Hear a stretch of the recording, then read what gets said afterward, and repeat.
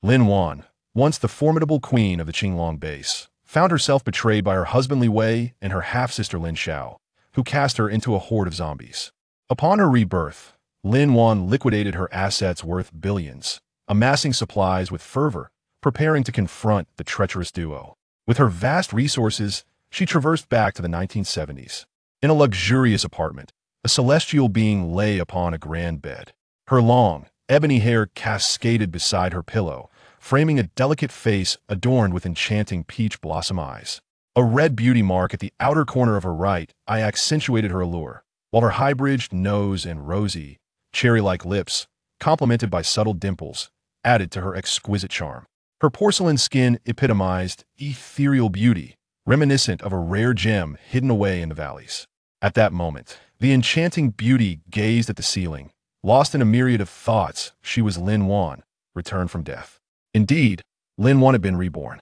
Once the president of a Fortune 500 company in Huagua, she had witnessed the outbreak of a zombie virus in 2142, leading to a global catastrophe. Utilizing her formidable combat skills and extraordinary psychic abilities and lightning power, she rose to prominence as the battle queen of the Qinglong Base. Tragically, during a zombie onslaught, she was betrayed by her husband Li Wei, who embraced her sister Lin Xiao. A glance back revealed her husband cradling her sister, igniting a profound hatred with inherent anguish far deeper than any physical pain inflicted by the undead. At the tender age of 5, Lin Wan's mother, Qin Xian, had been pregnant with twins, a joyous occasion that turned tragic when she fell from a height 6 months into her pregnancy, resulting in a catastrophic loss of life. Less than a year later, her father, Lin Xiao, brought home a woman named Du Yume and a girl, Lin Xiao, 3 years her junior. Thus, Lin Wan acquired a stepmother and a sister. In the early years, her stepmother and sister treated her kindly. However, as time passed, the true nature of Du Yume and Lin Xiao emerged. Lin Wan soon realized that Lin Xiao bore an uncanny resemblance to her father. Through heated disputes, she unearthed the shocking truth. Lin Xiao was, in fact, her father's biological daughter, indicating that he had betrayed her mother during their marriage. In a fit of rage, Lin Wan left her family, selling her mother's shares in the company to embark on her own entrepreneurial journey. Years flew by, and in the blink of an eye, over a decade had passed. Her company emerged as a dark horse among the top 500 listed companies in Huagua, and her net worth soared to billions. She eventually married her business partner, Li Wei. Yet, on the day of their wedding, the zombie virus erupted. Lin Wan activated her 3 powers and brought Li Wei to the Qinglong Base, where they took refuge. A month later, her father, Lin Xiao, and her half-sister Lin Xiao arrived, looking tattered and emaciated. Upon their meeting, her father knelt before her, pleading for her to care for Lin Xiao, claiming he was at the end of his rope. Relenting, Lin Wan took them in, a decision that ultimately led to her caring for them for 5 years, only to lose her husband to another. Fortuitously, she had been reborn, returning to the 3 months prior to the apocalypse, before her wedding had occurred. Everything was still within her grasp. With a fierce resolve, Lin Wan vowed to witness how they would manage without her presence. Chapter 2. The Space O. Is my space still there? Lin Wan abruptly sat up, reaching for the jade bracelet on her wrist. This was a souvenir purchased during a trip, though its quality was rather poor, riddled with impurities. At the time, for reasons unknown, Lin Wan felt an inexplicable affinity for this jade bracelet, as if failing to acquire it would mean losing something of great significance. Thus, against her better judgment, she spent over 2,000 yuan to obtain the bracelet. On one occasion, she inadvertently spilled blood on the jade bracelet, and the liquid was instantly absorbed. In that moment, she found herself granted a space as vast as 10 basketball courts. At that time, Lin Wan paid little attention to it. Who could have anticipated the need to store supplies in an era of peace? It was only after the onset of the apocalypse that she began to utilize this space to gather resources, living a life free of one alongside unscrupulous companions. Now, she needed to stockpile a considerable amount of supplies in preparation for the impending catastrophe. Lin Wan hurriedly leaped from her bed and retrieved a fruit knife from the kitchen. Slicing her middle finger, her blood was fervently absorbed by the bracelet, flowing increasingly as her complexion paled and beads of sweat formed on her forehead. Just as she felt she could no longer endure, a powerful force drew her in. Upon opening her eyes, she beheld a moment she would never forget. The space had transformed from merely a storage area into a realm filled with mountains, rivers, grasslands, fertile land, bamboo houses, and a mystical spring. At that moment, her jade bracelet morphed into a red mole, concealed upon her wrist. Before her lay an unbroken chain of mountains, with a waterfall cascading between two peaks, flowing into the distance and forming a wide river. On the opposite bank stretched an endless expanse of grassland, while on her side lay fertile fields. Yet, why did everything appear so barren, devoid of life, except for Lin Wan herself? To her right stood a two-story bamboo house, and upon entering, she found a spacious living room. In the center of the room were two mahogany armchairs, accompanied by a mahogany table. On the wall behind the table hung a portrait of a beautiful woman clad in ancient attire. Upon closer inspection, Lin Wan noticed a striking resemblance between herself and the figure in the painting, who wore a sheer veil, adding an air of intrigue. Flanking the living room were two mahogany chairs and small tea tables, exuding an ancient ambience. Respecting her predecessors, Lin Wan knelt and bowed 3 times, murmuring her gratitude for this precious land, assuring she would cherish and utilize it wisely. Suddenly, the woman from the painting surged into Lin Wan's mind like a flash of light. In that instant, she comprehended all the information regarding this space. It was, in fact, a realm left behind by an ancient fairy for those fated to encounter it. After millennia of refinement and evolution, the temporal difference between the outside world and this interior space was such that 1 day outside equated to 1 month within. This temporal anomaly applied solely to the flora and fauna inside, leaving humans unaffected. Wherever she wished to go, she could simply think it, and she would arrive. To retrieve any item, she only needed to envision it to have it in her hands. Planting and breeding were no longer challenges. Everything was effortless.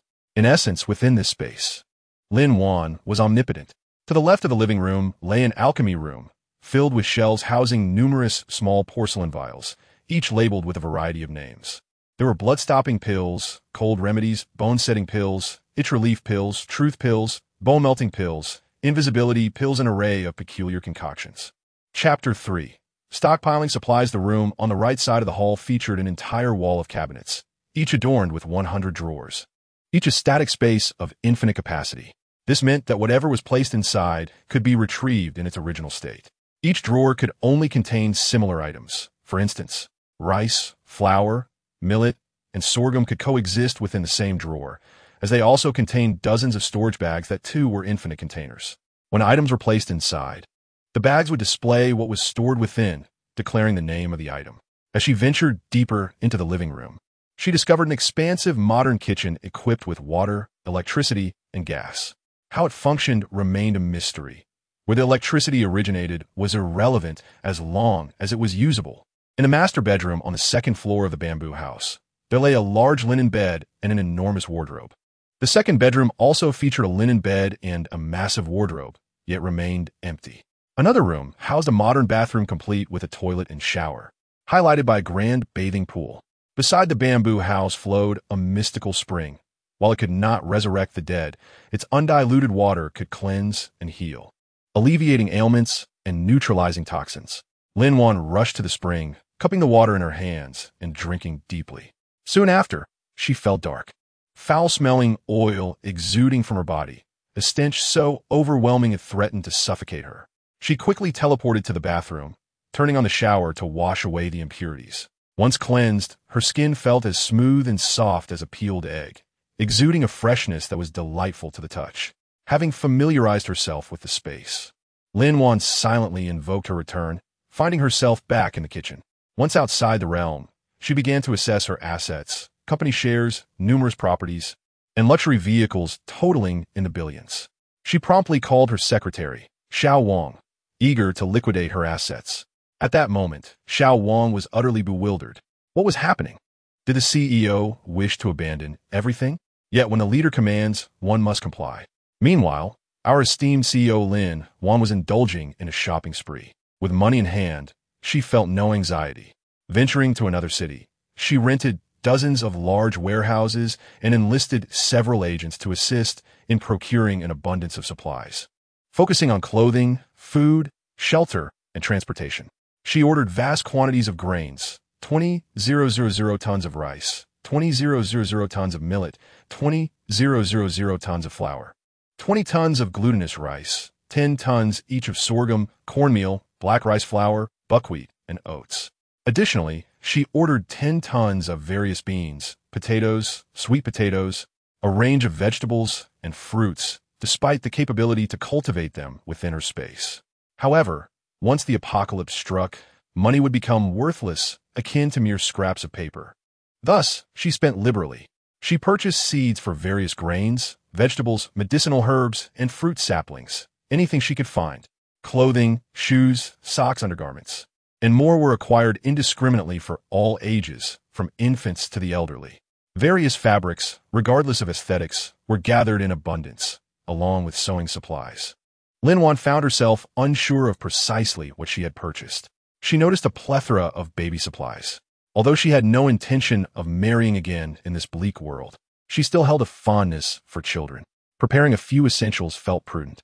Thus, she continued to buy clothing, shoes, hats, socks, baby formula, bottles, diapers, toys, anything and everything for every age group, ensuring her space was well stocked. All manner of household appliances were acquired: televisions, fans, rice cookers, microwaves, ovens, hair dryers, washing machines, juicers, blenders, dozens of each, to safeguard against potential malfunctions and unavailability of replacements. Though she had little culinary skill, she understood the necessity of having basic supplies readily available. At the very least, their presence would provide her with comfort. Chapter 4. Stockpiling supplies. Lin Wan made substantial purchases of various meats, 20 tons each of pork, chicken, beef, and lamb. She also acquired a diverse array of seafood, including knife fish, yellow croaker, salmon, cod, abalone, yellow river carp, large shrimp, lobsters, and her favorite crabs, buying as many as she desired. Concurrently, Lin Wan ordered various fish fry to cultivate in the river within her space. She procured 50 female piglets and 5 male piglets, 100 female chicks and 20 male chicks, which she placed in a fenced area on the grasslands, cultivating an assortment of vegetables solely for their consumption. There was no need to worry about waste, as the space would automatically decompose it into fertilizer.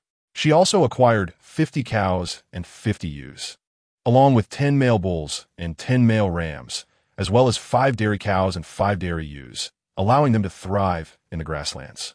In the future, she could sell milk, and Lin Wan delighted in her cleverness. Fruit saplings and medicinal herbs were planted on the mountains, while rice, wheat, and various vegetables flourished in the fields. Within days, she could harvest a bounty of grains and fruits, which would remain in optimal condition if left unharvested. For cooking, she stocked up on various seasonings, including 5,000 barrels each of soybean oil, peanut oil, corn oil, sesame oil, olive oil, sunflower oil, and rapeseed oil. She also acquired 1,000 pounds each of Sichuan peppercorn, prickly ash, star anise, cinnamon, bay leaves, and dried chilies, alongside 100 pounds each of black sesame, white sesame, and cumin. 100 boxes of both spicy and non-spicy hot pot base were included in her haul, as well as 1,000 pounds each of fish balls, shrimp balls, octopus balls, beef balls, crab sticks, shrimp dumplings, and fish tofu. Lin Wan ensured she had an ample supply of soy sauce, salt, coarse salt, cooking wine, aged vinegar, fragrant vinegar, dark soy sauce, white vinegar, stinky tofu, red beans, lao ganma, MSG, chicken essence, and 13 spices, each in quantities of 100 boxes. She ordered 10,000 pounds each of white sugar, brown sugar, and rock sugar, alongside 5,000 pounds of milk candy, chocolate, and various fruit candies.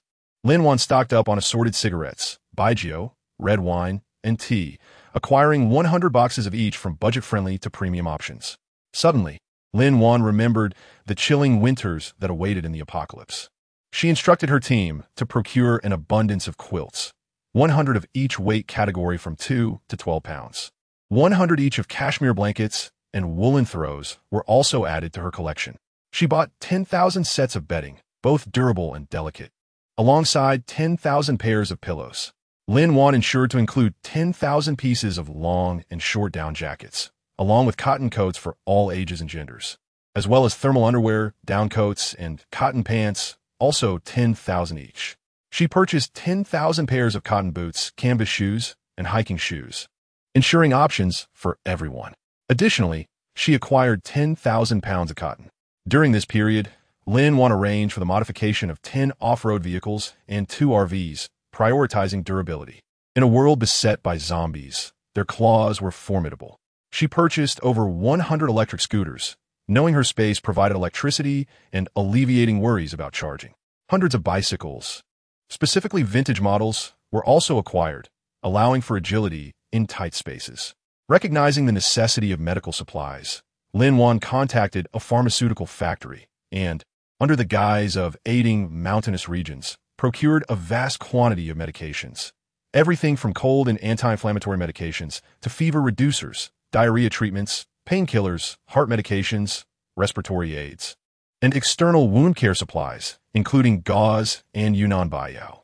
She purchased whatever was available, while also donating significant amounts of rice, flour, oil, and medicines to those in need, making her contributions to the community. Of course, Lin Wan also had to consider her staff. As Secretary Xiao, Wang transferred funds into her account. She instructed him to grant everyone a holiday and generously provided them with an additional year's salary. Lin Wan urged her employees to stockpile supplies and water at home for future needs. She also acquired daily necessities, including shampoo, body wash, laundry powder, detergent, soap, toothpaste, toothbrushes, towels, toilet paper, and sanitary products of various types, ordering 5,000 boxes of each.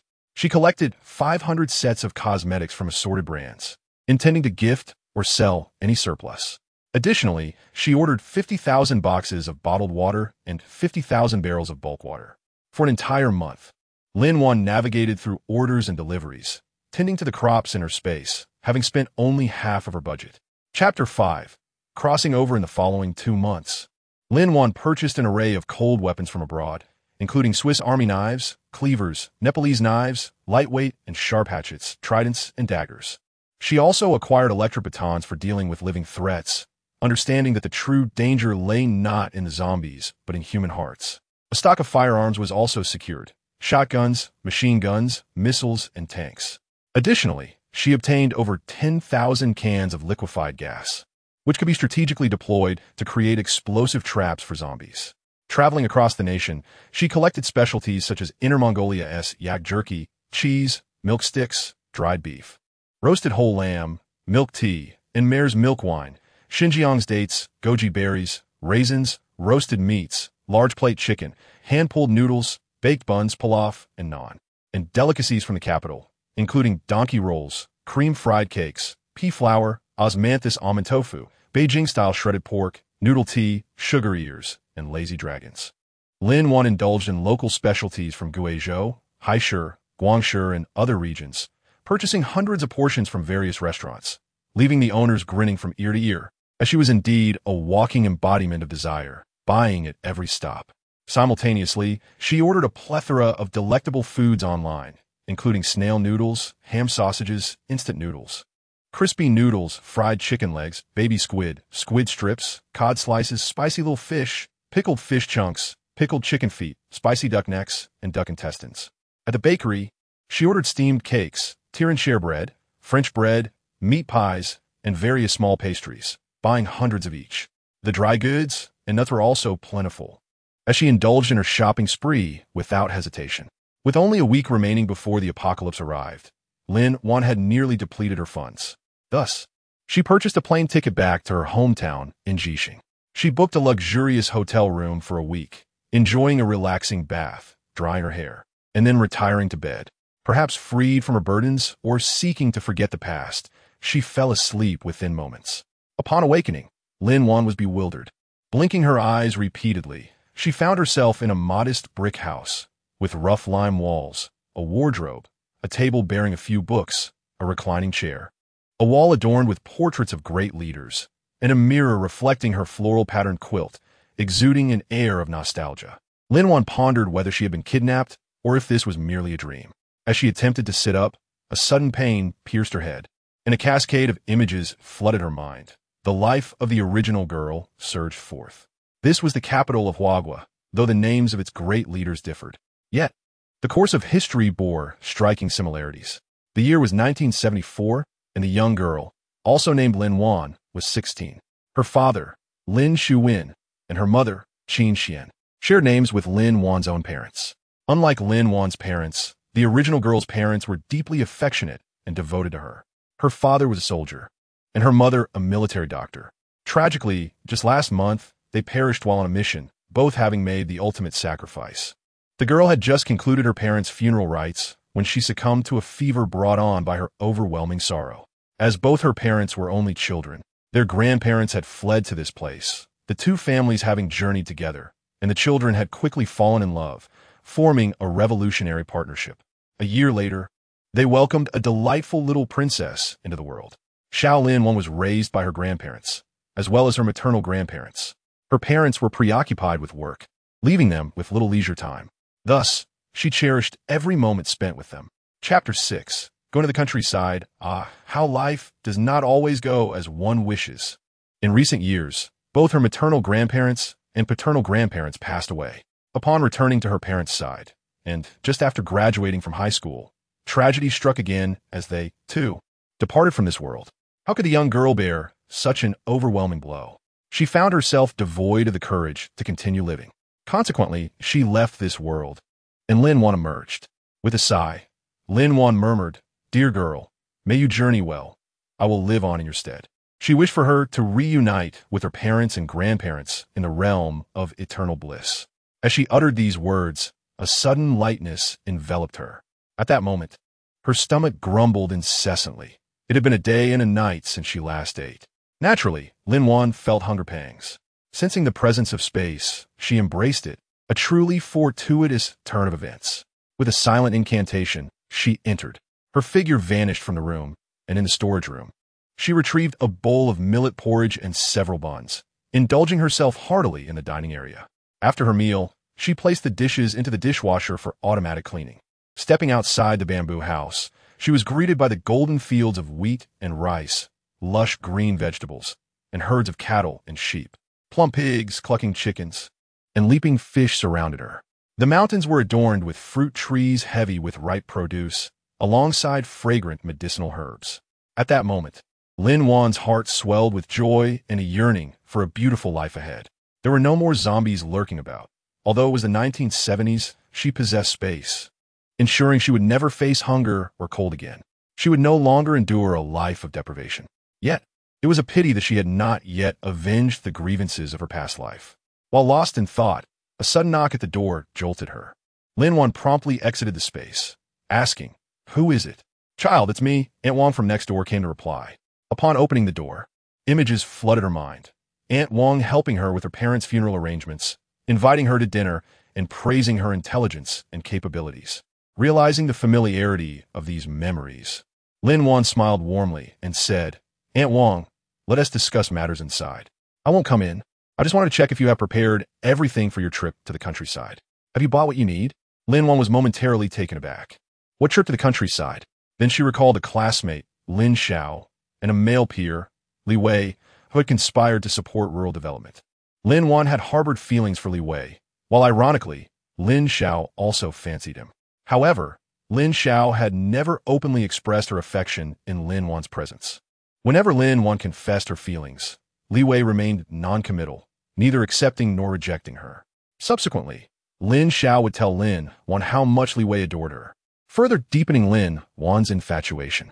Each time Lin Xiao spoke of Li Wei's affections, she would lament about his family's hardships, the lack of food, and the tattered clothes he wore, all while taking much from Lin Wan. Unbeknownst to Lin Wan, Li Wei had never reciprocated her feelings, as his heart belonged solely to Lin Xiao. What a coincidence that their names mirrored those of the unsavory couple. Lin Wan pondered whether they had also traversed into this realm. Regardless, she resolved to distance herself from such individuals in this life, adopting the mantra, "If one does not offend me, I shall not offend them. But if they provoke me, I shall return the favor 100-fold. Chapter 7. Going to the countryside, Part 2. Child, what are you thinking? Why are you in a daze? Aunt Wang inquired anxiously. At that moment, Lin Wan realized Aunt Wang was still present. Chuckling to herself, she scratched her head and reassured, "Worry not, Aunt Wang. Everything is packed. I'll just need to pick up a few more items tomorrow." Aunt Wang observed Lin Wan with concern. "In just 2 days, you will be heading to the countryside. Do you know where you're going?" Lin Wan nodded. "Yes, I will be going to Hongxing Town Dawa village in Liaoning province. Aunt Wang smiled approvingly. Good. Should you need any assistance, do not hesitate to let me know. Thank you, Aunt Wang. Lin Wan expressed her gratitude. Aunt Wang nodded, smiling as she returned home. Once inside, Lin Wan closed the door and sought to untangle her chaotic thoughts. Suddenly, a memory struck her. Whenever her parents embarked on a mission, they would inform her of a hidden compartment beneath their bedside table containing a letter. Each time they received a new assignment, they would write a new letter, instructing her that if they ever truly departed from this world, she must read it. Hastening to her parents' bedside table, she located the hidden compartment. Pressing the button, a letter sprang forth. Lin Wan perused it swiftly, her heart a tumult of emotions, akin to a spice jar filled with diverse flavors. The letter revealed that her grandparents were once affluent capitalists. During the war, they had donated substantial wealth to assist the nation. Yet ultimately, they fell victim to treachery, leading to their flight.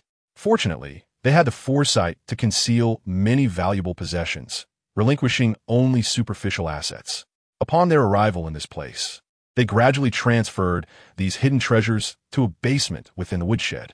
The elders had refrained from accessing these treasures, desiring a simple life, and fearing that tumultuous times would bring about calamity.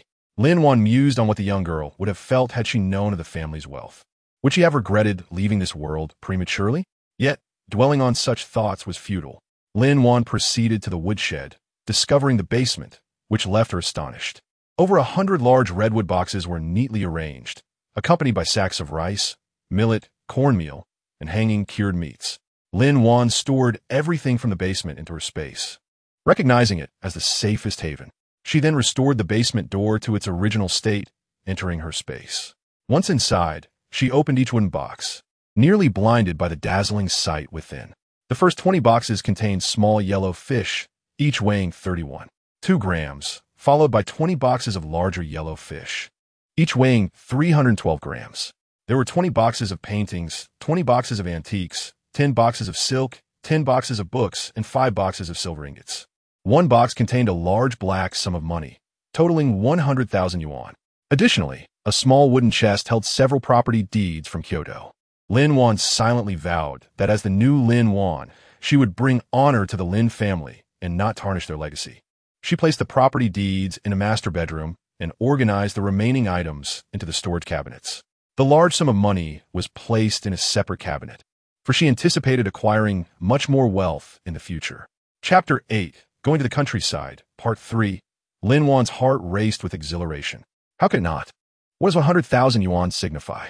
At that time, a worker earned 30 yuan a month, amounting to 360 yuan annually. Thus, 100,000 yuan equated to the yearly wages of 277 individuals. Presently, Lin Wan possesses wealth, a residence, and beauty, embodying the quintessential affluent third generation. By the way, she has been in this world for quite some time now and has yet to gaze upon her own reflection. She lightly smacked her forehead in chagrin. Upon entering the bathroom, Lin Wan was taken aback by her reflection in the mirror. The young girl resembled her youthful self perfectly, with the same alluring peach blossom eyes and the same red beauty mark. Perhaps this girl was her reincarnation? Once Lin Wan steadied her emotions and exited her space, she began to prepare for her rural journey. First, she needed to tidy up her belongings, taking whatever she could carry. As for the house, she would ask Aunt Wang to look after it. In a few years, the college entrance examinations would resume, and she needed to take her books as well. She also planned to purchase some daily necessities, as many items in her space were incompatible with this era. It was best for her to remain low-key. Quietly accumulating wealth was Lin Wan's guiding principle. Entering her parents' room, Lin Wan observed a simple layout: a bed, a cabinet, a table, and 4 chairs, similar to her own room. Opening her parents' wardrobe revealed 2 sets of their clothes, a set of 7-layered bedding used during their lifetime, and a biscuit tin containing 271 yuan and 50 jiao, along with various food and commodity coupons. What a source of worry! In this era, mere wealth is insufficient. One must also possess coupons, as restrictions abound. Meat required a meat coupon, rice a grain coupon, oil an oil coupon, cloth a cloth coupon, and even sanitary napkins demanded a coupon. According to the elders, those napkins would be washed after use, and then filled with grass paper or ashes, a practice she found unappealing. Fortunately, Her space contained sanitary pads. Everything requires a coupon. I need to find a way to acquire some nationwide coupons, Lin Wan muttered, disheartened. She packed her parents' bedding and clothing into a large bag, treating it as a keepsake. The room was now nearly empty. In her own room, she opened her cabinet to find several pairs of trousers, 2 trendy cotton shirts, black trousers, a few lightly worn garments, 2 pairs of leather shoes, and several pairs of cloth shoes. A biscuit tin contained a total of 121 yuan and 30 cents, alongside an envelope. Upon opening the envelope, Lin Wan discovered 3,500 yuan, which, from the original owner's memories, was her parents' insurance compensation. She promptly placed the envelope and money into her bamboo house, intending to leave this money untouched, a testament to the sacrifice made by her parents. Currently, Lin Wan had 392 yuan and 82 cents in change, which was quite a sum. She stored 300 yuan in the bamboo house, leaving herself with over 90 yuan in change. She also found a new set of bedding, a new cotton coat and trousers, and a pair of cotton shoes, preparations made by her parents for her rural assignment. One could only imagine how cherished the young girl must have been. She stored the trousers in her space, acknowledging that she would not wear them there, treating them as a memento. She also packed the new bedding into her space, a manifestation of her parents' love. Gathering her own bedding, clothes, and shoes, she was ready to depart. Lin Wan then collected a thermos, an enamel basin, and 2 enamel water jars, and retrieved toothpaste and a toothbrush from her space, placing them all in a mesh bag. She also gathered a set of dishes, a pot from the kitchen, knowing they might prove useful. After surveying her home, it appeared she had gathered nearly all she needed for the countryside. She would need to spend the coupons in her possession. Otherwise, they would be useless in the new location, which would only accept local coupons. She planned to buy some food, a bottle of lotion for her skin, and a few pairs of gloves. Chapter 9. Preparing for the rural assignment. Just as Lin Wan finished organizing her belongings, her stomach grumbled. Glancing up, she realized it was nearly dark, which explained her hunger. She couldn't risk cooking in the house. Outsiders might grow suspicious. Lin Wan, having spent some time in a farmhouse, knew how to start a fire, although her cooking skills left much to be desired. This was why she had stockpiled a considerable amount of ready-made meals. She simply could not afford to go hungry. Filling a pot with water, do not inquire why she had another pot after placing one in her space. She indeed possessed 2. She lit a fire and added some kindling, allowing it to burn steadily. She then entered her space and retrieved a portion of braised pork and rice, enjoying a delightful meal in the dining area. That night, she opted not to venture out to sleep, but instead rested in her space, where the air was fresh and the temperature just right. After a dreamless night, the following day Lin Wan sought out Aunt Wang. She gently knocked on the iron ring of the door. A voice from within called, "Who is it?" "Aunt, it's Lin Wan," she replied from outside. With a creak, the door opened, revealing Aunt Wang's warm smile. "Child, come in." Lin Wan shook her head. "Aunt, I won't be going in." She then handed over several bags of cornmeal she'd set aside. "Aunt, I leave for the countryside tomorrow, and I can't take this cornmeal with me. It will spoil if left for too long. Please keep it." Aunt Wang refused, insisting she would not accept it. "Aunt, if you do not take this cornmeal, it would make it awkward for me to ask for your help. Then I would need to seek assistance elsewhere. But I'm not familiar with them and worry I might be taken advantage of," Lin Wan expressed, feeling a bit aggrieved. Aunt Wang pressed, "What do you need help with? Tell me, and I shall see if I can assist." Lin Wan glanced at the cornmeal on the ground and then at Aunt Wang. With a sigh, she shook her head. "I should leave." Aunt Wang chuckled, playfully tapping Lin Wan. "You clever little thing. You've put in quite some effort to have me accept these goods. Haven't you? Food is so precious these days. You won't go hungry with these supplies in hand. Aunt, my parents left me some money when they passed. Bringing these items with me means I wouldn't be able to eat much, and others would need to share as well, which might draw envy. Don't you think?" Aunt Wang nodded. "Very well. Thank you, dear. Now, can you tell me what you need?" Lin Wan explained her intentions. "Aunt, I wish to exchange for some nationwide coupons. Also, since my family's house has been unoccupied for a long time, I would appreciate your continued care. Rest assured, dear, this task is in good hands," Aunt Wang assured her. Then Aunt Wang took her to the black market, where they found the person in charge in exchange for a substantial amount of nationwide coupons, grain, meat, industrial, and cloth coupons, among others. Afterward, Lin Wan visited the supply and marketing cooperative, spending all her local coupons. She purchased 10 jin of rice for 3 yuan 50, a jin of fried noodles and cake for 1 yuan 40, a jin of meat for 90 cents. 10 pairs of gloves for 5 yuan, and 10 boxes of matches for 50 cents. She spent a total of 11 yuan 30 cents that day.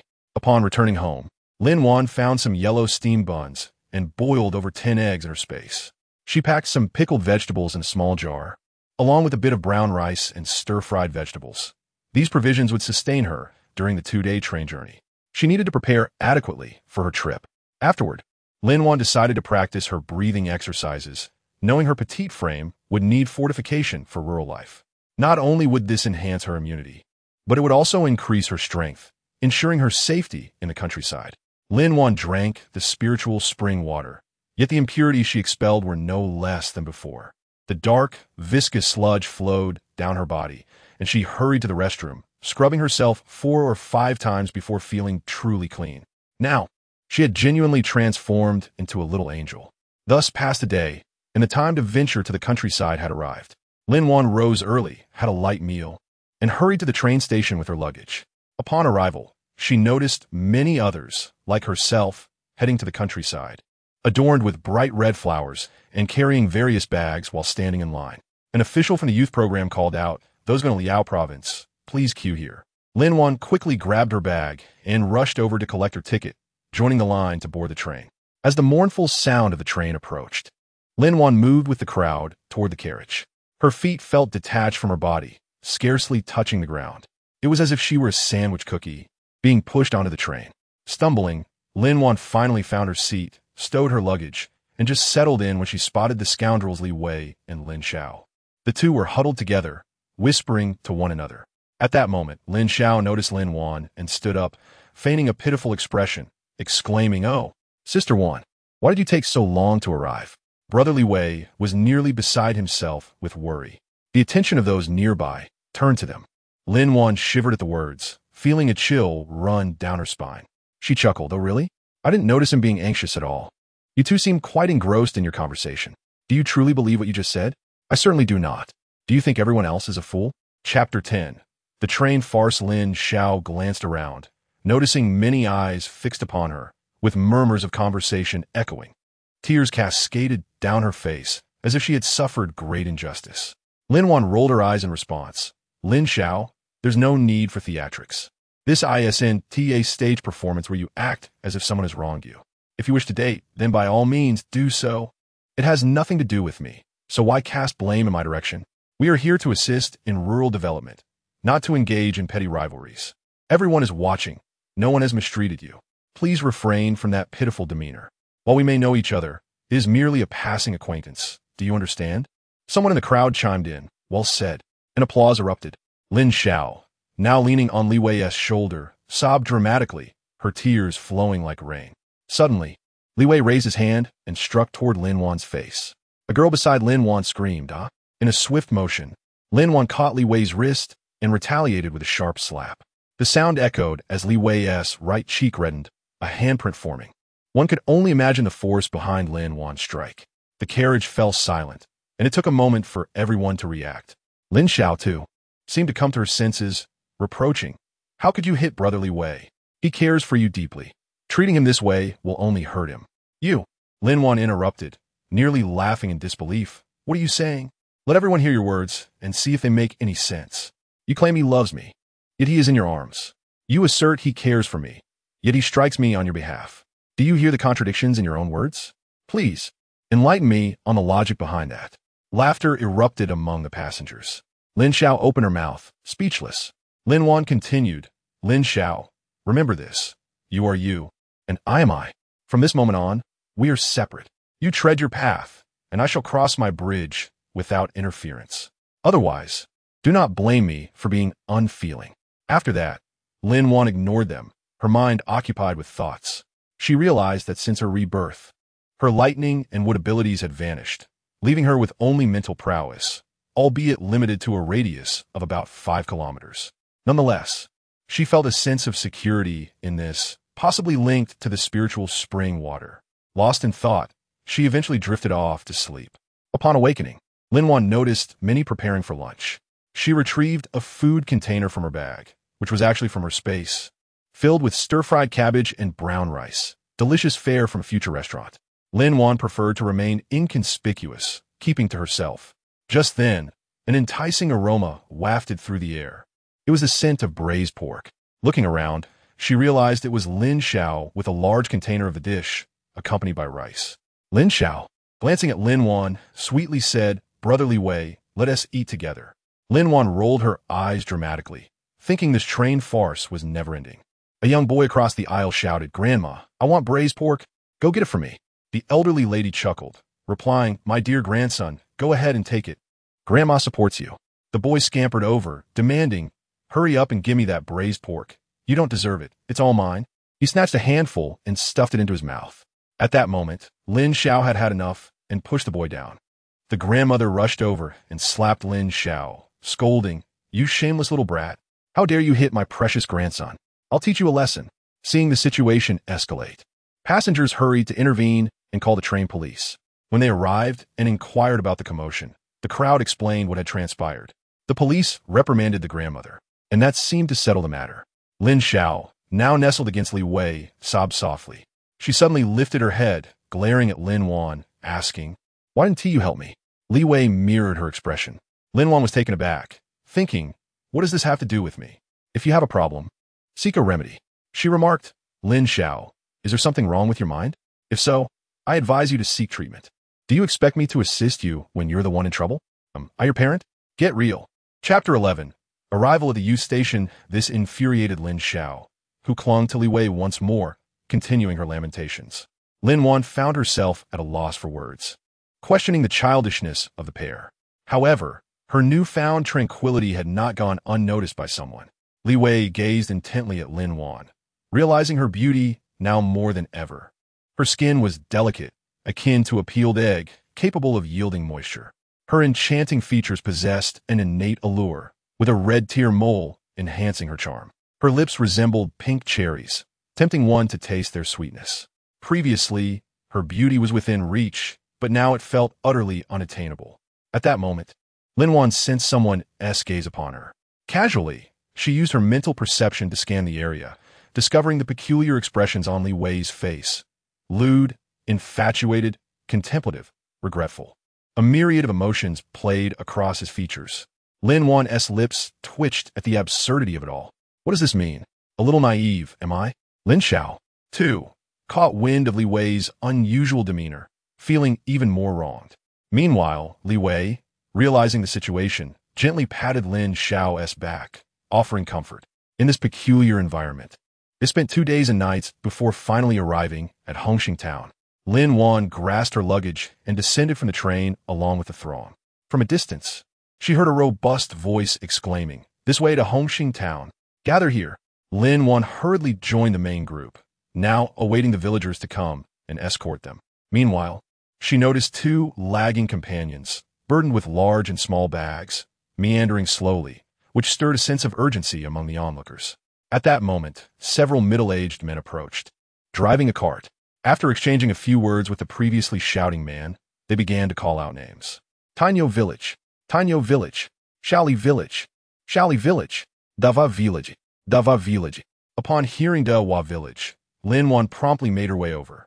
After a brief wait, everyone had gathered, and the man announced, "I am Chun Hongwei, the village chief of Dawa Village. I will now call the roll. Chun Tao, present." Chun Tao was a tall, dark-skinned young man. The village chief nodded in acknowledgement. Wang Mingliang, present. Wang Mingliang was a fair-skinned, somewhat shy young man. Lin Wan, present. Lin Xiao, present. Lin Xiao stood at 1.6 meters, had fair skin, and though not exceptionally beautiful, possessed a rare charm. Li Wei, present. Li Wei was approximately 1.73 meters tall, with slightly pale skin, a square face, thick eyebrows, and bright eyes.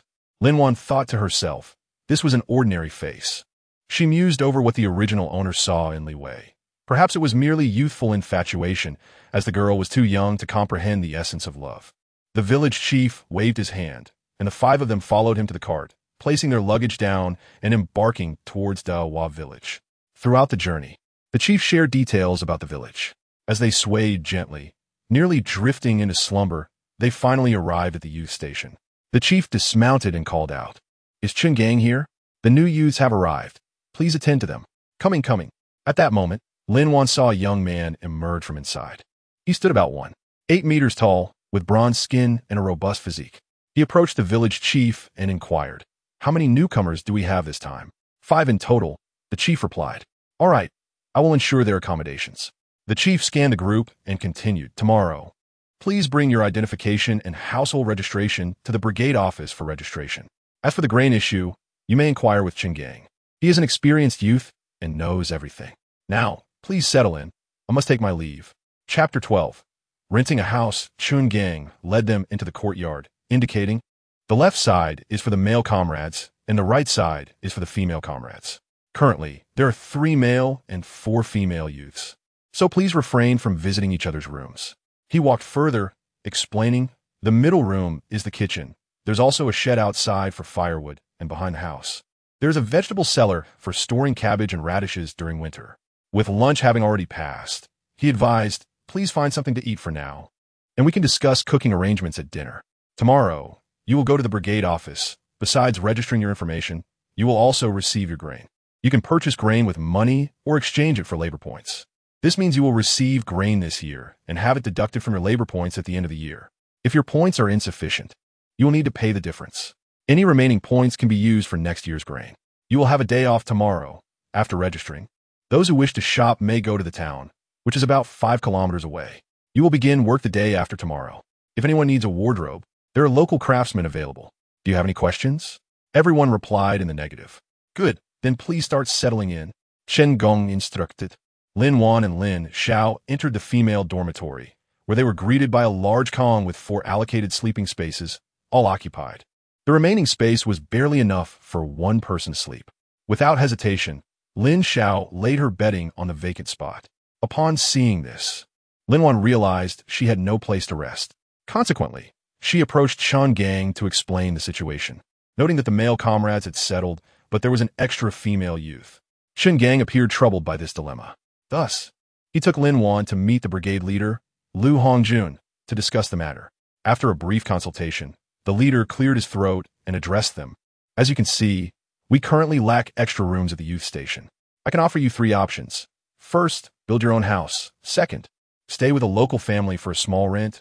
Or third, rent an empty house in the village."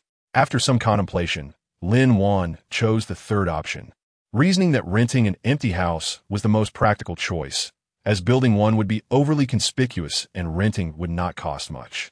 She looked at the brigade leader and stated, "I choose the third option." The leader nodded in satisfaction. "Very well. I will take you to see some houses." The village welcomed such arrangements, as the rental income would benefit the community. The brigade leader showed Lin Wan several vacant houses, and she ultimately selected a mud brick house nestled against the mountainside. The owner was a solitary elderly woman who had passed away the previous year, leaving the house to the village. The mud brick structure comprised 3 rooms, a bedroom, a kitchen, and a storage area, perfectly suitable for one person without the worry of outsiders.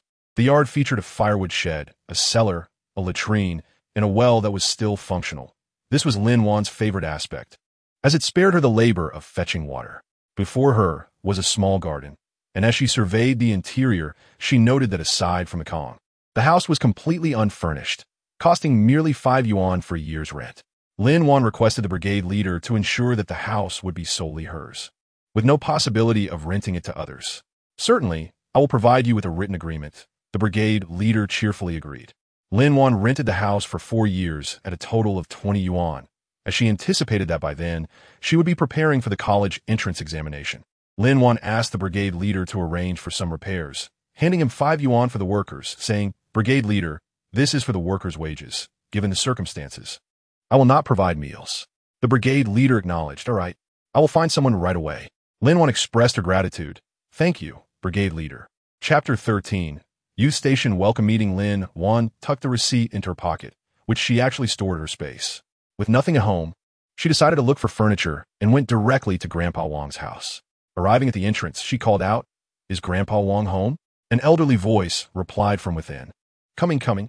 Lin Wan saw a man in his 50s emerge, slightly hunched, with a face full of wrinkles, dark skin, and hands calloused from labor. He looked at Lin Wan and asked, "Child, what can I do for you?" "Grandpa, I am a new youth who arrived today. I would like to see the wardrobes." The old man glanced at Lin Wan and said, "Come in and take a look. There are ready-made ones in the storeroom. if they don't meet your needs. I can make one for you. Lin Wan followed Grandpa Wang into the storeroom, discovering an array of furnishings. Tables, chairs, Kong tables, bookshelves, everything one could desire. Lin Wan directly purchased a dining table, a Kong table for stools, 2 wardrobes for small stools, and a cabinet, spending a total of just over 20 yuan. She mused to herself how remarkably inexpensive prices are in this era. With the assistance of old Wang, she transported her belongings home, tidied up both the interior and exterior, and then returned to the youth station to collect her luggage. By the time Lin Wan arrived at the youth station, the workers had already returned, and she encountered other veteran youth. Qinglong remarked, "Lin Wan, you're back. Is everything over there settled?" Lin Wan smiled and nodded, expressing her gratitude for his help. Qinglong waved his hand dismissively, suggesting they all eat first. At the dining table, the men sat on one side and the women on the other, with dishes of cornmeal dumplings, cabbage soup, and a plate of pickles laid out before them. The atmosphere was quiet, save for the sounds of chewing. Observing the veteran youths savoring their meal was quite a sight, while the new youths struggled to swallow their food, which could only be described as barely palatable. However, Lin Wan was indifferent to the taste. In a world like this, anything edible was a treasure, and of course, she yearned for delicious food more than anyone else. After the meal, they cleaned the table and convened a welcoming meeting where each person stood to introduce themselves. Veteran Qinglong began, "Hello everyone, my name is Qinglong. I am 24 years old and have been in the countryside for 6 years. I also serve as the leader of this youth station, so feel free to approach me with any concerns. Today we have welcomed 5 new comrades. Let us give them a warm round of applause." The courtyard erupted in applause. "Now, I invite each new comrade to introduce themselves, starting with you, Li Xiao." Li Xiao, 24 years old, had been in the countryside for 6 years. Li Xiao was tall, with a slightly yellowish complexion, perhaps a sign of malnutrition. In this era, how many could boast of surplus nutrition? Zhao Ligua, 23 years old, had also been here for 6 years. Zhao Ligua was short and somewhat dark and lean. Wang Lina, 23 years old, had been here for 6 years. Wang Lina stood around 1.56 meters, her skin yellowish, and her physique rather frail. Wang Wan, 21 years old, had been here for 4 years. Wang Wan stood approximately 1.60 meters, with a well-proportioned figure and slightly yellow skin. Du Anqi, 19 years old, had been here for 1 year. Du Anqi was about 1.60 meters, with fair skin and a good figure, although she carried herself with a slight air of arrogance. Sun Xiaoyan, 18 years old, had also been here for 1 year. She stood about 1.65 meters, tall and slender, with very fair skin, speaking in a bubbly manner reminiscent of a child. Quite endearing. It was now the turn of the new youths to introduce themselves. Chen Tao, 19 years old, from Shuncheng. Wang Mingyang, 18 years old, from Shuncheng. Li Wei, 19 years old, from Jingcheng. Lin Xiao, 16 years old, from Jingcheng. Lin Wan, 16 years old, from Jingcheng. As Lin Wan introduced herself, everyone admired her beauty, likening her to a celestial being, with some feeling envy, others wishing to claim her, but most were overtaken by jealousy, particularly Lin Xiao. Previously, wherever she went, she was the center of attention. Now, however, alongside Lin Wan, she found herself overshadowed, feeling like mere embellishment. How could Lin Xiao not harbor resentment towards Lin Wan? Chapter 14. Moving into the new home, once everyone had introduced themselves, Qinglong stood again, saying, "This time, we have welcomed 5 new youths. So let us discuss the meal arrangements. Each male comrade will pair with a female comrade to prepare 3 meals a day. Feel free to decide amongst yourselves who will partner with whom." Qinglong glanced around and continued, "As for the food, each person will take what they consume and place it in the kitchen. The one cooking will collect it. Does anyone have any objections?" Everyone replied in the negative. At that moment, Lin Wan seized the opportunity to drop a significant announcement. "I must inform everyone that due to insufficient beds in the female dormitory, I have arranged with the team leader to rent a house located at the foot of the mountain in that adobe structure. From now on, I will be dining there and will not be returning. I hope you will understand. There are reasons for this." Lin Wan thought it necessary to clarify, lest someone accuse her of being wasteful in renting a place, leaving her vulnerable to gossip. Qinglong nodded. "I am aware of this matter. I was the one who took Comrade Lin Wan to the place." The others reassured her, "It's perfectly fine. Nobody will blame you." Qinglong inquired, "Lin Wan, shall we assist you with your luggage?" The others echoed his sentiment. Lin Wan, beaming, replied, "No need, it's just a few items. I can manage." After picking up her belongings and bidding farewell to everyone, Lin Wan set off for her new home, her heart brimming with joy at the thought of finally moving in. Unbeknownst to her, Lin Xiao glared at her from behind, as if she had committed an unforgivable act. Lin Xiao tilted her head towards Li Wei, murmuring, "Li Wei, why didn't Lin Wan inform us about renting a place? We could have accompanied her and kept her company." Upon realizing no one responded, she looked up to see Li Wei lost in admiration of Lin Wan's departing figure. Her eyes immediately reddened, and she stomped her foot in frustration before running off. Li Wei opened his mouth to speak, but ultimately said nothing and walked away. Lin Xiao lay on the Kong, secretly cursing Lin Wan as a vixen who was trying to seduce her Li Wei. Li Wei was only meant for her, and this time, she would not let him slip away. Indeed, Lin Xiao had been reborn. In her past life, Lin Wan married Li Wei, while Lin Xiao, unable to endure the hardships of the countryside, was a rough peasant. Years later, she saw Li Wei rise to become a corporate chairman, with a fortune exceeding 100 million. She also saw Lin Wan by his side, still as graceful and beautiful as ever, as if time had never touched her. Lin Xiao was filled with hatred. Why was she the one who married Li Wei in the first place? Both she and Lin Wan had admired him, but it was Lin Wan who captured his heart, leading Lin Xiao to marry a country bumpkin out of spite. In this life, she vowed not to let go. She must marry Li Wei and live a life of luxury. Since her rebirth, Lin Xiao had frequently mentioned to Li Wei, "Oh, Li Wei, Lin Wan looks down on you. She thinks your family is exceptionally poor. She only wants to win you over and then discard you. She relishes that thrill." Li Wei, infuriated, asked, "Is what you say true? Did she really say that? Oh, Li Wei, when have I ever lied to you? If I speak falsehoods, may I turn into a little dog?" Thus, Li Wei's impression of Lin Wan soured increasingly, aligning with the scenes Lin Wan had previously witnessed in her memories. Lin Xiao wondered why things had changed. Why was Lin Wan no longer under her control? Unlike before, when a few words from her would secure advantages for herself and keep Li Wei at a distance from Lin Wan. Lin Xiao was crimed internally. Why is everything flipped? Lin Wan no longer benefits me and even provokes me with her words. Glancing at Li Wei, she noticed he was gradually gravitating towards Lin Wan, with a hint of affection in his eyes. Lin Xiao resolutely thought, "This cannot stand. I must devise a plan to separate them, or my future happiness will be jeopardized." Lin Wan was completely unaware of the situation. Had she known, she would have scornfully confronted Lin Xiao, declaring that they were like a dog and a prostitute, meant to be together eternally, a match made for the morally decrepit. As Lin Wan approached her home, she sensed someone observing her. Turning her head, she merely caught a glimpse of a tall figure fleetingly retreating towards the back mountain. Shaking her head, she thought it was likely just a passerby.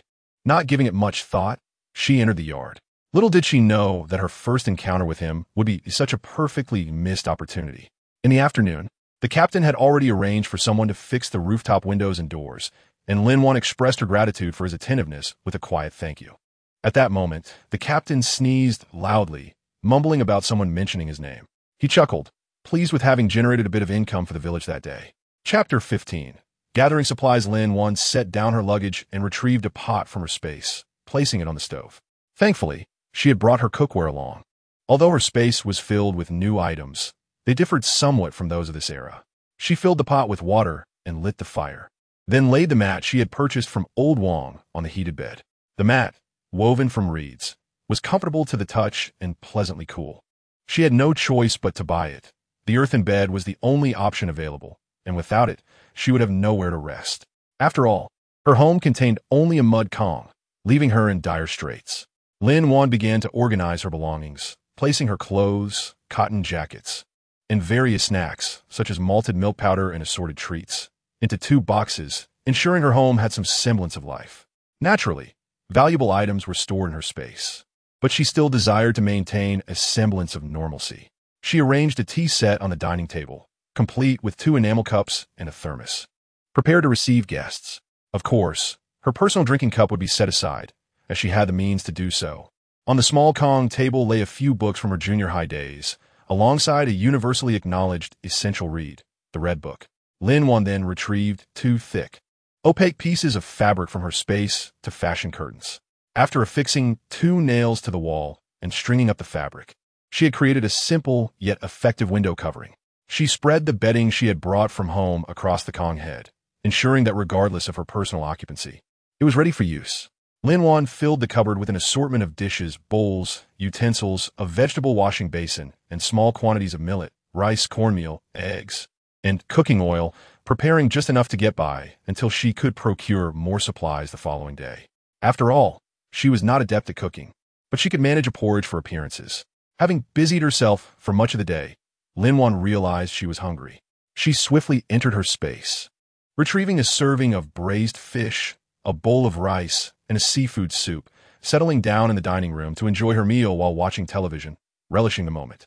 After satisfying her hunger, she rubbed her belly, reflecting on the past, a hellish existence she wished never to endure again. Rising, she placed her dishes into the dishwasher before retreating to the bath, drawing warm water and adding a few drops of essential oil along with rose petals. Luxuriating in the tub, she sighed contentedly, finally feeling what it meant to live well. After a restful night devoid of dreams, Lin Wan awoke early. After her morning routine, she ate a quick breakfast of seafood porridge, a boiled egg, and a small dish of pickled vegetables in the dining room. Subsequently, she gathered her household registration and rural work certificate to collect her rations at the team office. Upon arrival, she found everyone already present, with the captain and accountant preparing to distribute the supplies.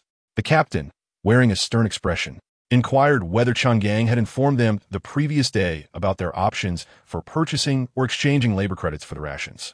After some discussion, they collectively decided to exchange labor credits, as most had limited funds. In unison, they affirmed, "Captain, we shall exchange for labor credits." "Very well," he replied. "But heed this, when it comes time for the autumn harvest, deductions will be made from your current labor credits. Should your credits fall short, you will need to compensate the deficit in cash. Do you all understand? We must clarify this now to avoid any misunderstandings later." When no one raised any objections, the captain motioned for the distribution to commence. Men would receive 10 pounds of rice, 40 pounds of potatoes, and 50 pounds of sweet potatoes, while women would receive 10 pounds of rice, 30 pounds of potatoes, and 40 pounds of sweet potatoes, 20 pounds more for the men. The captain asked if there were any objections. The young intellectuals contemplated the impending autumn harvest, realizing that, regardless of circumstances, the rations would suffice if used sparingly. In unison, they declared there were no objections. The captain waved his hand, signaling the dismissal, and the young intellectuals hurriedly transported their rations home, for they still had errands to run in town. Chapter 16. To the recycling station upon returning home and setting down her rations, Lin Wan hastily made her way to the village entrance. At 7:30 in the morning, a bullock cart was heading to the town, and she seized the opportunity to ride, sparing herself the fatigue of walking. By the time Lin Wan arrived, others were already gathered, including several older women. Hearing someone call her name, she turned to see Sun Xiaoyan waving her over. "Lin Wan, hurry. There's still room here." Lin Wan responded, "Coming," as she rushed to climb aboard. It was then that the older women noticed her presence, showering her with compliments. "Goodness, where did this beautiful girl come from? How old are you? Do you have a boyfriend? If not, I can introduce you to someone." Their chattering left Lin Wan bewildered. She waved her hands, declining, No, I'm still young and not thinking about relationships. Thank you for your kindness." Meanwhile, Lin Xiao was internally screaming, "Lin Wan, you vixen, not only are you attracting men, but you're also ensnaring the older ladies." She mused that one day Lin Wan would surely find herself beneath a man. At that moment, the bullock car driver, Old Bull, glanced at the older women and interjected, all right, that's enough. The young lady is still just a girl. You ladies should find something better to do than play matchmaker all day." As soon as he finished, the older women erupted in laughter. "Why not find a match for Old Bull too? He could use one. Not interested. As long as I have my grandchildren, I'm content. Old Bull, let us know when you're ready for a wife, and we'll find you one." Lin Wan felt a warm glow in her heart. Such rural camaraderie was truly delightful. She smiled and nodded in gratitude to Old Bull. Turning to Sun Xiaoyan, she asked, "Comrade Sun, are you not working today?" "I took a day off to rest and prepare to collect a package," Sun Xiaoyan cheerfully replied, continuing to chatter excitedly about her shopping plans. Lin Wan listened quietly, occasionally chiming in, unsure what else to say. The bullock cart swayed gently, and within an hour, they arrived at the town. Old Bull pointed to a nearby tree, saying, "I'll wait here for you all." We'll regroup at 3:30 in the afternoon. Don't be late. As soon as he finished speaking, everyone dispersed. Sun Xiaoyan asked Lin Wan, "Where are you headed?" Lin Wan shook her head. "I'm not sure yet. I just want to explore a bit first. Ignoring you is not an option for me. I still need to collect my package and shop. You can browse on your own, goodbye." As soon as Sun Xiaoyan finished speaking, she dashed away. Lin Wan, smiling cheerfully, inquired, "Grandpa Nyo, where's the recycling station?" Grandpa Nyo directed her, "Just walk straight ahead until you reach an intersection, then turn right and take another left. You will see a large warehouse. That's the recycling station." Lin Wan retrieved a few pieces of candy from her pocket, which she had actually taken from her spatial storage. "Thank you, Grandpa. These candies are for the children to sweeten their day." After placing the candy down, she quickly made her way to the recycling station. Grandpa Nyo opened his mouth, but refrained from refusing her gesture, murmuring to himself that he should treat this girl kindly. After all, it wasn't easy for her to come all the way out here to farm. He thought he should lend her a hand in the future. Unbeknownst to Lin Wan, this small act had earned her Grandpa Nyo's goodwill. Soon, she arrived at the recycling station, where she found an elderly man reclining in a rocking chair, holding a fan and listening to the radio, which was broadcasting the news. She approached him with a smile and asked, "Grandpa, may I go in to look for some newspapers and perhaps a few books?" The old man glanced at Lin Wan and replied, "Go ahead. Newspapers and books are 5 cents per pound. Remember, don't take what you shouldn't." Lin Wan nodded.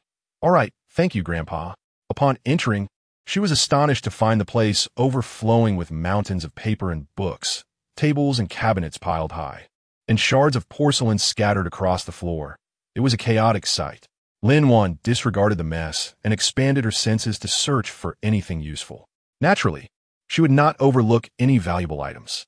In the midst of the tables and chairs, she discovered 2 hidden compartments, and there were items within the legs of the chairs as well. She carefully stored the 2 tables and chairs in her spatial storage. Beneath the floor, there were 4 large boxes, which she encapsulated with her mind and also stored away. She then collected some soil from outside and placed it in the space where the boxes had been, ensuring that the ground's usability remained intact. From the discarded books, she unearthed several ancient texts and paintings, taking all of them regardless of their utility, as long as they were valuable. Among the debris of porcelain, she also found numerous worthwhile items, collecting anything of ancient worth she came across. Lin Wan resembled a locust, gathering treasures wherever she went. It was far better for her to take these items than for others to sell them abroad. Even if she donated them in the future, it would still benefit her own country. Chapter 17. The state-run restaurant. Lin Wan busied herself inside for quite some time, and when she felt there was little of value left, she finally stepped out. She found some newspapers and a few children's books, knowing that children's books could also possess collectible value. She also discovered several high school textbooks, which might come in handy later. Additionally, she selected a few aesthetically pleasing porcelain vases to take home for floral arrangements. Carrying a large bundle of items, she approached the old man to weigh her goods. He weighed them and announced, "This stack of books weighs 20 pounds. The small porcelain vases will be 2 dimes. The total comes to $1.20. Lin Wan swiftly pulled out her money. "Grandpa, is this enough?" "There's no need to count. It's sufficient. I've been handling these items all day, and I can tell a glance." Lin Wan praised him. "You're truly remarkable, Grandpa." The old man chuckled as he found a bag to pack her items together. "Thank you, Grandpa. I'll be on my way now." The old man waved her off, saying, "Go along, go along." Lin Wan took her belongings and found an isolated corner to store them in her spatial storage. At that moment, she remembered that every character in a novel must check in at the state-run restaurant. Perhaps she should do the same? Thus, she resolved to go. Spotting an elderly woman approaching, she hurried over and asked, "Excuse me, could you tell me where the state-run restaurant is?" The woman smiled and replied, "Dear girl, do you see that brick house ahead? Walk straight for 500 meters and it will be on your right." Lin Wan pulled out a few candies and handed them to the woman. "Thank you for your help today." The woman replied, "You are too kind." After receiving the candy, Lin Wan rushed towards the state-run restaurant. In this vast world, nothing is more important than a meal, especially since Lin Wan was feeling hungry. Upon arriving at the entrance of the restaurant, she noticed a long queue inside, beside which was a small chalkboard displaying the menu. Noodles, steamed buns, meat buns, braised pork, stir-fried meat strips, braised eggplant, and vinegar stir-fried shredded potatoes. Lin Wan's mouth watered at the sight of the menu, prompting her to join the line quickly, lest the dishes run out. When it was her turn, she decisively ordered a portion of braised pork and 4 meat buns, as these were signature dishes of the era that she simply had to try. Finding a vacant seat, she waited for a short while before hearing the server call out, "Who ordered the meat buns and braised pork?" Lin Wan promptly went to collect her meal, took her seat, and began to savor her food. Delicious. The pork was tender and not greasy. The meat buns were generously filled with stuffing and had thin skins that burst with flavor. Lin Wan finished all the braised pork and devoured 2 meat buns. The remaining 2 buns, she wrapped in oiled paper, intending to save them for Grandpa Nyo, knowing that he might not get a proper meal that afternoon. She had heard that Grandpa Nyo's family was quite poor, consisting only of him and his grandson. Lin Wan didn't consider herself a saint, but neither did she see herself as a villain. She simply possessed a kind heart. Yet her kindness was selective, offering help to those deserving, while keeping her distance from the undeserving. Finding a secluded spot, she took out the newspaper she had bought from her storage, along with a pound of egg cake and a pound of fried noodles. She didn't retrieve anything else, packing her items into a bag and hastening towards the ox cart. Upon arrival, she found many others waiting, and after a brief wait, the group boarded the cart and swayed back to the village. As they reached the village entrance, everyone disembarked, with Lin Wan being the last to step off. Noticing that the area was deserted, she quickly handed the 2 buns to Grandpa Nyo, saying, "Take these buns home to eat." With that, she dashed away. Grandpa Nyo, seeing the large meat buns wrapped in oiled paper, felt tears welling up in his eyes as he expressed his gratitude. "Thank you." He carefully tucked the buns away in his pocket, intending to bring them home for his grandson. At that moment, a tall and sturdy man stood at a distance. With a head of thick black hair and sharp eyebrows above piercing black eyes, he exuded an air of confidence and authority. His high nose and thinly pressed lips framed a distinct, chiseled face. Standing there, he radiated an aloof strength, his bronze skin accentuating his vitality. His gaze fixated on the graceful figure of Lin Wan, a fire igniting within him, yearning to consume that little creature entirely. This man was Xiao Yunlong, who had brushed past Lin Wan. Chapter 18. Xiao Yunlong, at 22, had enlisted at 16 and had spent 6 years in the military. He was decisive in action, inherently brave, and possessed a fierce nature, making him a formidable character. During missions, he fought with intensity, and now he held the rank of company commander. Having sustained injuries on a recent mission, Xiao Yunlong had returned to recuperate. It had only been a little over a month since he began his recovery when he caught sight of his little prey, Lin Wan. At 22, most men of his age in this era were already married with children. Few, like him, would leap 3 feet away at the mention of a woman. In his world, women were non-existent. However, the moment he laid eyes on Lin Wan, he felt an inexplicable familiarity, though he could not recall where he had seen her before. Perhaps this was what they called love at first sight. From that moment on, he began to perceive women as exquisite beings, worthy of exploration and desire. A feeling arose within him to conceal her, wishing to possess every aspect of her being solely for himself. He recognized his own downfall. He had fallen for the little one who visited his dreams. Xiao Yunlong reassured himself, "I do not care who that girl is. She is mine and can only be mine." Upon returning home, Lin Wan couldn't contain her excitement. She swiftly opened the door, locked it behind her, and entered, eager to explore the treasures she had acquired that day. She first approached the 4 large chests, filled with antiques, paintings, and exquisite jade jewelry, including 4 or 5 sets of imperial green jewelry. Each set was a potential fortune. "I am destined for greatness," she thought, attempting to calm her racing heart as she turned to the tables and chairs, opening a hidden compartment. Inside, she discovered 10 tiny goldfish, a pair of red jade bracelets, 2 jade rings, a bag of vibrant diamonds, around 40 or 50, and a pair of gold bangles. With a knife, she carefully pried open the legs of the chairs, fearing that the contents might be damaged. She also uncovered several gold rings, gold necklaces, and dozens of wrapped diamonds.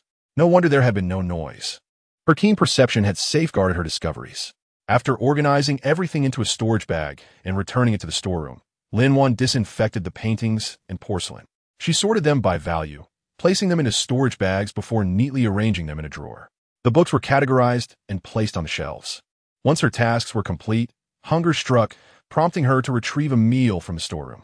After satisfying her appetite, she took her time, knowing the passage of time differed within and outside her space.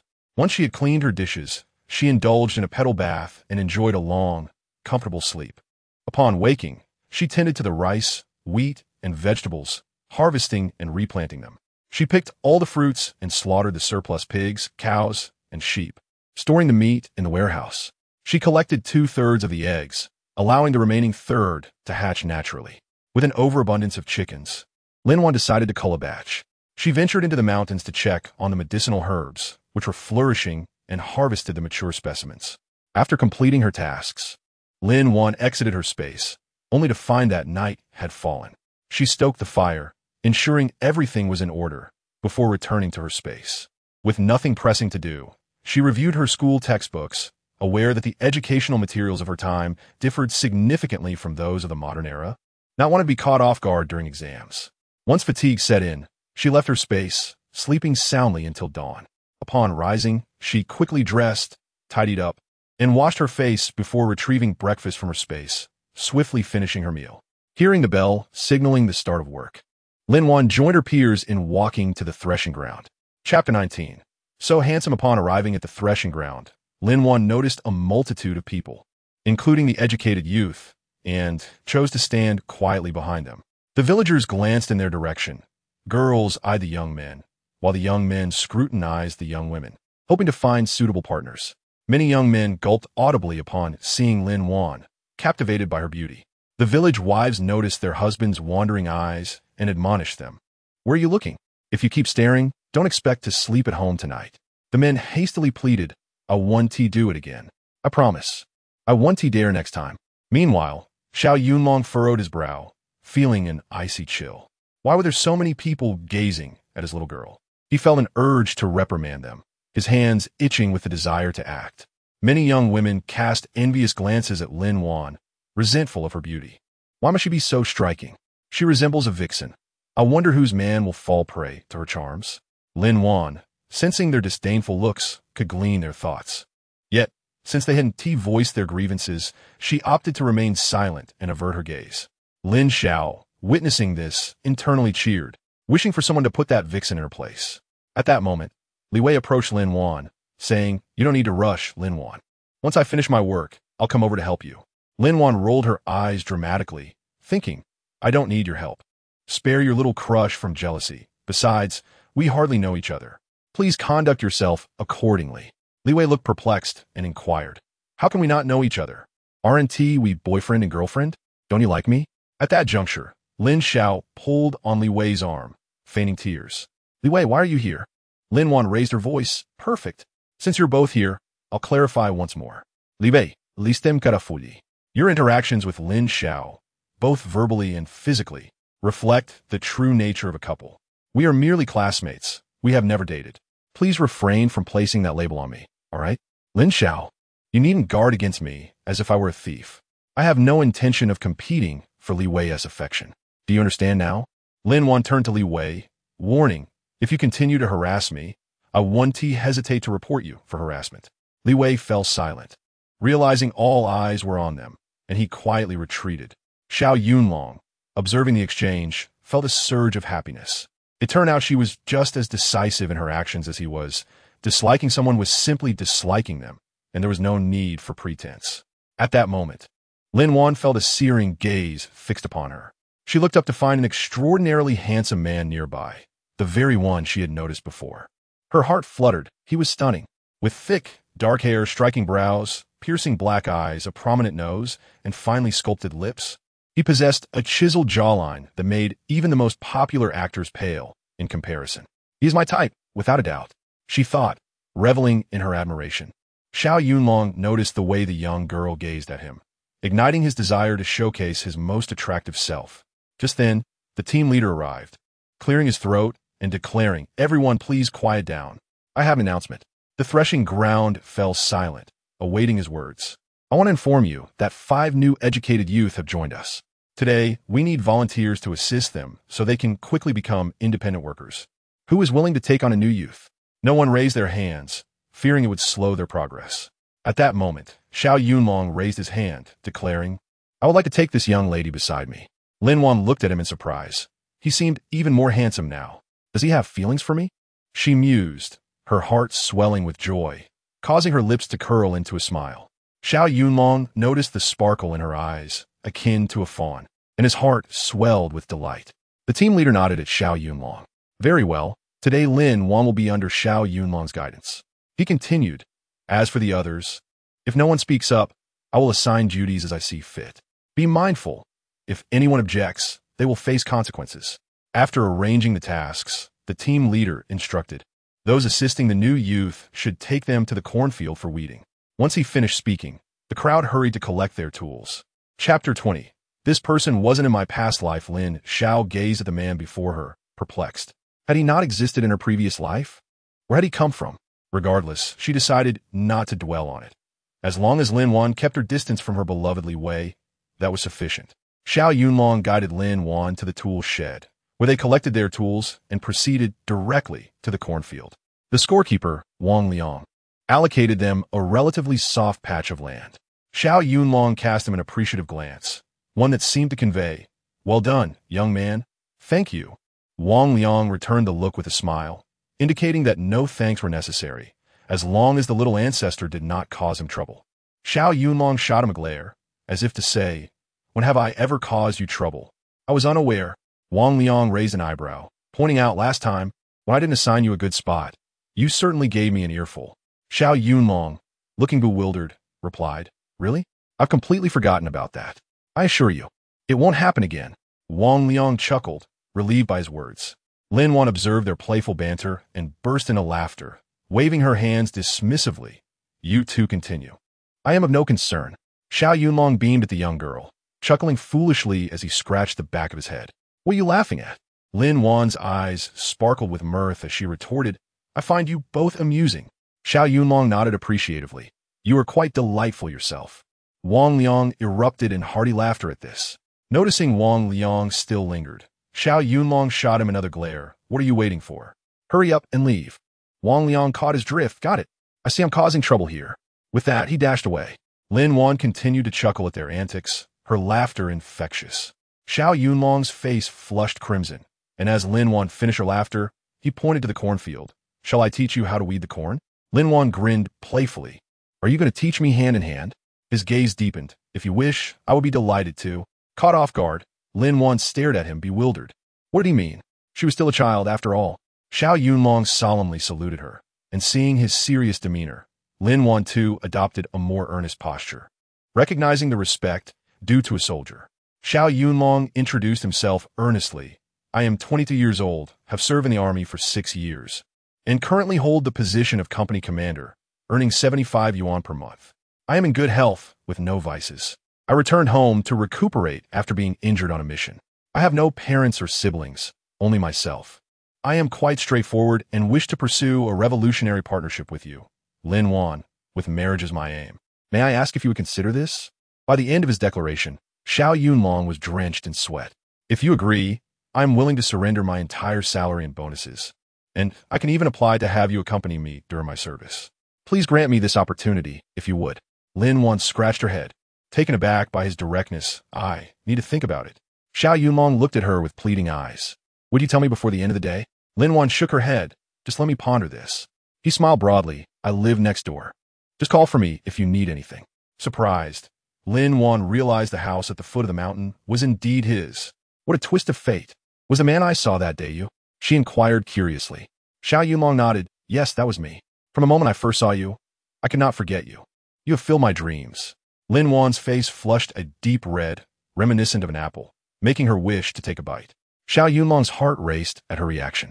He turned away, battling his own emotions, and suggested, let us get to weeding. Lin Wan nodded in agreement. As they diligently worked, one teaching and the other learning, their synergy was flawless. Within a mere half day, they accomplished their task. Xiao Yunlong summoned the scorekeeper for an inspection, earning 8 points each. After returning the tools, they headed home. Xiao Yunlong eagerly inquired, will you go up the mountain this afternoon? Lin Wan tilted her head, yes. I plan to gather some firewood.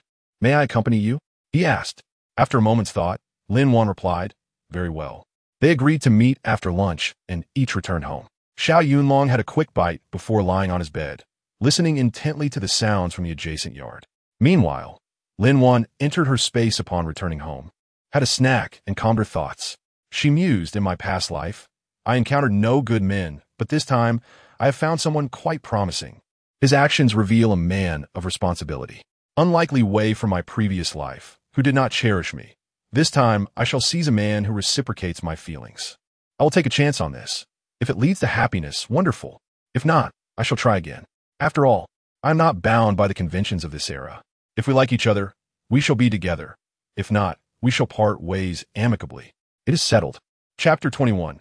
Stepping out with the backpack, estimating that the time was right, Lin Wan slung her backpack over her shoulders and stepped outside. Upon hearing the commotion, Xiao Yunlong immediately rose, shouldering his backpack as well. They met outside, exchanging no words, and headed up the mountain together. During this midday break, the path was deserted. Upon reaching the mountain's periphery, Xiao Yunlong instructed Lin Wan to gather firewood in that area, while he went off to catch a couple of wild chickens for her. Lin Wan smiled and nodded, okay, be careful. Thus, Lin Wan collected firewood, while Xiao Yunlong hunted, their atmosphere harmoniously attuned. Xiao Yunlong remained vigilant, ensuring Lin Wan stayed within his sight. Only then could he relax. Lin Wan noticed his actions and felt quite content, appreciating his concern for her safety. Though he spoke little, his actions spoke volumes. Such a responsible man was indeed appealing to her. Lin Wan thought, although she could fend for herself, everyone desires to be cherished by their partner. This arrangement felt just right. After over an hour of work, Xiao Yunlong had caught 2 wild chickens and a rabbit, while Lin Wan had gathered 2 large bundles of firewood. Brushing off the dust from her hands, she suggested, shall we take a break? Xiao Yunlong's grin stretched wide, absolutely. He quickly spread his coat on the flat ground, inviting Lin Wan to sit while he took a seat beside her. He gazed at her with an adoring expression, grinning like a silly dog. Lin Wan felt a sudden urge to reach out and tousle his hair, but stifled the impulse. Clearing her throat, she coughed a few times. Xiao Yunlong, concerned, gently rubbed her back and offered her his water flask. Have a sip, it will soothe your throat. Lin Wan took a sip, thank you. Observing his attentiveness, she reflected on her past life, realizing how starkly different it was now. Such small details revealed a person's sincerity versus insincerity. In this world, one could not remain unmarried forever. It was better to explore a relationship with this man. If it flourished, wonderful. If not, they would part ways. She would not be constrained by societal norms. Lin Wan pondered for a moment before speaking. Today, regarding what you mentioned, I have given it some thought. Xiao Yunlong felt a wave of anxiety wash over him, his palms clammy with sweat as he stammered. You go ahead. I'm listening. At that moment, Xiao Yunlong's heart raced as if it might leap from his throat. Lin Wan gazed at him with a serious expression, stating, there are some things I must clarify. I am 16 years old. My father is a soldier, and my mother is a military doctor. They have both sacrificed their lives. I am all alone now, having graduated from high school. If I have the opportunity to take the college entrance examination in the future, I intend to pursue higher education. If you wish to be with me, we must wait until I am 18 to marry. During this time, if we happen to find someone we like more, we must be honest with each other and part ways amicably, without concealing anything. I will not develop feelings for anyone else. I want only you for the rest of my life. I am willing to wait, no matter how long it takes. Xiao Yunlong, with unwavering determination, replied, so, does this mean we are officially in a relationship now? Lin Wan nodded. Overjoyed, Xiao Yunlong pulled Lin Wan into his embrace and asked, may I kiss you? I always feel as if this isn't real. Lin Wan remained silent, causing Xiao Yunlong to lower his head in disappointment. Observing his forlorn expression, Lin Wan felt a mix of exasperation and amusement. Can such matters really be initiated by the girl? He's still young and needs guidance. With that thought, she raised her arm, wrapping it around Xiao Yunlong's neck, and gently pressed her lips against his. However, before she could pull away, Xiao Yunlong took charge. Lifting her onto his lap, one hand around her waist and the other cradling her head, and began to kiss her fervently. Are you nibbling on me? Are you a dog? Lin Wan exclaimed as she pushed him away. Xiao Yunlong quickly apologized. I'm sorry. I will learn gradually. He looked at Lin Wan's lips, now red and swollen, and cursed himself for being too careless. It's fine, I'm not angry, just... But Lin Wan's words were cut off as Xiao Yunlong leaned in again, capturing her unfinished thought with another kiss, which was far gentler than the previous one. He tenderly traced her lips with his tongue, savoring her sweetness. They kissed passionately, only parting when they were both breathless.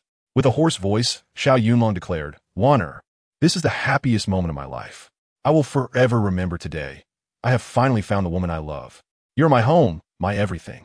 Wherever you are, that is where I will be. If you attend university, I will find a way to be with you. If not, I will apply for discharge.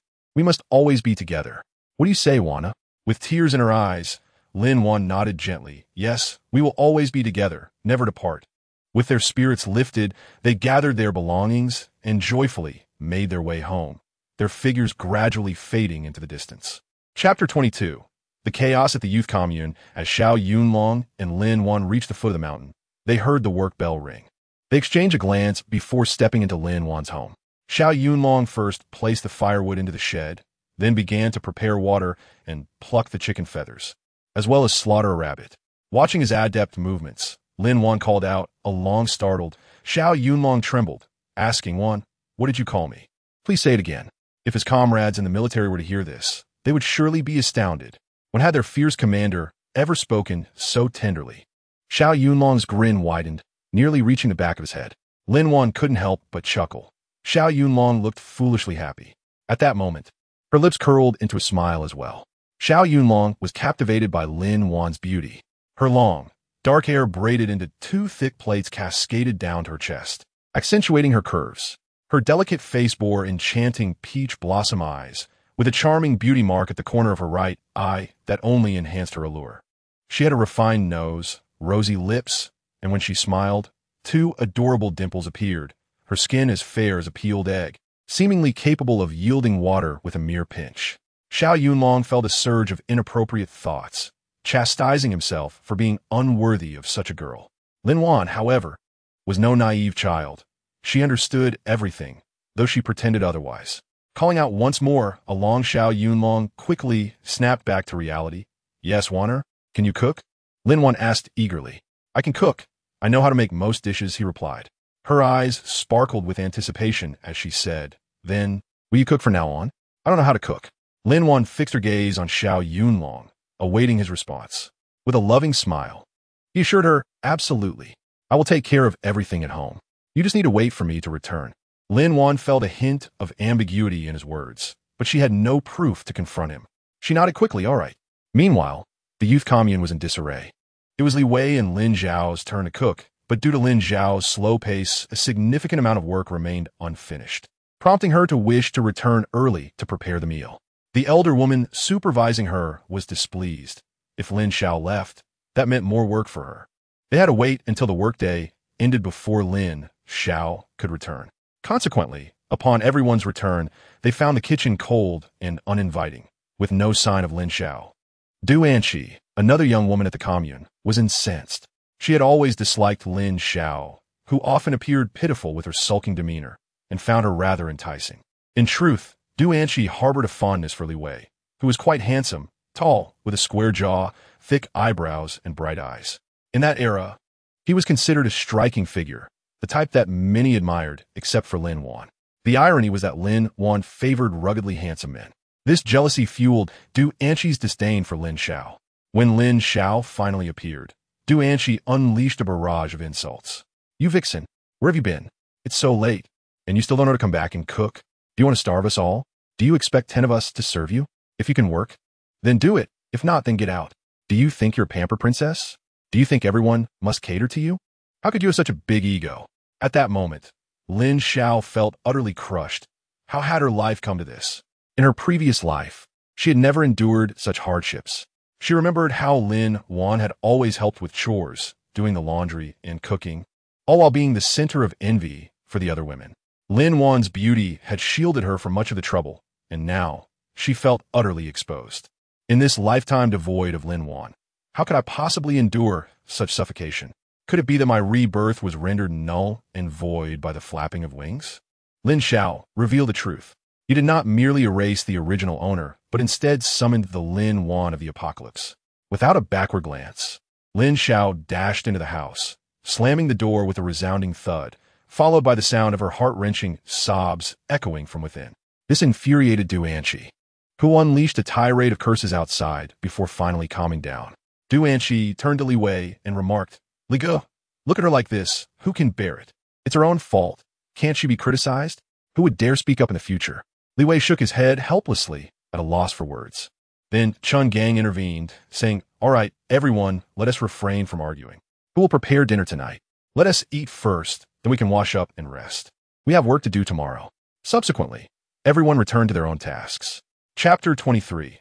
The red-eye illness requires treatment. A dreamless night passed, leading to the next day. Lin Wan felt the fatigue in her body, a result of yesterday's exertions. The difference in her physical condition compared to before was stark. She needed to regain her strength. After all, her petite frame was too frail. Although she possessed great strength, her overall constitution remained insufficient. The work bell rang, and Lin Wan met up with Xiao Yunlong at the entrance. They exchanged a smile and made their way to the threshing ground, drawing the attention of many villagers. The man appeared tall and robust, while the woman seemed delicate and charming. Anyone witnessing this pair would undoubtedly remark on their striking compatibility. As they walked toward the threshing ground, a voice called out from behind, "Lin Wan, stop right there." Lin Wan turned to see Lin Xiao shouting at her, accompanied by a group of educated youth. Raising an eyebrow, Lin Wan found the situation amusing. Lin Xiao's eyes were shadowed by dark circles, and they glowed red, resembling a rabbit that had been punched twice. Quite comical. Lin Wan crossed her arms and fixed her gaze on Lin Xiao. "What is it?" Lin Xiao pouted and shot her a glare. Confused, Lin Wan pondered, "Have I offended her in some way?" She couldn't resist asking, "Comrade Lin Xiao, have I wronged you?" "Why the pouting and glaring? What does it mean? Is your skin too tight? Waiting for me to loosen it for you?" Lin Xiao screamed in frustration. "What are you pretending for? How dare you seduce my brother Li Wei here while flirting with other men over there? Are you that desperate for men?" Nearby onlookers gasped, intrigued by the drama. If she were such a loose woman, could they also take advantage? At this moment, Li Wei stared intently at Lin Wan, as though she had committed an unforgivable sin. Xiao Yunlong stepped forward, shielding Li Wei's view. Upon noticing Xiao Yunlong, the crowd recognized him as a handsome man, causing many young girls to swoon. Lin Wan sighed, rubbing her forehead in exasperation. "Xiao Yunlong, are you aware of how charming you are?" This man, tall and robust, with sun-kissed skin, dark hair, striking eyebrows, eagle-like eyes, and a chiseled nose, made Li Wei feel inadequate. It was no wonder Lin Wan overlooked him. Stepping out from behind Xiao Yunlong, Lin Wan advanced and delivered 3 sharp slaps to Lin Xiao, leaving her dazed, her cheeks puffed up like balloons. Duan she observed and felt relieved she hadn't confronted Lin Wan. Otherwise, she might have found herself on the receiving end of a beating. The surroundings fell silent as Lin Wan confronted Lin Xiao. "Comrade Lin Xiao, at what time and place did you see me seducing Li Wei? If you don't clarify this today, I will take you to the police station and accuse you of slander. Don't believe me? Just try it." Upon hearing the threat of being taken to the police, Lin Xiao's heart raced. She knew her jealousy was unfounded and had no evidence to present. Her face turned pale, trembling and unable to articulate her thoughts. In truth, Lin Wan's words served to intimidate those seeking to trouble her or take advantage of her. Xiao Yunlong regarded her thoughtfully, impressed by her calculated demeanor. "I like her spirit." Lin Wan, fuming, declared, "Lin Xiao, do not project your sordid thoughts onto others. I shall reiterate, I do not like Li Wei." Each word was enunciated distinctly. "We are not on the same path. This comrade beside me is my current partner. If you continue to trouble me, I shall strike you harder than now, to the point where even your mother wouldn't recognize you. Do you understand?" Lin Xiao shrieked, her words slurred. "Impossible. How could you possibly have such a handsome boyfriend? Absolutely not. You deserve to marry a peasant." Though her voice was barely audible, Lin Wan caught her words. Suspicion crept into Lin Wan's mind. Lin Xiao must be reborn, perhaps in their past lives. The original Lin Wan had fared better than Lin Xiao, which is why Lin Xiao harbored animosity toward her. Lin Wan revealed the truth. Lin Wan taunted, "Lin Xiao, have you caught the red-eye illness? It's a condition that requires treatment." Laughter erupted among the crowd, finding her words amusing. Lin Wan then took Xiao Yunlong by the hand and turned away, leaving Lin Xiao without a glance. Xiao Yunlong gave Lin Wan a thumbs up and whispered in her ear, "Wife, you are remarkable. I admire you." Lin Wan playfully pinched his waist, exclaiming, "Oh dear, you're so muscular." She could only shoot him a glare. "What nonsense are you spouting?" Xiao Yunlong chuckled, "My muscles are plentiful. Wait until we return for you to feel them." Feigning anger, Lin Wan replied, "Don't say that, and don't call me wife. Not a chance. You are my wife, now and forever. Xiao Yunlong cooed. Hearing this, Lin Wan felt a surge of happiness. She relished hearing sweet words from man. However, she maintained her composure. Li Wei gazed deeply at Lin Wan's retreating figure, pondering whether he had truly lost her. Why could she not grant him a single chance? Chapter 24. The wild boar. Upon arriving at the threshing ground, the team leader assigned Lin Wan and Xiao Yunlong to weed the corn seedlings. As they reached the cornfield, Lin Wan took out a water bottle, inviting Xiao Yunlong to drink. In reality, the water was a mix of cooled boiled water and spiritual spring water, intended to aid in his recovery without drawing attention. Along, come drink some water, Lin Wan called. Xiao Yunlong complied and took a few sips. Immediately, he noticed the water's unique qualities. The pain from his abdominal wound subsided, replaced by a tingling sensation, as if healing was underway. He gazed deeply at Lin Wan, who mirrored his attentiveness to his reaction. Xiao Yunlong, discerning her anxiety, glanced around to ensure no one was watching before pulling Lin Wan into a tight embrace. As if afraid she might vanish, he whispered in her ear, "Wife, never share this water with anyone else. You must understand the need for caution." Lin Wan posed a soul-searching question. "What about you? Can you be trusted?" Xiao Yunlong raised 3 fingers and swore, "You, Lin Wan, are my life. I will never betray you. I will only protect you from behind. Should I betray you, may the heavens strike me down." Lin Wan nodded emphatically. "All right, I trust you." Then, she pushed Xiao Yunlong aside and said, "Let us get to work quickly." Xiao Yunlong sighed with a hint of regret. This wife of mine hasn't had enough cuddles yet, and now she is pushing me away. Time, please hurry along. Soon, I can hold my wife every day." Thus, they spent the next couple of months in a whirlwind of work, meals, gathering firewood, hunting, and playful banter. During this time, their feelings for one another deepened rapidly. Additionally, Lin Wan provided Xiao Yunlong with a unique enhancement that made him even more charismatic and skilled. She also reclaimed her own martial prowess, though it paled in comparison to her previous life, where she had mastered judo, boxing, and taekwondo to an impressive degree. One day, as they ventured into the mountains, hoping for a fortunate encounter with game, they stumbled upon 3 wild boars drinking at the riverside.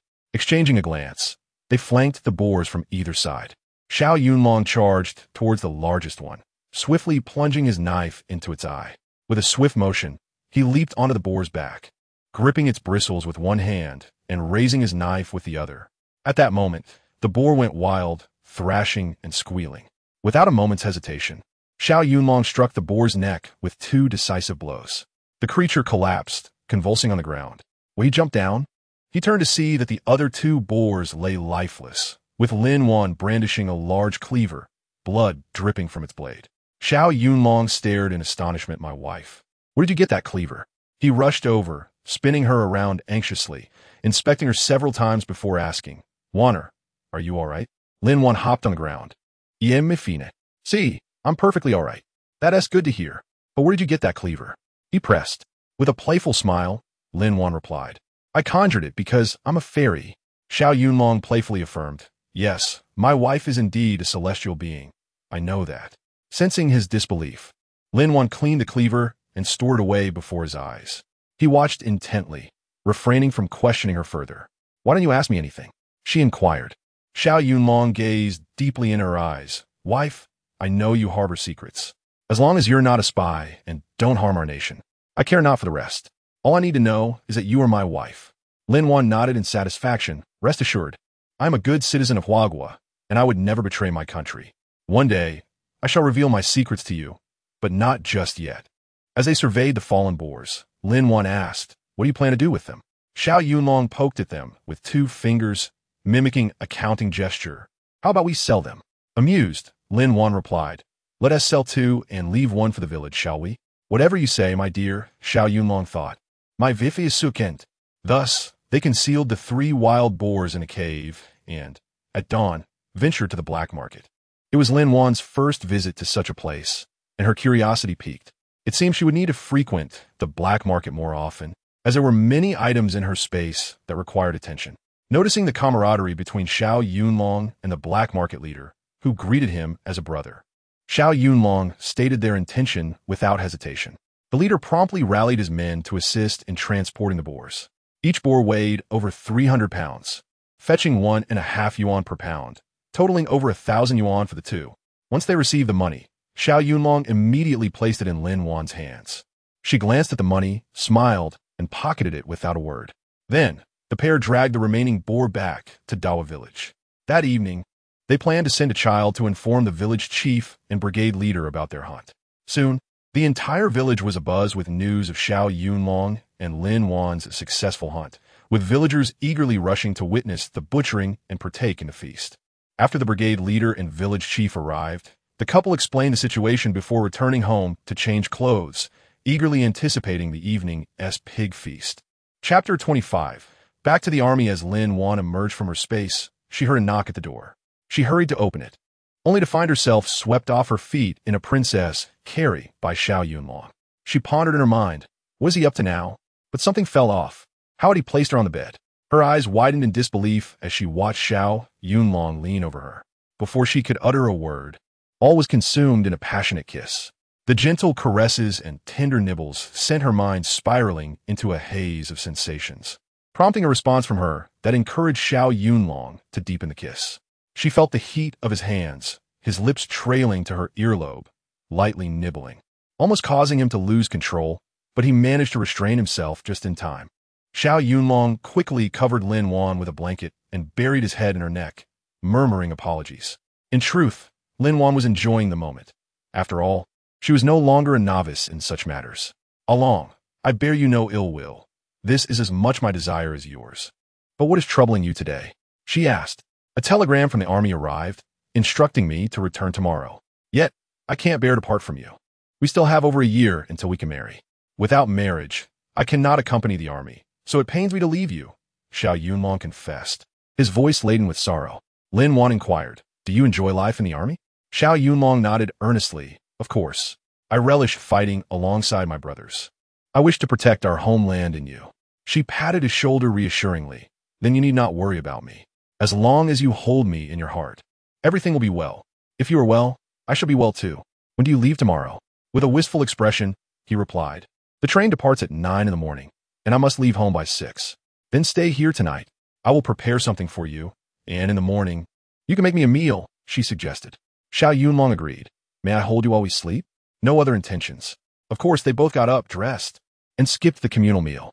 Xiao Yunlong prepared a feast of 4 dishes and a soup, and he gently placed Lin Wan on his lap. They savored their meal, feeding each other lovingly until it was finished. Afterward, Xiao Yunlong tidied up the table and dishes while Lin Wan secured the door and entered her space. She headed straight to the elixir room, finding various pills.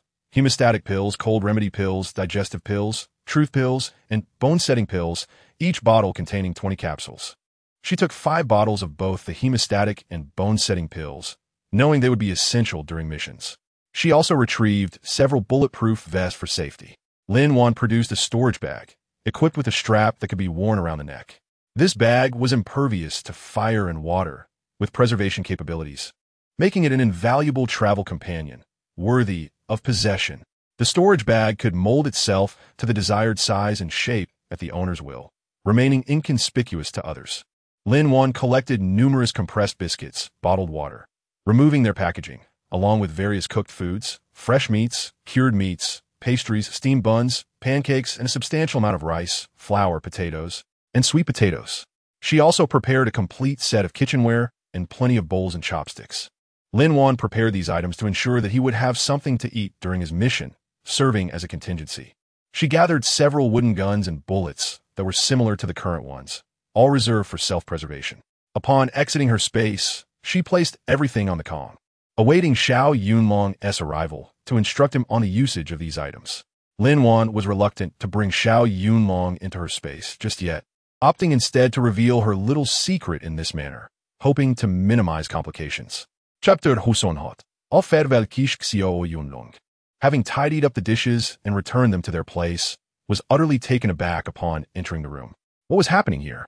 The Kong was piled high with an array of items, many of which he had never seen before, leaving him in a state of wonder. Lin Wan picked up a knife and beckoned him. Come here. Without question, Xiao Yunlong approached her.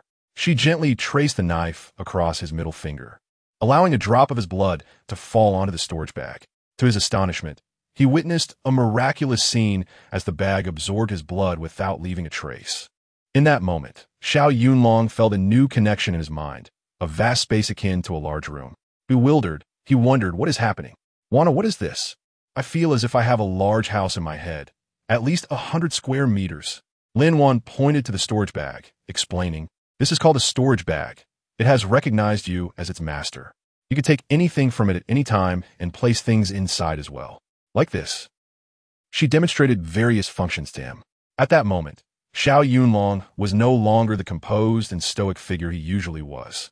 He resembled a child who had just received a new toy, playing with unrestrained delight. Once he had thoroughly enjoyed himself, Lin Wan then began to explain the usage of the items on the con. Along, is there anything else you need? Lin Wan inquired. With a beaming smile, Xiao Yunlong replied, do you have any overcoats? Black or green will do. Perhaps I do. How many do you require? Could I have 10 of each? He asked eagerly. I will see what I can find, she responded, pondering whether she had stocked those items initially. Xiao Yunlong reflected on the harsh winters they endured during missions, where many comrades suffered from the cold. If they had overcoats, it could alleviate such suffering. Lin Wan delved into her space with her mind, and to her surprise, she had indeed amassed quite a collection. She retrieved around 100 of each coat. Are these sufficient for your needs? Xiao Yunlong nodded vigorously, grinning, absolutely. This is more than enough. Even if there are 100 people on a mission, it will suffice. With so many overcoats, we could manage several trips. He embraced Lin Wan, showering her with affectionate kisses, exclaiming, wife, you are truly a fairy. I wish I could carry you in my pocket. Be serious. Quickly pack these items away. It's time to wash up and get some rest, she chided. Xiao Yunlong went to the kitchen to fetch water for washing his hands and face, while Lin Wan took a quick combat shower in her space. After a flurry of activity, they laid down on the bed, sharing a comfortable silence as they gazed at the ceiling. Suddenly, Xiao Yunlong turned over, pulling Lin Wan into his embrace. As she instinctively tried to break free, he reassured her, don't move, I'll one-tea touch you. Let us just enjoy this quiet moment. Hearing his promise, Lin Wan settled down and soon fell asleep in his arms. The following morning, she awoke to find a delicious breakfast laid out on the table, with Xiao Yunlong beside her, propped up on his elbow, gazing at her intently. What time did you wake up? She asked. Good morning, wife. He replied, his eyes ablaze with warmth. Wife, could you call me husband just once? All right, husband, Lin Wan said, her cheeks flushing as she buried her face in his embrace. That single utterance nearly took Xiao Yunlong's breath away. As he took her to wash up, he wore a blissful expression. After they finished breakfast, it was time for Xiao Yunlong to leave. Lin Wan followed him, wanting to see him off. He turned and enveloped her in a tight embrace, one hand on her waist and the other cradling the back of her head, deepening their kiss. In a husky voice, he declared, Wanner, I offer you this brief farewell kiss in exchange for our future together as husband and wife. I will return to marry you. Xiao Yunlong swiftly released her and turned away, tears streaming down his face as he ran off to mask his sorrow. Unbeknownst to him, Lin Wan perceived every emotion on his face through her spiritual awareness. In her heart, she vowed, Xiao Yunlong, if you remain true to me in this lifetime, I shall be unwaveringly devoted to you. As time passed with Xiao Yunlong's departure, Lin Wan's life returned to tranquility, coinciding with the annual autumn harvest. Chapter 27. The autumn harvest. On the day of the harvest, the villagers were filled with exuberance. What did the autumn harvest signify? It meant the promise of food for the coming year, sparing them from hunger. Lin Wan was equally exhilarated. The village chief stood at the center of the threshing ground, calling for silence. The villagers fell quiet as if a pause button had been pressed. Today marks the first day of the harvest. We must exert our utmost effort to reap the fruits of our labor. However, please remember to stay hydrated and safe. Now everyone disperse. Like the others, Lin Wan hurried toward the rice fields, engaging in the rhythmic motions of harvesting. She grasped the rice stalks with her left hand while deftly wielding a sickle with her right, bundling the rice repeatedly.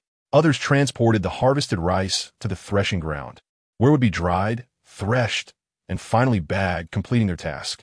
After more than 10 days of this repetitive labor, the autumn harvest concluded. Lin Wan felt noticeably thinner. If she had lost weight, others must have fared even worse. She felt almost zombie-like, her legs stiff as she walked, her waist and hips sore, and her arms and hands weak and immobile. She collapsed onto the Kong, not wanting to move, reflecting that this was far more exhausting than battling zombies. The challenge lay in her inexperience, as she struggled to exert the necessary strength and faced obstacles at every turn. Once she adapted, the harvest was over. After the harvest, it was time to deliver the grain, and Lin Wan intended to send a letter to Xiao Yunlong. During this harvest period, she had received a letter and a package from him, containing 70 yuan, various tickets, clothing, and hair accessories. Lin Wan mused that perhaps Xiao Yunlong had sent his entire paycheck. She resolved to send him a letter and package once her busy schedule calmed down. Unbeknownst to her, when Xiao Yunlong received the letter and package, he ran laps around the playground, leaving everyone to wonder if he had lost his mind. Lin Wan lifted her gaze, watching the long line of villagers queued to deliver their grain, winding through the night. Upon arriving at the grain station, it was already past 5 in the morning. They were first in line, ready to wait until 7 to start delivering their grain. Each person took out their provisions to replenish their energy. Time flew by, and when the doors finally opened, a worker emerged holding an iron rod. The rod was hollow, and with a few deft movements, he punctured the bags, extracting the rice. He then bit into the rice to assess its moisture level. Perfectly dry indicated first-grade grain, relatively dry indicated second-grade, and if it crumbled, it was third-grade. First-grade grain fetched a higher price than the others, and Dawa village produced first-grade grain. Everyone applauded, and after delivering the grains to the warehouse, they could finally head home. Once she had completed her task, Lin Wan approached the captain and said, "Captain, I need to mail a letter since I'm already in town. I also want to purchase some items." The captain nodded. "All right, be careful. Since you have nothing pressing to attend to, just remember to distribute the grains tomorrow." "Understood, Captain," she replied, then hurried off. Lin Wan entered a deserted alley and swiftly stepped into her space. She packed a large parcel containing several sets of outerwear and trousers, undergarments, 2 sets of winter clothing, a scarf, a hat, gloves, and cotton boots. As winter approached, she thought it prudent to send some warm items, including over a dozen jars of meat sauce, mushroom sauce, and chili sauce, all neatly packed in contemporary canning jars. Upon arriving at the post office, she placed her parcel down and informed the staff, "I would like to send a letter and this package." "Sure, please wait a moment," the staff member replied. After inspecting the package to ensure it contained no prohibited items, they prepared it for shipping, affixing stamps and filling out the address. The sight of the stamps reminded Lin Wan of the often-mentioned mountains and rivers all aglow from novels, prompting her to inquire, "Excuse me, could you show me the various stamps available? I'm quite fond of stamp collecting and would like to purchase a few." The staff member, delighted by the prospect of earning a commission through sales, responded with enthusiasm, "Certainly. Let me gather a selection for you." Shortly, she returned with a bag filled with stamps featuring animals, figures, and landscapes. Lin Wan, unfamiliar with which were valuable, selected a couple of each, totaling 4 to 5 dozen stamps and spending over 30 coins. This delighted the staff member, who exclaimed, "Next time new stamps arrive, I will save some for you." Lin Wan smiled and nodded. "Thank you for your efforts." Chapter 28. The Black Market Exiting the Post Office. Lin Wan contemplated the abundance of grains and meats in her space. Even with her storage bags, it felt wasteful to let them languish unused. Given the hardships faced by the populace, acquiring goods was a struggle. Without tickets, money was meaningless. Giving away food was out of the question, but selling it for cash could benefit both herself and the common folk, an opportunity not to be missed. "Yes, that's precisely what I'll do," she resolved. Lin Wan crafted a male disguise, applying dark makeup to create thick brows and altering her eye shape with mascara. She used cosmetics to bronze her exposed skin, donned a wig, bound her chest, and added a fake belly. Clad in a Zhongshan suit and black boots with height inserts, she appeared approximately 1.75 meters tall.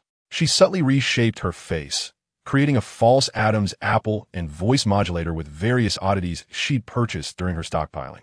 Now, she resembled a dashing young man. Satisfied with her transformation, Lin Wan exited her space, shouldering a pack filled with rice, flour, meat, and eggs, all covered by a black cloth. At the entrance of the black market, she paid 20 cents and officially entered.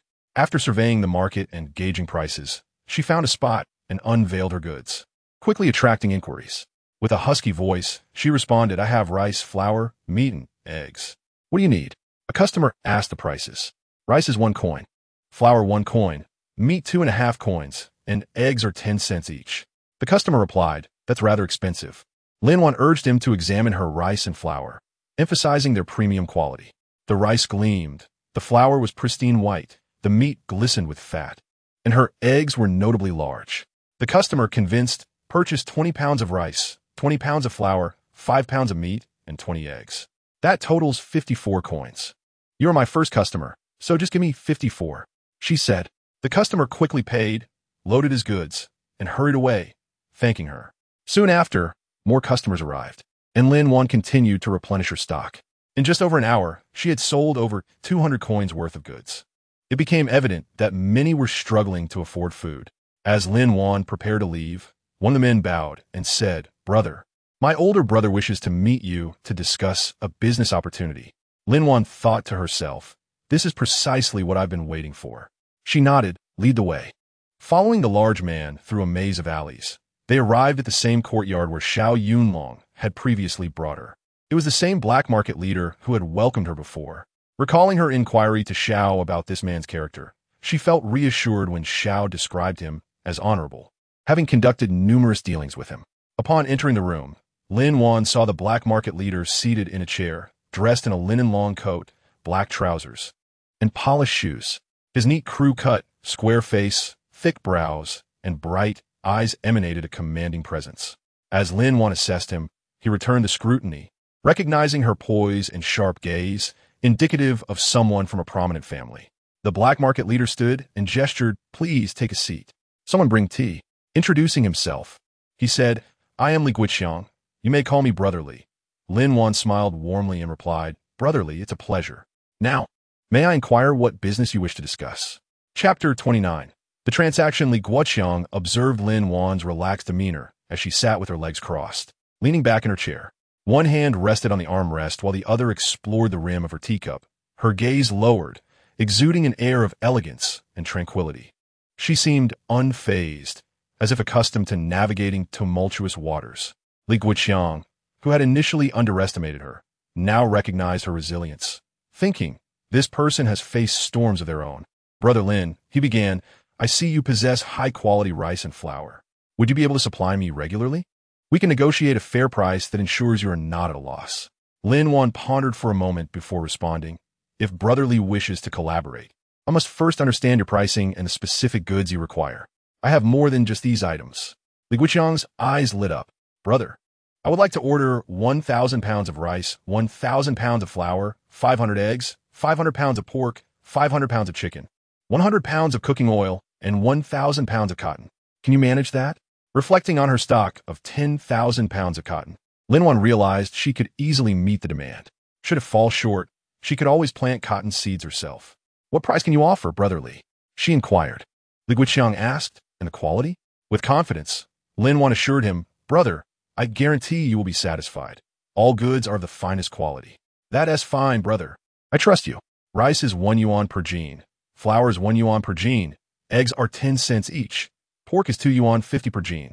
Chicken is 1 yuan per jean. Vegetable oil is 3 yuan per jean. And cotton is 2 yuan per jean, totaling 6,100 yuan. "Brother, what do you think?" Lin Wan nodded after listening. "All right, let us proceed," as Brotherly suggested. Li Xiao eagerly inquired, "Brother, when shall we deliver? How often will we deliver?" Lin Wan smiled and replied, "I'll have my brothers prepare the goods. We will deliver in 2 hours at the grove on the outskirts of the city. If both parties are satisfied, we will trade every half month. Before each transaction, I will come by to discuss what goods you need, how many jean, and at what price so that I can prepare accordingly. If the goods you require are unavailable, I will inform you as well. By the way, please remember to prepare more bags for rice and flour next time. I don't have many left." After finishing, she stood up and headed outside. When Lin Wan arrived, she had already surveyed the area with her spiritual senses and found it to be desolate, with scarcely anyone passing through. After exiting the black market, she used her spiritual senses to observe the situation inside the building and saw the tall man who had let her in. She asked, "Big brother, do we need someone to keep watch?" Li Xiao scolded them. "Are you foolish? Since they dare to come alone to our black market to do business, they are not simple individuals. If we offend them, where will we find such good goods in the future? Harmony brings wealth. You all need to keep a low profile. If I find out who has crossed my boundaries, don't say I didn't handle them. We seek profits, not illicit gains." Unbeknownst to him, his actions had prevented the loss of a significant client. Lin Wan ventured deeper into the grove, released her spiritual senses to ensure no one was around, and swiftly entered her space. She prepared the goods for today's transaction, enjoyed a meal within her space, and took a nap. When she emerged, she noticed that there was still over half an hour until their agreed meeting time.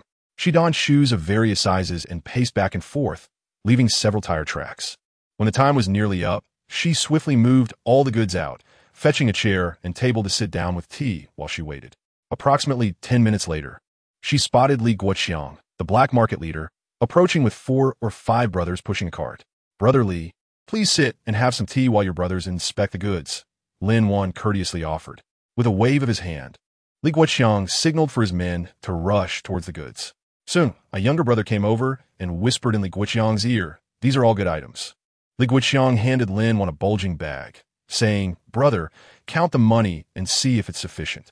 Lin Wan checked with her spiritual senses, confirming it was just right, and casually tucked it into her bag, responding, "No need to check. Do you think I don't trust you, brotherly?" Li Xiang felt immensely touched, realizing he was someone the other party trusted.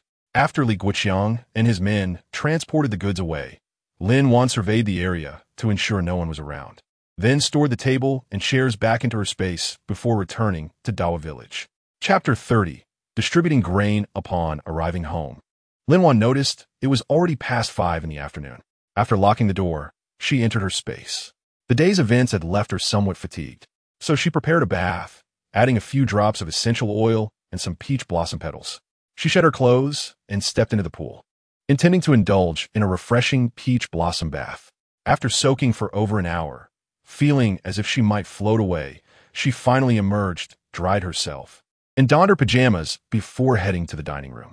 With her mind, she summoned sweet and sour pork, spicy shredded potatoes, a hot pot, sauteed eggplant, seafood soup, and a large bowl of rice, ready to enjoy a hearty meal. After dining, she placed the dishes into the dishwasher. Lin Wan then went outside, gathering rice, wheat, fruits, and livestock, chickens, pigs, cows, and sheep. Noticing an excess of eggs, she resolved to sell more next time and to procure additional crates, also packaging milk and goat's milk. She practiced a set of punches in the open space, then organized the earnings from today into neat stacks, including what she had brought from home. Her total was over 6,600 yuan. The 3,500 yuan from her parents' pension didn't count, nor did the unexpected gains. Now, she could be considered a small, affluent household. Lin Wan swiftly exited her space, lay down, and fell into a deep sleep until dawn. Lin Wan awoke, stretched lazily, and rolled around on the bed several times. The weather was slightly chilly, so she mentally prepared herself before getting dressed. After hastily washing up and eating, she remembered she needed to participate in the grain distribution today. The bell signaling the start of work rang, indicating it was time for grain distribution. Lin Wan didn't arrive too early, as the villagers were prioritized before the young intellectuals. It was nearly 9 o'clock when she strolled leisurely toward the threshing ground with a few bags in hand. Before she could arrive, she spotted the young intellectuals. Sun Xiaoyan waved at her while calling out, "Lin Wan, we're over here." Indeed, the female young intellectuals from her group, particularly Sun Xiaoyan, were the ones she got along well with, while the others were just acquaintances. The two often ventured into the mountains together to forage for wild fruits and vegetables. However, whenever Xiao Yunlong was present, Sun Xiaoyan had to take a back seat, which left her feeling quite frustrated. Other male, young intellectuals also dared not approach Lin Wan. If they got too close, Xiao Yunlong would glare at them with a murderous look. This resulted in Lin Wan having only one friend. As for Lin Xiao and Li Wei, ever since Lin Wan had slapped Lin Xiao 3 times, and with Xiao Yunlong's intimidation, they had been relatively quiet. However, upon realizing that Xiao Yunlong had left, Lin Xiao began causing trouble again. Just as Lin Wan approached Sun Xiaoyan, she overheard Lin Xiao's sarcastic remarks. "Oh dear. What's wrong? Our Miss Lin is all alone now, with no one to attend to her? You walk as if you lack energy. Do you need someone to serve you?" Lin Xiao cast a sidelong glance at Sun Xiaoyan. Such people were simply asking for trouble. They enjoyed good food and drink without a care. Yet they couldn't fathom that others had their own lives to lead. Lin Xiao was shamelessly seeking attention, and one could only wonder what else it could be. Sun Xiaoyan pointed at Lin Xiao, indignantly exclaiming, "Ew, who are you talking about?"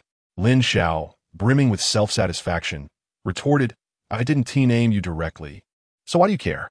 Lin Wan tugged at Sun Xiaoyan's arm and said, "Don't mind the barking dog. Can a dog bite you back?" Nearby, someone burst into laughter, prompting others to join in the amusement. Lin Xiao pointed at them, demanding, "What are you laughing at? What is so funny? Am I wrong? We young intellectuals are here to help build the countryside, while some are relying on their partners for assistance.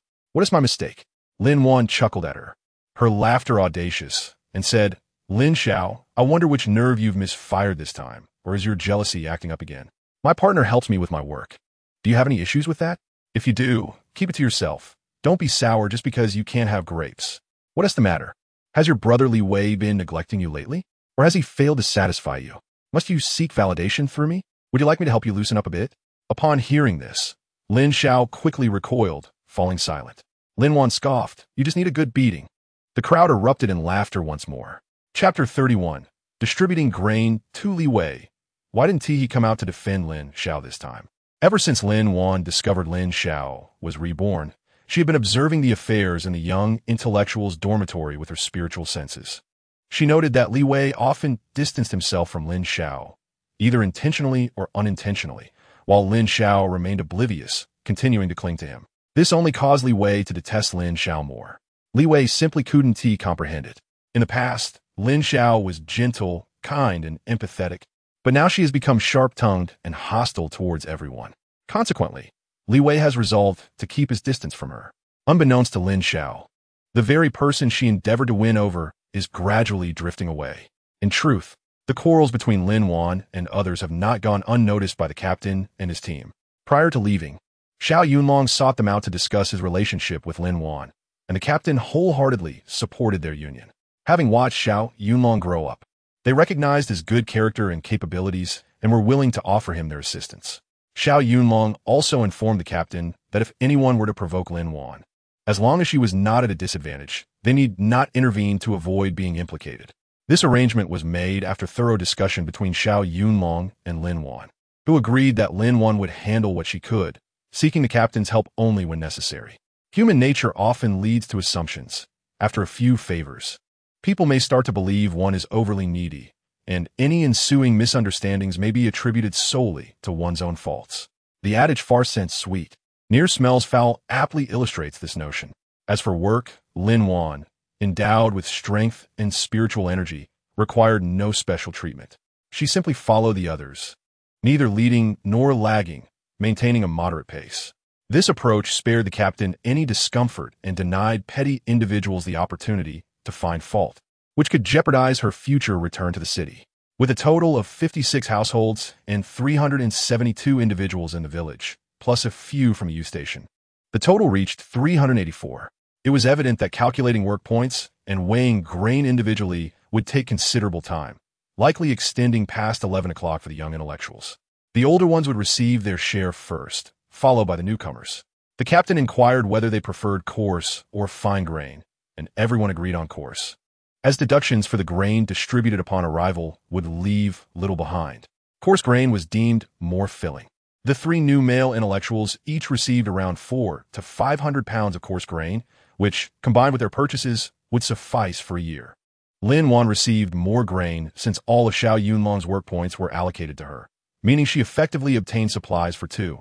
She requested half coarse and half fine grain, including 50 pounds of rice, 20 pounds of millet, 30 pounds of wheat, and an additional 400 pounds of coarse grain, referring to potatoes, sweet potatoes, and corn. In stark contrast, Lin Xiao fared poorly due to her lesser contributions and continued pretentiousness. After deductions, she was left with only a few dozen pounds of coarse grain. Upon realizing her predicament, she tearfully pleaded with the captain for additional supplies. The captain firmly refused, stating that there was little left in the village for emergencies, suggesting instead that she purchase some with money. Desperate, Lin Xiao approached Li Wei, imploring him for money to buy more grain. Li Wei was unable to assist, as his family was impoverished and uncertain about their own future. Aware of his financial constraints, Lin Xiao then confronted Lin Wan, demanding, "Lin Wan, give me some money so I can buy more grain." Lin Wan, nearly laughing in disbelief, wondered at Lin Xiao's audacity. The onlookers regarded her with a mix of concern and incredulity. Lin Wan had no obligation to lend her money. It was as if Lin Xiao assumed a debt that did not exist. Lin Wan shot her a disdainful glance, stating, "I am not your bank. I have no funds to dispense." With that, Lin Wan ignored her and borrowed a cart to transport her grain home. Ultimately, the captain lent her 300 pounds of coarse grain, for it would not do to let anyone starve. Upon returning to the youth station, Lin Xiao was consumed by her thoughts. The Lin Wan she once knew was no longer the same. Was Lin Wan perhaps reborn? If she were, she would remember the good life she once led and would not seek help from others. If she was not reborn, why had her character changed so dramatically? Lin Xiao could not fathom the reasons. Indeed, how could she? Lin Wan had not been reborn. Rather, she had undergone a transformation, resulting in a different disposition. After returning home, Lin Wan stored her grain directly in her space, knowing that potatoes and sweet potatoes would not spoil there. After returning the cart, she ascended the mountain with a basket, primarily to gather more firewood, despite having collected a considerable amount previously. The winter was harsh, and maintaining warmth indoors necessitated additional firewood, as well as the exploration for wild fruits or game, such as mountain chickens and hares for a satisfying meal. In the village, the routine dictated that once the communal tasks were completed, individuals would tend to their own households, preparing for the winter. Lin Wan ventured deep into the mountains, consciously avoiding areas frequented by villagers who relied on those resources. Utilizing her spiritual energy, she identified numerous dead trees, promptly taking up her axe to chop them down, storing them in her space. She collected any wild fruit she encountered: jujubes, oranges, pears, peaches, apples, and kiwis, her most prized find being a vast expanse of wild grapes. With her spiritual energy, she ensnared the entire grapevine, harvesting what was ripe and shaking down the rest, all of which she stored away. Upon discovering wild chickens, hares, and wild boars, she efficiently dispatched them using her spiritual energy, adding them to her space, for she already had an abundance of meat there. She did not disturb the younger or smaller animals, mindful of ecological balance. Lin Wan also came across several wild ginseng and reishi mushrooms, which she did not overlook, as who could ever have too much wealth? She planned to trade these with Li Wei in the future, as her space was plentiful. As she prepared to return home, she stumbled upon a hidden cave, nearly invisible unless one looked closely. Thanks to her spiritual energy, she discerned that it concealed something within. Following a narrow path, she discovered the cave's entrance, which appeared quite small, barely accommodating two people side by side, rendering it unsuitable for shelter from rain. As she explored the interior, she stumbled upon a protruding stone. Pushing it yielded no response, but upon turning right, she heard a click and a door appeared in the cave's side, allowing passage for two. The ingenuity of the mechanism's designer was impressive. Who could have imagined such a significant secret within this modest cave? Lin Wan waited for the air to circulate before entering, only to be astonished by the spaciousness inside. It contained hundreds of large boxes arranged in rows, alongside a table and two chairs. On the table lay ink, paper, and a thick ledger. After clearing the dust from the ledger, she examined it closely and was taken aback to discover it was an account book detailing the plundering of a village on a specific date. On a certain day in a certain month of a certain year, a wealthy landowner was robbed and numerous valuables were taken. On another day in another month of another year, a county town was plundered with many items seized. Such records continued until the late 1950s, after which they ceased. Perhaps the individual responsible had met their demise, or perhaps they had been executed. These treasures were concealed by the bandit leader of that time, known only to him. These matters remained obscure, rendering them as unresolved mysteries. Lin Wan, however, stumbled upon a significant fortune, filling her pockets with these treasures. She opened all the boxes, and to her delight, they matched the items listed in the ledger. With a swift motion, she stored them all in her space. These were now hers. Lin Wan felt elated. Chapter 33. A bounty of harvest this time. Lin Wan truly reaped a great bounty. On her way down the mountain, she found quite a few mushrooms, intending to dry them and send them to Qinglong. Just as she reached the midsection of the mountain, she heard a feeble cry for help. Is anyone there? A sense of unease washed over her. It was nearly dark. Who could possibly be on the mountain? Cautiously, she approached and used her spiritual sense to scan the area, discovering an elderly man with bloodied legs. She rushed over to assist him and inquired, "What happened to you? Why are you up here when it's so dark?" The old man explained, "My wife is feeling unwell, and I came up to gather some herbs. I lost my footing and fell." Lin Wan scratched her head, pondering, what should we do? I'm not trained for this. Suddenly, an idea struck her. I have strength. I'll carry you home first, and then we can find a doctor. Child, I live in a cow shed. Please don't trouble yourself on my account. The old man replied, Not all, sir. Just wait here. I'll find something to stabilize your leg to prevent further injury. She moved to a spot where the old man could not see her, retrieved a few wooden sticks from her space, and tore some cloth to create bandages. After securing the injured leg, she lifted the old man onto her back and hurried home, finally arriving as darkness enveloped the land. Once she set the old man down, she sought out the village chief. Chief, are you home? She called out. A woman's voice replied. Who is it? I am the educated youth, Lin Wan. Oh, please wait a moment. Someone inside unlatched the door, revealing an elderly woman with a warm smile. You must be Lin girl, come in quickly. Your chief is inside. Are you his wife? Lin Wan asked. Yes, I am Mrs. Yu, just call me Aunt Yu. As they walked and conversed, they entered the room. The village chief sat smoking a pipe, and upon seeing Lin Wan, he knocked the ashes from his pipe and inquired, Child, what brings you here? Chief, it isn't about me. While returning from the mountain, I found an old man who had fallen and injured himself badly. I thought perhaps we should find a doctor for him. The chief asked urgently, Where is he now? Is he still on the mountain? I carried him home. He is resting on the bed now. Without hesitation, the chief wrote a note and instructed, Quickly go find a barefoot doctor to examine the old man. We must ensure nothing serious has occurred. Certainly, chief. I'm on my way. Lin Wan dashed off to find a doctor. Upon arrival, she called, Is the doctor at home? Yes, come in. Inside, she found the doctor writing. She presented the note from the chief, saying, Please accompany me to check on the injured old man's leg. The doctor examined the note, grabbed his medical bag, and followed Lin Wan outside. The beauty of this village was its camaraderie. No one dared to mistreat those from the sheds, understanding their hardships, especially the elderly laboring in the countryside, fearing future societal changes that might lead to discrimination against them. Upon reaching the elderly man, the doctor observed the bloodied leg, the torn trousers, and the wooden splints. He inquired, Who bandaged this leg? Lin Wan sheepishly smiled. I did so to prevent further injury. You did well. This will help prevent exacerbation of the injury. The doctor examined the leg further, asking about the injury, then reassured it's manageable. With proper care and a couple of months, he should be able to walk again.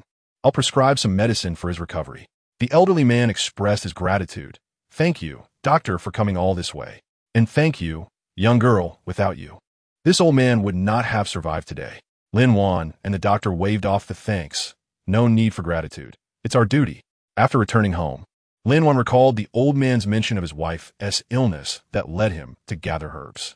She accessed her space and retrieved various medications for fevers, diarrhea, and inflammation. These were the medicines she had procured from the pharmacy. Lin Wan was not merely a do-gooder. She possessed the ability to sense the goodness or malice in others. Upon seeing the elderly, she recognized their kind hearts and was willing to extend a helping hand. She unwrapped the medicine, placing it in oil paper with clear instructions. Additionally, she gathered some buns, steamed bread, 2 wild chickens, 2 hares, and about 2 pounds of pork. Observing the 7 elderly individuals, 2 women and 5 men, all dressed in tattered clothes and covered with thin, rough blankets, she realized they could not possibly endure the winter in such conditions. From her space, she retrieved 7 sets of warm clothing, including cotton-padded jackets, trousers, autumn shirts, and shoes. Fortunately, she had purchased a variety of sizes for the old and young. Otherwise, she would have had no means to provide them. With clothing in hand, she pondered about bedding. She then produced 7 sets of quilts, carefully sewn with patches, ensuring that the cotton-padded clothing and shoes were included. By layering their own clothes over these, it would be less noticeable. Many people operate on the principle that if they see you struggling, they might feel pity. Conversely, if they perceive you thriving, it could evoke envy, especially towards those from the sheds, who seldom received visitors. Even if someone did come, it would serve to obscure their plight. Chapter 34. Spreading warmth, Lin Wan packed all her items into a backpack and several burlap sacks. As darkness fell, she cautiously scanned the path to ensure no one was around before hurrying towards the cowshed. Upon reaching, she unloaded everything from her space and gently knocked on the door. Who is there? Came a voice from inside. It's me. Sir, please open the door. She heard rustling within, and soon an oil lamp was lit. An elderly man opened the door. What brings you here, girl? With a cheerful smile, Lin Wan replied. I brought you some supplies. She carried everything inside, and the old man quickly closed the door behind her. Lin Wan remained outside, as the other elderly folks emerged. Except for the injured man. Here is what I have prepared for you. Clothing and some food. She then took out several packets of medicine from her pocket and said, "Please keep these safe. It gets extremely cold here in winter, and it's easy to catch a cold. Pay attention to the instructions. If anyone feels unwell, just take the medicine as directed. Use these supplies for now. When the time is right, I will return to bring you more. If you need anything, just let me know when I come back." With that, she left, urging them to tidy up. Lin Wan opened the door to check and quickly closed it before heading home. At that moment, the elderly residents reacted, moving all the items indoors to see what they contained. When they unveiled the contents, they were astonished. The items were all of excellent quality. The blankets and winter clothing were entirely new, filled with warm cotton, and even the cotton shoes were cozy. How wonderful. There was food and meat. How long had it been since they last enjoyed meat? Just thinking about it made their mouths water. The elderly hearts were filled with mixed emotions. Who would have thought that in this small mountain village, they would encounter such a kind-hearted girl? She had given them hope for survival. They had thought they would merely exist until death, but unexpectedly, an angel had descended upon them, bringing luck. They hoped for a day when they could rise above their circumstances and help this girl in return. Upon returning home, Lin Wan swiftly entered her space, took a bath, and then indulged in a hearty meal. After resting sufficiently, she lay on her bed and fell into a deep sleep, exhausted from the day's events. When she awoke in her space, it was still not yet 10 o'clock at night outside. Lin Wan took the time to admire the treasure she had collected from the mountain. Jewels, antiques, paintings, pearls, agates, ancient medical texts, small goldfish, large goldfish, and several gold ingots. After thoroughly appreciating them, she reluctantly stored them in her storage bag and placed them in the cabinet. Once she had completed her tasks, she practiced some martial arts, did a bit of yoga, and watched a variety show. Feeling overwhelmed, she finally exited the space. She collapsed in a bed, and when she awoke, the sun was already shining brightly. Being in the space for such a long time could be quite dull. Without something to occupy her, she felt she might suffocate from boredom. Sitting on the calm, Lin Wan pondered what she should do next. She couldn't just remain idle, wasting time. It would be quite shameful. Suddenly, she recalled the vast collection of medical books in her space and the plethora of herbs on the mountain. Surely, they should not go to waste. Perhaps it was time for her to learn. After all, knowledge is invaluable when needed. With such a treasure trove at her disposal, it would be a pity not to utilize it. If she were to fall ill, she could treat herself and not burden others. Determined, Lin Wan entered her space once more and headed to the medicinal room to examine the medical texts. When she looked up, she was astounded. The entire wall was nearly filled with books. Could they all be medical texts? Her heart raced and her eyes widened. How long would it take to read them all? Gritting her teeth, she resolved, since I'm here, I might as well make the most of it. She began searching for the most basic texts, starting with Song of Decoction and Complete Guide to Herbs. At the very least, she needed to familiarize herself with the various herbs and their properties, as well as their uses and the distinctions between similar herbs. She had to understand these concepts thoroughly. Upon discovering the books, Lin Wan realized she possessed an extraordinary memory. She wasn't sure if this ability was due to her crossing over or if the original owner of this body was simply exceptionally intelligent. Regardless, she resolved to embrace her intelligence. Lin Wan spent half a month in the space, which equated to merely 12 hours outside, and by the end, she had thoroughly absorbed the contents of 2 books. Every single word, even the punctuation, was etched in her mind. During this time, she would occasionally exit the space to refresh her mind and warm the calm. Wasn't this truly remarkable? In Chapter 35, Xiao Yunlong receives a package. Lin Wan immersed herself in knowledge like a sponge, tirelessly absorbing information from the texts, completely forgetting about someone from her past. If asked about Xiao Yunlong, she would have no recollection. Meanwhile, the unfortunate Xiao Yunlong, fresh from training, heard his guard call out, "Captain Xiao, you have a package and a letter." Upon hearing this, he knew without a doubt that it was a letter and package from his wife. He hurried to the guardroom, and upon seeing the package addressed to him from Dawa village, Hongxing town, he couldn't wipe the smile off his face. His wife had finally sent him a letter. This indicated that he held a special place in her heart. Xiao Yunlong chuckled foolishly, and the other soldiers, upon learning of the package and letter, eagerly followed him, hoping for some treats. When they arrived at the guardroom, they were greeted by a surprising sight. Captain Xiao was there, grinning like a fool. It was a shocking sight to see the usually stern captain smiling so broadly. As they pondered the bizarre scene, they watched as Xiao Yunlong, package in hand, ran several laps around the playground, laughing joyfully before bounding back to his quarters. Everyone assumed he had lost his mind from happiness. Once he returned to his room, before he could even close the door, he was met with a row of eager faces peering through the doorway, all curious about what was inside the package. Amused, he recognized that in these times, no one had much to offer. However, the camaraderie among them made sharing a package a moment of joy and anticipation. Xiao Yunlong shook his head, realizing he had no choice but to open the package.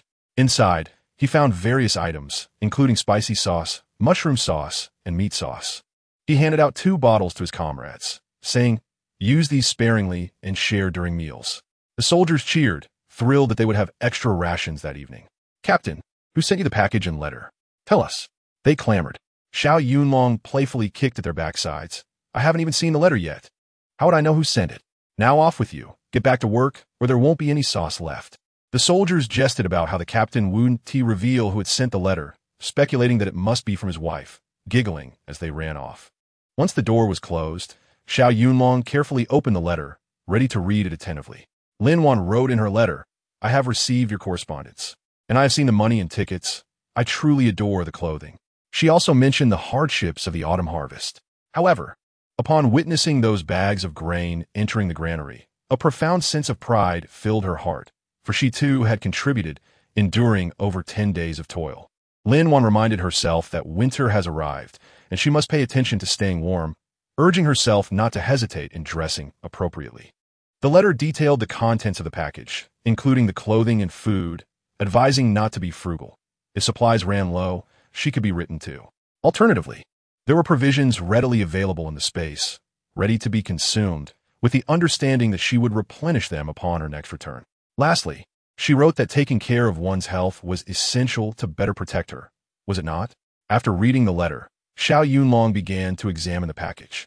He tried on every item, the clothes, pants, shoes, hats, gloves, and scarves. Each piece fit him impeccably.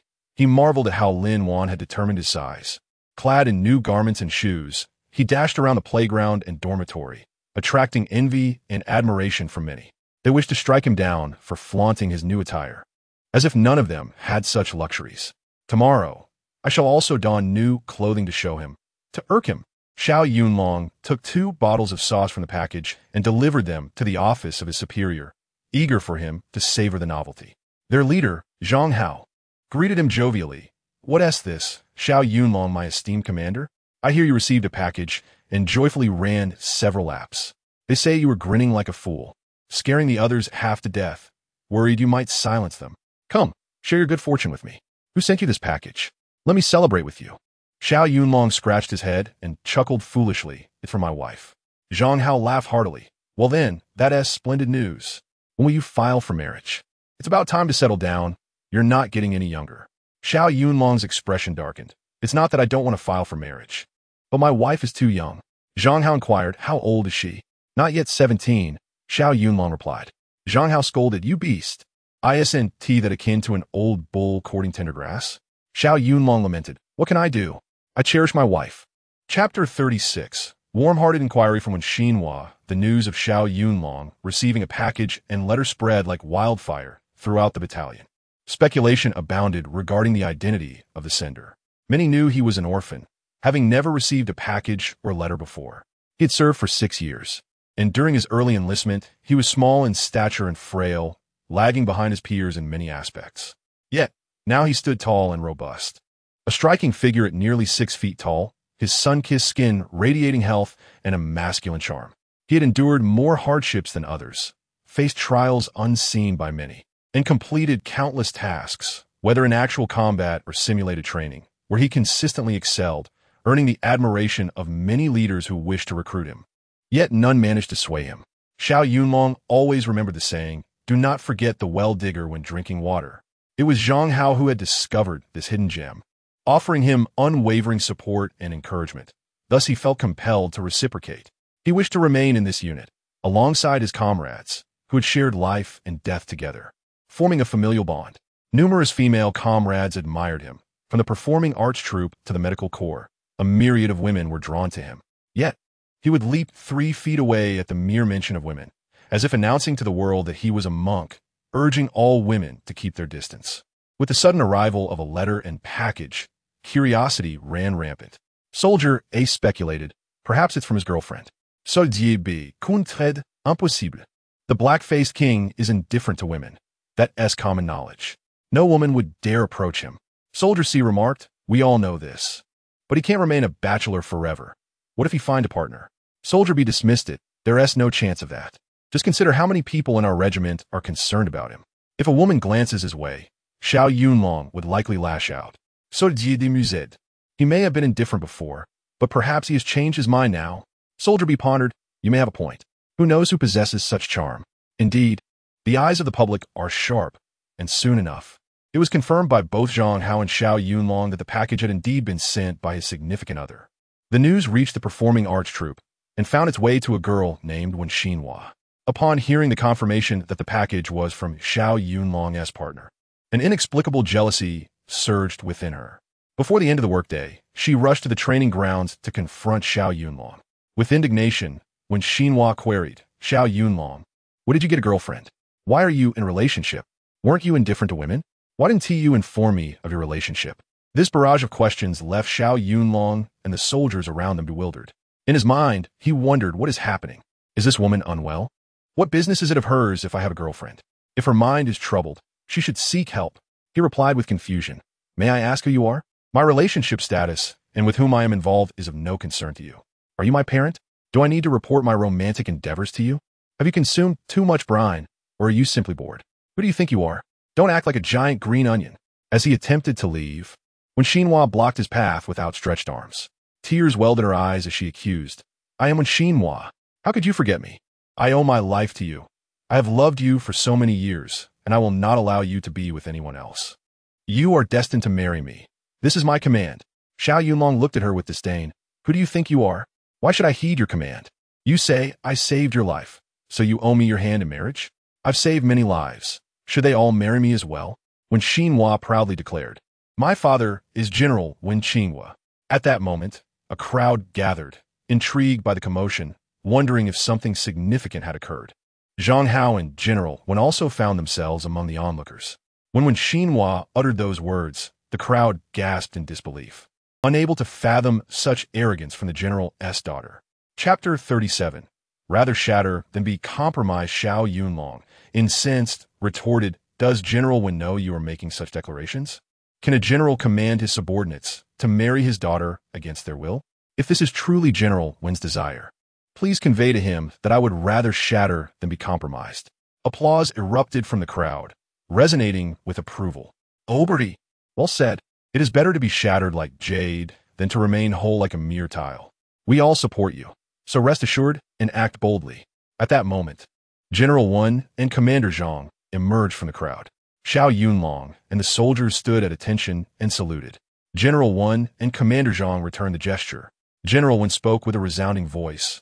Captain Xiao, the opinions of Wen Xinhua do not represent my own. In my view, descendants will find their own fortunes. Do not burden them with the toil of responsibility. We are soldiers, born for our nation and prepared to die for it. Within the ranks, we maintain the hierarchy. Yet on the battlefield, we are comrades in the same trench. I would never use my superior status to coerce a subordinate into actions they do not wish to undertake. Each of us is independent, possessing our own thoughts and choices. I hope each of you find a beloved partner, someone who loves you in return, to forge a revolutionary companionship that brings lifelong happiness. I extend my sincerest apologies to Comrade Xiao Yunlong for today's events. I shall address this matter appropriately and once again seek your forgiveness. General Wen saluted the assembly before leading Wen Xinhua back to the family quarters. It was not until much later that Xiao Yunlong learned that the day after General Wen's remarks, Wen Xinhua was reassigned from the unit. Since then, no one had mentioned her name again. Thus, this farcical drama was temporarily put to rest. Lin Wan was oblivious that her mere package had sparked a tumultuous tale. Amidst the chaos, Lin Wan immersed herself in her studies, dedicating day and night to her learning. Outside, 6 days felt like half a year in her secluded space. During this time, apart from occasionally tending to the fire to warm her home, she remained hidden in her sanctuary, delving into medical texts, mastering pulse diagnosis and acupuncture techniques. In these months, she absorbed knowledge from various texts such as Tang Tofu Poem, Compendium of Herbal Medicine, Huangdian Aging, Treatise on Febrile Diseases, Compendium of Materia Medica, Xinong's Classic of Materia Medica, and great acupuncture achievements, alongside human acupoint diagrams. It seemed almost miraculous. Yet, she possessed a prodigious memory, a gift she could not help but envy. Apart from eating, sleeping, and the occasional exercise to keep her muscles limber, she was wholly devoted to her studies. A single reading was often sufficient for retention, while a second reading solidified her understanding to the point of indelibility. She had mastered the distinctions between similar herbs, their medicinal properties, appropriate dosages, and which parts were medicinal. For instance, in cases of spleen and stomach deficiency, she learned to employ remedies such as Huangqi Jianzhong decoction and Dajiangzong decoction to warm and replenish the body, facilitating improvement of the aforementioned conditions. However, Lin Wan faced a dilemma. While she could identify acupoints and new acupuncture methods, she struggled to integrate them. Though she had grasped the techniques of pulse diagnosis from her readings, the nuances of individual patients and the variations in their conditions eluded her. What she required was a patient and a mentor to guide her. Yet, the disparity between her expectations and reality was disheartening. In this state of melancholy, Lin Wan finally ventured outside her home. She happened upon Sun Xiaoyan, who was preparing to ascend the mountain with a basket on her back. "Xiaoyan, are you heading up the mountain?" Lin Wan inquired. "Indeed, I'm going to forage for wild vegetables and perhaps gather some wild fruits to dry for winter." Sun Xiaoyan replied cheerfully. Lin Wan, brimming with excitement, asked, "You can make dried fruits? If you have time, would you teach me?" Sun Xiaoyan nodded enthusiastically. "Of course. Once we find some wild fruits, I'll show you." "Thank you, Xiaoyan. That will be wonderful," Lin Wan beamed. "We need not be so formal with each other." Sun Xiaoyan smiled. "By the way, where have you been these past few days? Your door has been tightly shut." Lin Wan could not reveal that she had been engrossed in medical texts. Doing so would surely make Sun Xiaoyan think her strange. Instead, she feigned distress, saying, "I've just been feeling a bit unwell, lying at home and not venturing out. But today you seem much better." Sun Xiaoyan noted. "Yes, I'm fine now," Lin Wan assured her. "Wait a moment. I'll grab a basket and join you on your mountain stroll." Turning back to her courtyard, Lin Wan hurriedly fetched a basket, filled it with water, and included a hatchet for safety. With her basket secured, she locked the door and set off with Sun Xiaoyan towards the mountain, both chatting and laughing merrily. Upon reaching the base of the mountain, they encountered numerous children foraging for wild vegetables and others collecting pigweed. An idea struck Lin Wan. Old man Yo, who had medical knowledge, could perhaps assist her. She resolved to visit him that evening to seek his guidance. Thus, her mood lifted and everything appeared brighter. As they ventured deeper into the mountain, Lin Wan felt reassured. There were no large predators, and her primary concern was avoiding snakes. They foraged for mushrooms and wild vegetables while gathering an abundance of wild fruits, including jujubes, wild grapes, wild plums, and sweet apricots. Lin Wan even stumbled upon several nests of wild eggs, and, when Sun Xiaoyan was momentarily distracted, pretended to have caught a wild chicken, though it was actually one she had shot on a previous outing. "Xiaoyan, look what I've caught," she exclaimed. Sun Xiaoyan hurried over, breathlessly asking, "What did you catch?" "Show me." "A wild chicken. I caught a wild chicken," Lin Wan replied excitedly. Sun Xiaoyan, panting, lifted the chicken from the ground and exclaimed, "Wow, Lin Wan, you're amazing. I didn't know you could catch a wild chicken. This one is so big and plump." "Indeed. Tonight, we can have a feast," Lin Wan declared, but her expression turned glum as she added, "Unfortunately, I can't cook." "Xiaoyan, would you help me prepare the meal? You can eat at my house afterward." Sun Xiaoyan confidently assured her, "No problem. I'll bring my own rations when I come over this evening." Lin Wan held her tongue. Food was scarce in those times, and everyone was aware of the necessity to bring their own provisions when visiting others for a meal. "All right, it's settled then," Lin Wan replied. The two continued their foraging, their laughter echoing through the woods, and their bounty was indeed plentiful. Having gathered half a basket of mushrooms, a half basket of wild vegetables, a wild chicken, and over 30 wild chicken eggs, along with an abundance of wild fruits, the two of them returned home with cheerful hearts. Sun Xiaoyan went back to the U station, while Lin Wan began the process of preparing the chicken after arriving home. She boiled water, plucked the feathers, removed the entrails, and cut the chicken into small pieces, draining the excess water. The remaining tasks awaited son Xiaoyan's assistance for completion. While Lin Wan was not incapable of cooking, the flavors she produced were rather unremarkable, akin to boiled water, lacking any discernible taste of sweet, sour, bitter, or spicy. It was quite unpalatable. Lin Wan contemplated seeking a mentor to hone her culinary skills, as the plethora of ingredients in her possession only served to heighten her impatience. Relying on others was not a viable option. Even if Xiao Yunlong prepared meals for her, it was impractical to have him by her side at all times. She believed that being a resourceful individual, she should not be defeated by the art of cooking. As a strong woman, she resolved to stand on her own 2 feet. Chapter 39. 4 dishes and a soup. Upon arriving at the youth station, Sun Xiaoyan informed everyone that she would not be dining there that evening. With a sense of urgency, she gathered her rations and hurried to Lin Wan's home.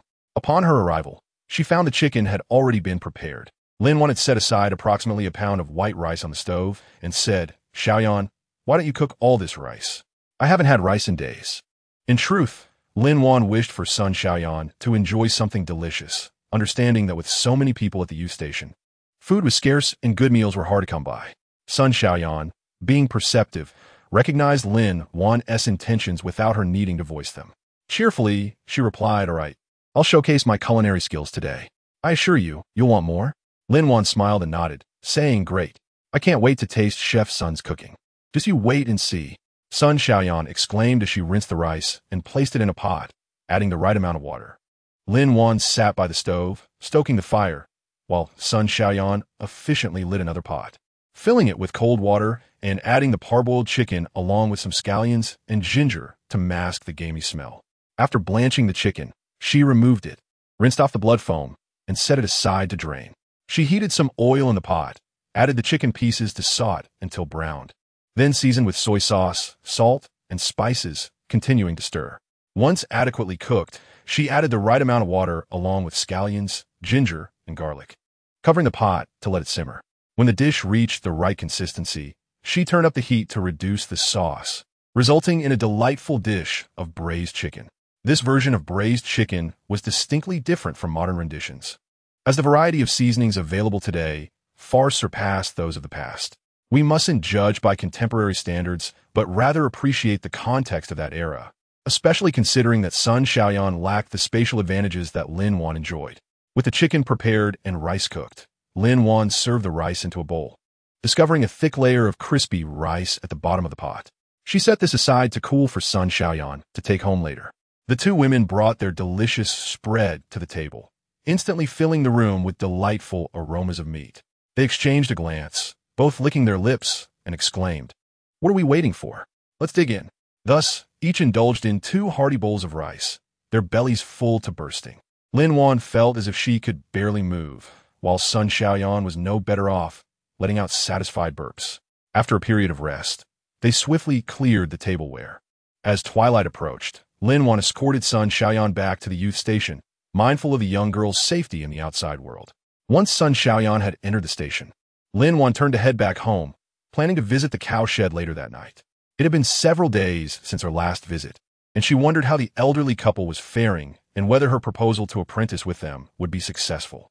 Her mind was a whirlwind of thoughts, but she decided to set them aside for the evening. Returning home, Lin Wan entered her space and set about preparing black-bone chicken and yam soup, a dish rich in nutritional value. Yam is known for its medicinal properties, and when combined with black-bone chicken, it provides nourishment for the spleen and stomach, bolstering vitality and blood. Given the frail condition of the elderly, this soup was perfect for them. Lin Wan added a touch of spring water to enhance its effects, confident that with time, the elderly would regain their health, perhaps even improving beyond their previous states. She envisioned them returning to their former roles in society, contributing to the nation, and nurturing connections for her future.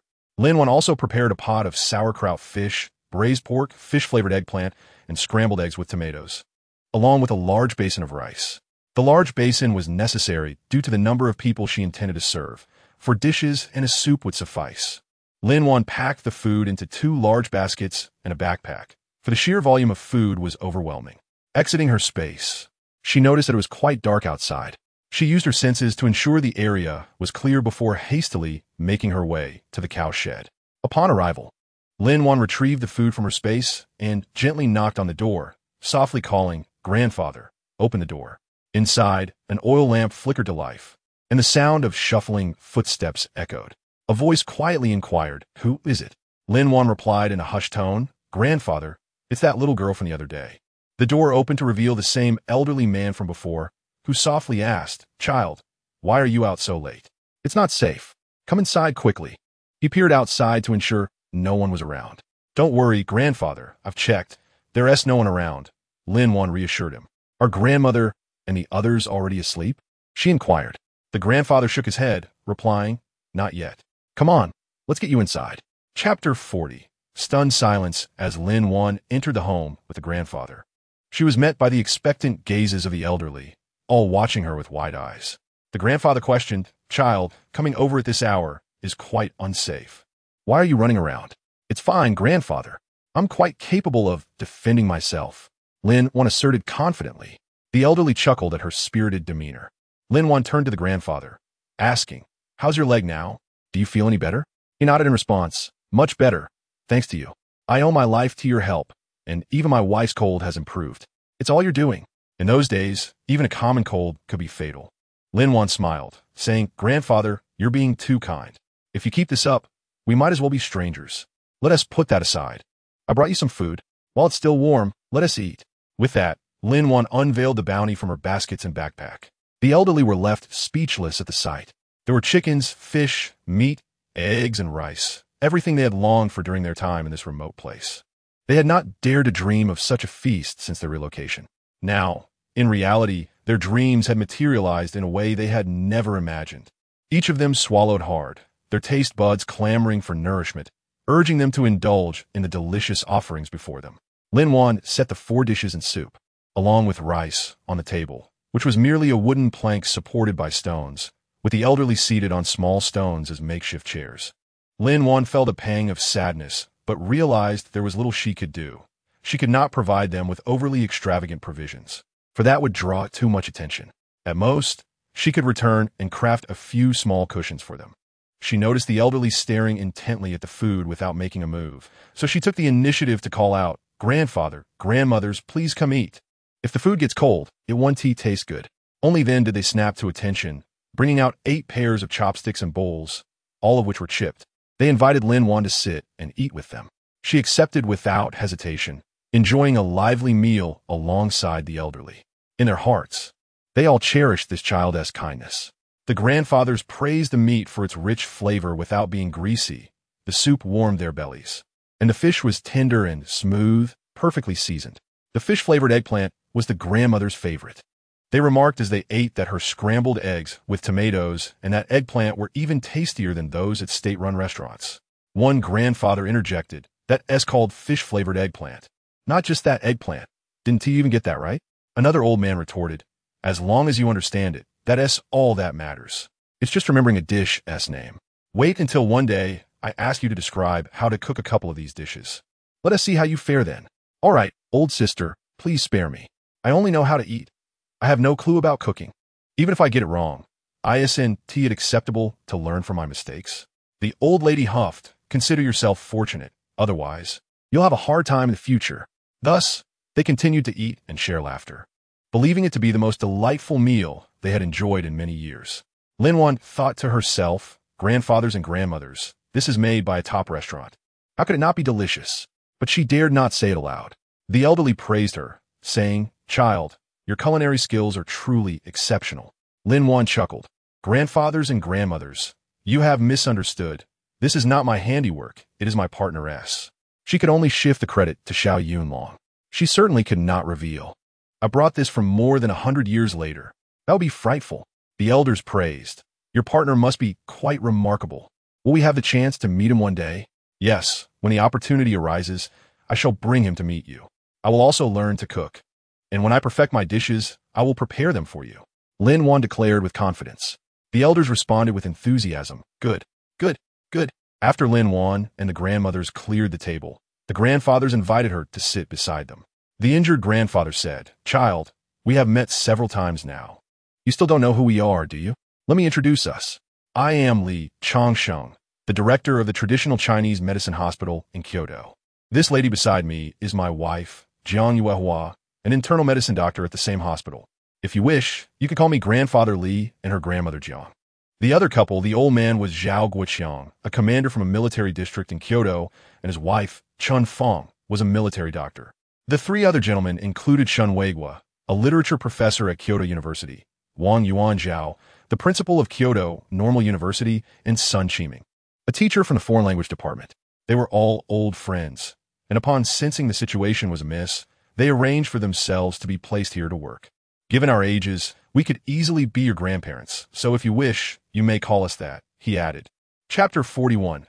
Respectful Lin Wan stood up and respectfully bowed to each of the grandfathers and grandmothers, saying, "Greetings, grandfathers and grandmothers. Allow me to introduce myself. My name is Lin Wan. I am 16 years old. I have graduated from high school, and I am from Kyoto. My father is a soldier in a military district, and my mother is a military doctor. They sacrificed their lives while on a mission this year.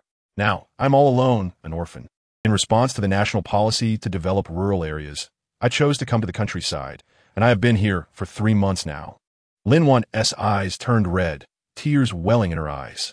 She felt deeply sorrowful. Aside from having a new heart within her body, she was utterly alone. Yet, she refused to allow herself to cry, for that would be a sign of weakness. The grandfathers and grandmothers also felt their eyes redden, and 2 grandmothers, upon seeing the child's resilience as a martyr's orphan, pulled Lin Wan into their embrace, gently patting her to offer comfort. They too had relatives who were soldiers, and they understood that such sacrifices could happen at any moment. They did not wish to witness such sorrow. Everyone comforted Lin Wan, telling her, "Child, do not be sad.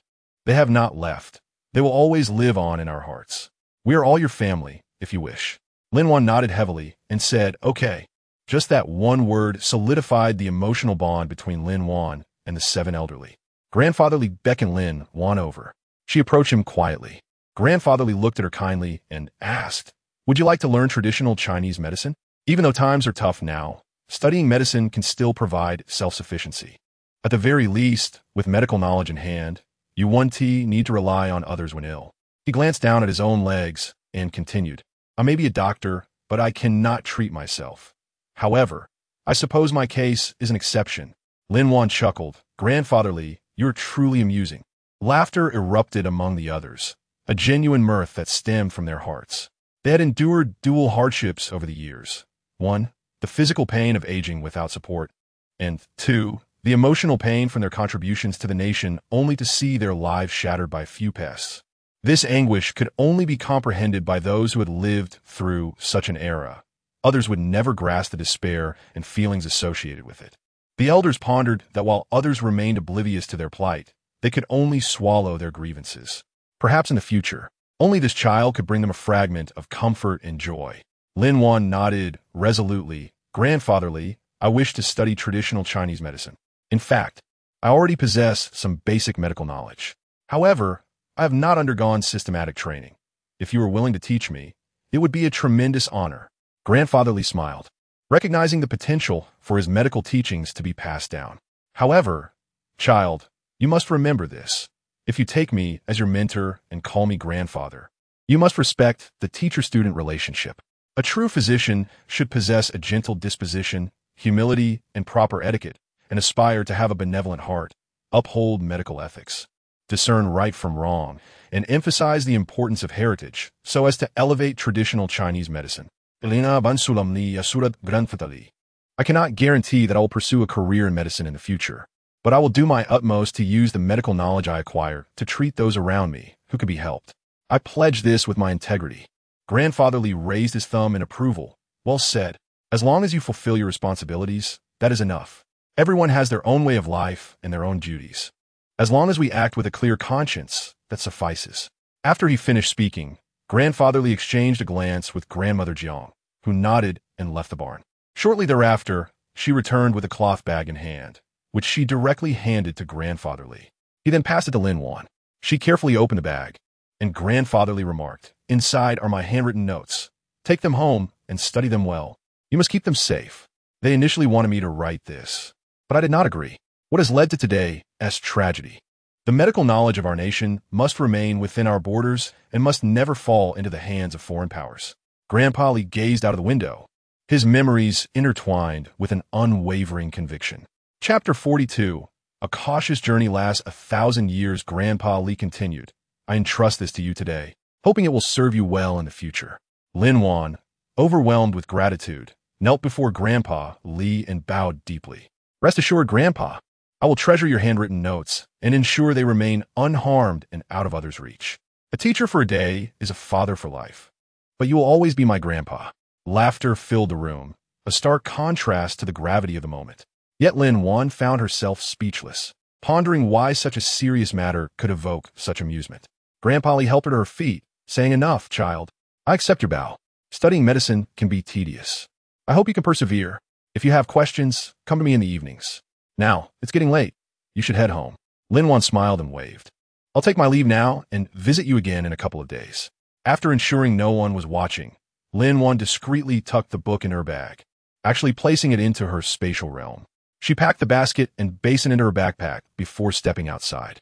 After instructing her uncle to secure the door, she stowed the backpack into her space in a secluded area and hurried home, ever mindful that caution is the key to longevity.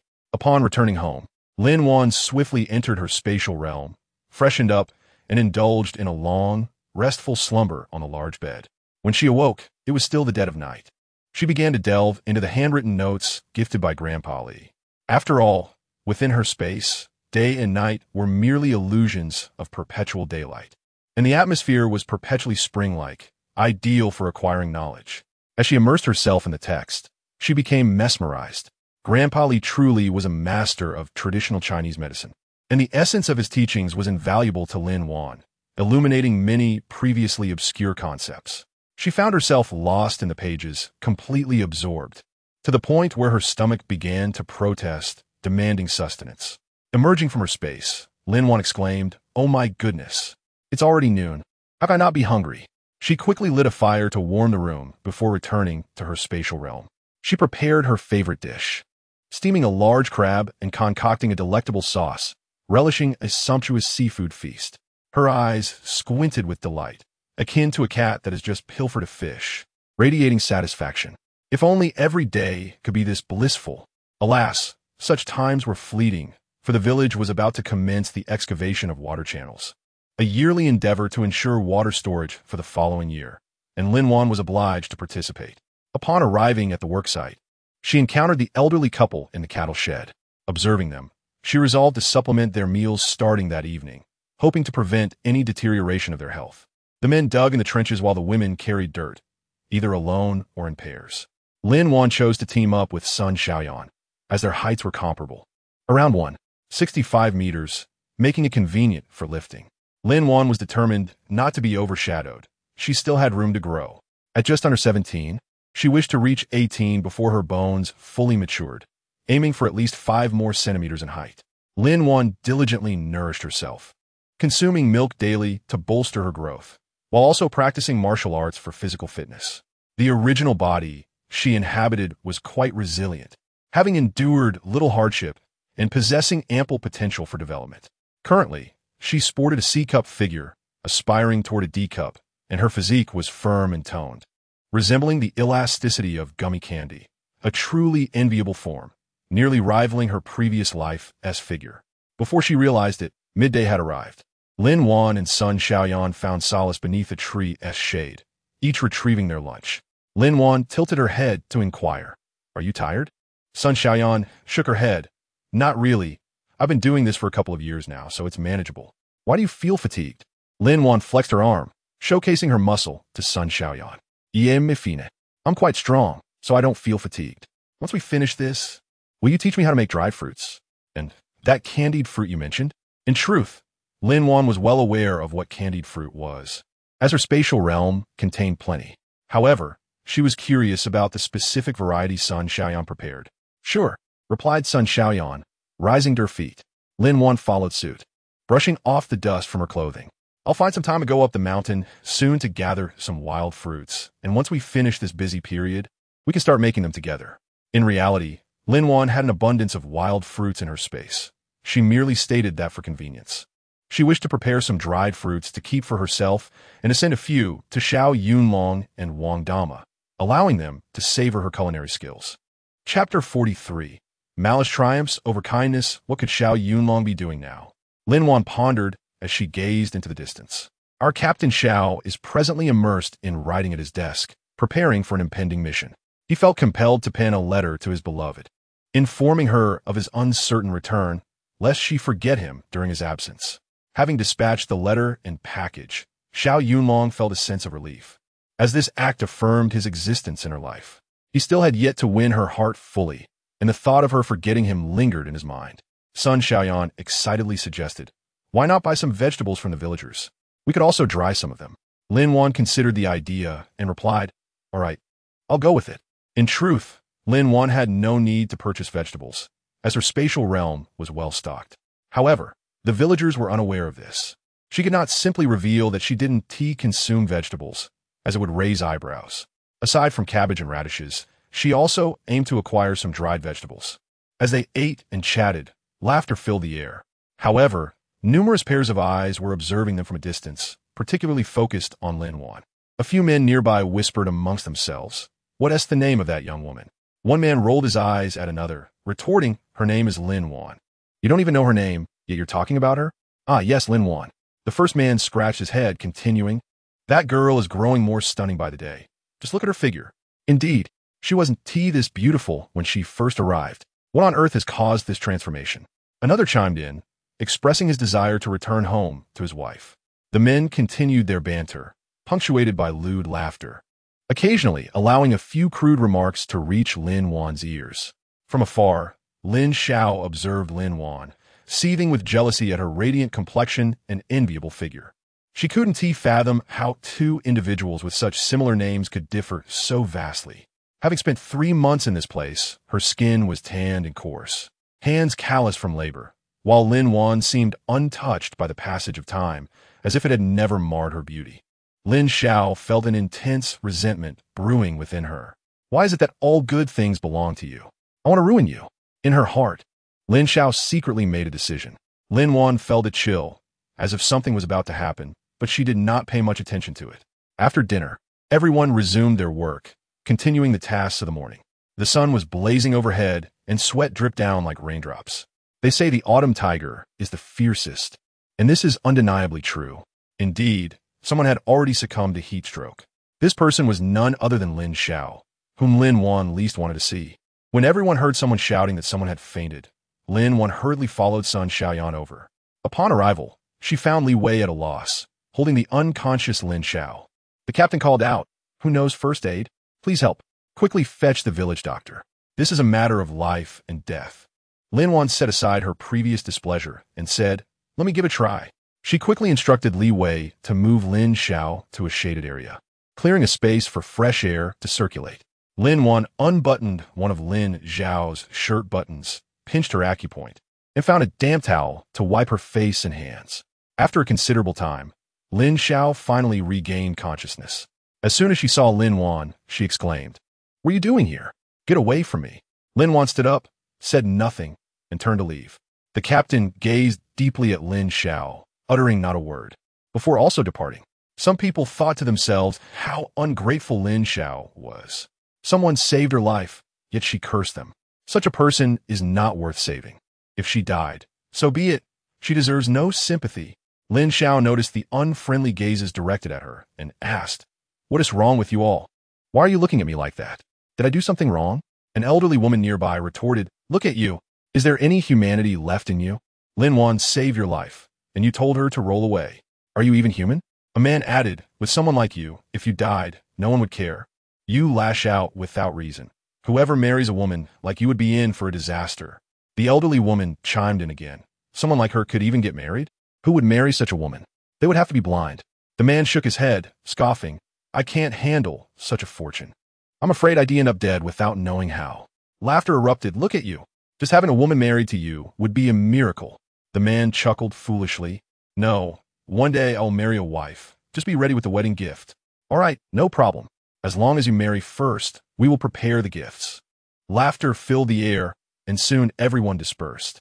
Lin Xiao lowered her eyelids, realizing no one was looking at her. What expression was she wearing now? After a while, when she saw everyone had left, she gazed at the retreating figures. At that moment, two little voices were battling in her mind. One voice said, "Let it go. Everyone has their own life. Why do you keep competing with them? They saved you once." The other voice retorted, "Why should I suffer while they thrive? Why do you get to live so well?" The first voice replied, "That's just her good fortune. She earned her life. What does it matter to you?" The second voice insisted, "No way. I must become a rich man's wife." Ultimately, the second voice prevailed, malice triumphing over kindness. Chapter 44. No good deed goes unpunished. Lin Xiao thought, "Yes, I will become a wealthy man's wife. I don't need Lin Wan's misguided kindness. One day, I will take everything she has, including her man." Imagining that man, tall, robust, with a handsome face, striking brows like an eagle-esque gaze, a high nose, and thin lips, made Lin Xiao's heart race with desire. She could hardly contain herself. He was far superior to Li Wei, taller, more handsome, and in every way eclipsed him. Lin Xiao, however, failed to consider whether that man would even want her. In her mind, she compared them, lamenting, "What a pity. Li Wei will one day be a big boss, while that man is merely a soldier. Yet, enjoying him occasionally wouldn't be so bad. I will make him realize that Lin Wan is nothing but a worn-out shoe." Little did Lin Wan know her man was being coveted, not by one, but by several. If she were aware, she would have kicked him away, exclaiming, "Why must you covet someone? Go buy someone else." This is akin to the story of the farmer and the snake. You can never awaken one who pretends to be asleep. Kindness does not always yield good returns. The day quickly passed, and this little incident went largely unnoticed. That evening, Lin Wan prepared sweet and sour pork, pineapple sweet and sour meat, a large plate of chicken, assorted soup, rice, buns, and steamed bread, and packed it all up before heading to the cattle shed. She knocked on the door, knock, knock, knock. Grandpa's son opened the door and exclaimed, "Girl, why are you here? Come in quickly." Upon entering, she was greeted by the sight of everyone still waiting to eat. Bowls in hand, chopsticks poised, all eyes on the door. "Grandpa, Grandma," they all asked in unison, "Why are you here again tonight? Haven't you worked all day? Aren't you tired? Come sit down and eat." Lin Wan smiled brightly and replied, "Not yet. Everyone has been working hard these past few days. Unless something special occurs, I will come to eat with you every day. No need for you to cook." Grandma Chen remarked, "Lin girl, why did you bring so much? We can't possibly eat it all." Lin Wan explained, "These dishes are for tonight, and the buns and steamed bread are for you to have tomorrow morning and at noon." The elders' eyes glistened with tears as they said, "You think of us in every way, so considerate. If our own children were here, they wouldn't be able to do better than you. Enough of that. Let us eat." Thus, Lin Wan enjoyed a delicious meal with the elders. Afterward, Grandpa Li asked, "Lin girl, today I heard from Grandma Jiang that you saved a little girl while working. That girl seemed to hate you. Did she tell you to go away? What happened?" Lin Wan did not hide anything and briefly recounted the significant event from her previous life and this one. This infuriated the elderly residents. "That girl's heart is too wicked," they exclaimed, unable to utter any more venomous words. Yet in their hearts, they deemed that girl irredeemably wicked. Grandpa Li cautioned, "If she is such a person, be on guard. If a person is rotten to the core, they carry a belly full of malice, and you never know when they might bite you." Lin Wan pondered and nodded heavily. "Grandpa, I understand. I will be cautious around her." Grandpa Li's words served as a reminder to Lin Wan, prompting her to occasionally scan Lin Xiao with her spiritual awareness, allowing her to uncover Lin Xiao's schemes and avoid considerable trouble. This is a tale for another time. Lin Wan spent more time discussing medical knowledge with Grandpa and the others. Grandpa Li and the others tested her with several questions, which she answered one by one before reluctantly heading home. After Lin Wan departed, Grandpa Li remarked, "This child is an extraordinary medical prodigy, perceptive beyond measure." The other elderly folks wholeheartedly concurred. Each day, Lin Wan busied herself with work, delivering meals, engaging in medical discussions, and upon returning home, tending to her space and practicing martial arts. Finally, the water channel was completed. It was also time for Lin Wan to venture into the black market. Chapter 45. You have finally arrived on this day. After a hearty meal, Lin Wan set off for town with her basket. Upon reaching a secluded alley, she seized the opportunity to enter her space, applying her makeup meticulously, mimicking Lin Xiao's previous appearance, before making her way to the black market. At the entrance, She spotted the tall figure from last time. Is Brotherly around? She inquired. The imposing figure exclaimed excitedly, You've come. Yes, indeed, Brother Lin. Allow me to escort you in. He knocked thrice on the door, which swung open. Upon seeing Lin Wan, Li Guiqiang's eyes lit up, a radiant smile gracing his face as he tearfully declared, Brother Lin, you've finally arrived. I've missed you dearly. Lin Wan looked at him quizzically. Brotherly, what is wrong? You look exhausted. Have you not slept for days? Li Guiqiang sighed. What can I do? The last batch of goods you provided sold out in no time. Many of my brothers have been coming to me for supplies. Yet, I have nothing to offer. I wanted to seek you out, but finding you has proven difficult. Brother, could you possibly bring me a bit more stock this time? And could we shorten the delivery time? Lin Wan pondered for a moment, realizing that with the impending reforms in a few years, it would be prudent to accumulate more wealth now. This would benefit others while enriching herself. Once the reforms commenced, she envisioned purchasing several courtyard houses in the capital to enjoy a leisurely life. What do you require this time, Brotherly?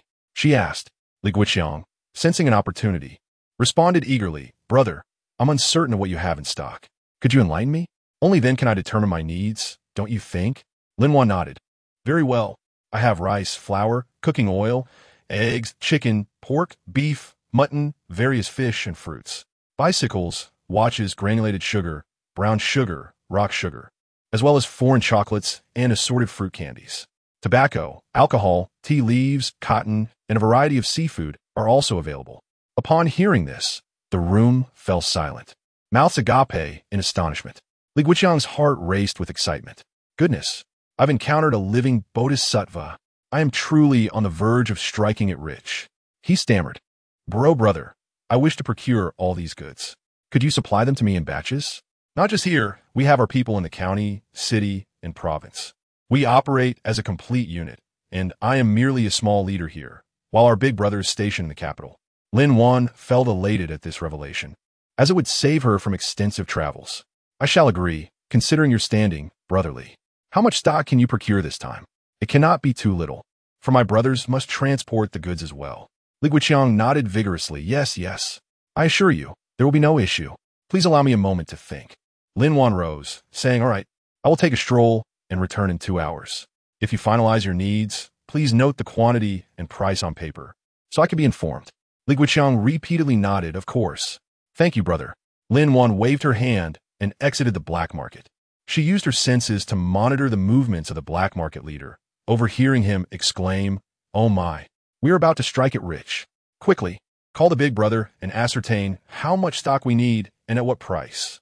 She then observed Li Guiqiang making a phone call, after which she chose a secluded alley to enter her space. She opted not to remove her makeup, as it had taken considerable effort to apply. In her space, she quickly had a light meal before reviewing her inventory to ensure she was well prepared. 2 hours passed swiftly, and Lin Wan meandered back to the black market. She approached Li Guiqiang. Brotherly, how is your research coming along? Li Guiqiang replied excitedly, Brother, I've prepared everything. Please take a look at this list and let me know if it meets your approval. Chapter 46. The transaction in no time. The 2 hours had elapsed, and Lin Wan leisurely returned to the black market. She found Li Guiqiang, who eagerly presented his list. 5,000 pounds of rice at 1 yuan per pound. 5,000 pounds of flour at 1 yuan per pound. 1,000 pounds of pork at 2.5 yuan per pound. 1,000 pounds of chicken at 1 yuan per pound. 500 pounds each of beef and mutton at 3 yuan per pound. 200 pounds each of crucian and carp at 1 yuan per pound. 50 bicycles at 180 yuan each. 100 watches at 200 yuan each. 300 pounds each of peaches, apples, pears, and oranges at 1 yuan per pound. 1,000 pounds of cotton at 3 yuan per pound. 1,000 pounds each of granulated sugar, brown sugar, and rock sugar at 1.5 yuan per pound. 100 pounds of fruit candies at 2 yuan per pound, and 100 pounds of milk candies at 3 yuan per pound. We wish to assess the quality before proceeding with the next order. Lin Wan nodded. Understood. I can arrange that. I also have 3 wild ginseng roots and 5 mushrooms. Would you be interested? Brother, may I see them first? Li Guiqiang asked eagerly, rubbing his hands together. Lin Wan presented the ginseng and mushrooms on the table. Li Guiqiang's eyes widened in awe, realizing the value of the wild ginseng, which must be over 100 years old. He excitedly quoted, I'll give you 1,000 yuan for each root, 3,000 for all 3. For the mushrooms, I'll offer 500 yuan each, totaling 2,500. In total, that's 119,400 yuan. How's that sound? Li Xiang recalled that their big brother had requested such items during the phone call, supposedly for a high-ranking official in need of health restoration. Truly, this was a stroke of luck. Lin Wan was indeed his good fortune, providing precisely what he desired. Seeing the uncontainable joy on Li Xiang's face, Lin Wan could hardly bear to look. Very well, let us finalize the deal. We shall settle the payment together shortly. Lin Wan placed the ginseng and mushrooms down and turned to leave. Observing her departure, Li Xiang became increasingly convinced that she was no ordinary individual. Brother, where shall we complete the transaction? He inquired. At the usual place. Unless there are unforeseen circumstances, we shall continue to meet there, Lin Wan replied. Remember, return in 2 hours. Having said that, she left the black market without looking back. After ensuring she wasn't being followed, she felt reassured that this individual was trustworthy and could be a valuable ally. Lin Wan made her way to the designated spot from their previous transaction, scanning the surroundings with her senses to ensure no one was present before vanishing into her space. She meticulously organized everything she needed, then practiced a few sets of punches to stretch her muscles. Noticing the time was nearly right, she made some footprints and even left some wheel marks to obscure her tracks. After a few busy minutes, she finally saw Li Xiang arriving with his companions. After exchanging greetings, they began to tally and inspect the goods.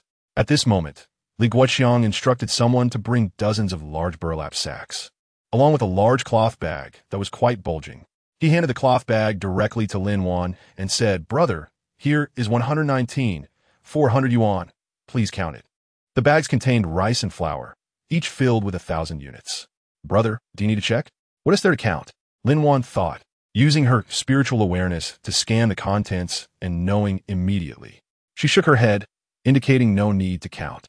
Afterward, she took out 100 yuan from the bag and handed it to Li Xiang, saying, This is for the brother's hard work. You all can share it when you return. Li Xiang and his companions were taken aback by her generosity, feeling deeply moved. All right, thank you on behalf of the brothers. Lin Wan waved her hand, saying, We need not be overly polite. It is better for us to coexist peacefully in the future. Indeed, you are right, brother, Li Xiang exclaimed, urging his companions to hurry and load the truck. Brother Lin, when shall we trade next?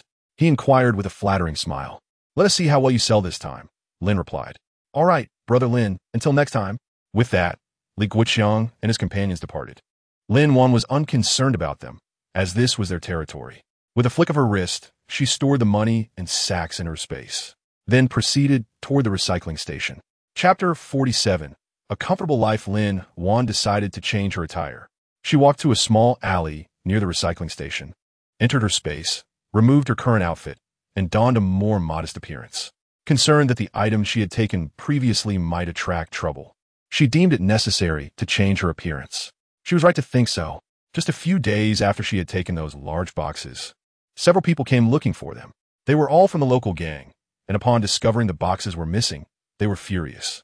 One of them asked the old man at the door, Have you seen anyone moving boxes out recently? Has anyone purchased any large items from you? The old man shook his head and replied, I haven't seen anyone moving anything out. No one has bought large items lately. And so the matter was left unresolved. When Lin Wan arrived at the entrance, she still found the old man fanning himself while listening to the radio, quite at ease. Lin Wan approached him with a pitiful expression, saying, Comrade, I'd like to go in and look for some books for my child. Is that all right? We're so poor at home and can only come here to scavenge a bit. The old man looked at her and replied, Go on in. Just come out when you're done. Thank you, comrade, she said as she entered, scanning the area with her spiritual awareness. This time, she found quite a number of good items. However, she did not touch the furniture. Instead, she enveloped the contents within the furniture with her spiritual energy and stored them away, thus avoiding any suspicion of missing items. As for the fine porcelain, paintings, and books, she took them all without hesitation. She also casually picked up a few comic books before exiting. The old man glanced at her and said, Just give me 10 cents. Thank you, thank you. Lin Wan paid him and left. If one were to ask why Lin Wan did not trade those antiques in the black market, it was simply because she did not lack such things. She had hundreds of boxes of them stored in her space. There was simply too much. It would become a burden, and she only wished to gain some unexpected wealth to thwart the plans of the bad guys. There were no grand ambitions. She did not need to be excessively wealthy in this life. Just enough would suffice. Having been rich in her previous life, she understood that in the end, one could lose both wealth and peace of mind. The principle that too much meat cannot be chewed is one she grasped well. In this era, she considered having a few more children, raising them well, and when they grew up, dividing the family fortunes among them. Then she would travel the world with her partner, enjoying a leisurely life that sounded quite splendid. As Lin Wan strolled back, she entered the post office, hoping to check for any letters addressed to her. Although letters were typically delivered by the postman to the village, she was curious to see if there was anything waiting for her. It just so happened that the same lady who had assisted her previously was on duty. Lin Wan smiled and said, "Are you on duty today, sister?" The lady returned the smile. "Yes." "What brings you here today, little girl?" "I just wanted to check if there's any mail for me." The lady asked, "What's your name?" "I'll check for you." "Lin Wan," she replied with a smile. The lady indeed found a letter for her, saying, "Here it is. Just arrived this afternoon. These were set aside for tomorrow's distribution, but since you're here, you can take it now." "Thank you very much." Lin Wan expressed her gratitude after retrieving the letter and package, making her way home. Since she purified her essence and regained her skills, the combination of both allowed her to move with agility and speed that could be likened to a swift swallow. It would not be an exaggeration to say that even Xiao Yunlong, after undergoing similar purification, became light on his feet. Previously, he could contend with 10 men alone. After the process, he could easily take on 20. His body had become exceptionally agile, with enhanced jumping ability and strength. Thus, for Lin Wan, the 5-kilometer journey home could be accomplished in just 20 minutes. As she walked, she admired the vast fields around her. Although the fields were barren and devoid of anything, they stretched endlessly. One must forgive a child raised in the city for their yearning for the countryside. Chapter 48. Wang Lizi as Lin Wan passed by the youth center. She habitually scanned the interior, but did not see Lin Xiao. Where could she be? Having just finished her work, this would be the time to rest at home. Lin Wan pondered, then extended her spiritual awareness to search the area. She spotted 2 figures on the hillside. Upon closer inspection, she realized, oh, isn't that Lin Xiao? But who was the man with her? Wasn't she fond of Li Wei? Why was she with another man? What Lin Wan did not know was that this man was Lin Xiao's husband from her previous life, a notorious scoundrel. In her past life, it was this man who relentlessly pursued Lin Xiao, helping her with work and sweet-talking her until she was lured into marrying him. After marrying Wang Lizi, he revealed his true nature, indulging in vice while leaving all household responsibilities to Lin Xiao. Wang Lizi's mother treated Lin Xiao with disdain, often beating and scolding her, while the children were also unkind to her. From that point on, she began to harbor resentment toward Lin Wan and Li Wei. Why did Li Wei not like her, but prefer Lin Wan, leading to her unfortunate fate? Lin Xiao neglected to consider who had pressured her, who had held a knife to her throat to force her into marriage. Ultimately, she had willingly married him. If she had been happy, would she have blamed others? Lin Xiao wished for Lin Wan to experience the torment she had endured in her previous life, hoping to show her partner how unrestrained Lin Wan could be. At that moment, the man would be disheartened. I would then offer my consolation, and wouldn't that lead us naturally to a favorable outcome? Furthermore, which man could resist the allure of a beautiful woman, especially one as exquisite as myself? Lin Xiao mused secretly. Lin Wan, overhearing their conversation, was incensed. Lin Xiao spoke softly, manipulating her tone. "Brother Wan, let me tell you, my friend Lin Wan is exceptionally beautiful. She has fair skin, ample bosom, and a well-rounded figure, with a waist so slender that one could grasp it with ease." She sighed, adding, "What a pity." Wang Lizi, eager and impatient, inquired, "Sister, what do you mean by what a pity?" Lin Xiao regarded his eager demeanor with disdain. It's a pity that she is dissatisfied with her current partner due to his lack of stamina. Their encounters are never fulfilling. She then cast a sidelong glance at Wang Lizi and continued, "So she often complains to me, wishing to find someone with better vigor. Yet, lamenting to us is futile, is simply her predicament."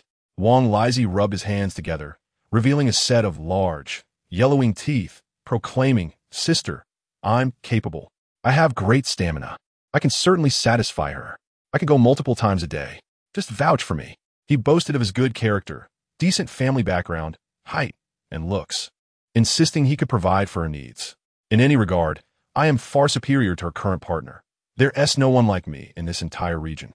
Lin Xiao rolled her eyes internally, thinking, you truly consider yourself the best man in the world. Only someone like Lin Wan could possibly deserve you. However, she maintained a cheerful facade, saying, all right, Brother Wang, I'll inquire for you. Tomorrow afternoon, I'll bring her here to meet you. You should tidy up and arrive early so that you don't keep the lady waiting. She added with a conspiratorial tone, I have a secret for you. Lin Wan enjoys a sense of being dominated. If you impress her, you might just have your way with her. Lin Wan was livid, thinking, what a despicable person. Is this woman's heart made of ink?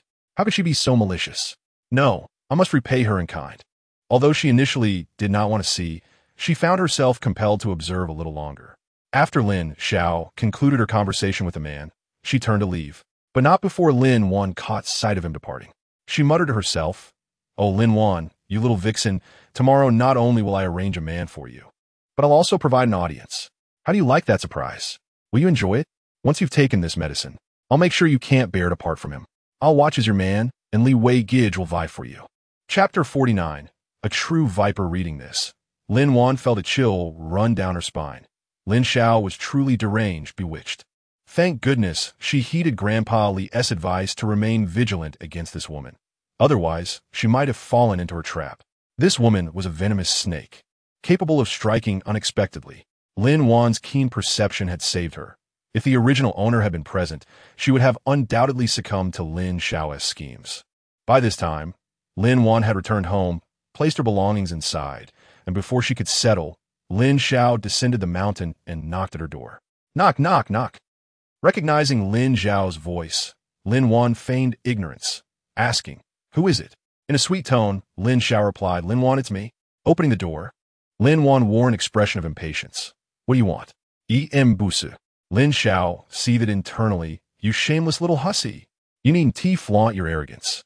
By tomorrow afternoon, I will ensure your disgrace. I will trample you beneath my feet, leaving you unable to rise. You will be subjected to public scorn, reduced to a mere pest in a filthy drain. I shall make you look up to me, admire me, as I transform into a wealthy man's wife.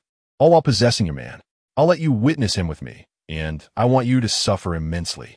The mere thought of that man sent Lin Xiao's heart racing. She longed for his return to rescue her from this torment. Lin Wan observed Lin Xiao's contorted expressions, fluctuating between rage and a disconcerting mirth, which was utterly distasteful. Lin Wan was at a loss for words, her lips twitching in disbelief. After regaining her composure, Lin Xiao adopted a pitiful demeanor. Lin Wan, I have come to apologize. I once failed to discern right from wrong, believing you possessed the best of everything, be it food, clothing, or wealth. I know I have been petty. Even the man I adore, Li Wei, favors you. What am I to do? I have nothing, and thus I am envious of you. It is because you saved me last time, setting aside our past grievances, that I feel guilty. I recognize my errors. Would you forgive me?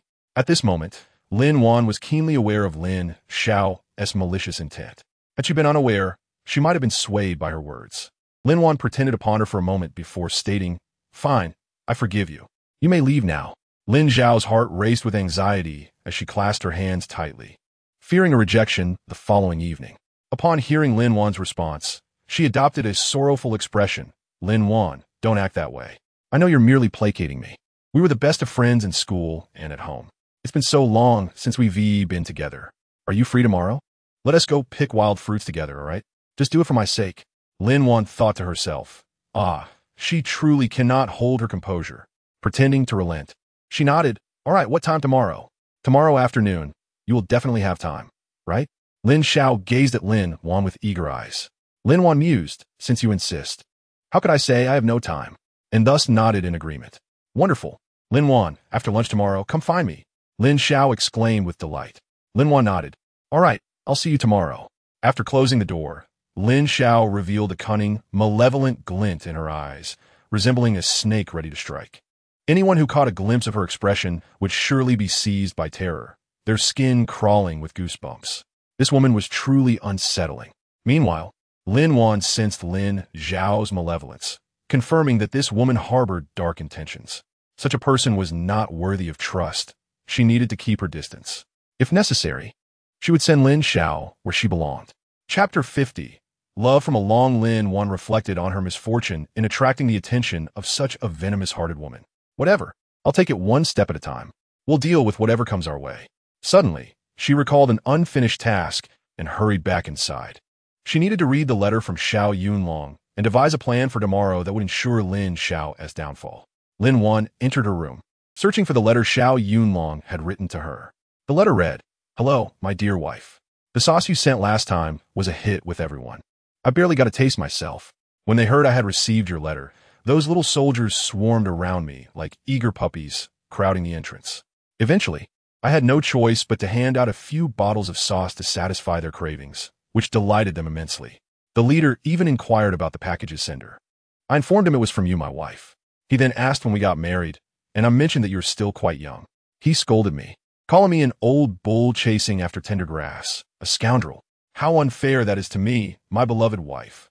I must share something with you, but please don't be upset. There is a woman in our troop named Qinglong.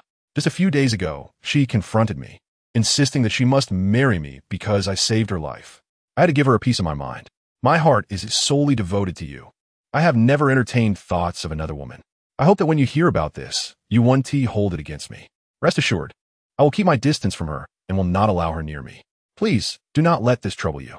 The food I sent you, if it pleases your palate, do let me know in your next letter, and I shall send more. Tomorrow, we embark on a mission with an uncertain return date. So please refrain from writing until I complete it. Don't forget me, my dear wife. You are ever in my thoughts, even in my dreams.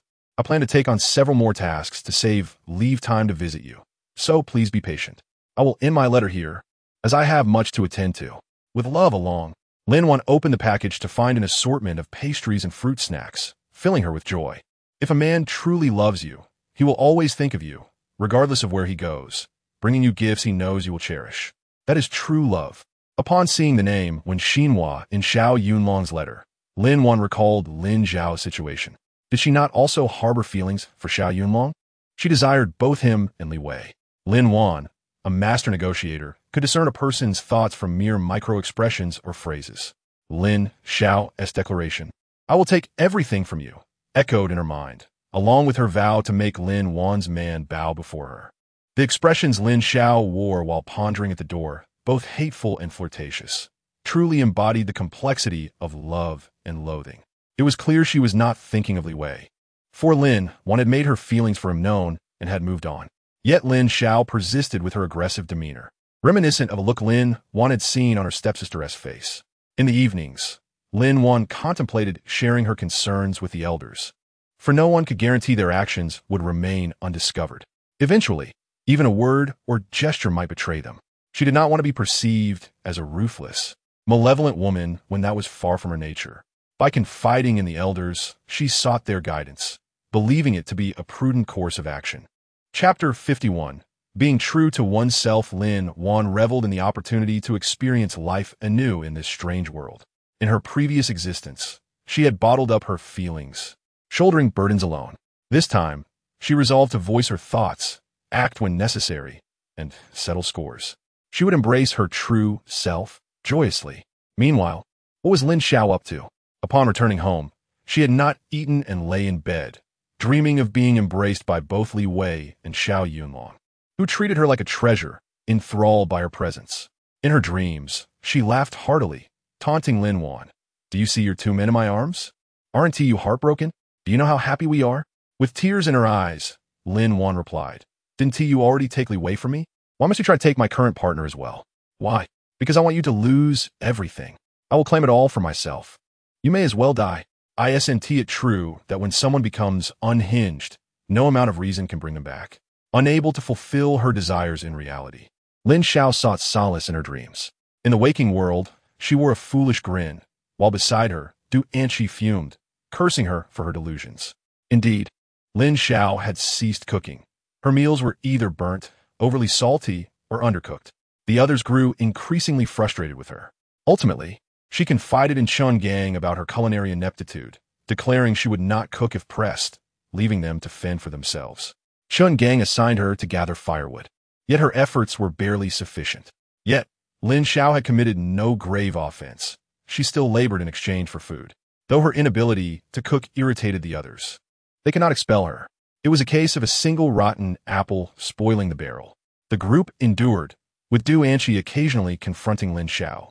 In Li Wei's eyes, Du Anqi was a gem. Whenever Lin Xiao approached him, Du Anqi would brand her a shameless seductress, her true nature impossible to conceal. With Li Wei indifferent to Lin Xiao, she would storm off in anger, a tactic that never failed. Thus, Li Wei found Du Anqi far more agreeable than Lin Xiao. However, Lin Xiao's heart and mind remained solely fixated on Lin Wan, blind to all else. Perhaps the memories of her past life haunted her too profoundly for her to notice anyone else. That evening, Lin Wan prepared a feast of 4 dishes and a soup: braised pork knuckle, chicken stew with mushrooms, sot Ed King oyster mushrooms, and braised lion's head meatballs, accompanied by old duck soup. These dishes were crafted from recipes she discovered in a cooking tutorial video, downloaded serendipitously without her prior knowledge. After reading the letter, Lin Wan entered her space, feeling bored, and opened her computer, casually browsing until she stumbled upon the cooking videos. Elated, she realized that even a short span outside felt lengthy within her space, with ample ingredients at her disposal. She practiced repeatedly until she achieved the desired results. Finally satisfied with her culinary skills, carrying the dishes, Lin Wan approached the barn and knocked on the door. It was old son who answered, as always. With a smile, Lin Wan asked, "Grandfather son, have you eaten yet?" He replied cheerfully, "Not yet. We were just waiting for you." Lin Wan grinned, of course.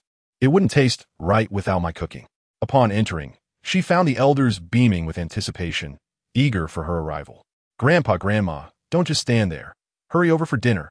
The elders responded with a cheerful, "All right." Chapter 52. Rebirth. Grandpa and Grandma were quite fond of Lin Wan, appreciating her authenticity and genuine nature. With a beaming smile, Lin Wan exclaimed, "Look at what I brought you today." She presented a delightful spread of dishes: braised pork knuckle, chicken stewed with mushrooms, stir-fried king oyster mushroom strips, braised lion's head meatballs, duck soup, and rice, all lovingly prepared by her own hands. "Everyone, do taste, and let me know how it is." Lin Wan gazed at them with eager anticipation. Through their time together, Lin Wan and her grandparents had come to understand each other's temperaments.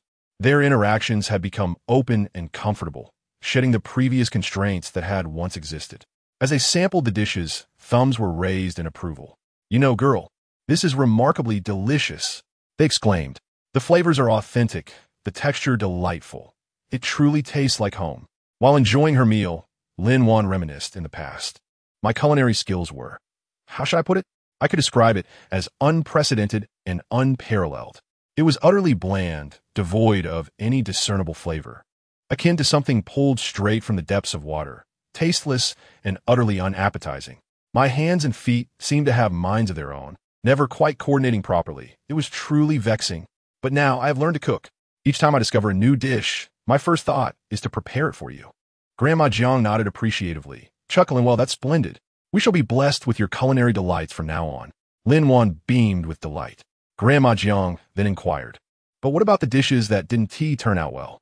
Feeling a bit shy, Lin Wan scratched her head and replied, "Oh, I'll just give them a second chance to shine." Grandma Jiang gently tapped Lin Wan's forehead, saying, "You, dear child, are so thoughtful. We old folks are indeed fortunate to enjoy your cooking." "Oh, Grandma, please don't say that. You all are my grandparents. It is my pleasure to honor you with my skills. If you keep saying such things, I'll become sad." Lin Wan feigned tears, eliciting laughter from everyone around her. After the meal, everyone returned to their own activities. Lin Wan then turned to Grandpa Li with a serious demeanor. "I have something on my mind and would appreciate your counsel." Grandpa Li nodded. "Speak freely." Lin Wan recounted, as if inadvertently overhearing the conversation between Lin Xiao and Wang Lizi that afternoon. Grandpa Li's brow furrowed with anger as he slapped his knee, exclaiming, "That scoundrel! That scoundrel!" The elders outside, hearing the commotion, rushed in to inquire, "What is going on, old Li?" Grandpa Li instructed Lin Wan to share her story with everyone once more. She recounted, "While gathering firewood on the mountain, I overheard Lin Xiao and a man plotting to deceive me and drug me, intending to tarnish my reputation so that I could never hold my head high here." The room was filled with outrage. Grandma Jiang pointed outside, declaring, "Such individuals ought to be reported. They disrupt the harmony of society." Grandma Chun shook her head in resignation. Reporting them would be futile. They would merely receive a reprimand. If they get away with it once, they'll surely try again. Grandpa Zhao nodded. It's not the act of thievery that worries me, but rather the thief's intentions. We should find a way to deal with her decisively. Being a soldier, his character was straightforward and resolute. He would protect the innocent at all costs and would not tolerate wrongdoing. Both Grandpa Shun and Grandpa Sun agreed that a direct approach was necessary. Yet both he and Grandpa Li cautioned against such a method. Chapter 53. Turning the tables, Grandpa Sun reasoned, we must use her own tactics against her. If she seeks to harm Lin Wan, we shall turn the tables and ensnare her in her own trap. The others nodded in agreement, finding merit in this strategy. Lin Wan also concurred. I share that intention. Grandpa Li inquired, what assistance do you require from us? Lin Wan shook her head. No need for your help, Grandpa. I can handle this myself. Their tricks won't outsmart me. However, we plan to head to the back mountain tomorrow, which is quite close. I merely ask that, regardless of what you hear, do not intervene. I assure you, I can manage to extricate myself. The elders agreed, saying, all right, we will heed your words. After Lin Wan left, the elders began to converse animatedly. That Lin Xiao is truly wicked. If she continues on this path, it won't end well for her. Grampalipundara noburias. Lin Wan is quite astute. She is already aware of the situation. Her visit today was merely to inform us. Grandpa Zhao concurred indeed. She is clever and has a promising future ahead. As time passed, the following afternoon arrived. Lin Xiao, ecstatic, donned her finest attire and set out for Lin Wan's home. Knocking on the door. After a moment, Lin Wan emerged with her basket, nodding at Lin Xiao. Let us go. Lin Xiao, oblivious to the disdain in Lin Wan's gaze, was lost in her own fantasies of how pitiful Lin Wan would soon appear. Would she be screaming in terror or resigned to her fate? The thought brought her immense joy. Lin Wan observed her every move, thinking, Lin Xiao, shortly, I shall present you with a grand surprise. Do not forget to thank me. Lin Wan extended her consciousness and spotted Wang Lizi in the distance, looking rather unkempt, his hair glistening as if licked by a calf. The sight was quite repulsive. Lin Wan prepared the concoction from her space, ready to unleash it when the three of them stood together. This was a technique she had inadvertently discovered while practicing her mental abilities in her space. She could divide her mental energy into multiple streams, each executing a specific task. Lin Wan intended to envelop herself in a protective mental barrier while binding Lin Xiao and Wang Lizi together with another stream, leaving the final one to administer the drug. This medicine is a true delicacy from the realm of space, colorless and tasteless, taking merely a minute to take effect, with the duration extending for several hours. Remember, products from this space are guaranteed to be exquisite. Ever since Lin Wan discovered her mental prowess, she's been practicing tirelessly, dedicating herself to training in the space, only pausing for sleep and meals, fearful of any missteps. In reality, Lin Wan's physical strength could also assert control, but in this era, a woman's reputation holds considerable weight. Regardless of the circumstances, it is always women who bear the brunt. Even in the absence of wrongdoing, society is quick to cast blame. Moreover, in this particular situation, her own people are present. Once Lin Wan had honed her skills to a level of confidence, whether in the space or outside of it, she felt assured in her actions. Thus, she dared to carry out her intentions today, discreetly executing her plans. She aimed to eliminate her target without a trace. Even if someone were to witness Lin Wan, no one would dare confront her. She intended to bestow Lin Xiao with a day she would never forget, allowing her to indulge in the pleasures of intimacy, which was Lin Wan's utmost mercy. In Chapter 54, The Truth, some may argue that Lin Wan is being too harsh, suggesting that a mere lesson would suffice, rather than stripping someone of their dignity. However, it is essential to remember that Lin Wan is the true victim. As the ancients wisely stated, one who does not understand another's suffering should refrain from advising them on virtue. This truth remains unchanging. Lin Wan and Lin Xiao approached Wang Lizi, where Lin Xiao noticed Wang Lizi's gaze fixated upon Lin Wan. Lin Xiao jestingly remarked that Wang Lizi had taken a liking to her, rambling on in excitement. Lin Wan, however, paid no heed to Lin Xiao's chatter, instead executing her plan to administer the drug. After completing her task, Lin Wan turned and ascended the mountain, having noticed someone approaching. It was uncertain whether the individuals from below were summoned by Lin Xiao or merely happened upon the scene. Regardless, this was a predicament of Lin Xiao's own making. One might wonder why Lin Xiao and her companion remained motionless. The reason is that Lin Wan had bound them with her mental powers, rendering them unable to move. From a distance, they appeared as if they were embracing. As the effects of the drug began to manifest after a minute, the two would inevitably become entangled. After that, Lin Wan would no longer be responsible for their fate. Lin Wan took a circuitous route, ascending one side of the mountain and descending the other. Before reaching home, she noticed a crowd gathering at the threshing ground. A sweep of her mental awareness revealed Lin Xiao and Wang Lizi, both bound and discarded on the ground. Onlookers hurled rotten vegetable scraps at them, some even kicking them while pointing and gossiping. Alas, who would have thought this woman could be so brazen, engaging in such behavior atop the mountain? How could you not know the truth? They were utterly reckless during their ascent. A number of us tried to separate them, nearly failing. Is this true? Oh, how I wish I'd been brave enough to witness this spectacle. Why would I aimlessly wander into such a situation? I have no reason to deceive you. Just wait and ask Aunt Li, who has been watching the entire time, her laughter never ceasing. With such accounts, could I possibly doubt your words? I am astonished that this woman could be so shameless. How is it that such a fortunate event did not benefit us? Surely, we are as worthy as Wang Lizi. Indeed, such a woman would hardly be within your grasp. Lin Xiao sat on the ground, her eyes devoid of spirit, utterly motionless. Lin Wan pondered whether Lin Xiao must be feeling a deep sense of regret at this moment. Indeed, Lin Xiao was regretting her choices, lamenting her failure to bring down the despicable Lin Wan, only to find herself ensnared instead. If Lin Wan were aware of her current thoughts, she might well retort, why not reflect upon the consequences of your own actions? As a person reborn, why not seize the opportunity to live a better life rather than relying on others for your happiness? How can you possess such audacity? Afterward, Lin Wan chose not to dwell on the matter further, returning home to attend to her chores. Upon arriving, she began tidying up, removing bedding and such items to place in the space's washing machine for cleansing and drying. Once finished, she would briefly air them outside before reassembling them, executing the task with remarkable efficiency. Lin Wan proceeded to tend to her garden, weeding and planting. Though the variety of vegetables was limited, it sufficed for her consumption. Though drying vegetables might present a challenge. Having completed her labors, Lin Wan heard a knock at the door. Who is it? She inquired. It's Sun Xiaoyan. Ah, come in. Wait a moment. Lin Wan hurried to open the door, ushering Sun Xiaoyan inside.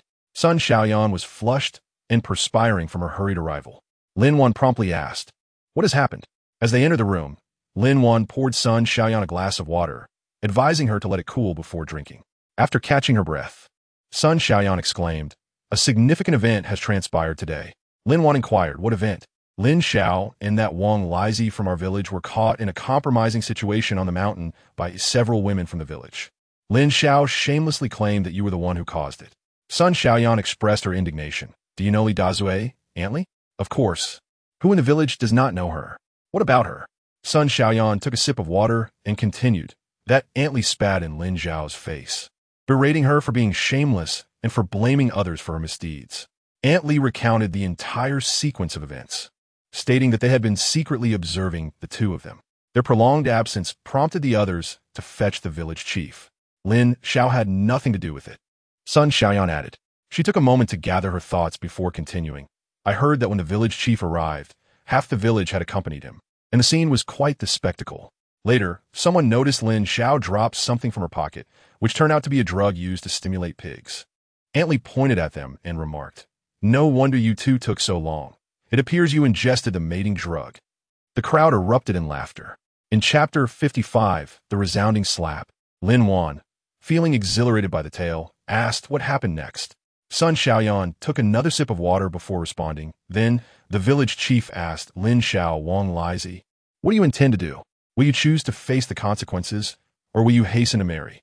Initially, Lin Xiao refused, asserting she would never marry Wang Lizi again. However, Wang Lizi's mother swiftly delivered a resounding slap to Lin Xiao's face, warning, if you refuse to marry, we will report you to the police for indecency. With that, Lin Xiao capitulated. Sun Xiaoyan turned to Lin Wan, remarking, I was perplexed. How could Wang Lizi's mother wield such power? Just a slap and a few words. And Lin Xiao agreed. Lin Wan mused that perhaps Lin Xiao had been intimidated by Wang Lizi's mother in a past life, leading to her psychological distress. In truth, Lin Wan found the entire situation rather amusing. Sun Xiaoyan continued, stating that ultimately, the couple chose to marry. As I arrived earlier, I saw Wang Lizi's mother accompanying Lin Xiao to the youth station, presumably to retrieve their belongings. It appears that the youth station has been relieved of a menace, which is indeed splendid. Lin Wan invited Sun Xiaoyan to stay for a meal, which they prepared together. During the meal, Sun Xiaoyan gave Lin Wan a thumbs up, praising her culinary skills, stating that her cooking now rivals that of chefs in state-run restaurants. Lin Wan beamed with pride at this compliment. Following Sun Xiaoyan's departure, Lin Wan took the dishes to her grandparents. Upon arrival, she recounted everything she had observed and heard, which excited everyone. They felt liberated from a nuisance. Grandfather Zhao pondered that although the matter seemed resolved, the youth would likely harbor even greater resentment. He advised her to be cautious and not to fall in her trap. He made a gesture across his throat, and the other grandparents nodded in agreement. Lin Wan also nodded solemnly. After that, the topic was dropped, and they joyfully finished their meal. Under Lin Wan's nurturing care, Grandfather Li's leg had long since healed, and the other elders were thriving, visibly healthy and vibrant. This demonstrated the remarkable efficacy of the spring water. Since she tapped into her mental powers, Lin Wan had experienced their benefits and devoted herself to further practice. She learned to divide her mental energy into countless streams, each performing different tasks, while adhering to her maximum capacity, regardless of any failures. She tirelessly encouraged her mental energy to retry. Thus, day after day, she repeated the same exercises. Ultimately, her efforts bore fruit. Her mental abilities advanced from level 2 to level 3, expanding her perceptive range from 5 kilometers to 10. Lin Wan was ecstatic, as she had previously thought that such advancements were impossible in this otherworldly realm. Yet, reality had delivered a resounding affirmation. She joyfully embraced this reality, exclaiming in her space, let happiness come with even greater force. Lying on the ground, she gazed at the sky, weeping heartily, crying for her past foolishness in serving others blindly, and for the happiness bestowed upon her in this life, as if heaven itself were her true parents, showering her with blessings. Lin Wan shouted, "Heaven, I thank you for bringing me to this world. I will love you forever." If heaven had a physical form, it would surely sneeze at this moment. I can only imagine that if it did, the existence of this world would be uncertain. A side note, of course. Chapter 56. Holistic Development. Since that day, Lin Wan spent her days learning to prepare dried vegetables, fruits, and other domestic skills with Sun Xiaoyan. In the evenings, she learned to cook various dishes, dining with the elders before returning home to tend to her space. She practiced her mental abilities, medicine, martial arts, and both middle and high school subjects, honing her culinary skills as well. She also delved into other books within her space, as well as those she had brought from her previous era, including skills in music, chess, calligraphy, painting, antiques appraisal, fashion design, pastry making, Western medical suturing, and more. She embraced a multitude of skills, understanding that versatility is invaluable. While she may not yet be a master, she was certainly becoming an expert.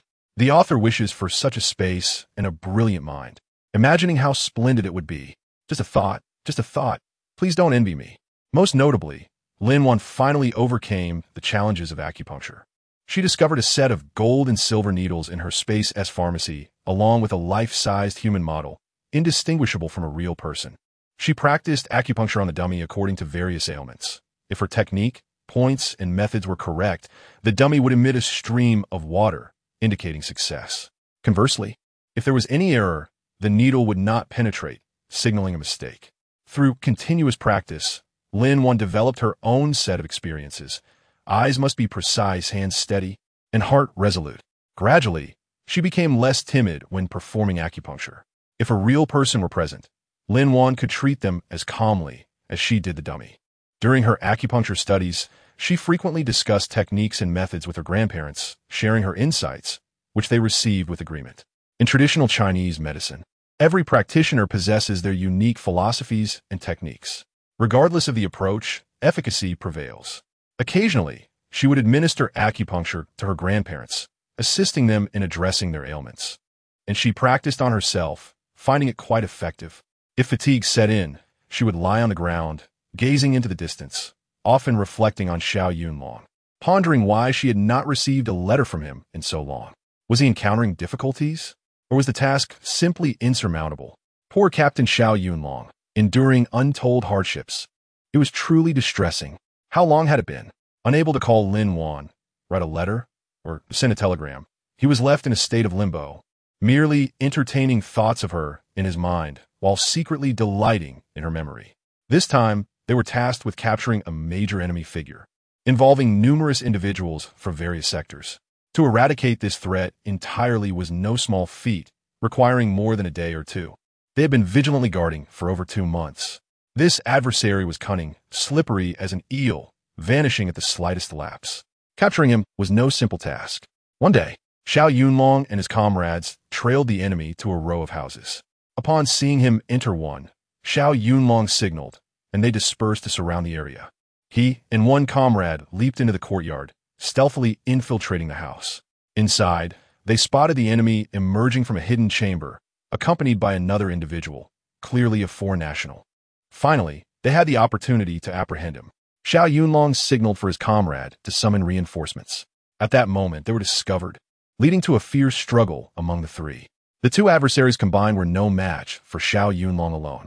He landed a right hook squarely on the enemy's temple and followed with a spinning kick that knocked the foreigner to the ground. Both foes fell simultaneously. When the soldiers rushed in, they were met with the sight of their dashing Captain Xiao. Each one gazed at him with starry eyes.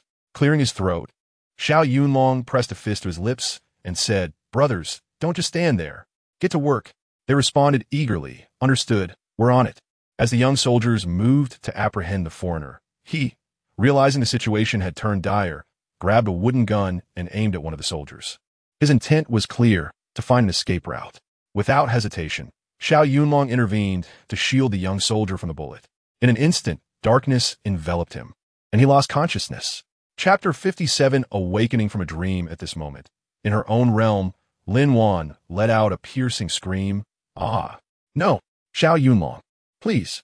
She had finally awakened from her slumber, drenched in cold sweat, her face as pale as death, her lips devoid of color.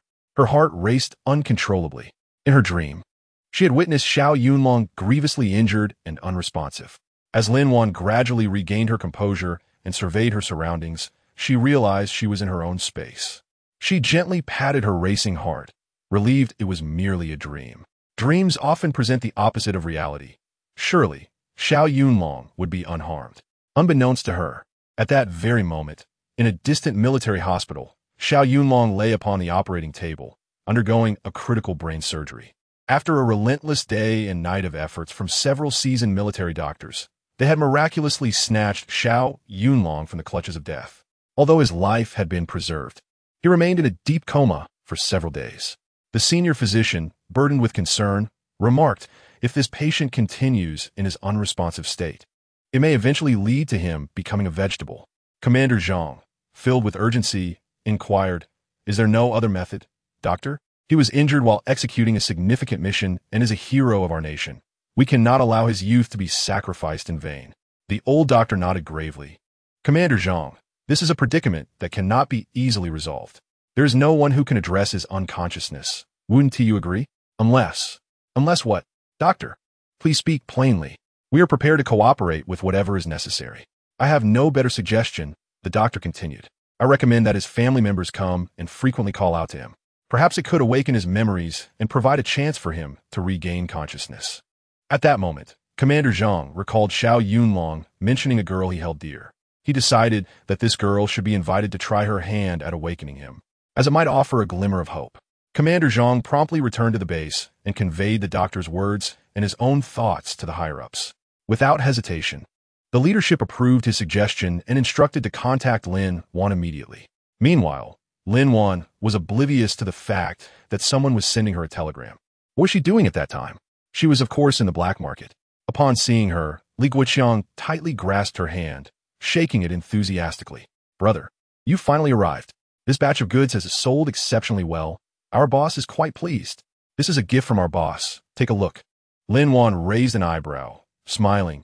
"I didn't expect your boss to be so generous, sending me a present. I am curious to see what it is that warrants such a long journey from the capital." Opening the elongated box, she discovered a painting. Upon unfolding it, she realized it was the Qingming Shangha Tuesday. "Oh my heavens! This is the Qingming Shangha Tu. This piece could be worth over 1 million in the future. Lin Wan then opened another large box. The first layer contained a complete set of jewelry. Earrings, necklaces, rings, bracelets, hairpins, and a phoenix crown.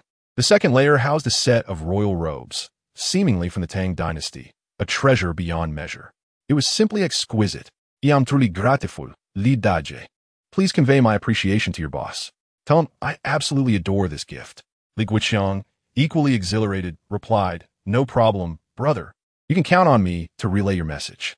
Feeling slightly bashful, he hesitantly added, Brother, about this batch of goods."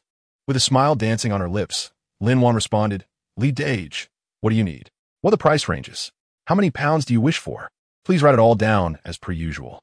After hearing this, Li Xiao promptly handed her a list, grinning, "Brother, I've already prepared it. Take a look." Lin Wan examined the list thoroughly. It was quite similar to the previous batch. Nodding, she affirmed, "All right, same as before. Let us meet at the usual place in 2 hours." With that, she took the 2 boxes and turned to leave. As the time for delivery approached, Li Xiao and his companions arrived, expertly verifying the goods and completing the transaction with remarkable efficiency. Li Xiao earnestly asked, "Brother, can we not do this 4 times a month?" After a moment's contemplation, Lin Wan nodded in agreement. "However, I must base my supply on the circumstances here. Unless there are extraordinary situations, I will be punctual. If any unusual circumstances arise, I will inform you in advance and can prepare additional goods if needed." Li Xiao grasped Lin Wan's hand, affirming agreed. "We will proceed as you say." With their arrangements finalized, they parted ways. Lin Wan strolled leisurely until she reached a secluded corner, swiftly slipping into her space. After removing her makeup, she prepared to eat. Since having that dream, unease had settled in her heart, a persistent feeling that something was amiss. She had skipped breakfast, opting instead to venture into the black market, hoping to lighten her mood. Chapter 58, Urgent Telegram. To her surprise, Lin Wan was soon faced with an unexpected turn of events. Upon returning home, the captain urgently knocked on her door. "Lin Wan, are you back?" His voice was laced with urgency. Lin Wan rushed to the door, opening it to find the captain, drenched in sweat, his face flushed, hand raised mid-knock. "What is the matter, Captain?" she asked, concerned. Still catching his breath, the captain responded, "An urgent telegram has arrived at the base, stating that Xiao Yunlong has been injured. You must hurry back to the base." Upon hearing this, Lin Wan's heart sank. Could that dream have been a grim reality? How could this be? He had undergone rigorous training, outmatching a dozen adversaries. How could he sustain injuries? In the captain's eyes, she stood in a daze, her expression vacant, as if she had lost her senses. He nudged her gently. "Child, why are you standing there in a stupor? Hurry back and prepare. You need to catch the train tomorrow morning." He handed her the telegram and introduction letter, instructing, "I've prepared a 2-month introduction letter for you, along with several blank ones. I worry that 2 months may not be sufficient for your return. Feel free to fill in the blanks as needed." "All right, I'll get ready right away," Lin Wan replied, nodding her thanks. "Why are you thanking me? Hurry back inside and prepare," the captain urged. Lin Wan said nothing further, nodding before heading inside. The captain shook his head, contemplating Lin Wan's absent-minded demeanor. It should have been a joyous occasion for the 2 young people. Yet it had taken such a troubling turn. Xiao Yunlong had endured enough hardship, he sighed, hoping this visit would bring good fortune to Xiao Yunlong and wishing for their safe return. In truth, Lin Wan had little to pack, as all her belongings were in her space. The only thing she needed to organize was her state of mind. She felt fear of witnessing things she did not wish to see. She feared losing the happiness she had recently found, fearing she might not be able to bear such a loss. Lin Wan had been lost in her thoughts, but ultimately, she forced herself to regain her composure. She repeatedly reminded herself to remain calm and composed. Steadfastness was essential. Gradually, her mood stabilized. After nightfall, she packed some food and headed to her grandparents' house to reassure them and alleviate any worries they might have. Upon entering, she found them engaged in light-hearted conversation.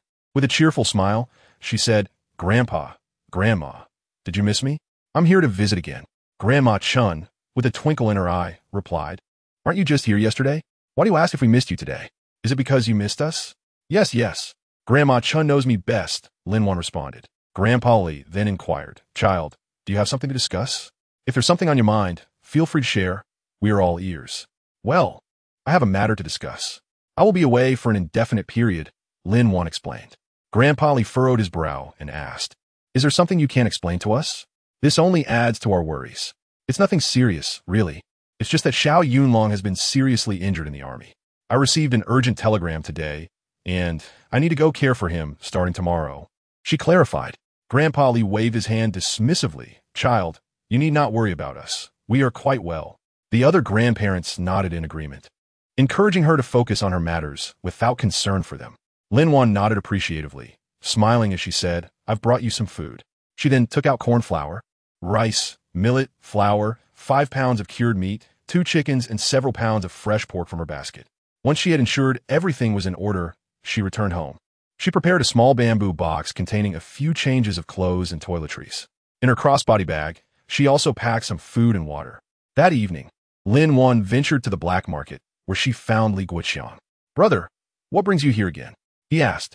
"If there's something you need, just let me know." Lin Wan explained, "Li Gu, I have an urgent matter to attend to and may be away for about 2 months. Do you need any supplies?" After some thought, Li Xiao placed an order for a large quantity of durable and marketable goods, such as rice, flour, cornmeal, brown sugar, milk candies, dried meat, cotton, bicycles, watches, and chocolates, amounting to over 200,000 yuan, enough to last for more than 2 months. "Once I resolve my matters, I will come back to find you," Lin Wan assured him. "All right, brother, I will await your triumphant return," Li Xiao replied, wishing her well. Without looking back, Lin Wan proceeded to the town's guest house. It would be more efficient to stay there rather than return to the village only to come back again. Upon checking in, she secured the door and slipped into her space. She enjoyed a meal and took a shower before falling into a deep sleep. The next morning, Lin Wan checked out, carrying her small bamboo box as she headed directly to the bus station and then on to the train station. She was fortunate to secure a ticket for the first train. Time passed swiftly, and soon the train approached, whistling as it sped towards her.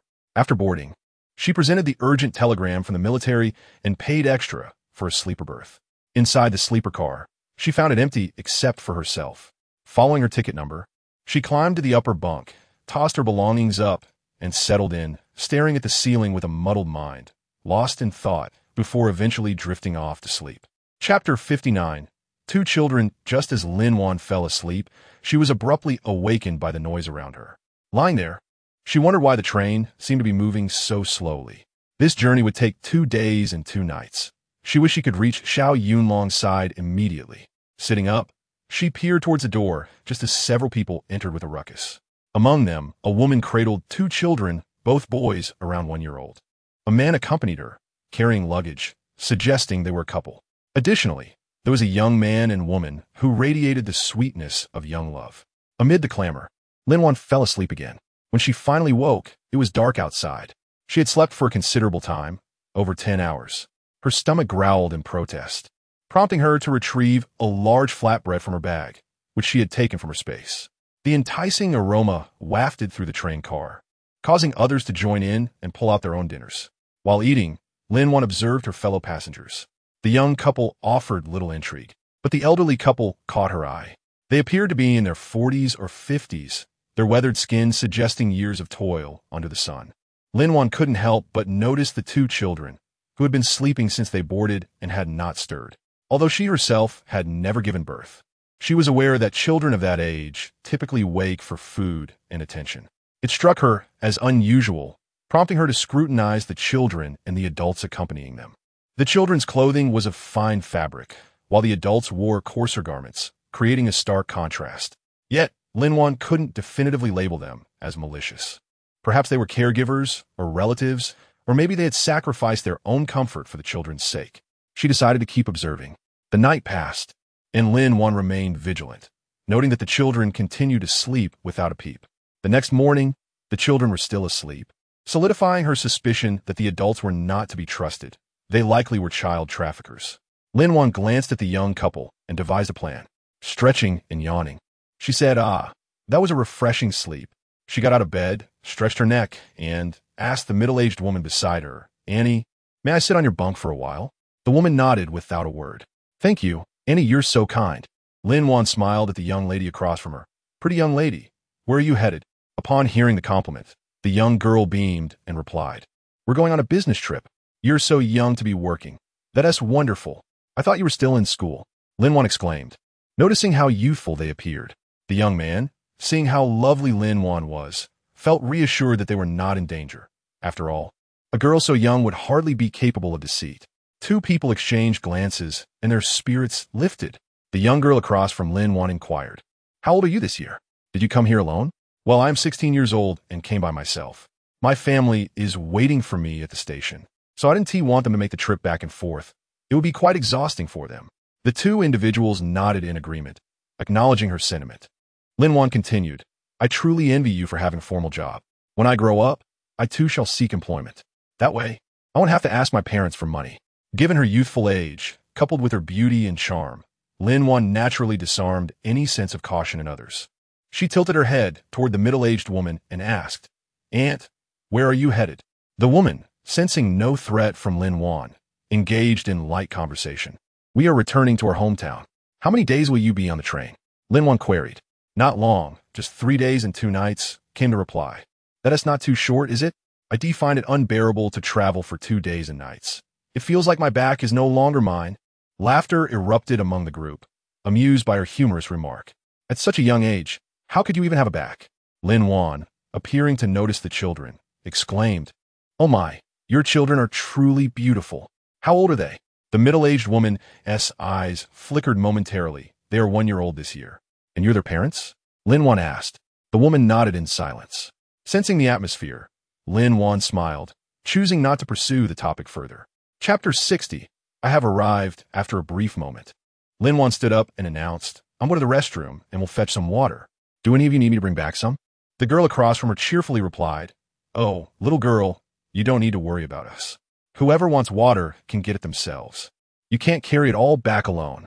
"All right then, I shall go and get some," Lin Wan responded as she exited the carriage toward the restroom. Upon passing the attendant, she discreetly informed them of the unusual behavior of the two individuals in the carriage, as well as the situation regarding the children. The attendant relayed this information to the train conductor, who promptly contacted local authorities after assessing the situation. Upon her return to the sleeper car, the conductor and 2 male attendants entered under the pretense of checking tickets. One attendant asked for the tickets, and the 2 younger individuals presented theirs without hesitation. The attendant inspected them, nodded, and returned them. "Little girl, where is your ticket? Please show it to me," the attendant requested. Lin Wan retrieved her ticket from her pocket and handed it over, saying, "Here's my ticket." When it came time for the 2 middle-aged individuals, they appeared flustered and at a loss. The attendant inquired, "Where are your tickets?" The 2 stammered, "Our tickets are right here." The woman produced 2 tickets from her pocket and handed them to the attendant. After inspecting them, the attendant nodded to the conductor. "What about your identification?" The conductor asked sternly. "We don't have any identification," the middle-aged man replied, glaring at the woman beside him. The conductor, with a serious demeanor, stated, "Without identification. How did you obtain these tickets? This seems suspicious. Please accompany us." He gestured, and the 2 attendants approached, each taking one of the individuals away. The conductor carried 1 child in his arms. As they departed, the conductor and Lin Wan exchanged a silent nod, to which Lin Wan responded with a smile. After the 2 individuals were taken away, the remaining young people fell into a profound silence. Lin Wan too refrained from speaking, relishing the tranquility that enveloped her. Strangely, the commotion had instilled a sense of calm within her. Lying on her bed, she gazed at the ceiling, her thoughts already drifting to Xiao Yunlong. Eventually, Lin Wan came to a realization. Armed with her spiritual spring water, she believed she could resurrect him from the brink of death. Besides, she possessed medical knowledge, and she refused to believe she could not save Xiao Yunlong. With her heart unburdened, her perspective expanded. At that moment, Lin Wan experienced an epiphany, and her psychic abilities ascended to a new level. She had reached level 4, enabling her to scan a range of 20 kilometers. This upgrade had come as a complete surprise to her. Truly, she was favored by the heavens. As night fell, Lin Wan nibbled on some provisions, but soon lost her appetite, as the lack of activity in the train left her with no room for digestion. After finishing, she retired to bed, yet she kept a sliver of her mental energy alert, ever vigilant. Anyone emerging from the apocalypse had clawed their way out of grave, never taking their lives lightly. They remained constantly aware of potential dangers lurking nearby. A night devoid of dreams passed, and when morning arrived, the train reached B City railway station. Upon exiting the station, Lin Wan spotted a military vehicle parked outside. beside which stood a young soldier, holding a sign bearing her name. Indeed, while in Hongxing town, Lin Wan had sent a telegram to Commander Zhang in the military, which is why someone had come to receive her today. Approaching the soldier, she greeted, "Hello, I am Lin Wan." The soldier stood at attention and saluted, "Sister-in-law, good day." He then introduced himself. "I am Zhang Liang, the guard for Captain Xiao. Just call me Xiao Zhang." He added, a hint of shame in his voice. "I am the one Captain Xiao saved. I feel so guilty. If it weren't for saving me, he wouldn't have ended up like this." Lin Wan smiled gently, saying, "Xiao Zhang, you need not blame yourself too much. You are all comrades in the same trench.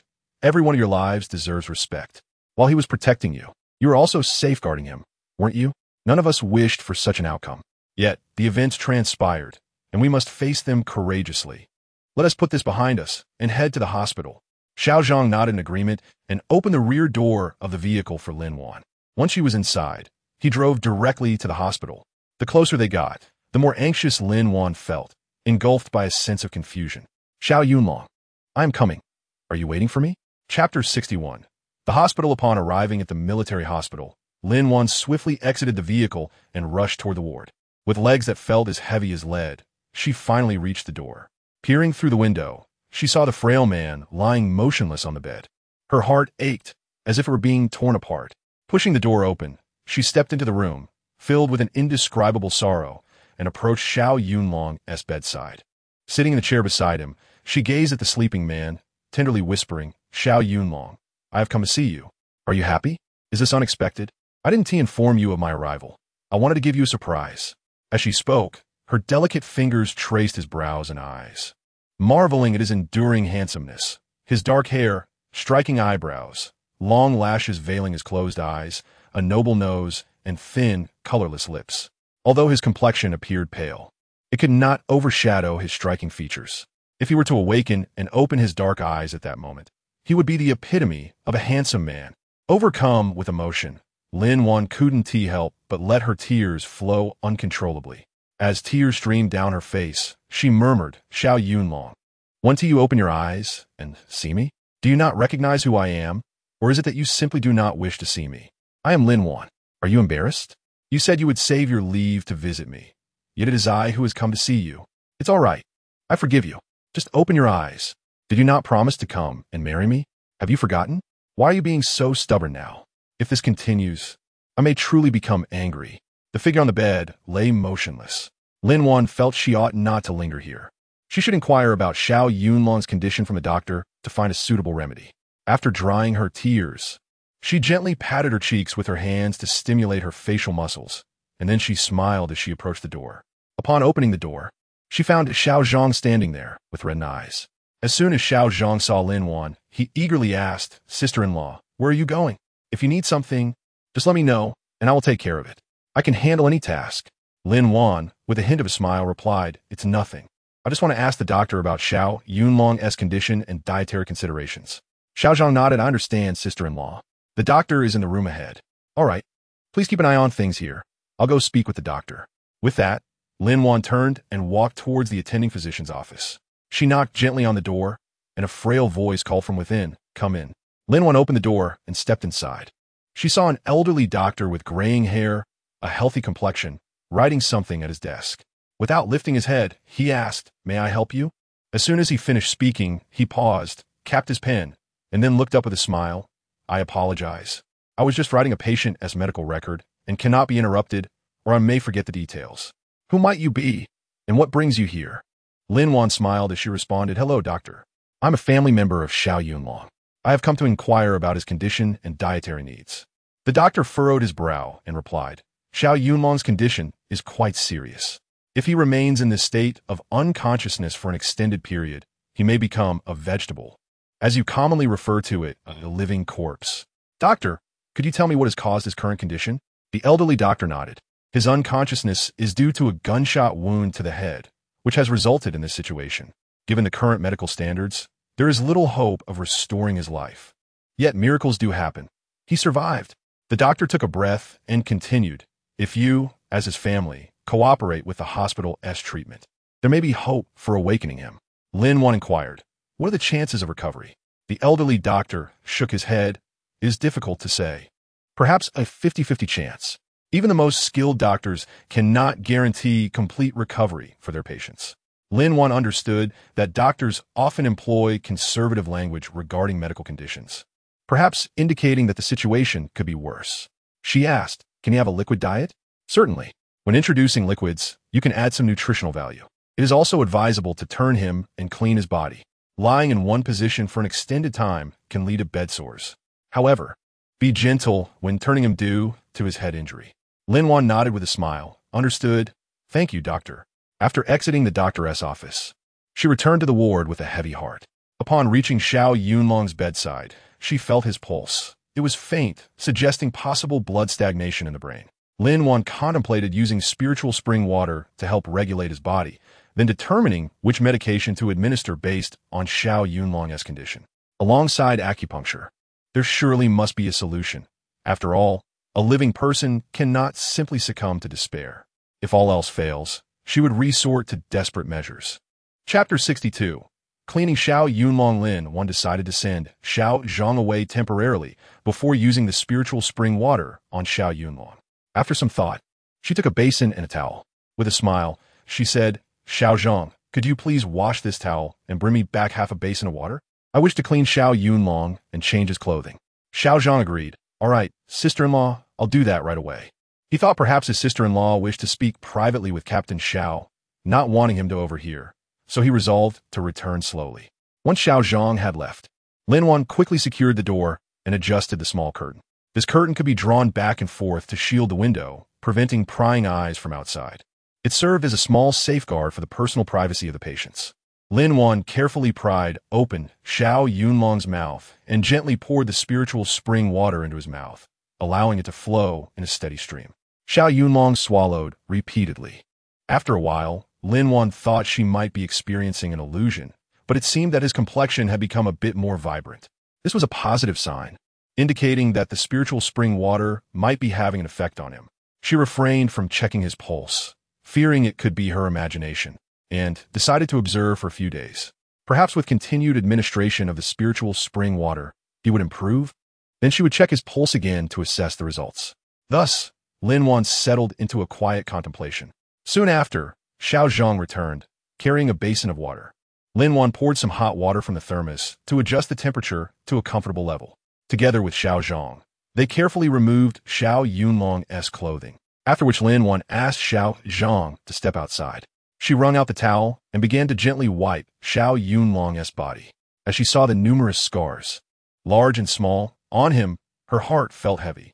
They were all heroes, sacrificing their lives for the comfort of the common people. The good life we enjoy today was bought with their lifeblood. Lin Wan held great respect for soldiers and felt proud of them. She meticulously cleaned Xiao Yunlong from top to bottom, left to right, leaving no area untouched. She was not a naive girl and felt no hesitation in caring for him. After finishing, she dressed him in a fresh set of clothes, then took the basin to the laundry room to dispose of the water before washing her face. Though she was not averse to touching a man's body, she still felt a tinge of shyness. With a flushed face, Lin Wan returned to the ward. She continued to hold Xiao Yunlong's hand, saying, "Xiao Yunlong, I have cleaned you up and seen all of you. Should you take responsibility for me? If you turn out to be a heartless scoundrel, I will ensure you never see me again. I will forget you for the rest of my life." Speaking fiercely, she added, "I will marry a man far more handsome and capable than you, who will cherish and love me for life. I will bear him many children, leaving you to regret your choices forever." Later, Lin Wan recounted many past events to him. Their hunts for wild rabbits and chickens in the mountains of Dao Village, their excursions to gather wild fruits, and the most thrilling experience when they hunted 3 wild boars. She described how dashing and manly he was during that hunt. She reminisced about their visits to the black market, the meals he cooked for her, and every tender kiss they shared. Each memory flashed before her eyes as she whispered them in a Xiao Yunlong's ear, recounting a joyful moment with each sentence, lost in her own reverie. Unbeknownst to her, every word she spoke was heard by Xiao Yunlong. Unable to hear what Lin Wan was saying, Xiao Yunlong found himself trapped in a dimly lit room. No matter how much he screamed for release, the door remained steadfastly shut, seemingly impervious to his desperate kicks and shouts. Exhausted, he slumped against the door, slowly sliding down to the ground. In a fit of frustration, he tugged at his hair and banged his head against the door, pleading, "Let me out. Please, let me out." Lin Wan, observing Xiao Yunlong's exasperation, said with a pout, "Xiao Yunlong, I've been talking to you for ages and I'm utterly worn out. Aren't you going to get up? Go fetch me a glass of water. Didn't you say you love me most and would do anything for me? What is this? Are you sulking now?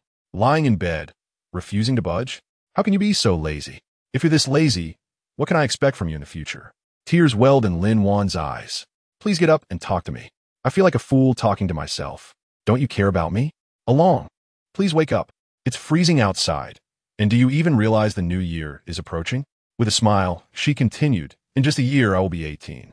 At that time, you can come and marry me. I'll wear a red wedding dress, and you'll don your military uniform, and we shall have a grand wedding. In front of everyone, we will live happily together, raising many children, boys and girls alike. Can you imagine them calling you daddy? Would that not bring you joy? Would you not cherish that beautiful life? At night, we could share intimate moments. Do you not desire that? If you do, open your eyes and behold me. Don't you think I become even more beautiful? Come, touch me, see for yourself." As Lin Wan spoke, tears streamed down her cheeks. At that very moment, Xiao Yunlong's finger twitched gently. Wiping her tears away, Lin Wan glanced out the window, realizing it was nearly noon. She found Xiao Zhang and inquired, "Xiao Zhang, where can I find a guest house nearby?" Xiao Zhang, puzzled, asked sister-in-law, "Are you planning to stay at a guest house?" "No, I don't wish to stay there. I simply want to book a room so I can use their kitchen to cook for Xiao Yunlong." Xiao Zhang smiled and replied, "If that is the case, it's not necessary to go through all that trouble. We can rent a coal stove and honeycomb coal right here. Just pay, and we can set it up in our little kitchen. It's only a few bucks a month." Curiously, Lin Wan asked, "Where's our little kitchen? I haven't seen it." Xiao Zhang chuckled, pointing outside. Lin Wan approached the window and peered out, discovering a small wooden door beside it. Opening it revealed a tiny earthen room connected to the hospital room, accessible only through the hospital room itself. Satisfied, Lin Wan nodded. This way, she could prepare meals without anyone knowing. Though rudimentary, it had the essentials, pots, bowls, and spices, lacking only rice, flour, oil, and a stove. With a smile, Lin Wan remarked, "This will work perfectly. I can cook something special." Since Xiao Yunlong occupied a single room, there was no worry about outsiders. She turned to Xiao Zhang and asked, "Could you help me find a bed for a caretaker this afternoon? I plan to stay here tonight." Xiao Zhang nodded, patting his chest, assuring her, "Sister-in-law, no problem. I'll arrange it this afternoon." "Thank you, Xiao Zhang. I'll head to the cafeteria now to see what's available for lunch. Shall we grab a bite first? This afternoon, we can rent a stove and honeycomb coal and buy some vegetables." Xiao Zhang eagerly offered, "Sister-in-law, let me handle it." Lin Wan instructed Xiao Zhang, "Just stay here and keep an eye on Xiao Yunlong. I want to check things myself." With that, she made her way to the cafeteria, inquiring about its location. Once there, she surveyed the offerings and ordered a bowl of congee, braised pork, spicy and sour shredded potatoes, along with 8 steamed buns. From her bag, or rather her space, she retrieved 5 large lunchboxes and a mesh bag. Seeing the coal stove and honeycomb coal, she cheerfully asked the vendor, "Excuse me, could you tell me how to rent a coal stove and honeycomb coal?" The vendor replied readily, "About that. The coal stove is $3 for a month, and honeycomb coal is a penny each. Take as much as you need." "What if I don't use all the honeycomb coal?" she inquired. The vendor chuckled. "You could bring back the unused ones. We'll refund you. That's our hospital policy." After pondering, Lin Wan decided, "I'll rent 3 stoves for now and come back for the honeycomb coal later." "Sure, that works. Just take the stoves and return this afternoon," the vendor replied. "Thank you very much," Lin Wan said as she carried her items back to the ward. Upon seeing her struggle with so many things, Xiao Zhang rushed over to help. "Sister-in-law, why didn't you wait for me? This isn't heavy at all. I could have brought it all together this afternoon. Why don't you go buy some other things this afternoon? You'll be tired running around, and you still need to care for Colonel Xiao," she suggested. "Let me handle it. Just write down what you need, and I'll buy it," Xiao Zhang insisted. "I'm not sure what I'll need. I'll decide based on the situation when the time comes. You just focus on looking after Xiao Yunlong." Reluctantly, Xiao Zhang agreed, "Fine. I'll watch over Colonel Xiao while you handle shopping." Lin Wan smiled, "Great, we'll divide our tasks." She laid out the food on a small table and said, "Xiao Zhang, you eat first. I'll feed Xiao Yunlong, and then I'll eat." "All right, sister-in-law. That makes sense. Colonel Xiao is more important," Xiao Zhang replied. "I'll grab some food outside. It's cooler there." Seeing Xiao Zhang hesitate, Lin Wan encouraged, "Go ahead. Make yourself comfortable. We're all together here. No need to be formal." Xiao Zhang nodded in agreement and walked out with his plate of food. Lin Wan sighed. "I suppose I'll have to take care of it myself." She picked up her chopsticks and served herself, ensuring she left enough for Xiao Zhang. "I said not to be formal, yet here I am, fussing over it again. 2 buns are enough for me. I wanted you to eat more." With reddened eyes, Xiao Zhang nodded and settled outside, enjoying his meal heartily. Lin Wan shook her head, pondering to herself, does this child still harbor some guilt? Judging by his age, he appeared to be no more than 17 or 18, not much older than herself. After all, he was still just a child. How could a young man endure without a proper meal? Lin Wan did not dwell on it further and continued to feed Xiao Yunlong. Xiao Yunlong's swallowing abilities were quite satisfactory, as he finished an entire bowl of porridge. Once she had fed him, Lin Wan finally sat down to enjoy her own meal. At that moment, Xiao Zhang, noticing that Lin Wan had finished eating, entered and said, "Sister-in-law, just hand me the lunchbox and I'll wash it." "All right, off you go." Xiao Zhang cheerfully took the lunchbox and left. When Xiao Zhang returned, Lin Wan remarked, "Later, you should take a break. I will watch over things for now. Once you are rested, I will check the market for some vegetables." "Okay, sister-in-law, I'll head out now." Lin Wan nodded in agreement. Xiao Zhang opened the door and stepped outside, curling up on the long bench in the corridor. Lin Wan felt a pang of empathy. This young soldier had also left his home and family to be here, and it was not easy for him. She retrieved a thin blanket from her space and draped it over him. Xiao Zhang shook his head and said, "No need, sister-in-law, I'm not cold." Lin Wan replied with irritation, "Cover yourself. Just do as you're told. If you catch a cold, who will take care of Xiao Yunlong?" Xiao Zhang said nothing more, wrapping the blanket around himself again and settling down to sleep. As for his thoughts, only he knew what lay within his heart. Human feelings are complex. After all, it was Xiao Yunlong who saved this young soldier without regard for his own safety. However, if the roles were reversed, this young soldier would undoubtedly have leapt to Xiao Yunlong's aid. Therefore, Lin Wan never harbored any resentment towards him.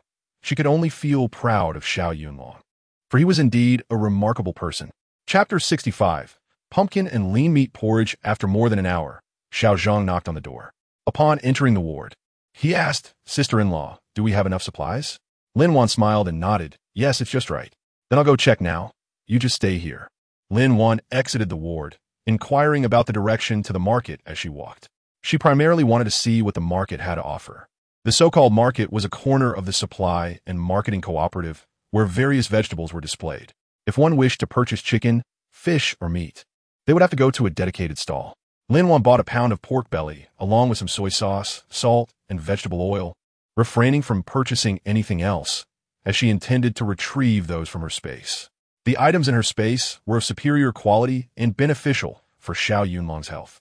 On her way back, she found an empty alley, swiftly stepped into her space, and gathered a few pork ribs, chopped them into chunks, along with 5 pounds of rice, 5 pounds of flour, 1 pound of millet, a chicken, a fish, and a small assortment of vegetables, just a little of each. Although the weather was frigid, they would spoil if left too long. Lin Wan also took out a foldable small table, a square table measuring 1 meter by 1 meter, which, when folded, was compact enough to be the size of a cutting board, making it very convenient. She placed all her items into a backpack and hurried back to the hospital. Upon arriving, she went to the kitchen and bought 100 yuan's worth of briquettes. Entering the ward, she found Xiao Zhang sitting upright, motionless, resembling a statue. Lin Wan thought to herself that this boy was rather endearing. When Xiao Zhang looked up and saw Lin Wan returning with numerous items, he immediately stood and said, "Sister-in-law, let me help you with that." Lin Wan shook her head. "No need. I can take it directly to the kitchen. You stay here and watch him." She placed everything in the kitchen, then returned with Xiao Zhang to turn Xiao Yunlong over, preparing to cook. Lin Wan took out a small fire starter from her space, intending to ignite the briquettes, and arranged firewood in 3 stoves. Why rent 3 stoves, you might wonder? 1 for cooking, 1 for stir-frying, and the last for simmering porridge for Xiao Yunlong, as a single stove would be overwhelmed. With Xiao Zhang present, Lin Wan couldn't possibly cook in her space. Using just 1 stove would not suffice, as meals would be ready too quickly, which was impractical. First, Lin Wan set about preparing a pumpkin and lean meat porridge. She rinsed the rice, added it to the pot with sufficient water, and brought it to a boil, simmering it gently. She then diced the pumpkin into small pieces, shredded the lean meat, marinating it briefly with salt and cornstarch. After boiling the porridge for 5 minutes, she added the pumpkin and continued to cook until it softened, then gently stirred in the lean meat. Finally, she seasoned it with an appropriate amount of salt. Next, she took another pot to prepare rice. In the third pot, Lin Wan planned to make chicken stewed with mushrooms. She washed the dried shiitake mushrooms and soaked them for half an hour, cut the chicken into pieces, and soaked them in water to remove any blood. After boiling water, she blanched the chicken pieces. She set the scallions and ginger aside for later use. In a hot oil pan, she sauteed the blanched chicken, adding the scallions, ginger, dried red chilies, star anise, and bay leaves. She poured in some soy sauce, a pinch of sugar, and a suitable amount of cooking wine and salt. Adding enough water to submerge the chicken, she brought it to a boil, skimming off any foam, and simmered for 10 minutes. Then she added the soaked mushrooms and simmered on low heat for 30 minutes until the sauce thickened, ready to be served. Chapter 66. Washing the scriptures again, Lin Wan set the foldable small table in the ward and began to bring the dishes over. Xiao Zhang came to assist, and together they completed the task in 2 trips. As usual, Lin Wan allowed Xiao Zhang to eat first while she tended to Xiao Yunlong. Xiao Zhang, wishing to eat outside like at noon, was met with Lin Wan's exasperated response. If you insist on doing this, I might just get angry. The weather outside is so cold. If you catch a cold, who will care for Xiao Yunlong? After hearing this, Xiao Zhang nodded in agreement, smiling as he said, Sister-in-law, don't worry, I'm in good health. I will eat here and avoid upsetting you. Lin Wan, with a smile, replied, that's the spirit. Hurry up and eat. She then began to feed Xiao Yunlong, carefully spooning the entire bowl of pumpkin and lean meat porridge into his mouth. The water used for the porridge was, after all, from a mystical spring. Once finished, she could clearly sense that Xiao Yunlong's breath had become more stable than before. Lin Wan felt a surge of excitement, though she kept her composure. After quickly finishing her meal, she turned to Xiao Zhang and said, later, please wash the dishes, and then you can go rest. I will stay here tonight, so you need not worry about Xiao Yunlong's safety. I am capable. My skills are not necessarily inferior to Xiao Yunlong's. With me here, his safety is assured. You should return home and rest well, so you can help care for Xiao Yunlong tomorrow, allowing me to attend to other matters. There is no need for both of us to stay awake. After considering her words, Xiao Zhang nodded.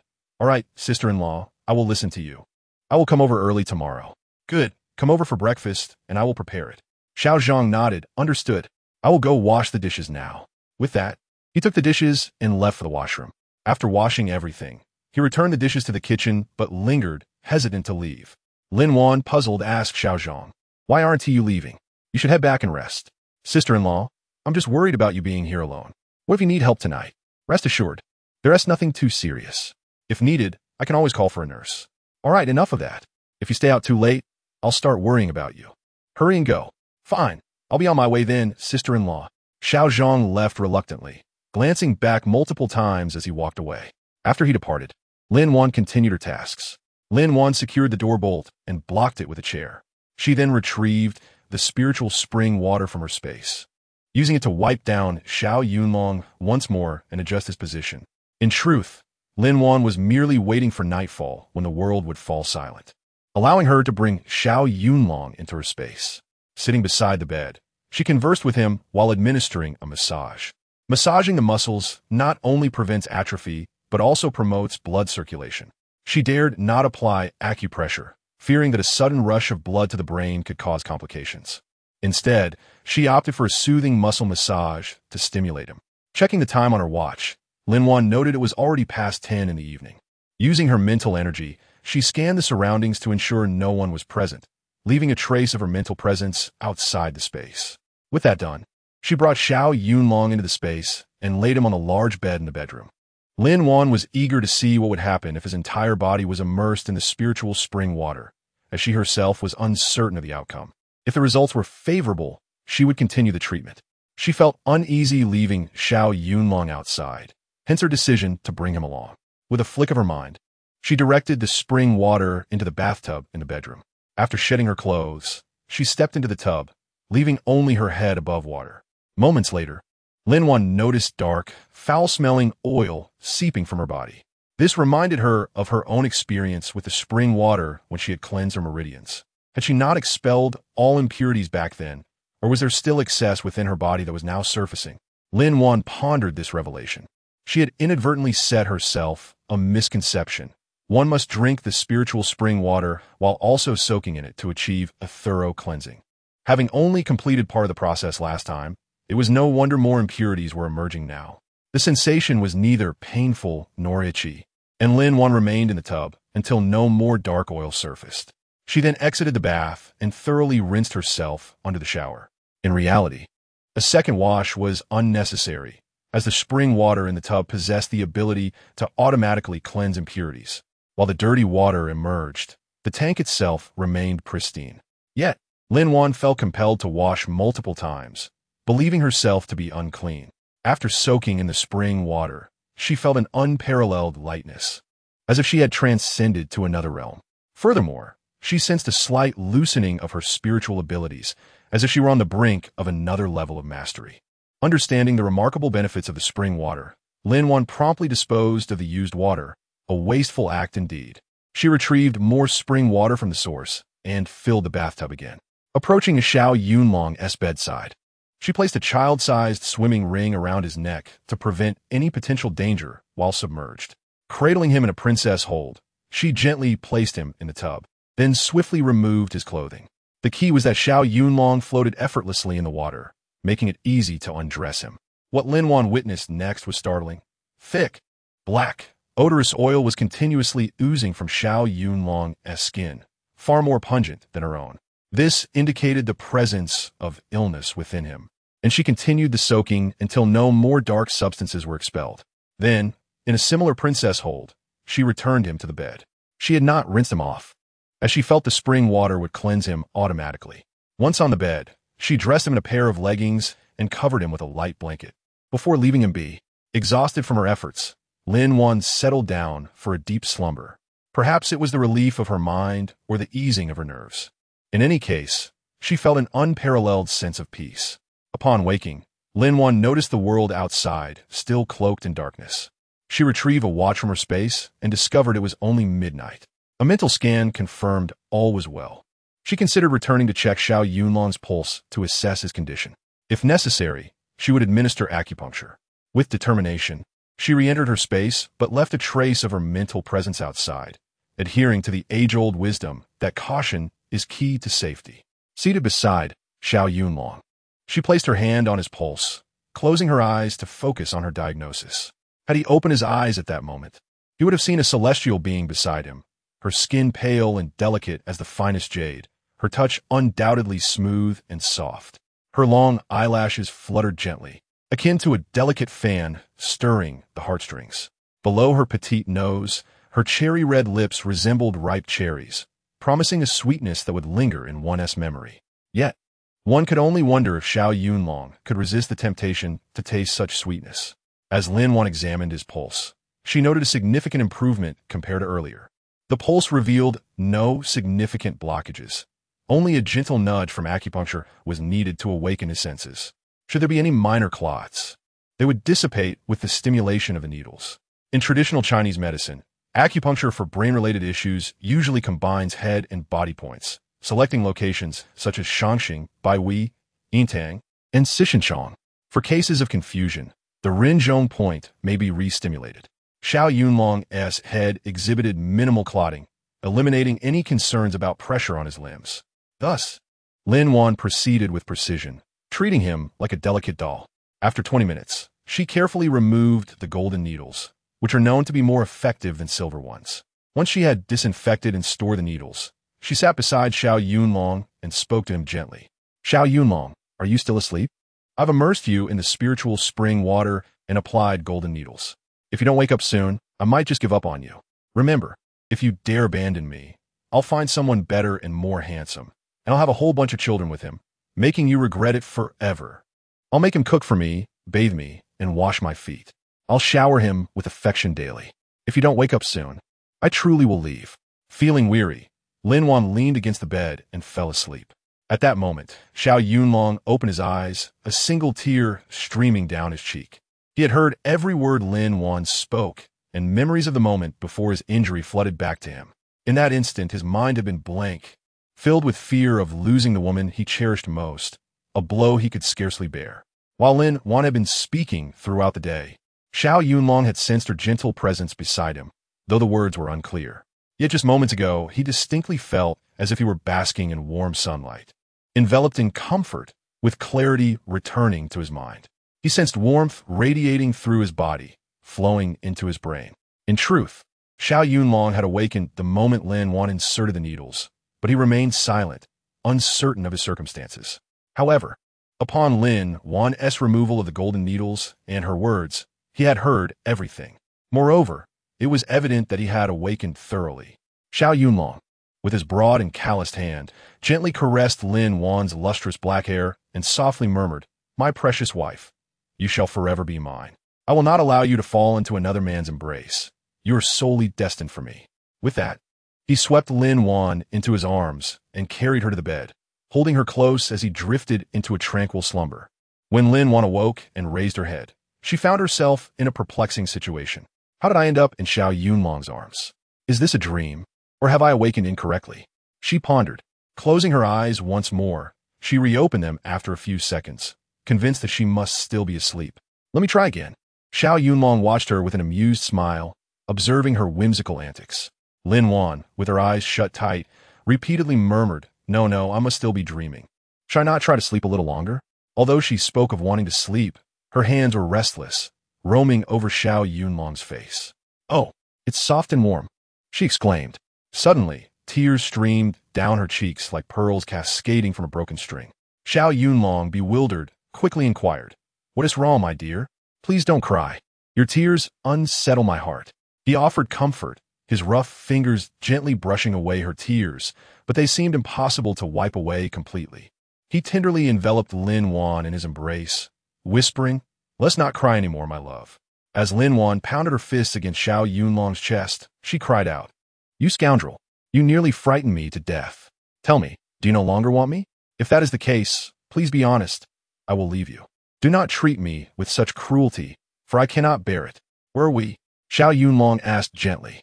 "My dear, I have finally returned. I can embrace and kiss you once more." Xiao Yunlong's warmth enveloped her as Lin Wan gazed at him with watery eyes, struggling to believe her senses. Is this truly Xiao Yunlong returned to me, or merely an illusion? Her heart raced like a startled deer. Xiao Yunlong, captivated by her rosy cheeks and doe-like eyes, felt an overwhelming desire swell within him, and thus a new wave of intimacy began. Once they had indulged in their affection, Xiao Yunlong recalled, "My love, where exactly are we?" Lin Wan, realizing they were still within her space, felt compelled to explain. "I had intended to tell you after our marriage, but since you now know, I shall no longer keep it a secret. However, I implore you to safeguard this knowledge, regardless of whether we are together in the future. I wish for you to keep this secret." Xiao Yunlong nodded, assuring her, "Rest assured, you will always be my wife. I shall never betray you. Should I falter in my words, may I meet my demise. Even in death, I shall protect you." Lin Wan swiftly covered his mouth, saying, "Do not speak such ominous words." Xiao Yunlong gently took her hand, pressing a soft kiss upon it. Lin Wan shyly withdrew her fingers, casting her gaze aside as she said, "Very well, let me share my origins with you. My name is Lin Wan, but I'm not the Lin Wan of this world. I hail from the year 2142, over a century into the future." Lin Wan's eyes narrowed as she gazed into the distance before continuing, "A catastrophic virus ravaged our land, turning it into a veritable hell. We lived each day amidst slaughter and desperation." Xiao Yunlong's heart ached for her as he learned of her harrowing existence. He held her hand tightly, offering silent support as he listened intently to her story. Lin Wan, in turn, clutched his hand, seeking solace in his presence. "Perhaps you cannot fathom what the end of days entails. It is a time when some are devoid of sensation or pain, merely consuming the flesh of the living and drinking their blood. These undead are known as zombies. I am an adept at vanquishing such creatures, possessing abilities in psychic lightning and wood manipulation. My lightning powers are particularly formidable, while my wood abilities serve as a supportive force. My psychic gift allows me to perceive distant scenes as if a grand screen appeared in my mind. I possess such powers even now." Curious, Xiao Yunlong inquired, "What is the extent of your current vision?" "My psychic abilities allow me to see within a 20-kilometer radius," she replied. "Only that far? What do you mean by only?" he asked in confusion. Lin Wan smiled, explaining, my psychic powers can also upgrade here. When I first arrived, I was at level 2. Now, I have reached level 4. Xiao Yunlong nodded and questioned, so, where exactly are we? We are within my space, she explained. This realm was serendipitously acquired, allowing for cultivation and sustenance. Tilting her head, Lin Wan noticed Xiao Yunlong gazing at her with childlike curiosity. Amused, she shook her head and led him outside. As they stepped into the open air, they were greeted by a breathtaking landscape of mountains, rivers, fields, and grasslands. The mountains bore vibrant fruit, the waters danced with leaping fish, and the fields were adorned with golden wheat and rice, while various animals frolicked across the meadows. Xiao Yunlong gasped in awe. What a beautiful paradise this is. Do you see that well? Lin Wan pointed out. I see it. What of it? He replied. That was the spring water I gave you to drink. Today, I used it for your bath. You are now thoroughly cleansed of impurities, she said. She then led him to the door of the elixir chamber, indicating the characters inscribed upon it. The pills I once provided you were sourced from here. Do not underestimate these small capsules. They are potent remedies capable of saving lives. Come, let me show you inside. Upon entering, Xiao Yunlong marveled at the shelves lined with exquisite, crystalline vials. He picked one up, noting the label that read hemostatic pill. He examined several others, each bearing distinct names. After a brief tour, Lin Wan said, Now, let us visit the storage room. As they approached the storage room, Lin Wan pulled him inside. Xiao Yunlong was struck by the sight of rows upon rows of storage compartments. As he expressed his curiosity, Lin Wan opened one, revealing numerous small bags. Isn't this similar to the storage bag I possess? He queried. Indeed, she affirmed. Your storage bag originated from here.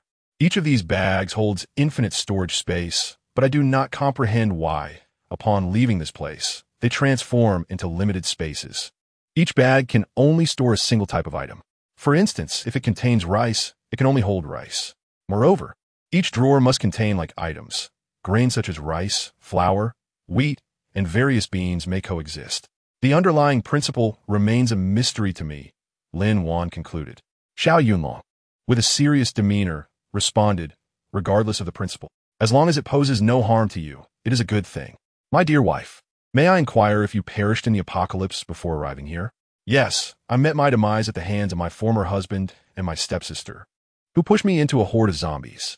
So, if that is the case, you did not avenge yourself back then? Lin Wan replied resentfully. If given the chance to return to that world, I shall personally slay them to exact my revenge. Xiao Yunlong, puzzled, asked, What do you mean by that? Are you suggesting you wish to leave? Lin Wan expressed her sorrow, stating, I suppose I cannot return. My remains no longer exist there. Thus I am unable to go back. Chapter 70. Contentment is enough, seeing Lin Wan's despondent demeanor. Xiao Yunlong changed the subject, asking, What happened afterward? Lin Wan took a moment to compose herself before responding. After I died, when I opened my eyes again, I found myself back 3 months prior to the apocalypse. Believing the end of the world was imminent, I stockpiled a considerable amount of supplies, preparing to seek vengeance on those despicable men and women. However, just 2 days before the apocalypse erupted, I took a nap after finishing my preparations. Upon awakening, I discovered my spirit had taken residence in this body. Her parents, all soldiers, had perished. Later, I uncovered in the girl's memories that I was deceived by individuals named Li Wei and Lin Xiao to come to the countryside. Is this the reason I ended up here? I found it rather peculiar that the despicable pair from my previous life were also named Li Wei and Lin Xiao. I wonder if there is any connection between them? Xiao Yunlong gazed at Lin Wan tenderly, replying, Regardless of any connection they may have, you should simply focus on being happy and true to yourself. Lin Wan, perplexed, looked at Xiao Yunlong and inquired, You do not mind that I had other men before you? You do not mind that I have been intimate with other men? You do not mind that I was previously married? Not at all, for those matters belong to the past. You are my wife now, and I acknowledge you as such. Even if you had other men in this life, that remains in the past. As long as you have no other man now, belonging solely to me, I shall be content. Xiao Yunlong fixed his gaze upon Lin Wan and firmly stated, My dear wife, you must promise me one thing. You may say it, and I shall see if I can fulfill it. Xiao Yunlong grasped Lin Wan's shoulders tightly, resolutely declaring, My wife, you must promise me that you will never abandon me, no matter the circumstances. Even if one day you return to the apocalypse, you must take me with you, so we may share life and death together. Even in death, we shall go together. Lin Wan solemnly reiterated her question. Do you truly not mind that I had other men before? Xiao Yunlong, his eyes twinkling with mirth, replied, My dear wife, let's not dwell on past lives. Your previous existence has become a mere memory. As long as you are mine in this life, that is all I desire. Lin Wan nodded, saying, Very well, I shall trust you for now, but if one day you betray me, I will leave you forever and never look back. That day shall never come, and you shall not have to wait for it. Lin Wan nodded with satisfaction and nestled into Xiao Yunlong's embrace. In that moment, they felt blissful and fulfilled. Xiao Yunlong thought to himself, The heavens have truly blessed me, delivering such a wonderful woman into my life. This existence is not in vain. I am content. Lin Wan, in her heart, reflected on the blessings she had received. Acknowledging her parents' kindness in providing her with a good life, shielding her from the apocalypse, and granting her a good man. I am grateful. Contentment is sufficient. Lin Wan glanced outside and said, We should head out now. Xiao Zhang will be arriving shortly. Xiao Yunlong affectionately ruffled Lin Wan's hair, replying, Very well, let us go. After dressing, Xiao Yunlong was led out of the space by Lin Wan. Once outside, he found himself still lying on that same bed, in the same position. Lin Wan looked at him and said, You should rest here, ensuring no one notices your swift recovery. Otherwise, it may attract unwanted attention, placing us in jeopardy. Xiao Yunlong nodded, understanding. I will feign weakness when the doctor arrives, but may I remain conscious? Certainly, I shall prepare breakfast now. Xiao Yunlong held Lin Wan back, saying, Wanner, didn't you purchase plenty of breakfast? Why not bring out some ready-made food and keep me company? Lin Wan sighed, conceding, Very well. She retrieved several breakfast items from the space, and they both enjoyed a hearty meal together. After a while, Xiao Yunlong began to feel fatigued, finding a comfortable position and drifting off to sleep. However, he held Lin Wan's hand tightly, as if fearing she might leave. Soon after, Xiao Zhang arrived and inquired, Sister-in-law, how is Captain Xiao doing now? Lin Wan smiled and replied, He is fine. Hurry and eat your meal first, then we can talk. Very well, sister-in-law. Xiao Zhang quickly devoured his breakfast. After wiping his mouth, he fixed his gaze on Lin Wan. Lin Wan shook her head in resignation before answering his question. Captain Xiao is doing quite well. He is awake and alert, though still somewhat weak. Before she could finish her sentence, a loud bang startled Lin Wan. She turned to see Xiao Zhang abruptly stand, knocking over his chair. He stood there, staring at Xiao Yunlong with a silly grin, his eyes filled with anticipation, exclaiming, Sister-in-law, is everything you said true? Lin Wan smiled and nodded. Indeed, Captain Xiao has finally awakened. This is wonderful news. I must hurry back to the unit to report this to the leaders. Without waiting for Lin Wan to respond, Xiao Zhang dashed away. At that moment, Xiao Yunlong awakened, asking, What just happened? Lin Wan chuckled, explaining it was Xiao Zhang. He learned that you were awake and got so excited he knocked over his chair. Where'd he go? He rushed back to the unit to report to the leaders. I suppose. Why go through all that trouble? Why not just call? Lin Wan shrugged. Perhaps the joy came too swiftly for him, overwhelming his mind. Xiao Yunlong frowned. That boy may have been harboring guilt all along. So upon hearing I was awake, his true nature finally emerged. Lin Wan agreed wholeheartedly. I believe so as well. Just then, the doctor arrived to conduct a routine examination on Xiao Yunlong. His pulse and complexion appeared remarkably healthy. The doctor nodded in satisfaction, giving Lin Wan a thumbs up, stating, Child, you've done splendidly. Suddenly, the door swung open forcefully, startling everyone in the room. As Commander Zhang hurried in, he had received Xiao Zhang's report about Xiao Yunlong's awakening and rushed over without a second thought. Chapter 71. Be cautious of interceptions upon entering the ward. Commander Zhang rushed to the bedside and grasped Xiao Yunlong's hand. Xiao Yunlong, you have finally awakened. This is splendid news. You nearly frightened us all to death. The room was enveloped in silence, save for the voice of Captain Zhang echoing within. It was then that he sensed something amiss and, scratching his head in confusion, inquired, Hey, wasn't it said that your wife had arrived? Where is she? I haven't seen her. Coughing slightly, Xiao Yunlong, his face flushed, pointed behind Captain Zhang and replied, My wife is right behind you. Turning around, Captain Zhang's eyes lit up as he beheld Lin Wan, and he grasped Xiao Yunlong's hand even tighter. With palpable excitement, he exclaimed, Xiao Yunlong, is this your wife? She is absolutely stunning. You are indeed a fortunate man. Just remember, As you approach marriageable age, be swift in tying the knot. Let someone else snatch her away.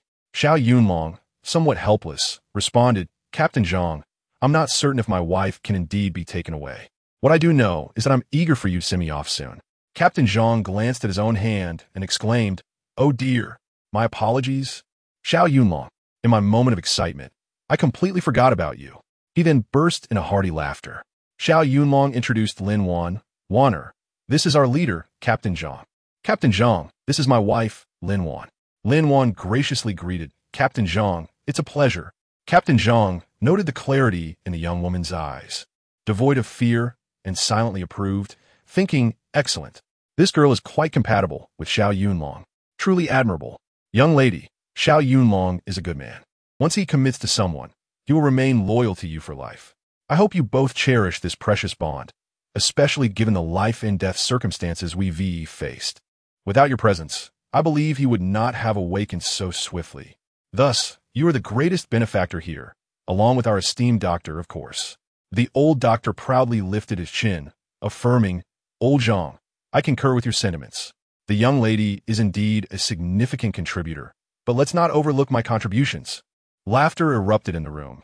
The old doctor's humor was delightful, reminiscent of the playful spirit of an old trickster. Xiao Yunlong nodded in agreement, acknowledging that without Wanner's nurturing care and the infusion of spiritual water, he would not have awakened so promptly. Perhaps he would have remained in a vegetative state indefinitely. Lin Wan smiled and remarked, I merely brought Xiao Yunlong some good fortune. Our white-clad angels are the true orchestrators. It is the harmonious interplay of both that expedited his recovery, which is indeed a blessing. Therefore, I graciously accept your praise. Upon hearing this, Captain Zhang erupted into laughter once more, finding the young woman quite amusing. After exchanging a few more words with Xiao Yunlong and Lin Wan, he hurriedly took his leave, as numerous responsibilities awaited him in the army, particularly concerning the formidable adversary they faced during this mission. Xiao Yunlong waved to Xiao Zhang, who was still grinning foolishly, utterly disoriented. When he noticed Xiao Yunlong beckoning him over, he hurriedly approached, standing at attention and saluting, Captain Xiao, do you have any instructions for me? Xiao Yunlong replied, I have encountered misfortune only to emerge fortunate. Indeed, I am blessed. Therefore, I am well now, with my wife here to care for me. You may return for now. There are numerous matters to attend to back at the camp, and you still need to train.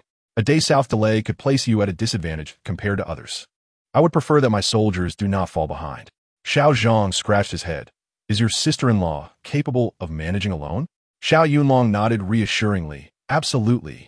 My only concern is my weakness. Otherwise, she can handle everything just fine. Lin Wan chimed in. You need not worry. I am here. Xiao Zhang cheerfully stated, Very well. If anything arises, Captain Xiao, please have your sister-in-law call me. Lin Wan affirmed, I'll remember that. Now, you should hurry back to your duties. No need to fret about us here. Xiao Zhang stood at attention and saluted, Goodbye, Captain Xiao, sister-in-law. Goodbye, Xiao Zhang, replied Xiao Yunlong and Lin Wan in unison. As Xiao Zhang reluctantly left the hospital, glancing back multiple times. In the quiet aftermath, Lin Wan held an orange in her hand, musing aloud, in a few days, you'll be able to get up. I've taken 2 months off to accompany you. Should I return home, or how should I arrange my time? Xiao Yunlong took an orange segment and popped it into his mouth. My dear wife, how about this? I propose 2 options. First, I could return home with you, citing my poor health as a reason to rest for a while, although it may not be for long. Second, I could apply for temporary quarters in the military, where we could stay together under the pretext of you caring for my recovery. Regardless of which option we choose, you needn't worry about working. I'll take care of everything. Lin Wan contemplated, let us stay at the base to avoid gossip, considering we aren't married yet. Alternatively, if we use your health as an excuse to spend some time at home, that could work. Xiao Yunlong nodded, that sounds good. We'll need to remain in the hospital a few more days before I apply. With a smile, Lin Wan replied, of course. Otherwise, if you went from being in a coma yesterday to training today, that would be quite miraculous. They might just whisk me away for examination to find out what kind of magic I possess. Xiao Yunlong chuckled, no way. I'm right here. Just as they reached an agreement, Xiao Yunlong began playfully demanding kisses and hugs, to which Lin Wan rolled her eyes dramatically, exclaiming, You're impossible. This is a hospital. Public displays of affection are outrageous. Xiao Yunlong retorted, Being playful with my wife is not indecent. That's merely romance. Lin Wan burst into giggles, locking the door and leaning on Xiao Yunlong, declaring, "Romance? You're just a rogue," he asserted with conviction. "A rogue only towards you. I wouldn't glance at another woman." Suddenly, Lin Wan sat up, recalling, "By the way, I just remembered the woman you mentioned in your letter. Have you resolved that situation?" Xiao Yunlong, twirling her hair, replied, "Indeed, I dealt with her decisively. I scolded her harshly and made my stance clear. Subsequently, her father came and took her away, and she has not been seen since. Where she went is beyond anyone's concern." With a smile, Xiao Yunlong gazed at Lin Wan. "Now, my dear wife, let us hear about you. Tell me about your affairs in the village." Lin Wan nodded. "All right. Do you remember Lin Xiao from the Educated Youth Station?" Xiao Yunlong scratched his head. "That name sounds familiar, but I can't recall her face." "What's the matter?" Lin Wan continued. "A few days ago, Lin Xiao attempted to frame me. I happened to return from the street that day, and I used my senses to observe. Then I saw." She went on to recount the incident where Lin Xiao conspired with Wang Lizi, detailing her own methods for handling Lin Xiao and Wang Lizi, and the eventual outcomes of those encounters. Xiao Yunlong was seething with anger at that moment. "Is this what happens when I'm not home? If I were here, I would have given him a beating he wouldn't forget." However, his wife was impressive. He never anticipated that mental prowess could be employed in so many ways. Perhaps his ignorance was simply due to a lack of exposure. Lin Wan shrugged. "That's because you lack supernatural abilities. It's only natural that you don't understand. But it doesn't hinder our communication, does it?" Xiao Yunlong affectionately pinched Lin Wan's delicate nose, exclaiming, "You truly are a whimsical little sprite." Lin Wan continued, "I also suspect Lin Xiao might be a reincarnation." Xiao Yunlong looked at her in confusion, asking, "What makes you think that?" She replied, "Don't you remember when Lin Xiao mentioned she had never met you in her past life?" Xiao Yunlong scratched his head and replied, "I must have missed that. Perhaps I wasn't paying attention." Lin Wan nodded. "That's all right. I heard it, and that's enough." Xiao Yunlong speculated, "So in my past life, I didn't return home to recuperate?" Lin Wan added, "Moreover, when Lin Xiao framed me and was caught in an affair, she said she would never marry a wastrel again in this life. Doesn't that prove she is a reincarnation?" Xiao Yunlong nodded. "Yes, that is quite possible. Even if she is a reincarnation, it's likely because you lived well in your past life, and she harbors jealousy towards you, which has twisted her psyche in this life." Chapter 73. Unstable mind. Lin Wan thought the same way. Otherwise, why would Lin Xiao be so fixated on her? She had clearly told Lin Xiao that she had no feelings for Li Wei and was in a relationship. Lin Wan concluded that this indicated Lin Xiao's unstable mind. "From now on, we must be cautious of this woman," she asserted. Xiao Yunlong agreed. "Indeed, Lin Xiao is still fixated on you, hoping you'll bow to her whims." Xiao Yunlong disdainfully replied, "I don't even know who Lin Xiao is. I can't even recall what she looks like. Why would she be interested in me when she has my wife?" Lin Wan warned seriously, "You must be careful this time. That woman is cunning and loves to employ tricks, especially using her charm and pretending to be fragile. Be wary of losing your heart. If you truly do lose it, I shall not want you anymore." Xiao Yunlong retorted fervently, "How could that be possible? At my age, I can see through her little schemes. Regardless, I won't fall for them. I have self-control." Yet, little did Xiao Yunlong know, he was soon to be proven wrong. "Never underestimate a woman," Lin Wan said with a glance at him. "In just over 2 years, I will be taking the college entrance examination. I wanted to inform you in advance." Xiao Yunlong inquired, "When does the college entrance exam begin?" Lin Wan pondered, "Probably in the winter of 77, but I've forgotten the exact month." Xiao Yunlong gently encouraged, "Wife, prepare well for your studies. Which university do you aim for?" Lin Wan declared resolutely, "I want to go to Kyoto. That's where my hometown is." Leaning against Xiao Yunlong, she smiled. "In the future, I plan to buy several houses in Kyoto for our retirement." Xiao Yunlong toyed with Lin Wan's hand, saying, "Then I shall follow you to Kyoto. Oh, I also want to tell you that I've taken on a master in the village. His surname is Li, and his name is Li Changsheng. He is the director of the central hospital in Kyoto and was wrongfully accused. I've been learning traditional Chinese medicine from him for some time and have gained much from it. When we return, I'll take you to meet him." "All right, I will heed your wishes," Lin Wan replied. While Lin Wan and Xiao Yunlong conversed excitedly, Lin Xiao was in dire straits at Wang Lizi's home. Ever since moving in with Wang, she had been reliving the same bleak existence as in her previous life. Wang Lizi indulged in drinking, gambling, and other vices, while his mother either beat or scolded Lin Xiao. Her days were consumed with work, leaving little time for anything else. It was a life that could only be described as miserable. Lin Xiao even went to seek help from Li Wei, pleading, "Li Wei, please help me. Take me away from here, will you?" She rolled up her sleeves and pant legs to show him the bruises. "Look at what they've done to me. Wang Lizi either hits or scolds me, depriving me of food and sleep. They treat me like a servant." As soon as she finished speaking, she threw herself at Li Wei, imploring, "Please, take me away." Li Wei's heart softened momentarily, but the foul odor emanating from her made him recoil. He pushed Lin Xiao away and said, "I will not take you. Since you're now a wife and will eventually be a mother, please maintain your dignity. Do not come looking for me again. I will have my own family and do not wish to add to their troubles." Thinking of Li Wei marrying Lin Wan in the future filled Lin Xiao's heart with agony. She muttered to herself, "Why is this happening? Why is Li Wei treating me this way? I've done so much for him, all to help him escape from Lin Wan. How can he betray me like this?" Seeing Lin Xiao mumble to herself, Li Wei was at a loss for words. Suddenly, he felt a chill run down his spine. It was quite unsettling. Later, Lin Xiao attempted to visit Lin Wan, but found the door firmly shut. After several days of trying, she finally heard from others that Lin Wan's partner had suffered a serious injury, and she was caring for him. Chapter 74. A broken vessel. Lin Xiao felt a surge of delight. "Lin Wan, your turn has come too. Our men are about to be on equal footing. My man is no good, and soon yours will be a waste too. Even if he doesn't become useless, I will ensure you see him with me, enjoying the privileges you once had." Lin Xiao was thoroughly resigned to her fate. Xiao Yunlong spent a week in the hospital before notifying Captain Zhang of his desire to be discharged and recuperate at home. Captain Zhang considered it and reported to the higher-ups, who approved his request, allowing him to return home to heal. However, the army could summon Xiao Yunlong at any time for new missions. He agreed and took Lin Wan back to his dorm. As they walked, Xiao Yunlong greeted his comrades, saying, "Brothers, I'm back." They all chimed in with questions. "Xiao Yunlong, you're back. How are you feeling? Is your health better?" He replied, "Not bad. Lucky for me. Otherwise, you wouldn't see me again. Are you here to recuperate? Why not stay in the hospital longer?" "I'm not staying here. I'll be going back to my hometown to recuperate." "Hey, who is this young lady? She looks like a celestial being." Xiao Yunlong proudly declared, "This is my wife. Isn't she beautiful?" Everyone nodded in agreement. "Indeed, she is stunning. All right, I'm heading back to my dorm to pack for home.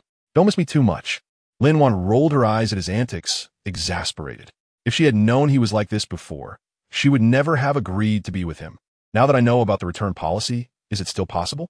Lin Wan was tightly gripping Xiao Yunlong's waist, but to no avail. His physique was too solid. Xiao Yunlong held onto Lin Wan's small hand, refusing to let go, citing his weakness as an excuse. Lin Wan felt a sense of helplessness. After all, one must cherish their own partner. The soldiers who had not spoken to Xiao Yunlong earlier were now, like little tails, eagerly following him. They were concerned about his injuries and curious about his lovely wife, wondering what she looked like. Upon seeing her, they couldn't help but drool.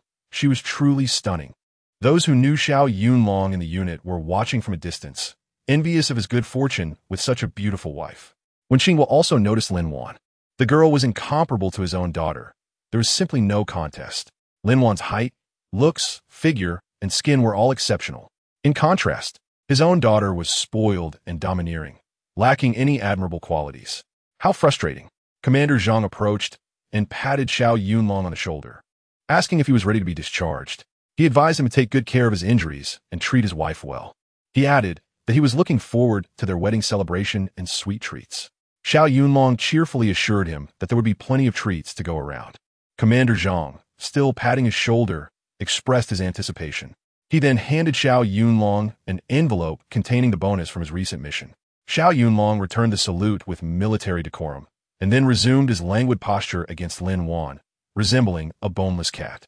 He led Lin Wan into his dormitory, where she softly suggested that there was no need to bring clothes, for everything they needed was already there. Xiao Yunlong informed her that he needed to grab his money, bank book, and some important documents. Lin Wan watched as he retrieved a bag from under the bed, filled with military identification, medals, certificates, cash, and a bank book. She curiously asked why he would not just keep these important items in his storage bag, which could be accessed with thought. Why keep them in the dormitory? Chapter 75. Recuperating at home, Xiao Yunlong explained, Wanner, during missions, we are always at risk of sacrifice. Each of us keeps what we deem important in our dorms. We even write farewell letters before heading out on assignments. If we do not return, these essential items will be left for our loved ones. These things are for you. As he spoke, Lin Wan could see the unwavering seriousness in his eyes. This was a soldier's solemn vow, made with blood and sweat to defend their country's territory and honor. Lin Wan's eyes glistened with emotion, and she smiled, saying, Xiao Yunlong, nothing is more important than you. As long as you are here, you are my most treasured possession, irreplaceable. Xiao Yunlong took out the bank book and cash, placing everything else into the storage space. He directly handed Lin Wan the bank book, cash, and the envelope, encouraging her to open it and see. Lin Wan smiled and nodded, eager to discover how much he had saved. Upon opening the bank book, she was delighted to find 51,810 yuan. When she opened the envelope, she found 1,000 yuan in cash and some smaller bills. You just handed over all your money to me? She asked. Xiao Yunlong nodded. Not just my money. I've given you all of me. Didn't you say I am your most important possession? With a smile, Lin Wan replied, indeed. You are the most vital part of my life. Xiao Yunlong feigned indignation. I'm not a person? Lin Wan chuckled. You're not just anyone to me. Xiao Yunlong played along. Then what am I to you? Lin Wan playfully declared. You are my most precious treasure. Is that satisfactory? Sweet nothings flowed freely between them. But it was time to head home. Xiao Yunlong used his officer's identification to purchase 2 sleeper tickets for the train. They both chose upper berths, as Lin Wan preferred the upper bunk for its safety and cleanliness. Coincidentally, they boarded the same train she had taken on her previous visit. The same handsome train conductor was present. What a delightful coincidence. Last time, Lin Wan had assisted the train staff in capturing human traffickers. And now, it was Xiao Yunlong who single-handedly apprehended a wanted murderer. Lin Wan noticed a possessive glint in the conductor's eyes, a desire to claim her, albeit without malice. Xiao Yunlong discreetly shielded Lin Wan from view. The conductor, realizing his earlier impropriety, apologized profusely, introducing himself as Zheng Baogua, a police officer serving as deputy train conductor for the time being. He recounted how Lin Wan had helped capture 2 human traffickers on the previous journey, leading to the rescue of over 20 children and several young girls. He expressed his hope that they might join forces to make an even greater contribution to the country. Xiao Yunlong understood then that it was a misunderstanding. Hello, I am Xiao Yunlong, and this is my wife Lin Wan. I'm a soldier, and this is our duty. Although we may not work together, I appreciate your recognition. Zheng Baogua nodded, a hint of regret in his demeanor, wishing them well as he exited the compartment. Chapter 76. Laughter echoed. Xiao Yunlong closed the door and locked it, gazing intently at Lin Wan in silence. Lin Wan felt a flutter of unease at his expression. Had he become upset over something trivial?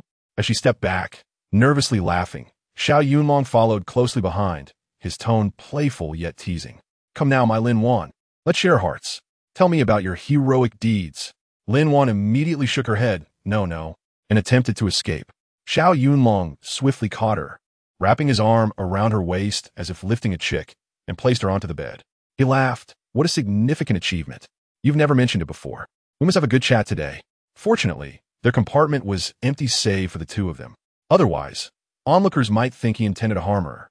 Xiao Yunlong playfully pushed Lin Wan onto the bed, gently blowing in her ear. Then he inquired, what transpired that day? Speak honestly, or else face the consequences. Lin Wan's ears tingled, and she felt a jolt from her toes to the crown of her head, letting out a soft whimper.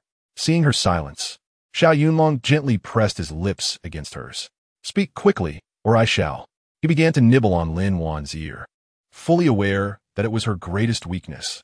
Unable to endure any longer, Lin Wan pleaded, I'll tell you. Is that enough? She recounted how she had discovered the couple's odd behavior that day, and how the child seemed unable to awaken. She then detailed her conversation with the train attendant, promising emphatically that she had done nothing more than speak her mind. Xiao Yunlong, exasperated, retorted, to speak your mind, is it? He emphasized the last 2 words with particular weight.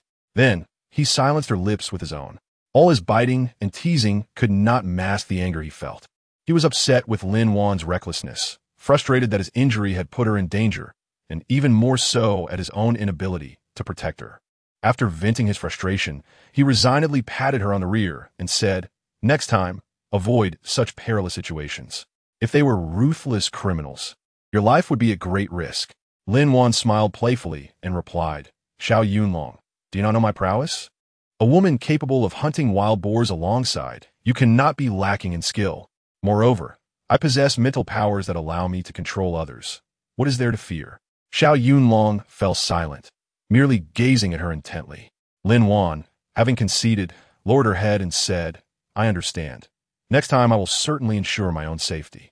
She began to weep softly, and Xiao Yunlong once again captured her unfinished words in a kiss, not pausing until she was breathless.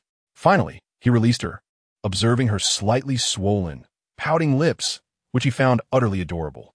He chuckled at her defiant expression and thought to himself, "What a mischievous and stubborn wife I have. What to do?" Lin Wan sensed his laughter emanating from his chest, and when she looked up, she found his dark eyes filled with tenderness, like the warmth of spring sun illuminating a pathway. Seeing such a Xiao Yunlong made her eyes sparkle and her cheeks flush, her heart racing as if it might leap from her chest. She murmured to herself, "How can there be such a handsome man? Whose charming young man is this?" As she indulged in her infatuation, Xiao Yunlong, delighted by her demeanor, pulled her close and planted another gentle kiss on her lips, asking, "Do you like it?" Lin Wan nodded vigorously. Thus, in their tender exchange, they spent another night together on the train. The following morning, as they disembarked, Lin Wan shivered and exclaimed, "Oh dear, the weather is quite chilly." Xiao Yunlong hurriedly inquired, "Are you all right? Quickly find something warm to wear, or you might catch a cold." Lin Wan pretended to rummage through her bag before retrieving a garment and hurriedly putting it on. She then looked at Xiao Yunlong and asked, "Shall I find something for you as well?" Just as she was about to search, Xiao Yunlong stopped her. "I'm not cold. I'm full of vigor," he replied with a smile. Lin Wan sighed in exasperation. After all, Xiao Yunlong was always so self-assured. They left the train station together and found a state-run restaurant, where they savored a delightful meal of braised pork before leisurely taking a car back to Hongxing Town.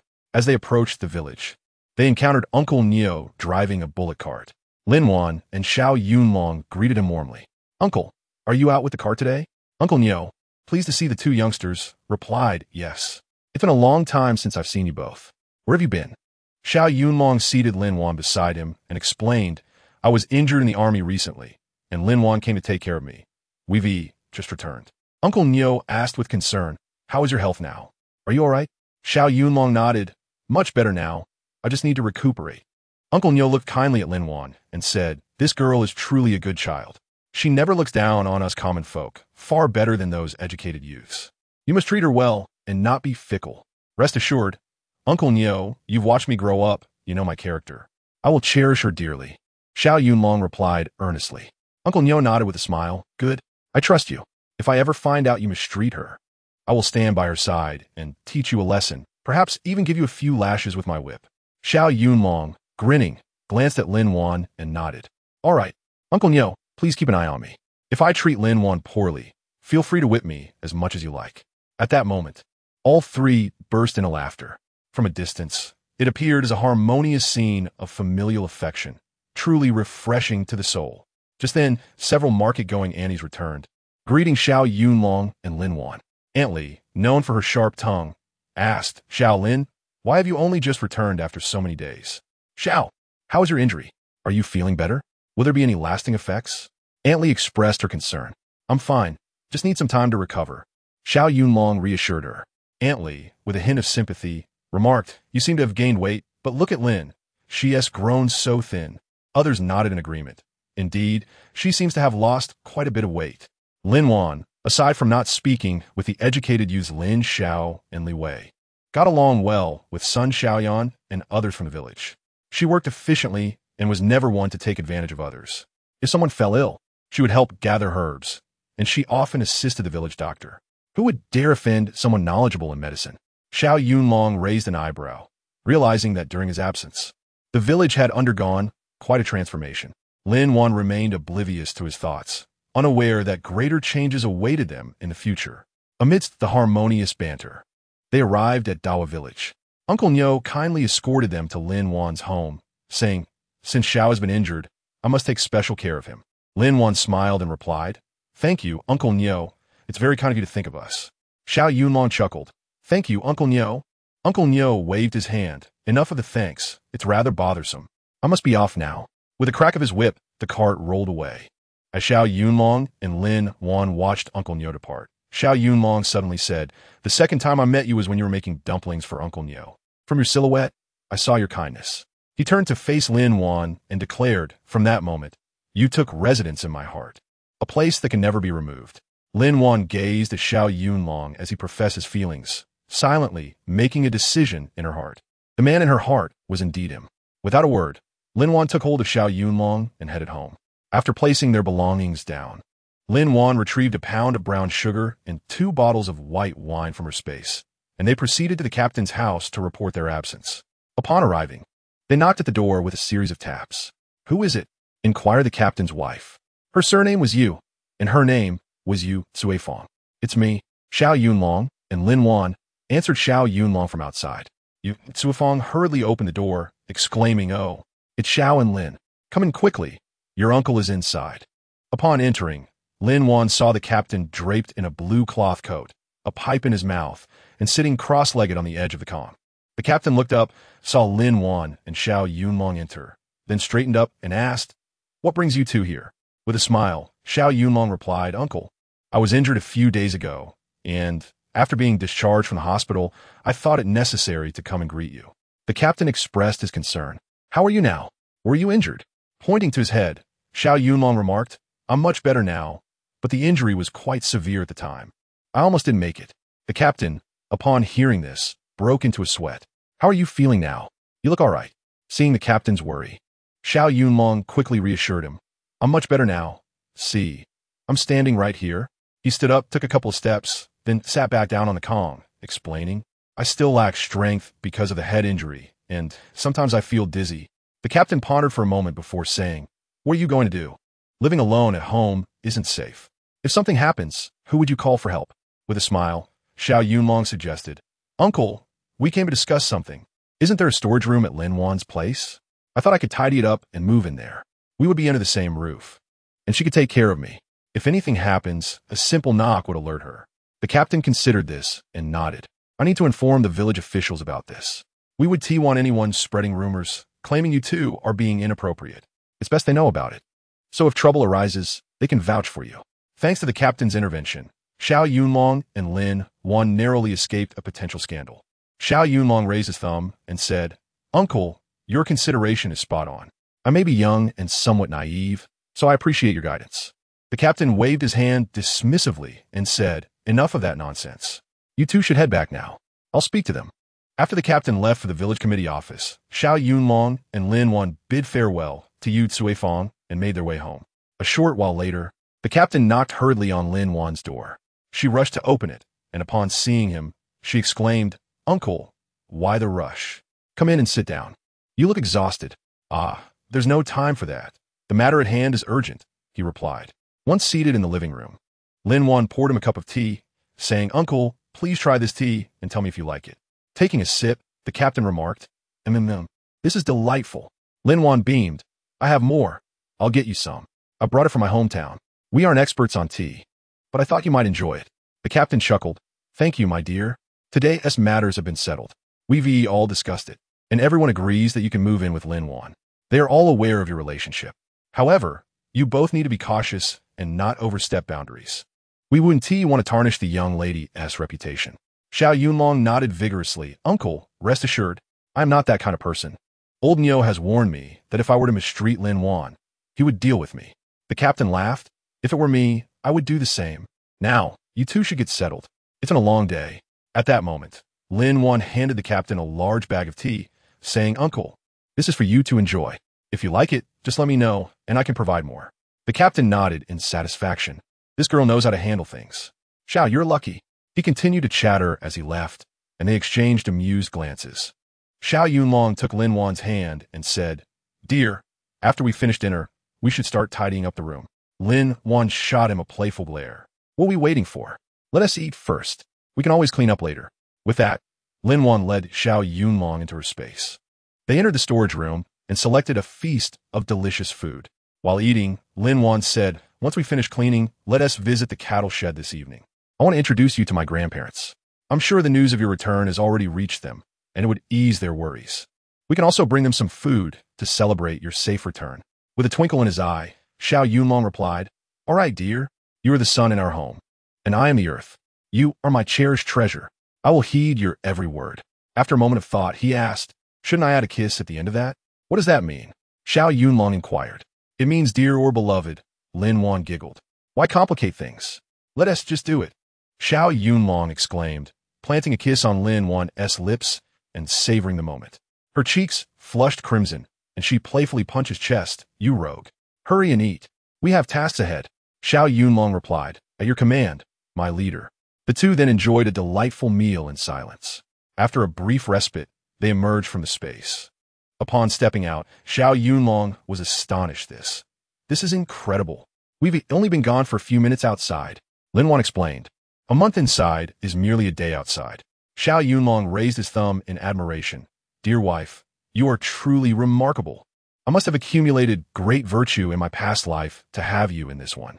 I wondered why I remained single for over 20 years and had no interest in women. It turns out I was waiting for you." Lin Wan rolled her eyes, thinking to herself, "It's not that you didn't want to marry. You simply hadn't met someone you liked." Xiao Yunlong adored the way Lin Wan rolled her eyes. It was both beautiful and amusing. Before she could react, he pecked her again, exclaiming, "Delicious." Then, in a hurry, he dashed into the room to begin tidying up, worried she might kick him. Lin Wan utilized her space to clear out the storage room, while Xiao Yunlong diligently cleaned, wiping surfaces, sweeping the floor, and even tidying the garden. He was adept at every task, making quick work of it. Meanwhile, Lin Wan organized the items she had collected in the space.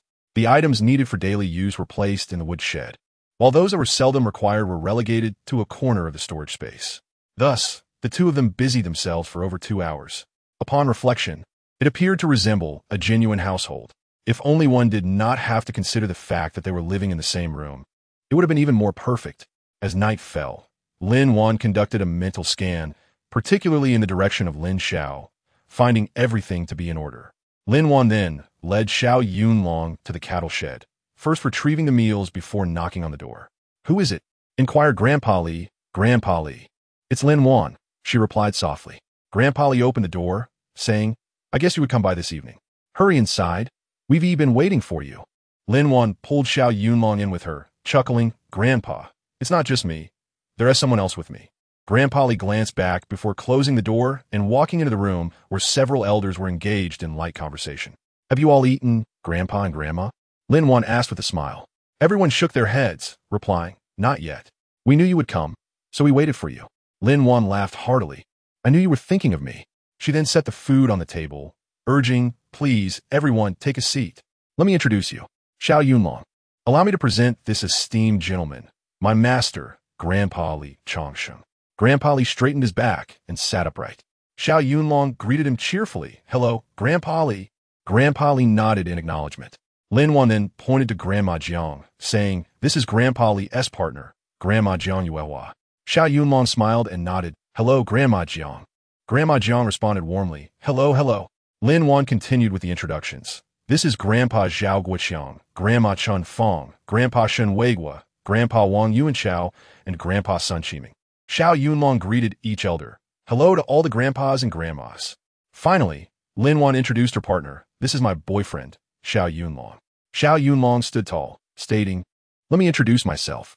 I am the captain of a certain military unit. I am 22 years old, soon to be 23. I have no parents or siblings, and I am all alone."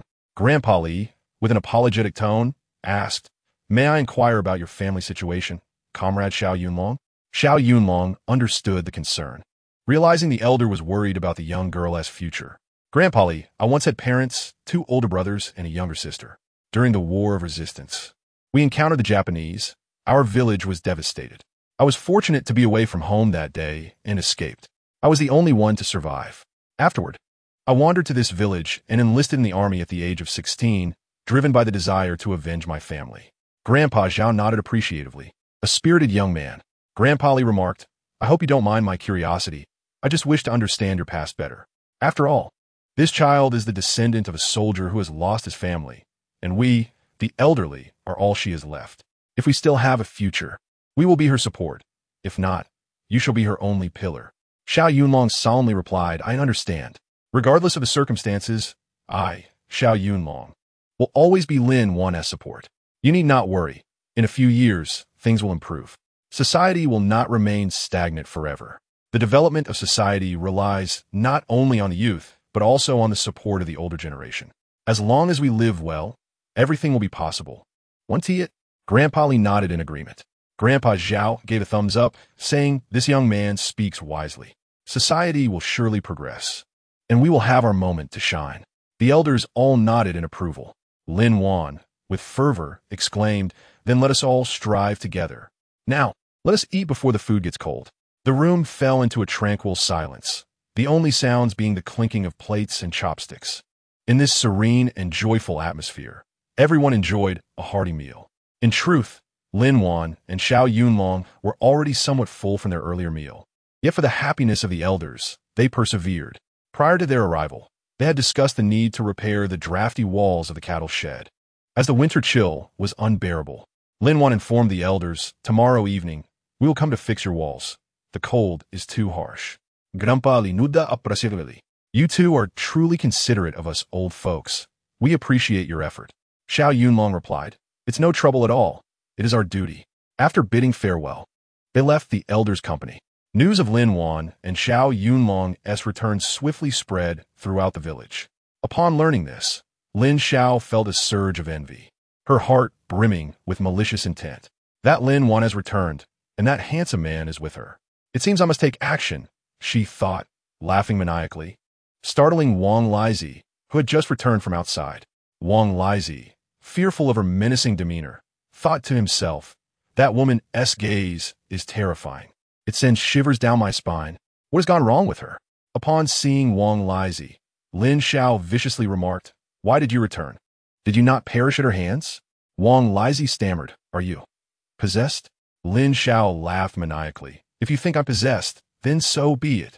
My first target will always be you, followed by your mother.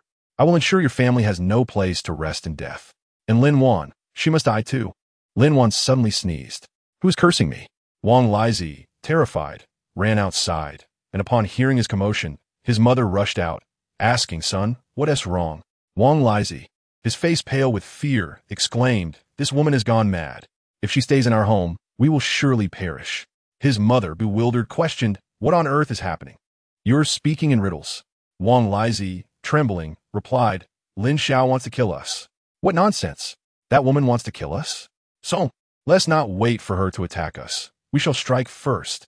With that, Wang Lizi's mother grabbed Lin Xiao by the hair and slapped her relentlessly, causing blood to spill from her mouth, her cheeks swelling. Wang Lizi then kicked her, aiming for her abdomen. However, he soon realized something was amiss. Mom, come look. Why is she bleeding? His mother, upon seeing the blood, cried out, oh no, you've harmed my grandchild. Why did you kick her there? You've caused her to lose the baby. She then collapsed to the ground, lamenting and wailing. Lin Xiao suffered a miscarriage, her eyes gleaming with malice as she caressed her abdomen, laughing maniacally. It is you who have caused this child's death. You will face retribution. The mother and daughter, witnessing Lin Xiao's current demeanor and hearing the venom in her voice, were so frightened that they instinctively recoiled, too terrified to utter a word. Yet, Lin Wan was indifferent to Lin Xiao's plight. She had neither the time nor inclination to concern herself with someone so trivial. At that moment, Lin Wan was entangled with Xiao Yunlong, who was insistent on entering the space. Xiao Yunlong had a singular objective. The longer they spent in the space, the more time Lin Wan would have to accompany him. With no alternative, Lin Wan led Xiao Yunlong into the space. Upon entry, he swept Lin Wan into a princess carry, depositing her gently onto the bed. My dear wife, let us stay here together, undisturbed, he declared. Lin Wan waved her hand dismissively, saying, Xiao Yunlong, why don't you take a shower first? You reek. He raised his arm to sniff and nodded, indeed, quite foul. He then hurried to the bathroom, scrubbing himself clean, enveloped in bubbles like a playful husky. If Lin Wan wished to remain there, she would have to indulge him. As he hummed military songs while washing, Lin Wan luxuriated in a pedal bath, singing softly to herself. Do not let worry weigh upon you, nor let sorrow burden your heart. Do not wear the wrong attire, Dear sister, my beloved S attire is adorned with silver chains, while my suitor S is graced with 8 treasures. At this moment, Xiao Yunlong emerged from the bathroom, leaning against the doorframe, enraptured by her melodious voice. He listened intently, captivated by her lyrics about attire and suitors, wishing fervently that he too had donned the wrong clothing. Lin Wan continued to sing, noticing a pear vendor and pondering. I wish to buy some pears for my beloved, though he does not favor sour things. As she sang, Xiao Yunlong approached the bath, gently drying her back with a towel and chiming in, "Oh, my little sister, you sent me off to bed." Lin Wan turned, startled. "You? How did you get in here?" "I'm still bathing." He chuckled. "You're in the water. There is nothing I can see, so rest assured. I won't disturb you until the appointed time." As they exchanged glances, Xiao Yunlong felt a tickle in his nose. Lin Wan pointed at him, stuttering, "Your nose is bleeding." He touched it and found blood on his hand, hastily rushing to the bathroom to splash cold water on his forehead, silently scolding himself for his lack of composure. After he left, Lin Wan quickly exited the bath and dressed. When Xiao Yunlong returned, he blinked groggily and asked wife, "Why did you stop bathing?" She replied with a forced smile, "I decided against it, lest I be whisked away by a wolf." He gulped. "Oh, if you're not bathing, shall we sleep then?" Before she could respond, he swept her into the bedroom, gently laying her on the bed and lying beside her. "I promise. I shall do nothing but sleep," he assured her. Lin Wan smiled. "You must remember your promise." He nodded vigorously. "Absolutely. I shall remain still." And then, silence enveloped the room. Lin Wan turned to find Xiao Yunlong already asleep, breathing steadily. After all, despite his strength, he had recently endured injury, rendering him weaker than usual. Coupled with the exhaustion from their lengthy train journey, both felt the weight of fatigue. Gradually, Lin Wan's eyelids grew heavy, succumbing to a deep slumber. Once she was asleep, Xiao Yunlong opened his eyes, gazing tenderly at her as he softly murmured, "My dear wife, at last. I can hold you as I sleep once more." He gently gathered her into his embrace, drifting into a peaceful rest. The following morning, while Lin Wan and Xiao Yunlong were tending to their space, they heard a knock at the door. Lin Wan quickly instructed Xiao Yunlong, "Lie down on the bed. I'll answer the door." As she hurried to the entrance, she called out, "Who is it?" "Xiao Wan, it's me, son Xiaoyan." She opened the door, exclaiming, "Xiaoyan, it's you. Coming quickly." As son Xiaoyan entered, she spoke, "I heard the news yesterday that you and Xiao Yunlong returned from the army. I rushed over this morning to see how he is." She handed Lin Wan a half-pound of brown sugar, saying, "I don't have much, but I hope this small gesture suffices." Lin Wan, slightly annoyed, replied, "Xiaoyan, why are you being so formal? We're good friends. There is no need for such niceties. Even if you and come, I wouldn't have held it against you." Son Xiaoyan laughed. "Even among friends or relatives, we must maintain connections. Let us skip the formalities. By the way, Lin Wan, you might not know," she added. Curiously, Lin Wan asked what happened. With a hint of glee, son Xiaoyan recounted, "Lin Xiao went mad yesterday. As soon as Wang Lizi returned from his escapades, she confronted him, questioning why he hadn't perished at the hands of that woman. Previously, she was always the target of his abuse, but yesterday, she threatened to kill both Wang Lizi and his mother. Naturally, they retaliated, and in the scuffle, she lost the baby." Lin Wan, uncertain, inquired, "So Lin Xiao had a miscarriage?" Son Xiaoyan nodded. "Indeed. Wang Lizi is no better than a brute, always kicking at her belly. He never even knew she was pregnant, and now, well, look what has happened." Lin Wan shook her head. "A miscarriage is for the best. Wang Lizi's family is hardly virtuous. They engage in drinking, gambling. What good could they provide for a child?" Son Xiaoyan agreed. "Exactly. Lin Xiao isn't innocent either. Who knows if they divorce or if she'll return to the U station. I sincerely hope she doesn't come back. If she does, the station will surely suffer." Lin Wan, perplexed, asked, "What is going on?" Son Xiaoyan sighed. "You would believe it. Lin Xiao had previously held sway in the courtyard, indulging herself without a care. She neither cooked nor gathered firewood, nor did she wash her clothes. Each day was filled with her scolding one person or another, resembling a shrew, and everyone dared not offend her. Her fierce demeanor instilled a certain fear in others. Lin Wan had also witnessed Lin Xiao's fierceness, which was truly unbearable for an average person. Son Xiaoyan then remarked, "Do you know? That Duanqi and Li Wei are together now." Lin Wan, intrigued, asked, "When did this happen? Have they made it public?" Son Xiaoyan replied with a smile, "It's just been within the last few days. I've seen them getting quite close. However, they haven't made it public yet, so I can't be certain. This is merely my speculation. Lin Wan nodded in agreement, saying, if that's the case, I think it's wonderful. But have you considered finding someone for yourself? Sun Xiaoyan shook her head. Not at the moment. I wish to wait a few more years. Lin Wan concurred. Xiaoyan, it's wise to wait a bit longer. When you do decide, it must be for someone who truly aligns with your heart. You cannot simply settle for anyone. That would be irresponsible to yourself. Sun Xiaoyan tilted her head, looking at Lin Wan. I understand what you're saying. But after being in this rural area for so long, where can I find a good man? Lin Wan comforted her. Perhaps in a few years, circumstances will change. By then, you might be able to take the college entrance examination. What if you're married by then? What if your spouse doesn't allow you to take the exam? Sun Xiaoyan, puzzled, asked, Lin Wan, do you really think I can still take the exam? I find that hard to believe. Chapter 82. A bright future ahead, Lin Wan assured her with a nod. Society cannot remain stagnant indefinitely. The country must develop and will require a large pool of talent. Thus, they will select from those who take the college entrance examination. Sun Xiaoyan found Lin Wan's words to be quite sensible and nodded in agreement. Seeing that she was listening, Lin Wan continued, in your spare time, make sure to read more. Don't let all the knowledge you've gained over the years fade away. Otherwise, it would be a waste of your efforts. Lin Wan longed to tell her that the college entrance examination was only 3 years away, but she could not articulate it directly, so she opted for a more subtle reminder. She hoped Sun Xiaoyan would heed her advice and secure a promising future.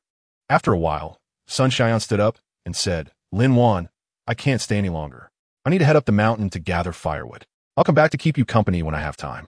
Lin Wan nodded, replying, very well, just be careful while you're out there. Don't worry.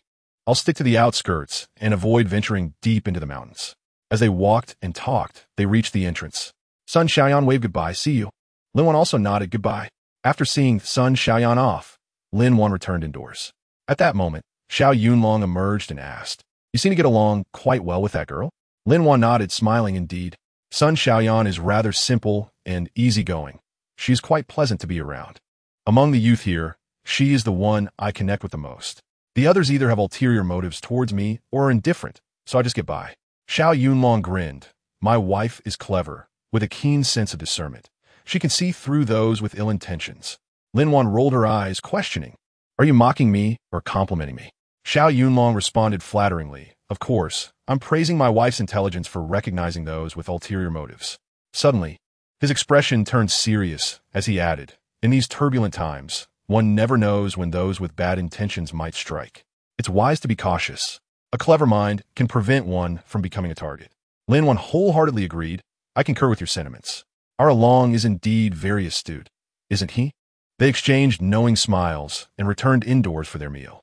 After dining, Xiao Yunlong gathered some sticky clay, mixing in some straw to enhance its viscosity, then stored away. Lin Wan laid a large waterproof cloth in the space and placed the prepared clay on it, simultaneously preparing a trowel for building. To clarify, a trowel is a tool used for applying cement. During construction, one must first mix cement and mortar in the correct proportions. Then, using 2 trowels, one in each hand, one scoops the appropriate amount of cement and spreads it onto the base, smoothing it out repeatedly to ensure a level surface. Time passed quickly, and evening fell. Lin Wan and Xiao Yunlong brought their meal to the cattle shed. After finishing their dinner, Lin Wan extended her consciousness to survey the village, which was notably quiet. She took out an electric rod and declared, all right, we can begin now. Xiao Yunlong nodded and promptly started filling the wall cracks with clay. They meticulously searched every nook and cranny from inside out and front to back. Xiao Yunlong diligently patched every spot. Even the roof was not overlooked. The elders observed with approving nods, recognizing the young man's attention to detail. After finishing the remaining clay in the cattle pen to keep the elders warmer while they worked, Xiao Yunlong wiped the sweat from his brow and proclaimed, mission accomplished. He carefully surveyed the surrounding terrain and concluded that digging a cellar here would be ideal. He then approached the elders, saying, Grandpa and Grandma, I have an idea, but I'm unsure if I should share it. Grandpa Li chuckled, speak your mind. Don't be so hesitant. All right, then I shall. Xiao Yunlong pointed to the land behind their house and proposed, I would like to dig a cellar here, in case Lin Wan is not home. It would allow you to store some food for emergencies, right? Grandpa Li inquired, where do you suggest we start digging? Xiao Yunlong examined the area closely and replied, I believe the spot next to the firewood is best. It offers privacy and won't attract attention. What do you think? Grandpa Li nodded in agreement, and the other elders concurred, appreciating Xiao Yunlong's thoughtful proposal.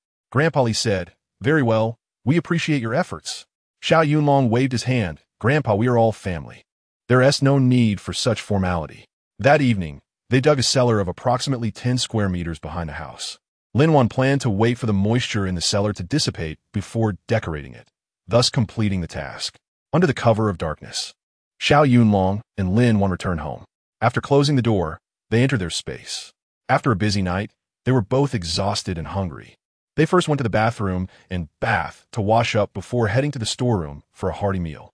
After satisfying their hunger and resting for a while, they finally lay down to sleep. Chapter 83. Satisfaction when one is fatigued. Sleep comes particularly sweetly.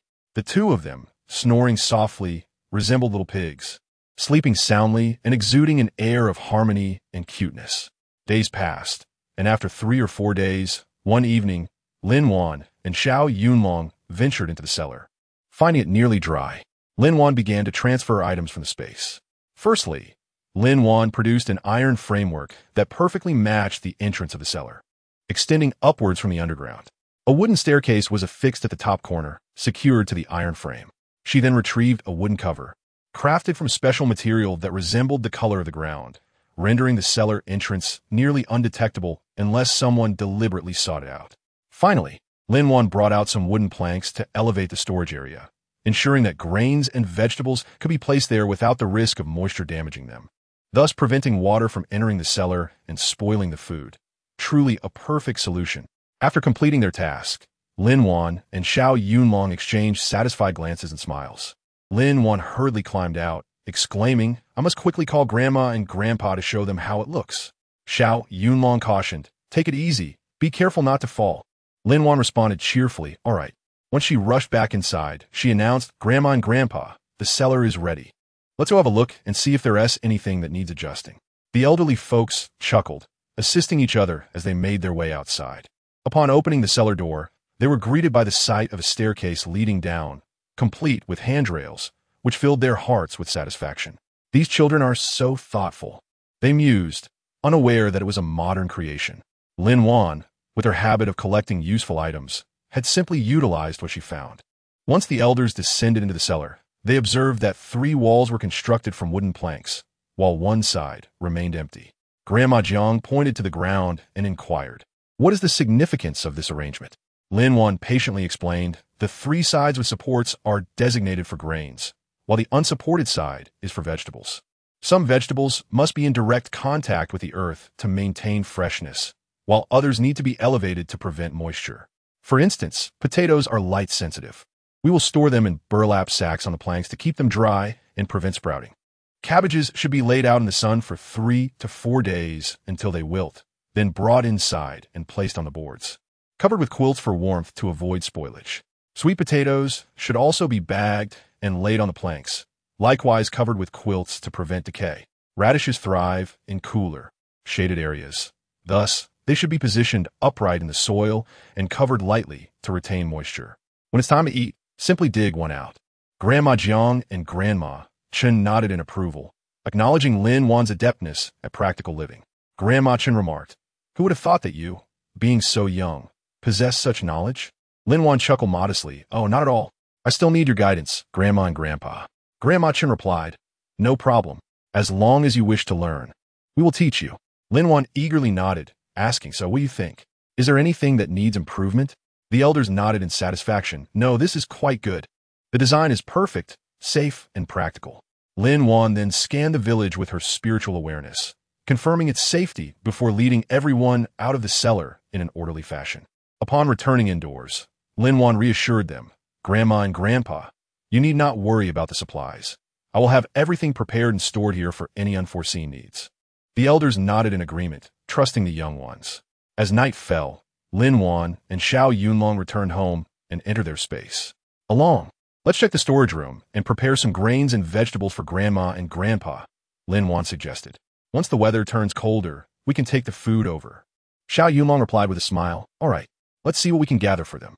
The duo arrived at the storage room, collecting 50 cabbages, 500 gene of potatoes, 500 gene of sweet potatoes, and around 100 gene each of green and red radishes. In that era, only green and red radishes existed. White radishes came later as a new variety. Lin Wan placed the cabbages outside in an open area to sun-dry before storing them. She also found several military quilts she had collected in modern times, which appeared worn and old. Xiao Yunlong reminded her, "Wife, let us also gather the grains. We can take them all together when the time comes. What do you think?" They also sought out some candles, a flashlight, and matches. Chapter 84. A humble appearance. Lin Wan closed her eyes and slapped her forehead, realizing, "Why didn't I think of that? Let us go find them now." Xiao Yunlong gently rubbed her shoulder, concerned she might hurt herself, and remarked, "Why hit yourself so hard? Be careful." Lin Wan laughed, "No worries. My head is well practiced. Now, let us hurry and gather the grains." Xiao Yunlong shook his head in amusement. Lin Wan collected 300 gene of rice, 200 gene of flour, 100 gene of millet, 50 gene of glutinous rice, 100 gene of cornmeal, and 100 gene of coarse corn. Both fine and coarse grains are essential. They also gathered 10 packs of candles, each containing 10, along with 10 boxes of matches, a flashlight, and 10 batteries, as the flashlight required 2 batteries. After a busy session, Lin Wan and Xiao Yunlong felt a bit fatigued and began to tidy up, preparing for sleep. Xiao Yunlong embraced Lin Wan as they lay down, drifting off into a dreamless slumber, while outside, the sun shone brightly. As Lin Wan and Xiao Yunlong were preparing to eat breakfast, they heard a commotion outside. Many people were knocking loudly at the door. They exchanged glances, and Lin Wan used her spiritual awareness to scan the area, spotting numerous individuals wearing restraints, including Lin Xiao. It dawned on her what was happening. Lin Xiao is causing trouble again, gathering all these restrained individuals. She said to Xiao Yunlong, "Quickly, you lie down on the bed and set a rolling pin and bowl by your side. I will gather up the food and check if there is anything inappropriate in the house." Xiao Yunlong nodded. "All right, I'll get ready inside. But be careful. Those people are not to be trifled with." Lin Wan reassured him, "Don't worry about me. With so many people out there, what can they do to me?" The two then split up. Lin Wan hurriedly stored the food in her space, bringing out coarse flatbreads and 2 bowls of thin, watery porridge. She then changed her bedding to the old quilts and concealed anything inappropriate in the house, making it appear quite humble. The knocking continued incessantly, bang, bang, bang. As she ran, Lin Wan shouted, "Who is it? Why are you knocking so early in the morning? Can't you be gentle? There's a sick person inside."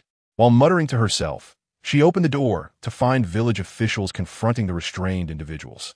Stepping outside, she asked in confusion, "What is going on? Why is there such a crowd at our door?"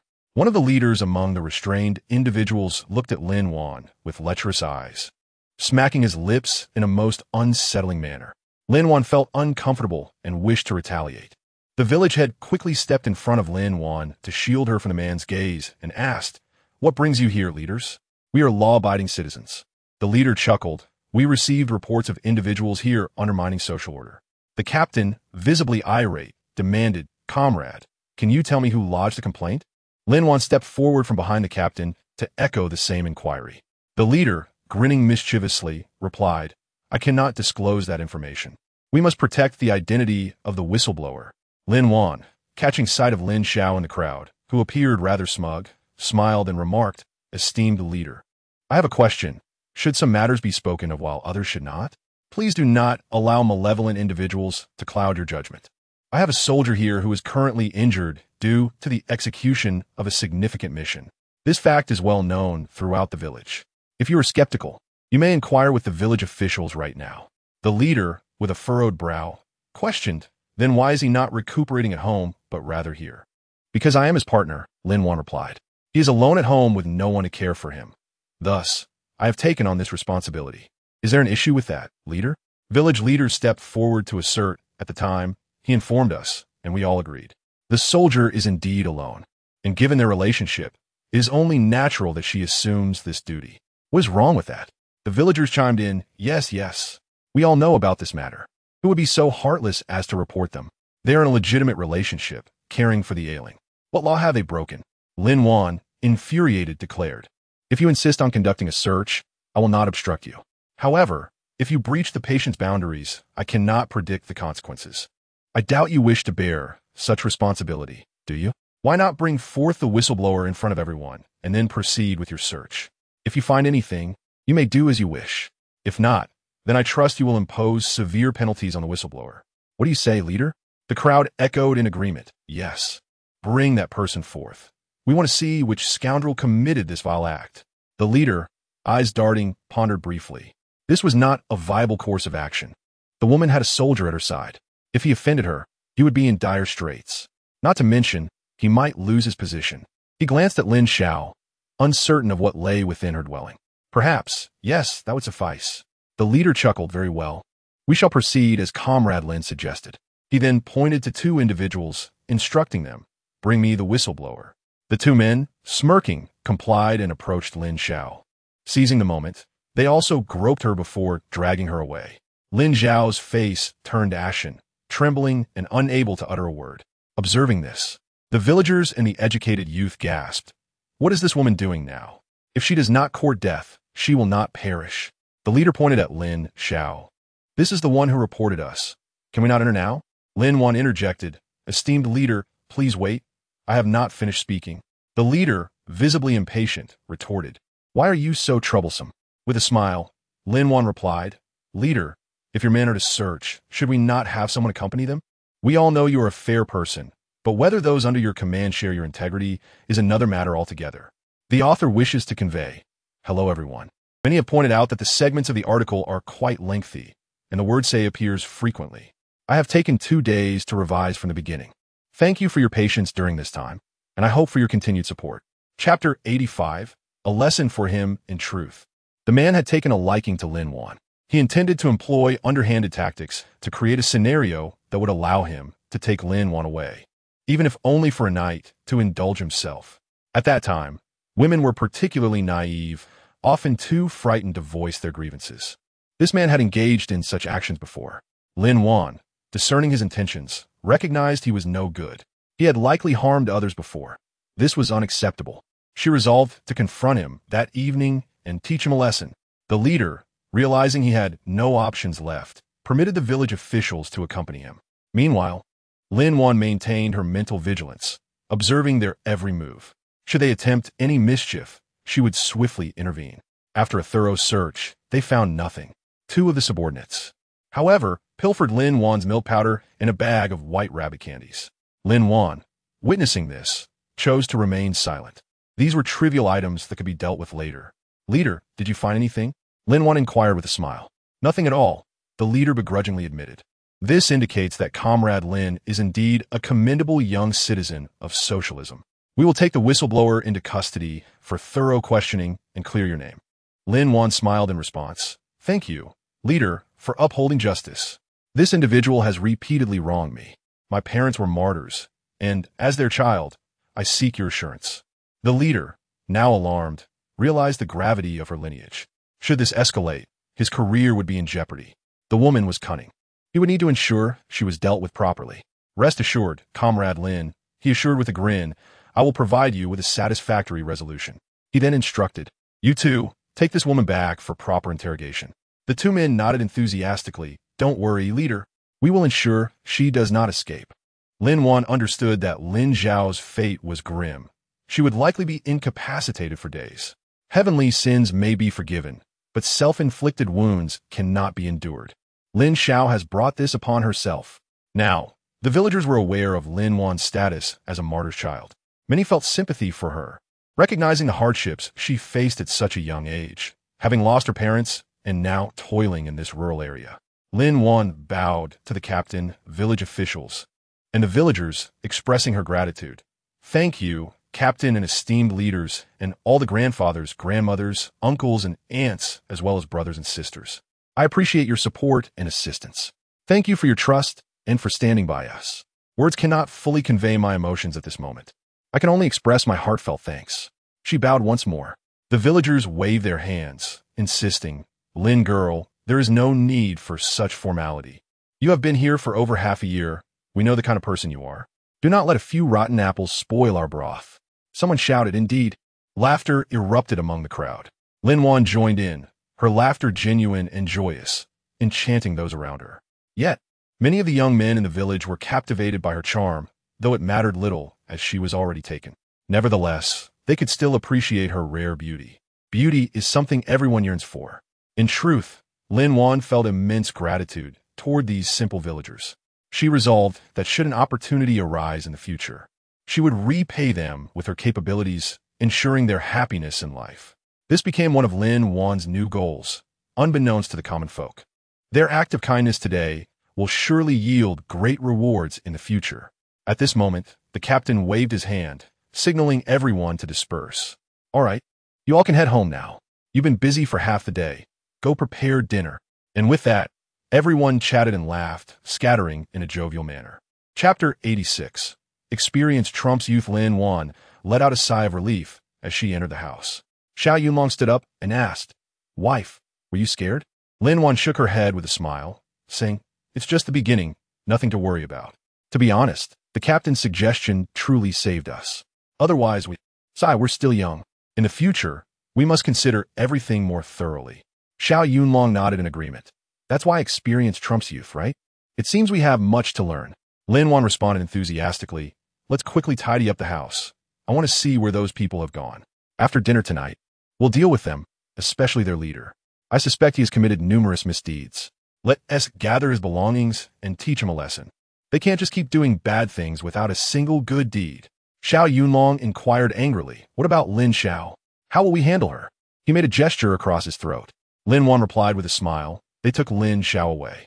I believe tonight their leader will not let her off easily. Let's wait. Let Lin Xiao enjoy herself first, then we'll give her a little extra surprise. Xiao Yunlong nodded. She brought this upon herself. She deserves the extra surprise. Even without this incident, she would have eventually stirred up trouble. Lin Xiao is truly a piece of work. She deserves her fate. All right, you don't need to worry about the house. Just keep an eye on those individuals, Lin Wan said. Xiao Yunlong agreed, understood. Thus, Xiao Yunlong tidied up the house while Lin Wan used her mental awareness to observe their actions. She saw the leader tie up Lin Xiao and toss her into a dilapidated brick house, which appeared to have once belonged to a landlord, with a reasonably spacious courtyard. Then, she noticed the leader return home to have dinner with his family before heading out to another person's residence. Respectfully, the leader stood beside the other man and said, "Brother, I went today, but didn't acquire anything. One was a soldier, and the other was the child of a martyr. I didn't dare to touch them." He licked his lips and lamented, "What a pity about that woman. She is truly beautiful." The elder brother, leisurely sipping tea, replied, "Then let it be. When you find a suitable target, just seize the opportunity. As for women, what does it matter? A beautiful woman is still just a woman. No matter how stunning she is, she won't feed you.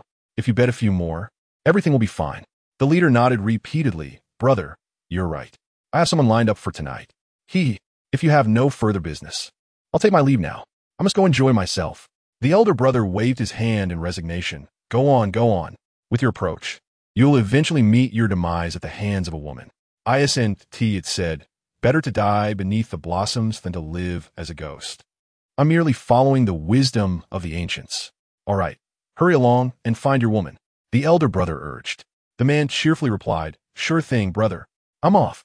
And he scampered away. Later, Lin Wan observed the elder brother enter a secret room filled with numerous boxes. He then proceeded to another secret room that housed a radio. Lin Wan thought of the enemy agents. Now she had leverage.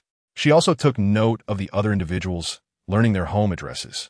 Lin Wan withdrew her mental awareness and said to Xiao Yunlong, "Along, everything is in place. We just need the right moment." Xiao Yunlong smiled and nodded, "Wife. I too am ready. I just await your signal." Afterward, Xiao Yunlong picked up Lin Wan and carried her to the kitchen, where he seated her on his lap, one arm around her slender waist while the other fed her with a spoon. They shared a long-awaited breakfast together, a moment truly hard-earned. After their meal, Xiao Yunlong cleaned the table and then took Lin Wan to bed. Lin Wan set up a pot of pu'er tea and a tea set on a small table, along with 2 plates of fruit. Xiao Yunlong sat on the bed, one leg extended and the other bent, one arm resting on his knee as he savored his tea, the other arm wrapped around his lovely wife. In that moment, Xiao Yunlong reflected, tea cleanses the spirit. Life is bittersweet, much like this black tea. There is joy in hardship and a sweetness that follows.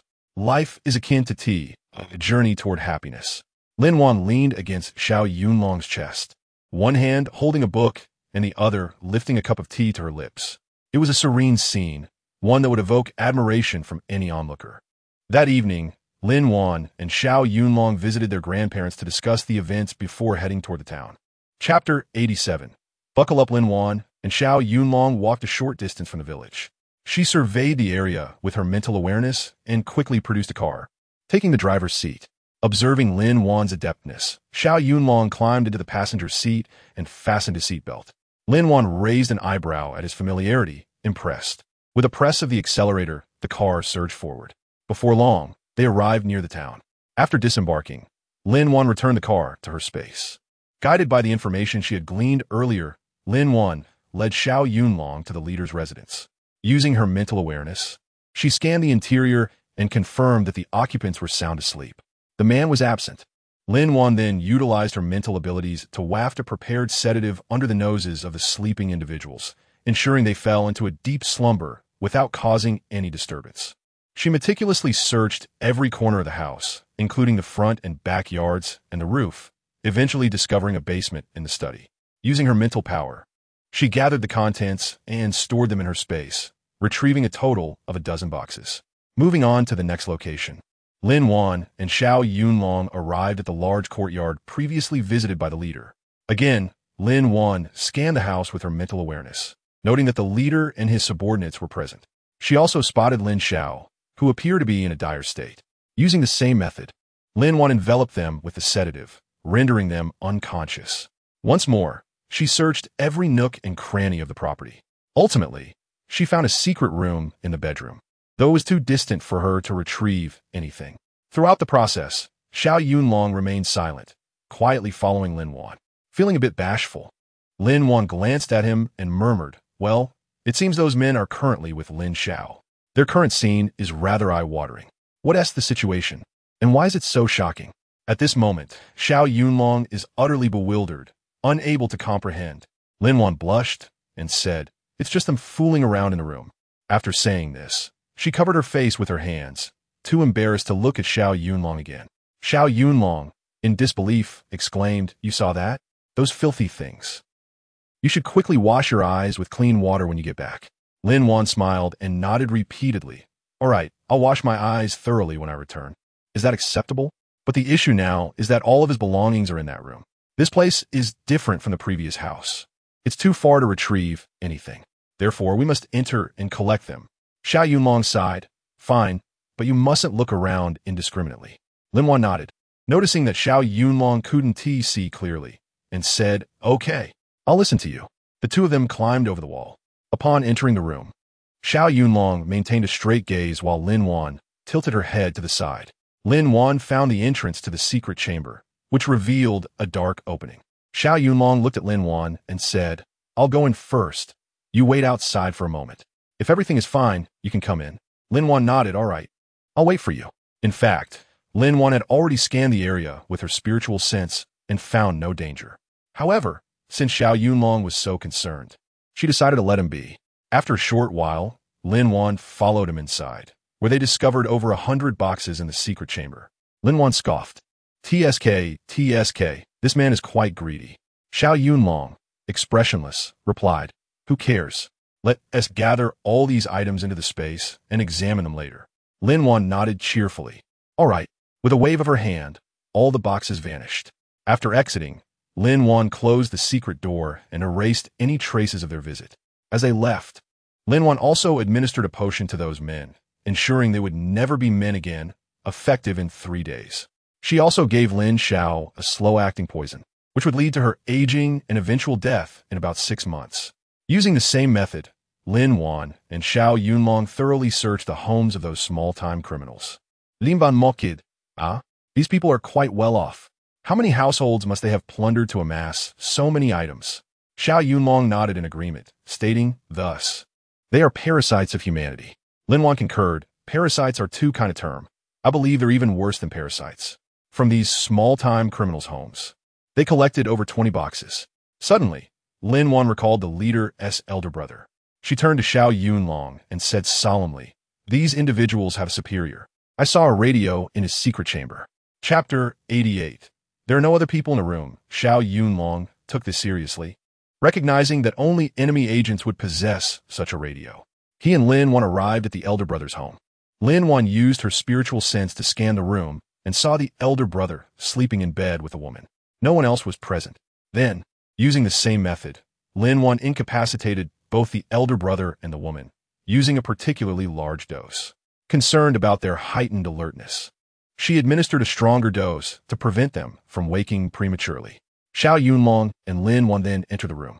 Lin Wan focused on gathering valuables, while Xiao Yunlong observed the surroundings. Lin Wan meticulously scanned the entire house and the vicinity within a kilometer radius. Everything appeared normal, except for the elder brother's residence, which harbored issues. In the elder brother's home, there was a large secret chamber in the backyard, a small one in the kitchen, and most significantly, a massive secret chamber in the study, totaling 3 hidden areas. Lin Wan relayed this information to Xiao Yunlong, and they began their search methodically. Lin Wan first investigated the kitchen. After searching for quite some time, she failed to find a switch or button. Eventually, she discovered a small, inconspicuous stone. It was nearly undetectable unless one looked closely. Lin Wan pressed the stone, but nothing happened. She tried turning right, which also failed. Finally, when she turned left, she heard a click and the door opened. Scanning the interior with her spiritual sense, Lin Wan observed nothing particularly remarkable, prompting both her and Xiao Yunlong to descend the stairs into the secret chamber. Upon entering, Xiao Yunlong's pupils contracted as he saw numerous books, all from Sakura country, along with 2 radios. Lin Wan suggested, "I'll check the other secret chambers. We can't afford to waste too much time." Xiao Yunlong nodded in agreement. "All right. Please be cautious." "I will be careful," Lin Wan assured him, then headed towards the secret chamber in the study. She located the entrance, pressed a button, and a dark passage appeared. Stepping inside, Lin Wan gasped, "Wow, this is incredibly affluent." She saw several hundred large boxes filled with various treasures, antiques, books, and a significant amount of money, quite a fortune. With a wave of her hand, she collected everything, leaving the chamber empty. After ensuring she left no traces behind, she proceeded to the next location, the backyard. Lin Wan reached the backyard and similarly found the entrance to the secret chamber. Upon entering, she discovered around 70 or 80 boxes. However, these boxes were different from those in the house. Scanning with her spiritual sense, she exclaimed, "Oh my, they're all weapons, ammunition, and grenades." Lin Wan hurried back inside and informed Xiao Yunlong, "The secret chamber in the backyard is filled with weapons. What should we do?" Xiao Yunlong pondered for a moment and replied, "He might have accomplices. We cannot handle this alone. I will write a report detailing the situation and submit it to the relevant authorities." Xiao Yunlong then asked seriously, "Have you cleaned up all traces from the places you visited?" Lin Wan nodded. "Yes, we left no traces behind." Xiao Yunlong relaxed. "That's good. I'll write the report now." He then inquired, "Can you envelop this letter with your mental power and deliver it to the desk of the relevant personnel?" Lin Wan confidently replied, "No problem. I've got it covered." Subsequently, Xiao Yunlong wrote over 10 reports addressed to different individuals, wary that if he submitted it to only one person, they might all be in cahoots. The more people informed, the better to avoid any complications. Utilizing her spiritual sense, Lin Wan located the homes of various relevant personnel, as well as their desks, and ensured each received a copy of the report for added security. Additionally, she administered a further dose of medication to the 2 individuals to guarantee they remained unconscious for a day and a night. Otherwise, their efforts would be in vain. Afterward, the 2 drove back to the village, stealthily returning to their home, washed up in their space, and went to sleep. As for the items in the space, they would address those upon waking. Chapter 89. Let us bar a few rounds after a refreshing sleep. Lin Wan and Xiao Yunlong finally regained their spirits. The events of the past few days had been overwhelming, and upon waking, they felt exceptionally revitalized and comfortable. Lin Wan looked at Xiao Yunlong and asked along, "How has your body been feeling lately?" Xiao Yunlong replied, contentedly, "Very well. I've been drinking the spiritual spring water daily and occasionally soaking in it. I feel better than ever." Lin Wan chuckled. "Then why don't we spar a few rounds and see how well your body has recovered?" Xiao Yunlong smiled and nodded. "Sure, my dear wife. This is a perfect opportunity for me to witness the depths of your martial prowess." The 2 individuals engaged in a spirited exchange, exchanging blows for over an hour without a clear victor. Lin Wan waved her hand, exclaiming that she was too exhausted to continue. Xiao Yunlong, admiring her effort, remarked that her skills were on par with his own, and if she had truly exerted herself, he might have found it difficult to prevail. He then gave her a thumbs up. Lin Wan chuckled, insisting that it was merely Xiao Long's graciousness that allowed her to hold her own. They shared a knowing smile, their clothes clinging to them like they had just emerged from water.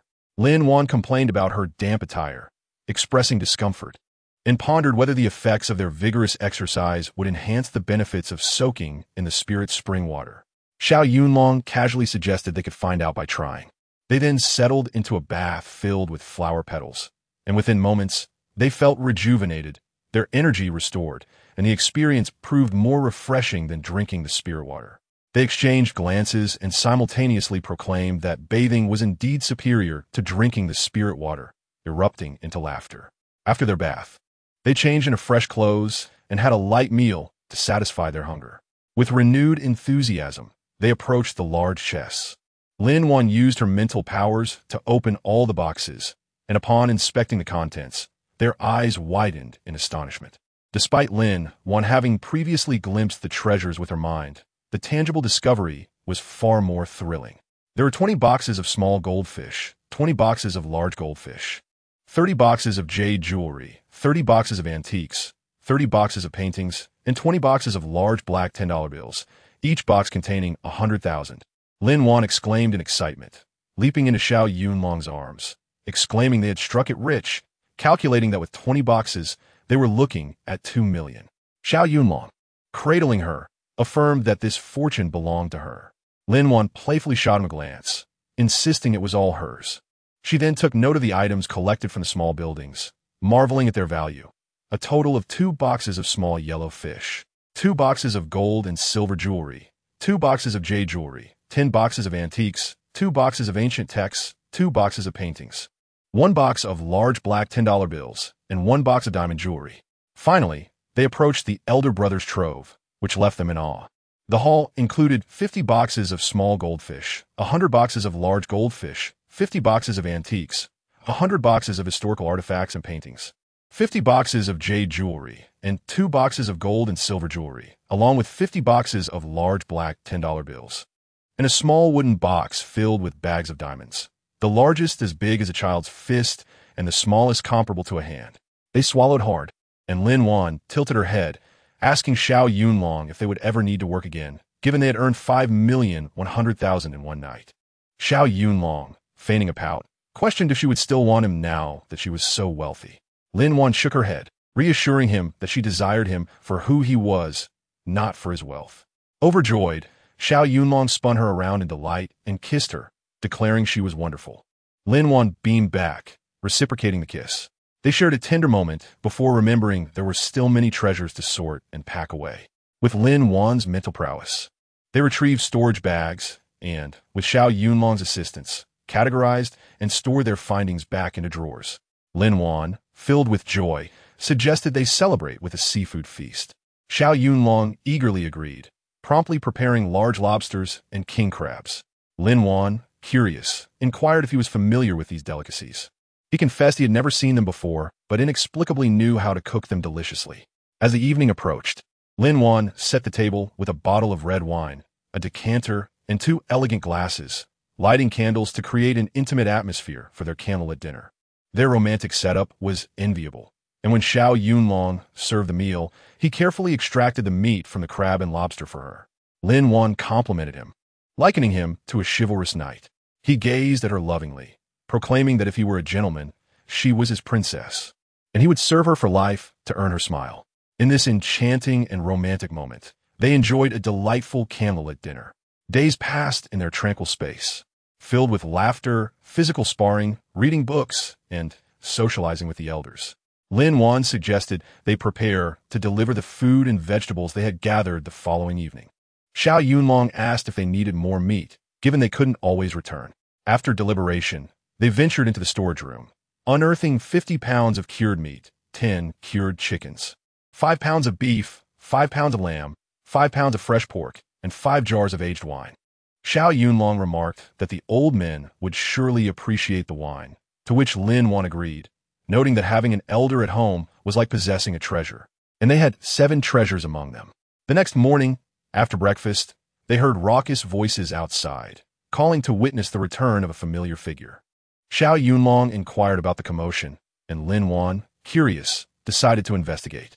Using her spiritual perception, she recognized that Lin Xiao had returned, and they speculated on her experience over the past few days, noting the absence of her influence among those who had confined her. As they approached, they saw Lin Xiao staring intently at their home, muttering something inaudible.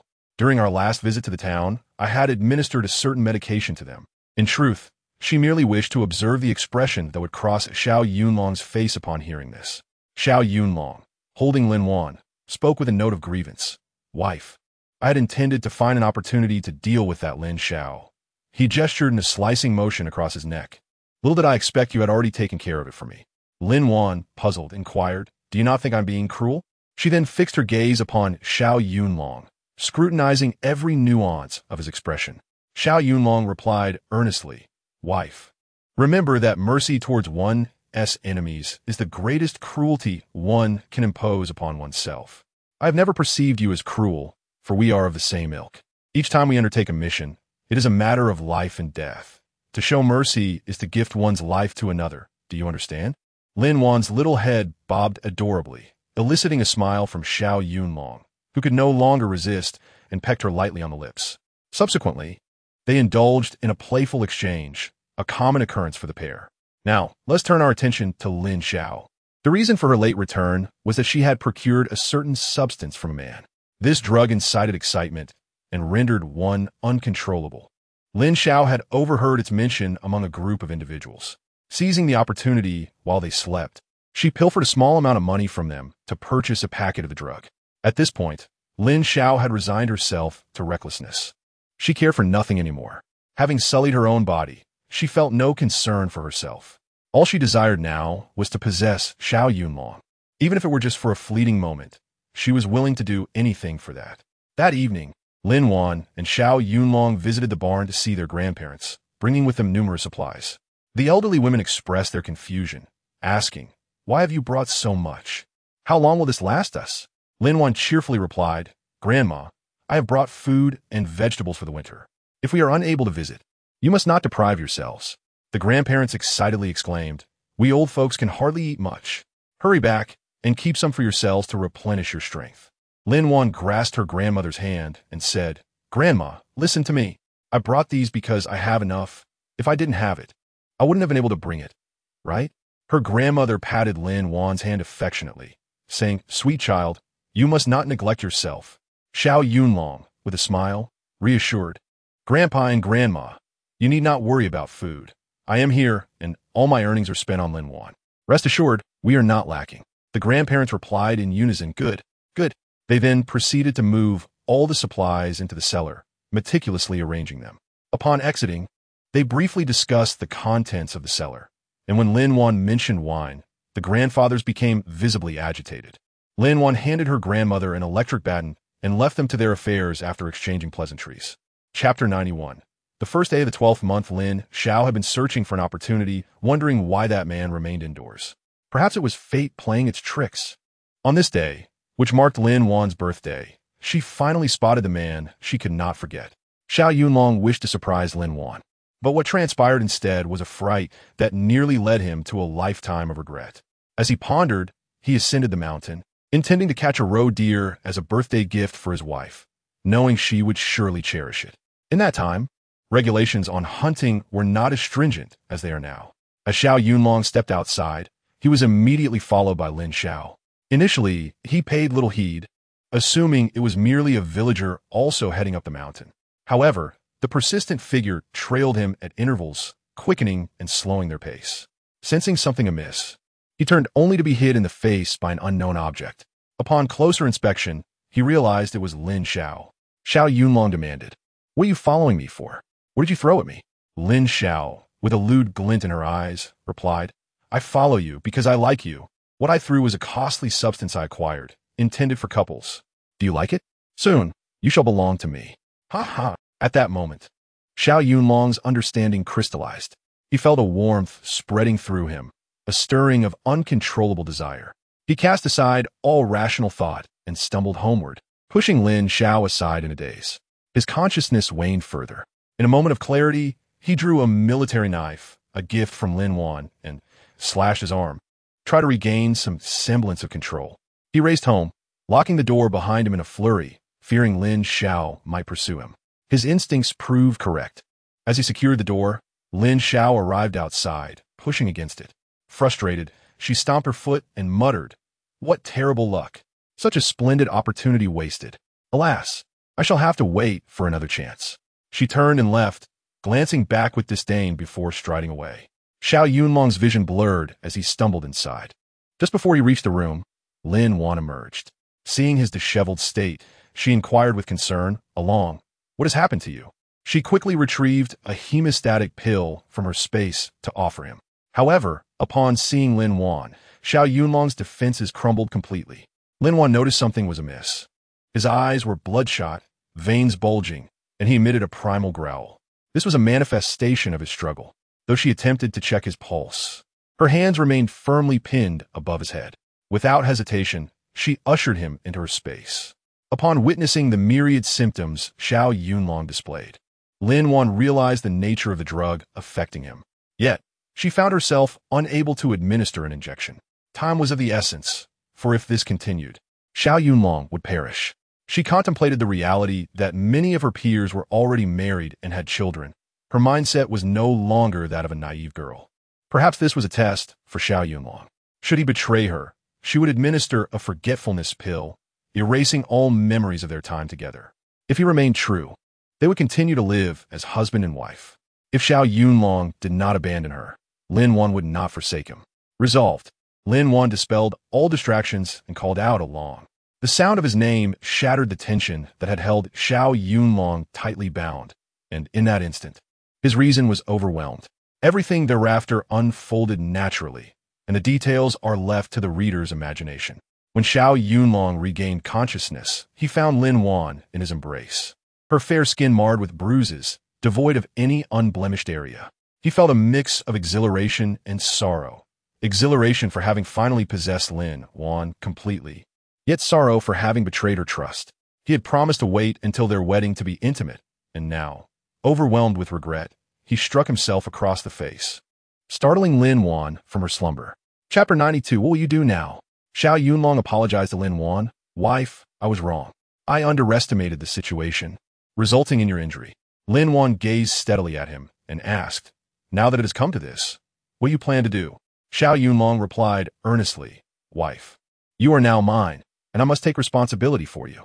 I wish to proceed with our marriage. However, you are not yet 18, and the military does not permit the submission of marriage reports. Therefore, I am unable to provide you with a marriage certificate at this moment. What do you think of this arrangement? Let us first hold a ceremony in the village, which will grant us a legitimate reason to be together. By the time the new year arrives, I shall submit the marriage report early, and we can officially register our marriage. Does that sound acceptable?" Lin Wan pondered for a moment, and given the circumstances, she agreed to the idea.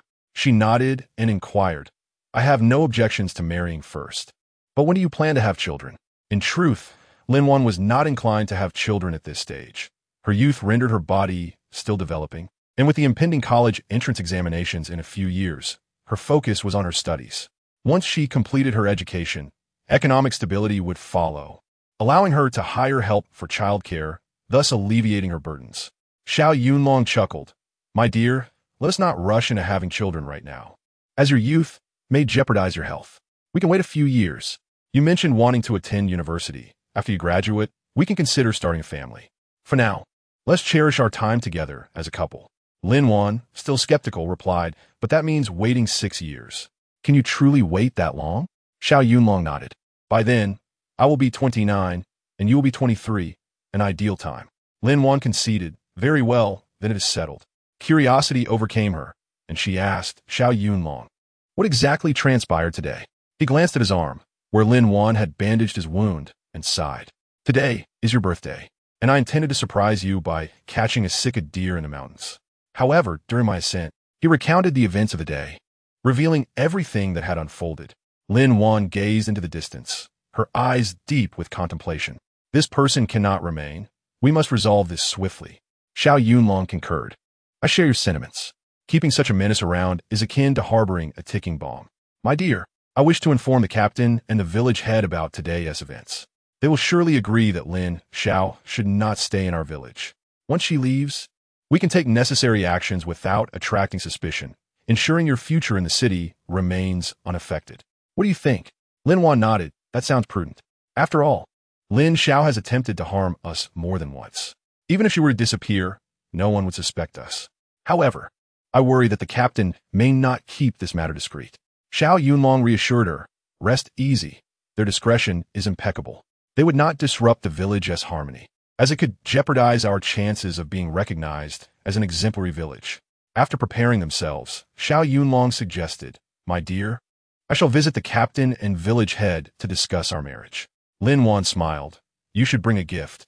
It would be impolite to arrive empty-handed.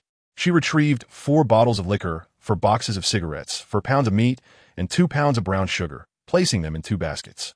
With concern, she added, I must also check for contraceptive medicine in the space to prevent an unplanned pregnancy. The thought of impending fatherhood troubled Xiao Yunlong, as he realized it might hinder his newfound freedom. Yes. Please hurry and find that medicine. We shall act separately, he urged. Upon reaching the captain's home, Xiao Yunlong clarified his intentions. The captain, puffing on his pipe, inquired, what is the situation? Xiao Yunlong relayed the sequence of events, and once finished, the captain proposed, let us visit the village head to discuss this matter further. Xiao Yunlong agreed, placing one of the baskets down as they proceeded to the village head's residence. Upon arrival, he set the basket on the table before taking a seat.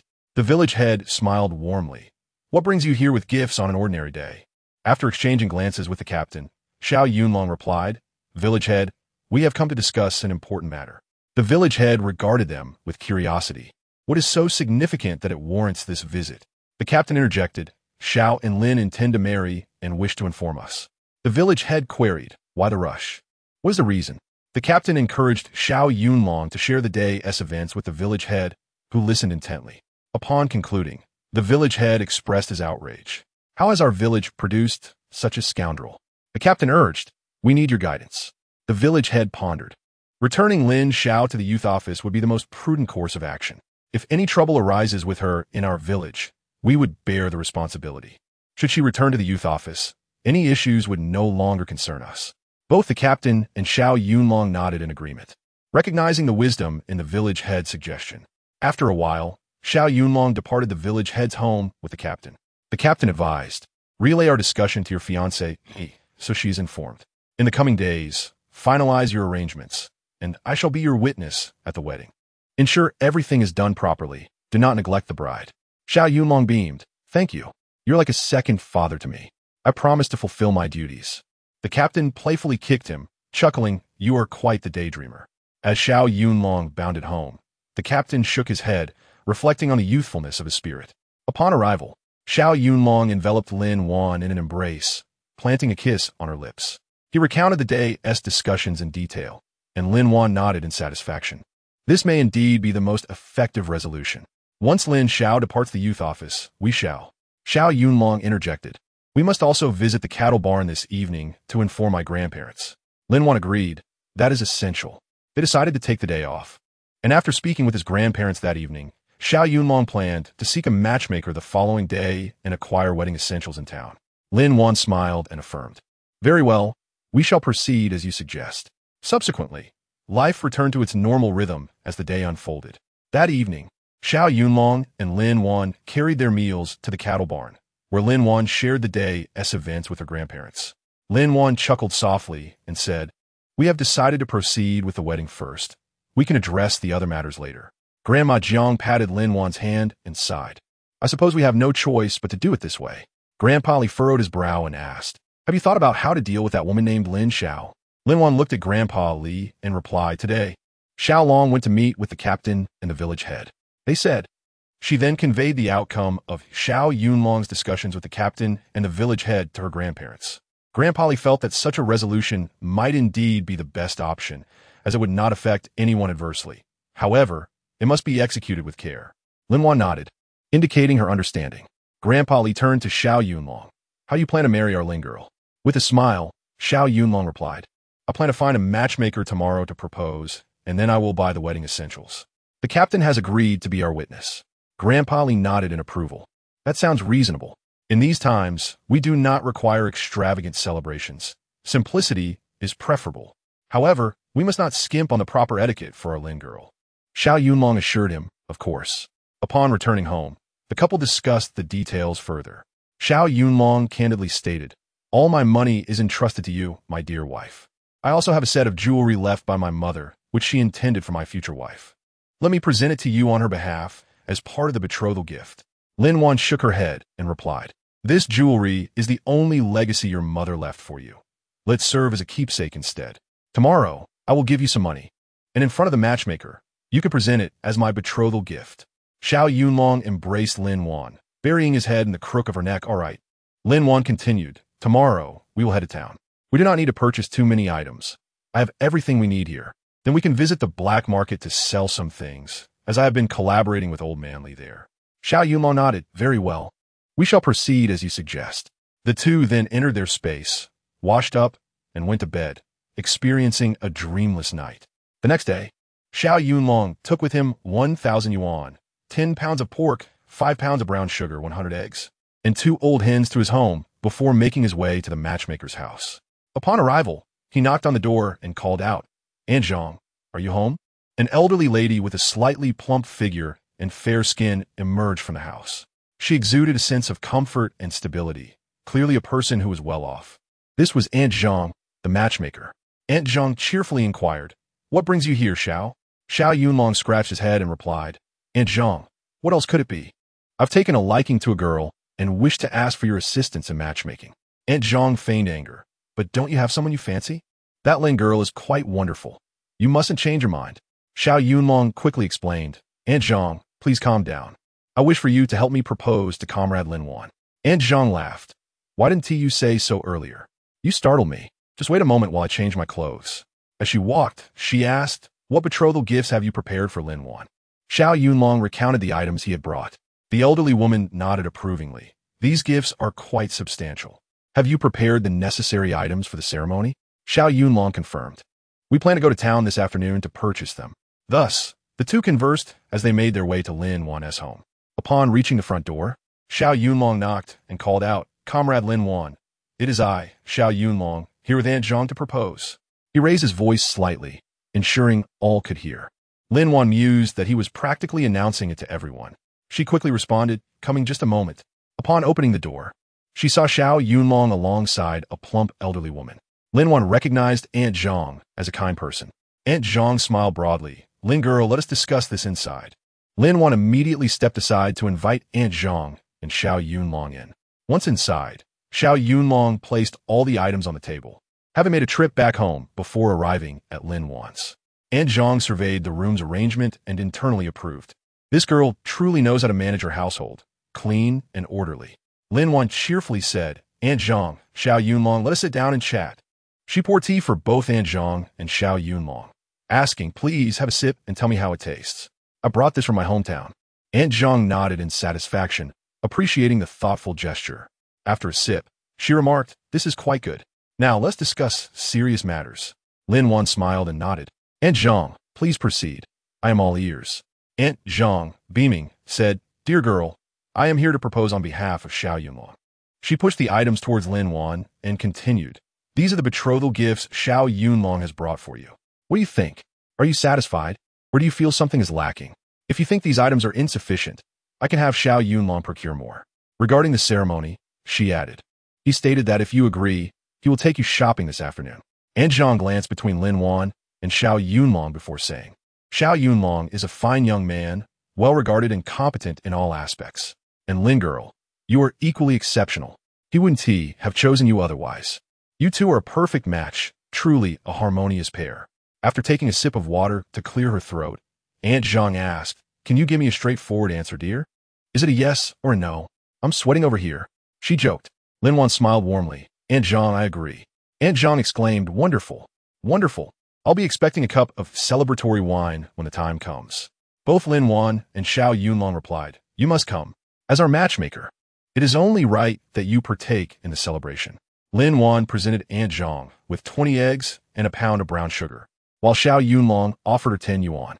Aunt Zhang left in high spirits, reflecting on how generous both families were. Truly a remarkable offering, far beyond what is typical. Lin Wan and Xiao Yunlong tidied up before preparing the necessary documents to buy wedding items. As they walked, Lin Wan used her spiritual awareness to search for items in their space. She recalled that they had a bicycle, a watch, and a sewing machine, but were missing a radio, thermos, wash basin, and similar essentials.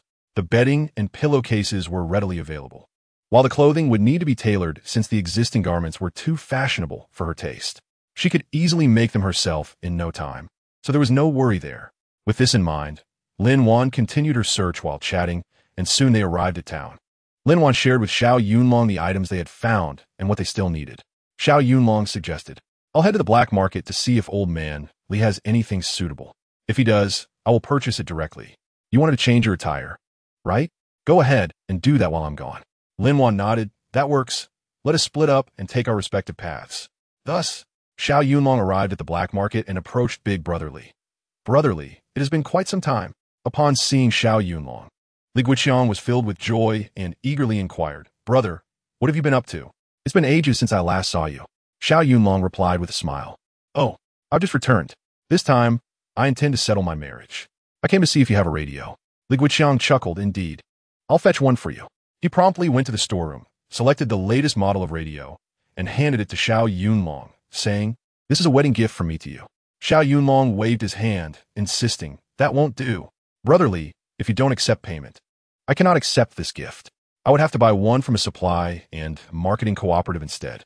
With a resigned expression, Li replied, "All right, I shall charge you 150 yuan, and this time you cannot refuse." Xiao Yunlong understood that this sum barely covered the cost. He realized that Li was repaying a debt of gratitude, as it was Xiao Yunlong who had saved his life during a time of peril. Since then, Li had treated Xiao Yunlong with the utmost respect, akin to that of an elder brother. Xiao Yunlong nodded, "Very well. Brother Li, I will accept your kindness. On the day of my wedding, you must come to celebrate. Then I shall graciously accept your invitation." Li cheerfully responded, "The day after tomorrow is the big day. You are welcome to join, Brother Li." Xiao Yunlong smiled in agreement. "All right, I will definitely be there. Now, Brother Li, you carry on with your work. I must take my leave." After saying this, Xiao Yunlong headed towards the exit of the black market, as Lin Wan would be arriving shortly. Once Li saw Xiao Yunlong off, he watched him walk away and remarked, "My brother has finally found his happiness." Shortly after, he spotted Lin Wan and excitedly exclaimed, "Ah, my dear brother, you have returned. Didn't you say you would be away for over 2 months?" Lin Wan smiled and replied, "Well, I wrapped up my business and returned. Is there anything you need, Brother Li?" Li had already prepared a list and handed it to Lin Wan, saying, "Sister, please have a look at this list." After glancing at it, Lin Wan nodded, "Let us meet at the usual place in 2 hours." Thus, Lin Wan secured another deal, earning several thousand yuan. Chapter 95. Dining at the state-run restaurant, Lin Wan approached Xiao Yunlong and asked, "Now that everything is settled, what next?" Xiao Yunlong responded, "I plan to buy a radio in the black market, but we might as well visit the supply and marketing cooperative. What do you think?" Lin Wan agreed. "All right then, let us head to the cooperative." Xiao Yunlong nodded. "Let us go now." Before long, the two arrived at the cooperative. Inside, Lin Wan spotted thermoses, enamel basins, and enamel mugs. She pointed to the items and asked the salesperson, "How much are these?" Presenting the marriage introduction letter issued by the team leader, the salesperson warmly replied, "Hello, comrade. We are here to serve the people. How many would you like?" Lin Wan thought for a moment and said, 2 thermoses, 2 enamel basins, and 2 enamel mugs. "How much will that be?" The salesperson replied, "A thermos is 12 yuan, so 2 would be 24 yuan, requiring 2 thermos tickets. An enamel basin costs 8 yuan, making 216 yuan, needing 2 industrial tickets. An enamel mug is 2 yuan and 50 cents, so 2 costs 5 yuan, needing 2 industrial tickets. Altogether, it will be 45 yuan, 2 thermos tickets, and 4 industrial tickets. Would you like anything else?" Lin Wan shook her head. "Let us just buy these for now." She then handed over the money and tickets. The salesperson counted the money and tickets to ensure everything was correct and then swiftly slid them across a wire to the other side. "Moments latte." She returned with a receipt. The salesperson packed Lin Wan's requested items and handed them to her. Xiao Yunlong promptly took the items from Lin Wan. concerned that she might tire herself. He cheerfully said, "My dear wife, let us go to the state-run restaurant for a meal." Lin Wan looked up at the sky, realizing that it was nearly noon. Skipping a meal was not an option, as her stomach was already grumbling. With a smile, she replied, "All right, let us treat ourselves to a nice meal at the state-run restaurant." Upon arriving at the restaurant, they found an empty table and sat down. Xiao Yunlong asked, "Wife, what would you like to eat?" Lin Wan glanced at the menu on the blackboard and said, "Let us have braised pork, sweet and sour ribs, and a few steamed buns." Xiao Yunlong nodded, "Okay." He approached the counter and inquired with the server, "Hello, comrade. Do you still have braised pork and sweet and sour ribs available?" The server's eyes lit up upon seeing Xiao Yunlong, and he eagerly replied, "Yes, yes, yes. I will get you a portion of braised pork, a portion of sweet and sour ribs, 8 steamed buns, and 4 meat buns." The server nodded, smiling as he noted, "A portion of braised pork costs 80 cents, requiring 4 liang of meat tickets. The sweet and sour ribs are 50 cents. Each steamed bun is 5 cents. So 8 will be 40 cents, needing 2 jin of grain tickets. For meat buns cost 10 cents each, totaling 40 cents, needing half a jin of meat tickets. Altogether, that will be 2 yuan and 10 cents, 9 liang of meat tickets, and 2 jin of grain tickets." Xiao Yunlong handed over the tickets and money to the server before returning to sit beside Lin Wan. The server, noticing the exceptionally beautiful woman next to Xiao Yunlong, felt a surge of jealousy. His fists clenched tightly, and his teeth ground together as he muttered, "Just a vixen. Wait and see how I deal with you." Lin Wan observed the server's behavior and remarked, "Xiao Yunlong, have you attracted another troublesome flower?" Xiao Yunlong scratched his head in confusion. "When did that happen? I was unaware." Lin Wan gestured subtly towards the server. "You can see for yourself." Turning his head, Xiao Yunlong caught sight of the server glaring at Lin Wan with an expression filled with malice, as if he wished to devour her.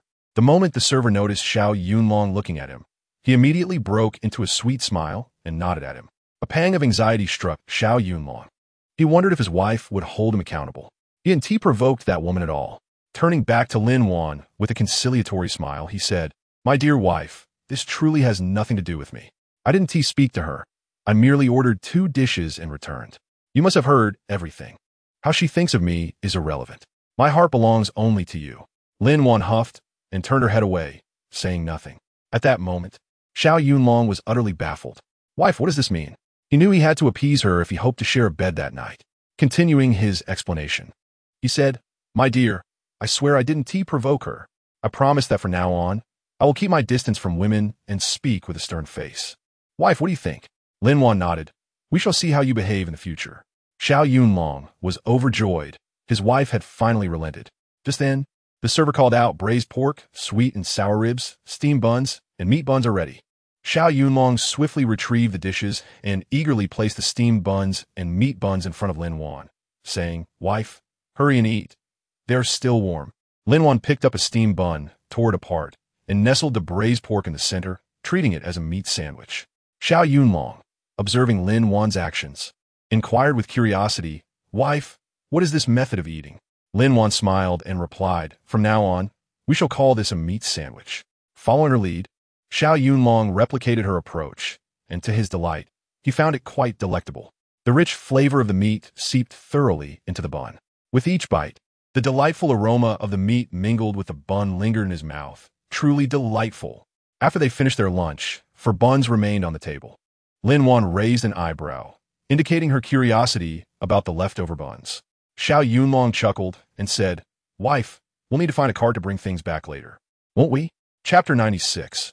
Xiao Yunlong's misguided affections. Xiao Yunlong elaborated, "I wish to see if old Niu is around. If he is, I'd like to request his assistance in transporting these items back. They are for his little grandson." Lin Wan nodded, suggesting, "Then you should go check if old Niu is here." "All right, I shall go and see now," he responded. "Very well, let's be on our way." As they stood up, Xiao Yunlong's misguided affections approached. The waitress, eyeing Xiao Yunlong, asked, "Comrade, do you have a partner?" She introduced herself. "I work here as a waitress, earning 28 yuan and 50 cents a month as a full-time employee. I have parents, 2 older brothers, and a younger brother. I am the cherished one in my family. If you were to date me, I have a house and money. I could support you. What does that sound?" Lin Wan crossed her arms, watching the scene with amusement. Xiao Yunlong stared at the waitress as if she were foolish, retorting, "Where did you come from, you lunatic?" Have you forgotten to take your medication? The waitress pointed at Lin Wan, declaring, that vixen is so beautiful. She will undoubtedly make a fool of you in the future. I would not. I truly love you. Lin Wan raised an eyebrow, intrigued by the unfolding drama. Just as she was about to respond, Xiao Yunlong unleashed his sharp tongue. Have you looked in a mirror? You're so ugly that you could scare ghosts away at night. Do you really think you are a flower that everyone loves? You must be out of your mind for men. If you want a man, just grab one off the street. What are you trying to do here? You're clearly a lunatic. Scram. If you block our path again, I'll kick you so hard that even your mother wouldn't recognize you. The young waitress, covering her face, ran back to the kitchen, sobbing. Lin Wan shook her head, shot a glare at Xiao Yunlong, and proceeded to walk outside. Xiao Yunlong gathered their belongings and called out, Hey, wait for me. Lin Wan and Xiao Yunlong found themselves in a deserted alley. She retrieved their items, a sewing machine, a bicycle, and various provisions. Then, Lin Wan instructed Xiao Yunlong to fetch a cart while she waited there. Xiao Yunlong approached the large tree where old Niu usually parked and found him seated in his cart, idly conversing with his cow. Xiao Yunlong approached to eavesdrop on their conversation. Old Niu affectionately scratched the cow while saying, My old friend, it's getting colder by the day. Come winter, you'll have to endure again. At your age, who knows how much longer you'll last? We've been companions for half a lifetime. If you were to leave, I would truly miss you. Amused, Xiao Yunlong patted old Niu on the shoulder. Turning around, old Niu spotted Xiao Yunlong and asked young Xiao, What brings you to the city? I heard you are getting married. When is it? I must come to celebrate with a drink. Will you welcome me? Xiao Yunlong beamed, responding, Well, old Niu, you've asked me so many questions. Which should I answer first? Old Niu playfully slapped Xiao Yunlong's back and replied, Just answer them one by one. With a grin, Xiao Yunlong said, All right then, old Niu, I came to the city to purchase wedding supplies, the essentials, you know. The day after tomorrow is our wedding day. You are most welcome to join us for a drink. I'd be thrilled to have you. Old Niu chuckled. You cheeky lad. You certainly have a way with words. Now, what do you need from me? Xiao Yunlong, with a playful grin, replied, Well, you see, I bought a few large items that I cannot carry alone. Would you be so kind as to help me out? Old Niu, with a flick of his whip, exclaimed, Where are they? I'll head over right now. Xiao Yunlong pointed ahead, explaining, Just over there. We plan to walk back slowly after our meal. But the items are too heavy. Old Niu, with a serious demeanor, stated, If you need something, just say it directly next time. No need to beat around the bush. You shouldn't treat me as a stranger. Xiao Yunlong grinned, assuring, Understood, old Niu, I'll remember that next time. When they reached Lin Wan, she was lost in thought, her head bowed. Xiao Yunlong cheerfully announced, Wife, old Niu is here. Lin Wan looked up and smiled. Thank you, old Niu, for your hard work. I appreciate you taking the trouble to come. Old Niu kindly replied, No need to be so formal, girl. If there's anything, just send this lad to find me. Lin Wan chuckled, All right, old Niu, I understand. The three of them worked together to load the items onto the cart. Xiao Yunlong handed the buns to old Niu, saying, These are for the children. Please take them back. Old Niu shook his head. You two are too young to waste money. We have enough to eat and drink. Don't worry about us. Keep them for yourselves. Xiao Yunlong insisted. This is not for you. It's for the children. They need proper nutrition as they grow. Old Niu, if you refuse again, will be quite upset. Old Niu's eyes glistened as he remarked, What luck I have to meet such kind-hearted children like you. Time and again, you've helped us. I thank you on behalf of the children. Lin Wan quickly interjected, Old Niu, no need for such talk. We are all from the same village. We're like family.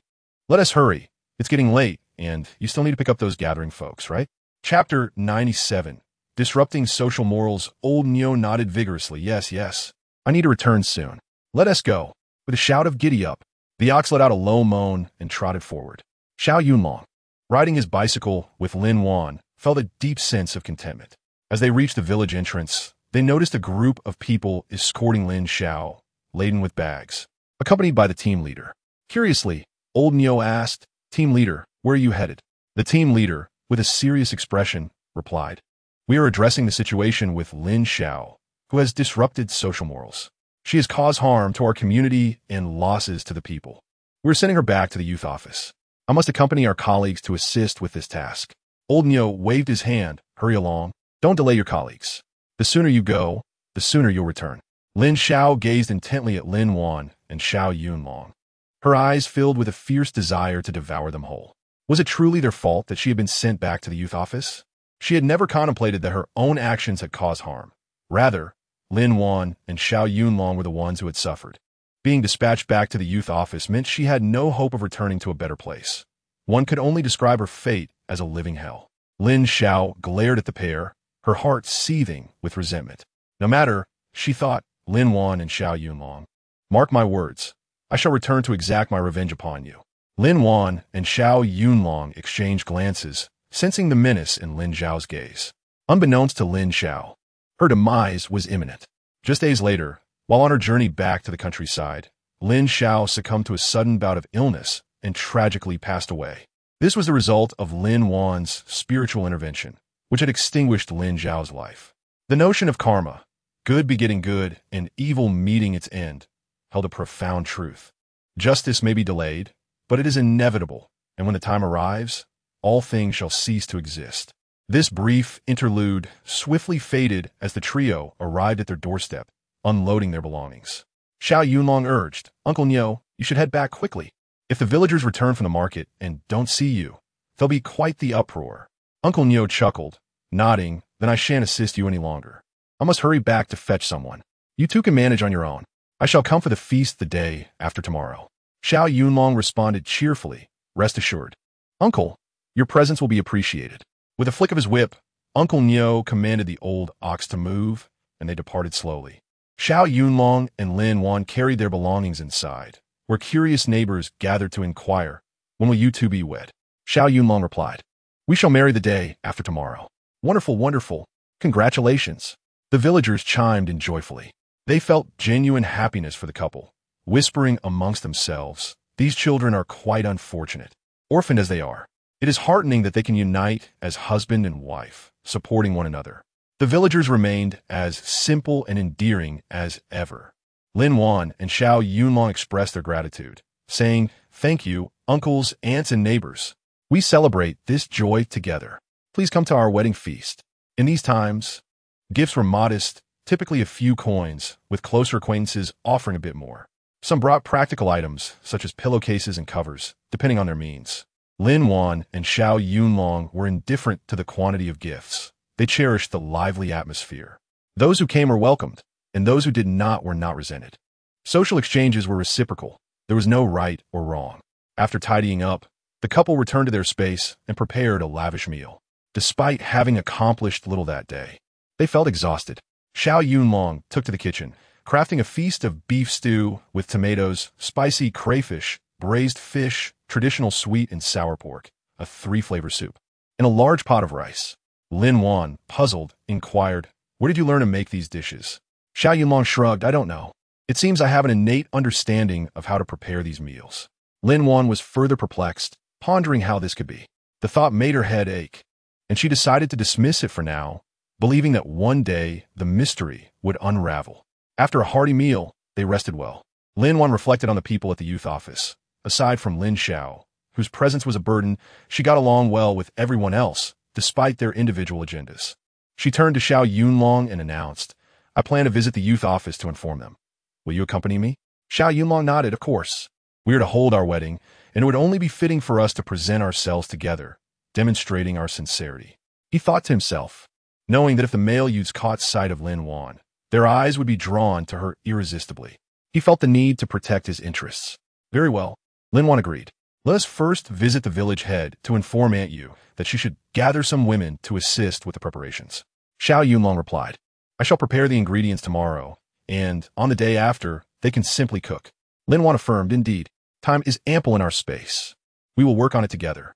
After clearing the table and washing the dishes, the clock struck 5. They made their way to the village head's home, explaining their plans. Xiao Yunlong stated, we will handle the food ourselves. When guests arrive, they can simply assist with cooking. We shall compensate each helper with a small fee. The village head and Aunt Yu nodded in agreement, acknowledging their approach. Aunt Yu readily replied, you can count on me. I will ensure everything is organized. Xiao Yunlong expressed his gratitude sincerely. Thank you for your assistance, Aunt Yu. Do not mention it. You are all our children. This is a trivial matter, she replied dismissively. Very well, Aunt Yu. I shall refrain from being overly formal, he said with a smile. With that, they prepared to leave, and Xiao Yunlong added, village head, Aunt Yu, we won't linger. We must inform the youths at the youth office. The village head waved them off, saying, hurry along, the wedding day approaches. And you must finalize your tasks. We understand, Xiao Yunlong replied. Aunt Yu and the village head saw them to the door as they departed for the youth office. Upon arriving, Lin Wan knocked on the door. Who is it? A sweet voice echoed from within. It was Du Anqi who opened the door. Ah, it's Lin Wan. What brings you here so late? Guoming. Since Lin Xiao's antics at the youth office, the youths had grown closer, strengthening their bonds. This was perhaps the only good thing Lin Xiao had inadvertently achieved. Sun Xiaoyan, hearing the commotion, rushed out, asking Lin Wan, what brings you here? I heard you two are getting married. Why didn't you tell me? With a smile, Lin Wan replied, I came to let you know. Did you think I was going to keep it from you? Sun Xiaoyan laughed, not at all. This is perfect timing. She thought to herself that she would never dare to suggest it was too late. Knowing Lin Wan's temperament, she might not receive a meal in return. As the others heard the commotion, they began to gather, each asking, what prompted this sudden news of your marriage? We had no inkling. Lin Wan chuckled, well, I thought it best to get it done sooner rather than later. Du Anqi inquired with a grin, when is the ceremony? Lin Wan beamed, the day after tomorrow. If you all have time, please come and show your support. Du Anqi glanced at Li Wei, who appeared despondent, his eyes devoid of light, lost in thought. Many of the male youths showed signs of disappointment, realizing their chances were gone. The prize flower had already been claimed. They all nodded in agreement, assuring her, rest assured. We will be there. We are all certain to be present. Xiao Yunlong closely observed everyone's expressions, simultaneously realizing the significant place Lin Wan now occupies in Li Wei's heart. Thus, he must firmly hold on to his wife. Losing her is simply not an option. The thought of losing her one day, irretrievably, filled him with resolve. Xiao Yunlong silently vowed, Honor is mine, and she shall forever remain so. With a cheerful smile, Lin Wan said, we should be on our way. It's quite late, and you all should rest. We'll see each other the day after tomorrow. She waved goodbye to everyone, and Xiao Yunlong nodded in agreement, taking Lin Wan's hand as they walked back. However, Lin Wan sensed something amiss in Xiao Yunlong's demeanor. His grip on her hand was so tight that it caused her pain. Puzzled, she asked Xiao Yunlong, what's wrong? You're hurting me. Realizing the intensity of his grasp, which had turned her hand red, Xiao Yunlong quickly apologized. I'm so sorry, Wanner. It was my fault. Let me blow on it. He bent down to tend her hand. Lin Wan gently turned his face towards her, asking, what is troubling you? Why are you so upset? Xiao Yunlong embraced Lin Wan, murmuring, Wanner, will there come a day when you might leave me? Surprised, Lin Wan replied, why do you say that? Can you tell me why? Xiao Yunlong, with a furrowed brow, expressed his worries about Li Wei's reaction to their impending marriage, fearing he might regret losing her in an attempt to reclaim her. At that moment, I wouldn't know who you would choose, he confessed, holding her hand in a pleading manner. Will you ever abandon me? If you do, I wouldn't know how to go on. Lin Wan gazed intently at him and asked, if that day were to come, what would your true feelings be? With unwavering determination, Xiao Yunlong replied, my dear wife, I would do everything in my power to win you back. I refuse to compromise. You are mine, and you shall always belong to me. I will not yield an inch of my affection for you. Lin Wan smiled, her eyes twinkling. That's the spirit. Remember, no matter the circumstances, as long as your heart belongs to me, your body will never betray me, and your spirit will not stray. I will forever be yours. Xiao Yunlong nodded vigorously, but when he heard the word but, he trembled slightly. But what? He asked anxiously. Lin Wan, maintaining her gaze, stated, however, no matter what mistakes you may commit, you will forever lose me because I cannot tolerate betrayal. As long as you are devoted and unwavering, I will stand by you through thick and thin. Xiao Yunlong held her tightly, affirming, I understand, my love, I will no longer be stubborn. I will dedicate my life to proving I care for you above all else. With a playful smile, Lin Wan suggested, dear husband, let us return home. Xiao Yunlong chuckled. Then, my dear, may I tonight? Not tonight. You must wait until the day after tomorrow, she replied teasingly. Please, my dear. Their voices faded into the distance, leaving only the sight of their figures gradually shrinking away. In the stillness of the night, a sweaty figure shook his head repeatedly, murmuring, Wanner, Wanner. This was Li Wei. He had dreamt of his past life, where Lin Wan had loved him dearly, always trailing behind him. They enjoyed happiness together until they wed before returning to the city. After the restoration of college entrance examinations, They both enrolled in university, and upon graduation, Lin Wan used her parents' compensation to start a business, which flourished under Li Wei's guidance. However, when Lin Wan became pregnant, she could not fulfill his physical desires. Li Wei, thinking himself handsome and wealthy, felt it unnecessary to remain committed to one person. He sought companionship elsewhere, leading to a tragic confrontation where Lin Wan was pushed, resulting in severe injury and infertility. Initially remorseful, Li Wei's guilt faded over time, especially as the absence of children weighed heavily on him. Ultimately, he sought relationships with other women, fathering multiple children, while Lin Wan suffered a fate that left her in a coma after a violent altercation. Li Wei left her in the care of a nurse, living a double life until Lin Wan passed away, erasing her existence from the world. Now, Li Wei pondered if he had been given a second chance, filled with regret, wishing he could love and cherish her properly this time. "Wanner, can you grant me another opportunity?" he cried out in despair. His lamentations awakened his housemates. Qinglong turned on the light, asking Li Wei what's wrong.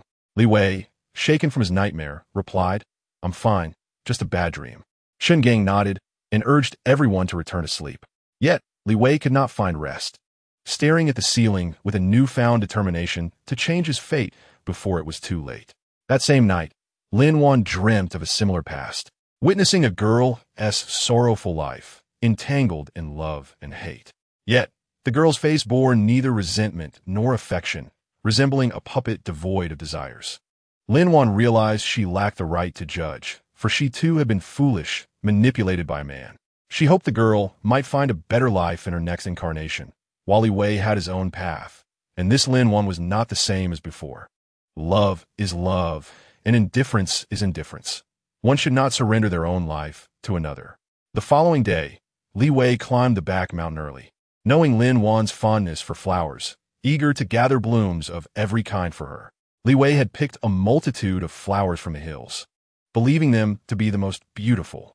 He resolved to seize this final opportunity to propose to Lin Wan before she married Xiao Yunlong, seeking her forgiveness. He vowed to dedicate his life to loving and cherishing her, promising never to be indecisive again. With joy, Li Wei hurried to Lin Wan's doorstep, knocking vigorously. Many elderly people, unable to sleep, were taking their grandchildren for a stroll.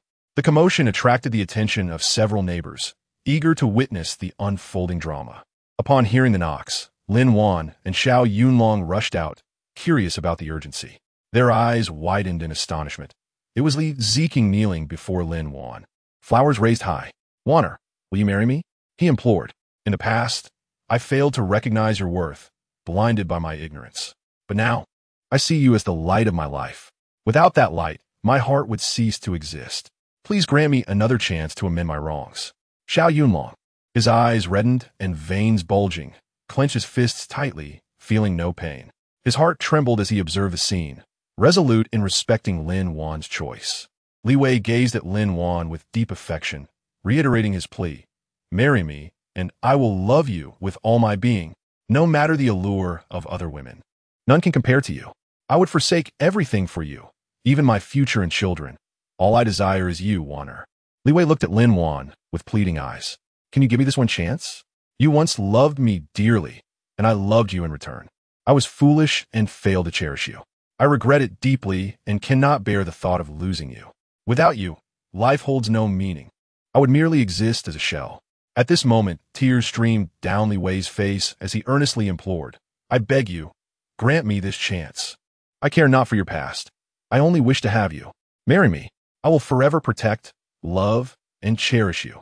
You are all I need in this life." Many onlookers were moved to tears, whispering amongst themselves about Li Ziking's profound devotion. Du Anqi observed this scene, contemplating whether it was time to let go. Loving someone who does not love you in return can lead to unbearable anguish. Xiao Yunlong, too, came to a realization. His wife must be his alone. He could never relinquish her. Should he do so, regret would haunt him for a lifetime. In front of the gathered crowd, he embraced Lin Wan tightly, declaring to Li Wei, "Lin Wan is mine, and always will be. I will not allow her to be taken by anyone, not even at the cost of my life." Li Wei, undeterred, retorted that as long as he lived, Xiao Yunlong would never have Lin Wan, unless he were to die. The crowd gasped in surprise at Li Wei's boldness. Lin Wan comforted Xiao Yunlong, then broke free from his embrace. She faced Li Wei, saying, "The Lin Wan you loved is gone. I loved you too deeply. It became exhausting. I could not bear the weight of reality, so I left. She is dead and will never return." Turning back to Xiao Yunlong, she smiled softly. "The Lin Wan of now is not the same as before. I no longer love you. You should find someone who does. Let us each pursue our own happiness." Li Wei rose, offering Lin Wan a bittersweet smile. "I respect your choice, but remember, I will always be here to protect you. I will prove my love through my actions." Gazing into Xiao Yunlong's eyes, he warned, "Should the day come when you consider letting her go, I will be waiting to catch her." Xiao Yunlong countered, "You will never see that day, for I will not grant you such an opportunity." Li Wei scoffed, "Do not speak too hastily. Life is long, and the future is unpredictable." Xiao Yunlong raised his fist, ready to strike, but Lin Wan quickly intervened, shaking her head. "Tomorrow is our wedding day. Let's not escalate this further." She turned to Li Wei, stating, "I have said all I needed to say. Let's go our separate ways."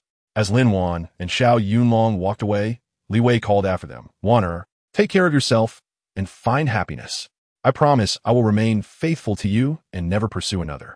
Lin Wan and Xiao Yunlong hesitated briefly, but continued on without looking back. Li Wei continued, "If you ever choose to look back, you will find me waiting. If you never return to my side, I will remain unmarried for life." The crowd collectively gasped, murmuring about the magnitude of his resolve. This Lin girl is truly fortunate. Such remarkable men surround her. Xiao Yunlong, feeling a surge of urgency, understood the need to remain vigilant. He must eliminate any potential threats. As Li Wei turned to leave, he cast one last, lingering glance at Lin Wan's door, wishing to etch her image into his memory forever. With a determined stride, he walked away, leaving a lasting impression on all who witnessed the scene. In the days that followed, it became apparent to many that Li Wei was often seen nearby Lin Wan. And whenever Xiao Yunlong caught wind of this, Lin Wan faced dire consequences. Xiao Yunlong's punishment was that Lin Wan could never rise from bed in the mornings. In her heart, she cried out, "I am innocent. I have done nothing wrong." Thus, Li Wei watched over her from afar, silently affirming his enduring love and protection. This was the promise he had made. Though his presence brought emotional turmoil to Lin Wan, it was understood that love is inherently selfish and often beyond one's control. If one loves, they will forever struggle and strive for that love. From then on, whether at work or school, Li Wei's figure would occasionally appear. He remained true to his vow, never pursuing another woman, living a life of solitude. This is a tale for another time, but it had minimal impact on Lin Wan, who continued on with her life as before. For Xiao Yunlong, however, it was an entirely different matter, akin to a sky shrouded in dark clouds. Lin Wan gently caressed Xiao Yunlong's head, and he lowered it, allowing her to indulge in her affectionate gesture. With a sigh, Lin Wan remarked, "Xiao Yunlong, do you truly believe you know everything now?" Li Wei loved the former Lin Wan, the one from before. But the Lin Wan of today is someone who has traversed through time. We are not the same person. What are you afraid of? What worries you still? Instantly, Xiao Yunlong brightened up and replied, "Indeed, my wife is not the same Lin Wan from before. She does not share the same soul. What is there to fear?" His gloomy demeanor transformed into one of joy. Lin Wan found it amusing, thinking to herself that this child would not be easy to manage as he grew older. Time swiftly passed, and soon it was the day of Xiao Yunlong and Lin Wan's wedding. The village chief and the team leader had arrived, along with various village officials and friendly neighbors, as well as comrades from the youth station. And let us not forget our esteemed Li Wei. Everyone was eager to offer their blessings. The team leader officiated the ceremony as the witness. Xiao Yunlong and Lin Wan made their marriage vows before the portrait of a great leader. Following the declaration, Xiao Yunlong escorted Lin Wan back inside, as he still had guests to attend to. Aunt Yu brought Lin Wan a bowl of noodles and said, "Child, hurry and eat. Today has been quite exhausting. You surely haven't had breakfast, have you? Make sure to eat well. You can't let yourself go hungry." Lin Wan smiled and replied, "Thank you, Aunt Yu." She eagerly picked up her chopsticks and began devouring the noodles, exclaiming, "Aunt, I must admit, I was already quite hungry. It's so thoughtful of you to remember me. You truly are wonderful." Aunt Yu chuckled and said, "As long as you two are happy, we will all be content." Lin Wan responded with a grin, "Rest assured, Aunt, we will undoubtedly live well together." Inside, warmth enveloped them, While outside, a lively celebration ensued. At this moment, only Li Wei sat alone, his heart heavy with sorrow. In his past life, Lin Wan had been his beloved wife. In this life, however, she had become someone else's treasure. He wondered if in his lifetime, Lin Wan would ever return to his embrace. If not, he wished her a life filled with peace and happiness. Thus, he drowned his sorrows in drink, consuming cup after cup until he was rendered unconscious, slumped over the table in slumber. A youth at the table stared at Li Wei, confused by the situation. Many villagers were equally perplexed, uncertain of what was transpiring. Those familiar with the events shared the details, and soon, the entire village and Yu Station were aware of the circumstances. Chapter 102. Xiao Yunlong's distress. Xiao Yunlong was in a state of profound distress. Although he was surrounded by revelry and engaged in toasts with the guests, he kept a watchful eye on Li Wei. Observing his desolation evoked both sympathy and a sense of impending danger within Xiao Yunlong. He felt for Li Wei, knowing that the former Lin Wan was no longer in existence, leaving him without answers.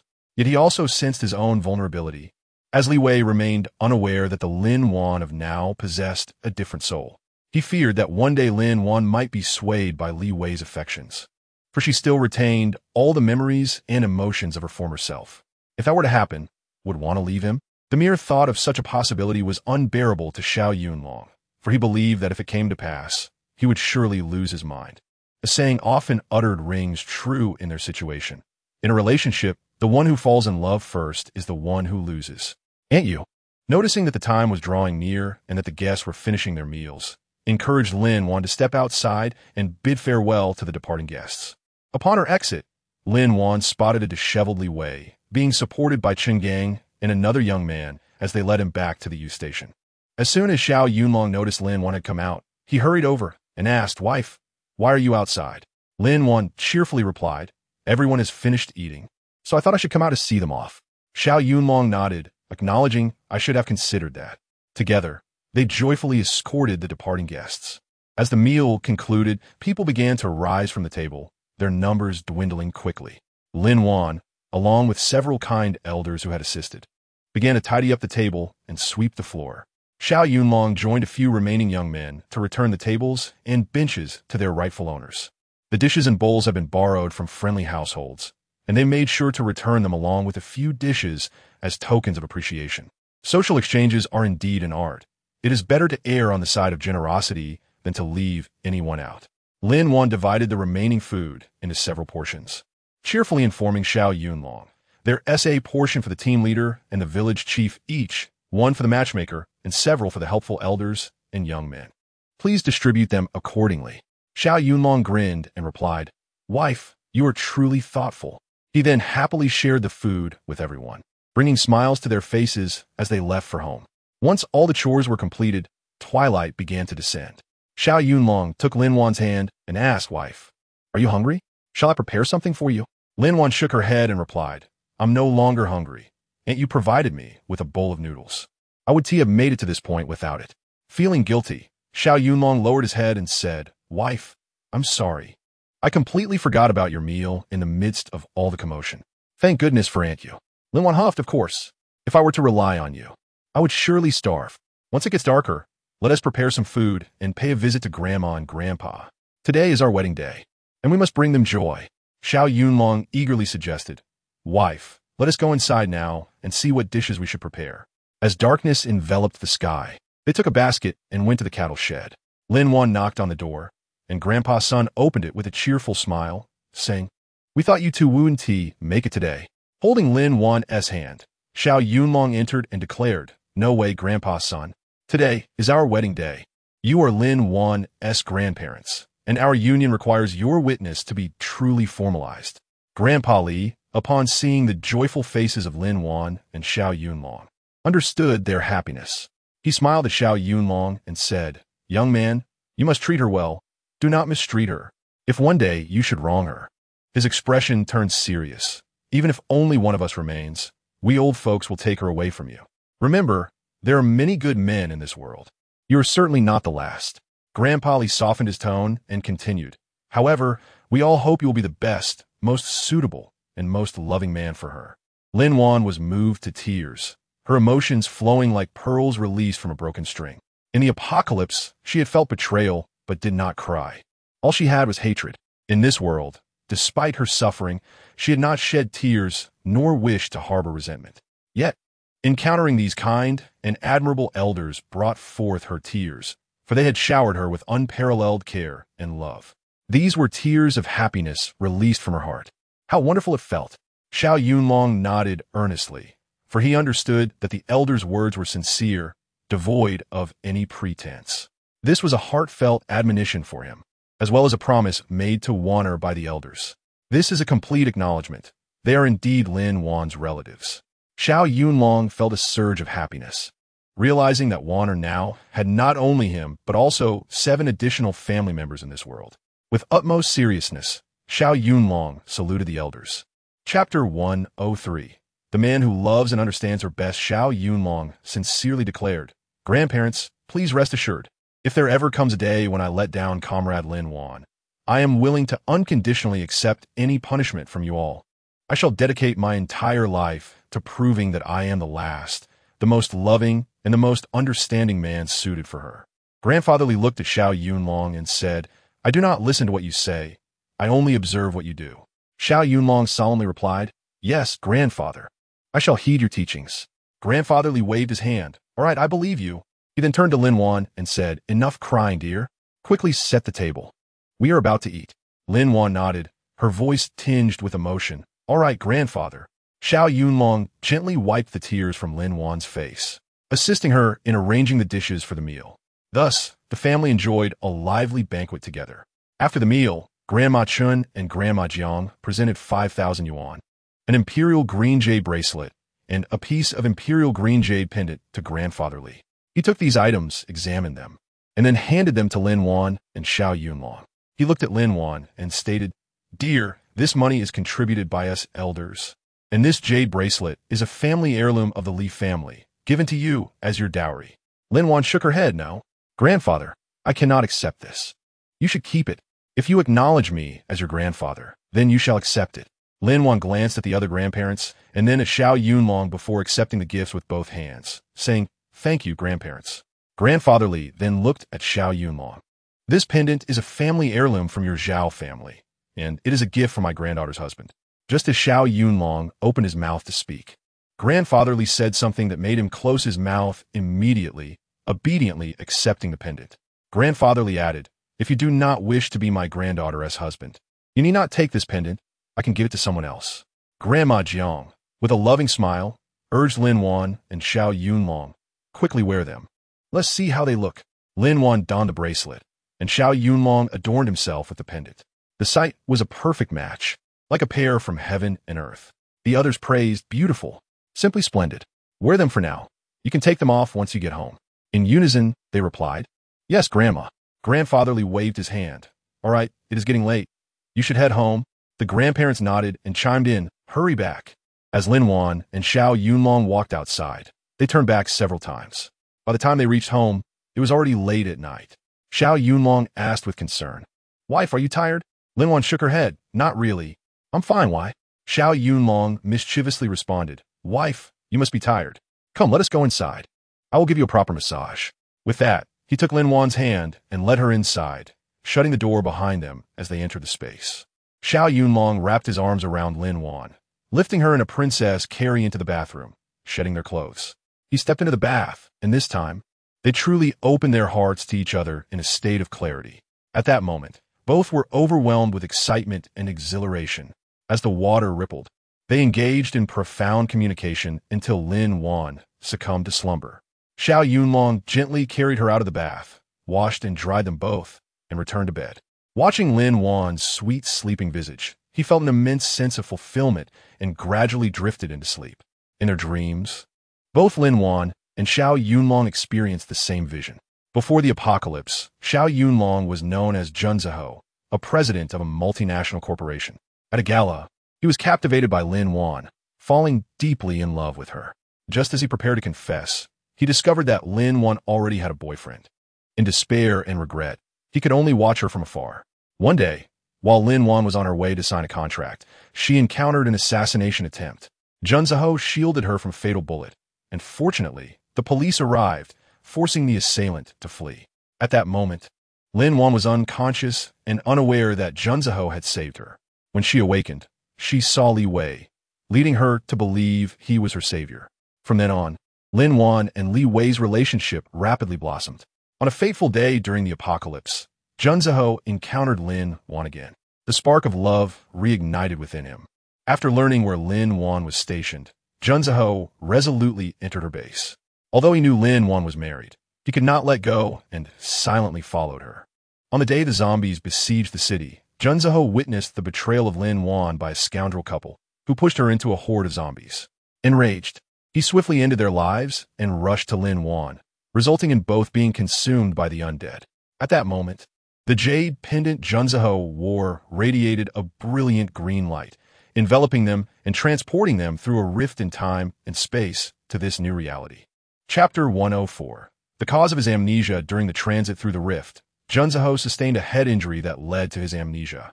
This explains why Xiao Yunlong possesses knowledge of many modern languages and matters, yet is perplexed as to why he understands them. In their slumber, Xiao Yunlong and Lin Wan remained oblivious to the significant changes occurring in their shared space. Upon awakening, they simultaneously exclaimed, "I had a dream. I had a dream." Lin Wan gasped, "You are Junziho." Xiao Yunlong nodded, "I am Junziho." He embraced Lin Wan, saying, "Wife, I began pursuing you from another world, and it has been a long and arduous journey to reach you here. I am so grateful to finally have you." Tears glistened in his eyes as he continued, "You have no idea how much I suffered when I saw you in the arms of other men. Each time I witnessed that, my heart ached. I longed to hold you in my embrace again, yet I lacked the courage to speak. The day I saw you die, my heart shattered, and I followed you into death. All I could think was to avenge you by eliminating those two scoundrels." With a radiant smile, Xiao Yunlong declared, "Wife, I did it. I avenged you on the spot." Previously, he could not recall his past life, only knowing that he had never liked women. Whenever a woman approached him, he felt an intense aversion, a deep-seated annoyance. Yet, upon seeing Lin Wan for the first time, he felt an instant connection and fell deeply in love. In that moment, he was overcome with the urge to possess her, to keep her securely in his arms. Xiao Yunlong earnestly inquired, "Wife, what about you? Do you love me?" Even a mere fondness would suffice. At this moment, Lin Wan was already in tears, unaware of how profoundly Xiao Yunlong had loved her in their past life. Mistaking the false for the genuine, she pondered whether she had loved the wrong person and married the wrong man. Yet, Lin Wan felt a profound joy in her heart, for she had wed the right person at the right time in her life. Nodding, she declared to her husband, "I love you. From the moment I first laid eyes on you, I was quite taken with you. When you proposed a relationship, I must admit, I hesitated. My previous romantic experiences have been far from pleasant, leading me to doubt the prospect of finding a man in this life. However, upon seeing you, an inexplicable happiness surged within me. I longed to find a man who would love me in return, with whom I could share my life. Thus, I took a gamble, questioning whether you were indeed that man. If I won the bet, I would emerge as the victor in life. If I lost, I would be deemed a failure." Curiously, Xiao Yunlong inquired, "My dear wife, what would you have done had you lost that wager?" Lin Wan shrugged and replied, "What could I do? I would simply move on. It's that straightforward. If I lost this time, I could always try my luck again. After all, who goes through life without failures? Don't you agree, Xiao Yunlong?" He embraced her, assuring her, "You shall never lose, for I am the culmination of your affections." With eyes as enchanting as a fawn's, Lin Wan gazed at Xiao Yunlong, causing his heart to race and his breath to falter. He captured her lips, engaging in an exchange that transcended mere words. He sought to liberate the yearning that had plagued their souls for lifetimes, to envelop Lin Wan in every facet of his being, nurturing her with tenderness. After their intimate moment, they retreated to the bathing area to cleanse themselves. Once refreshed, they decided to take a stroll outside the bamboo dwelling. To their astonishment, upon stepping outside, they found that the space had transformed dramatically, now boasting 2 new factories and a white cat. Exchanging bewildered glances, Lin Wan inquired of the feline, "Where did you come from?" The cat rolled its eyes and replied, "Oh, dear masters, it took you 3 lifetimes to unite. Do you have any idea how arduous my wait has been? Were it not for me, you would not be together in this life." Xiao Yunlong grasped the cat and demanded, "Please clarify your words. What do you mean?" The white cat sighed, explaining, You two were always destined to be together. Misfortunate circumstances led you to misidentify your partners in previous lives. It was only through the last remnants of my power that I could bring you to this world, allowing you to meet one another sooner than fate originally intended. Lin Wan asked, "So you mean to say that I from the apocalypse and the Lin Wan of my past life are, in fact, the same person?" The cat nodded affirmatively. "Indeed, my master." Lin Wan placed a hand on her forehead, realizing, so it wasn't my lack of intelligence, but rather my foolishness. She continued, "Then why did you bring me and Xiao Yunlong to this world now? Why not earlier?" The cat, with a serious demeanor, responded, "My dear master, it is due to the laws of survival that I cannot contravene. I brought you here now because if you do not unite, your souls shall vanish forever. Thus, I expended my remaining energy to facilitate your arrival." Xiao Yunlong asked, "And what of the future? Will we?" The cat shook its head, saying, "No, my master, for you have now become husband and wife, and my powers have been restored.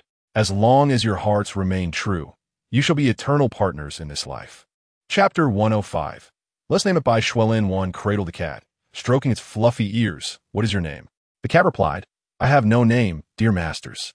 Please bestow one upon me." Lin Wan turned to Xiao Yunlong, along, "Why not name it?" After a moment of contemplation, he suggested, given its snowy white fur, "Let's call it Bai Shui." Lin Wan looked at the white cat and asked, "How does Bai Shui sound? Do you like it?" The cat rolled its eyes, muttering, "I am male, you know." Before it could protest further, it met Xiao Yunlong's piercing gaze and relented. "Very well, Bai Shui shall suffice. I do like the name. Now, Bai Shui, would you kindly introduce us to this transformed space?" Lin Wan requested. Bai Shui nodded, "Certainly, master. Do you see those two factories? One is a food processing plant, and the other is an industrial processing plant. The food processing plant can create any edible item you desire." Following Bai Shui's lead, Lin Wan and Xiao Yunlong approached the food processing facility, where they encountered a large crystal screen. Bai Shui tapped the screen, illuminating it, and explained, "Whatever you wish to consume, simply stand before the screen and express your desire verbally or through thought. It will sense your intent and adapt accordingly." Bai Shui demonstrated this by stating, "I want to make tofu in a square shape, 2 centimeters thick and wide, 10 pieces. After confirming, the screen prompted for the necessary ingredients, listing the amount of beans and water required. Bai Shui placed the materials into an enormous trough. Press start, and the factory's machines sprang to life silently. Soon, the trough yielded tofu in the specified shape, size, thickness, and quantity. "How marvelous!" Lin Wan exclaimed. Bai Shui continued, "For anything else you wish to eat, the same method applies. For instance, if you desire a pound of rice, simply instruct it, and it will inform you of the necessary water quantity." Pointing to a measuring cup nearby, Bai Shui said, "Just measure the rice and water accordingly." As for the industrial factory, it encompasses all matters outside of food production. Bai Shui conducted another experiment, envisioning a specific garment. The screen displayed a continuously morphing outfit for a cat. Bai Shui summoned fabric, needle, and thread, placed them into the trough, and with a press of start, the identical garment soon emerged from another trough. Bai Shui explained, "If you're uncertain about the style of clothing you desire, simply request a women's outfit from a specific era, and the options will appear for you to peruse and select." Filled with excitement, Lin Wan asked, "So, as long as I have the raw materials, I can essentially manifest anything I desire in this space?" "Indeed, master. I can also manage many tasks, such as maintaining the space. Moreover, a significant change is that your husband can now enter the space at any time."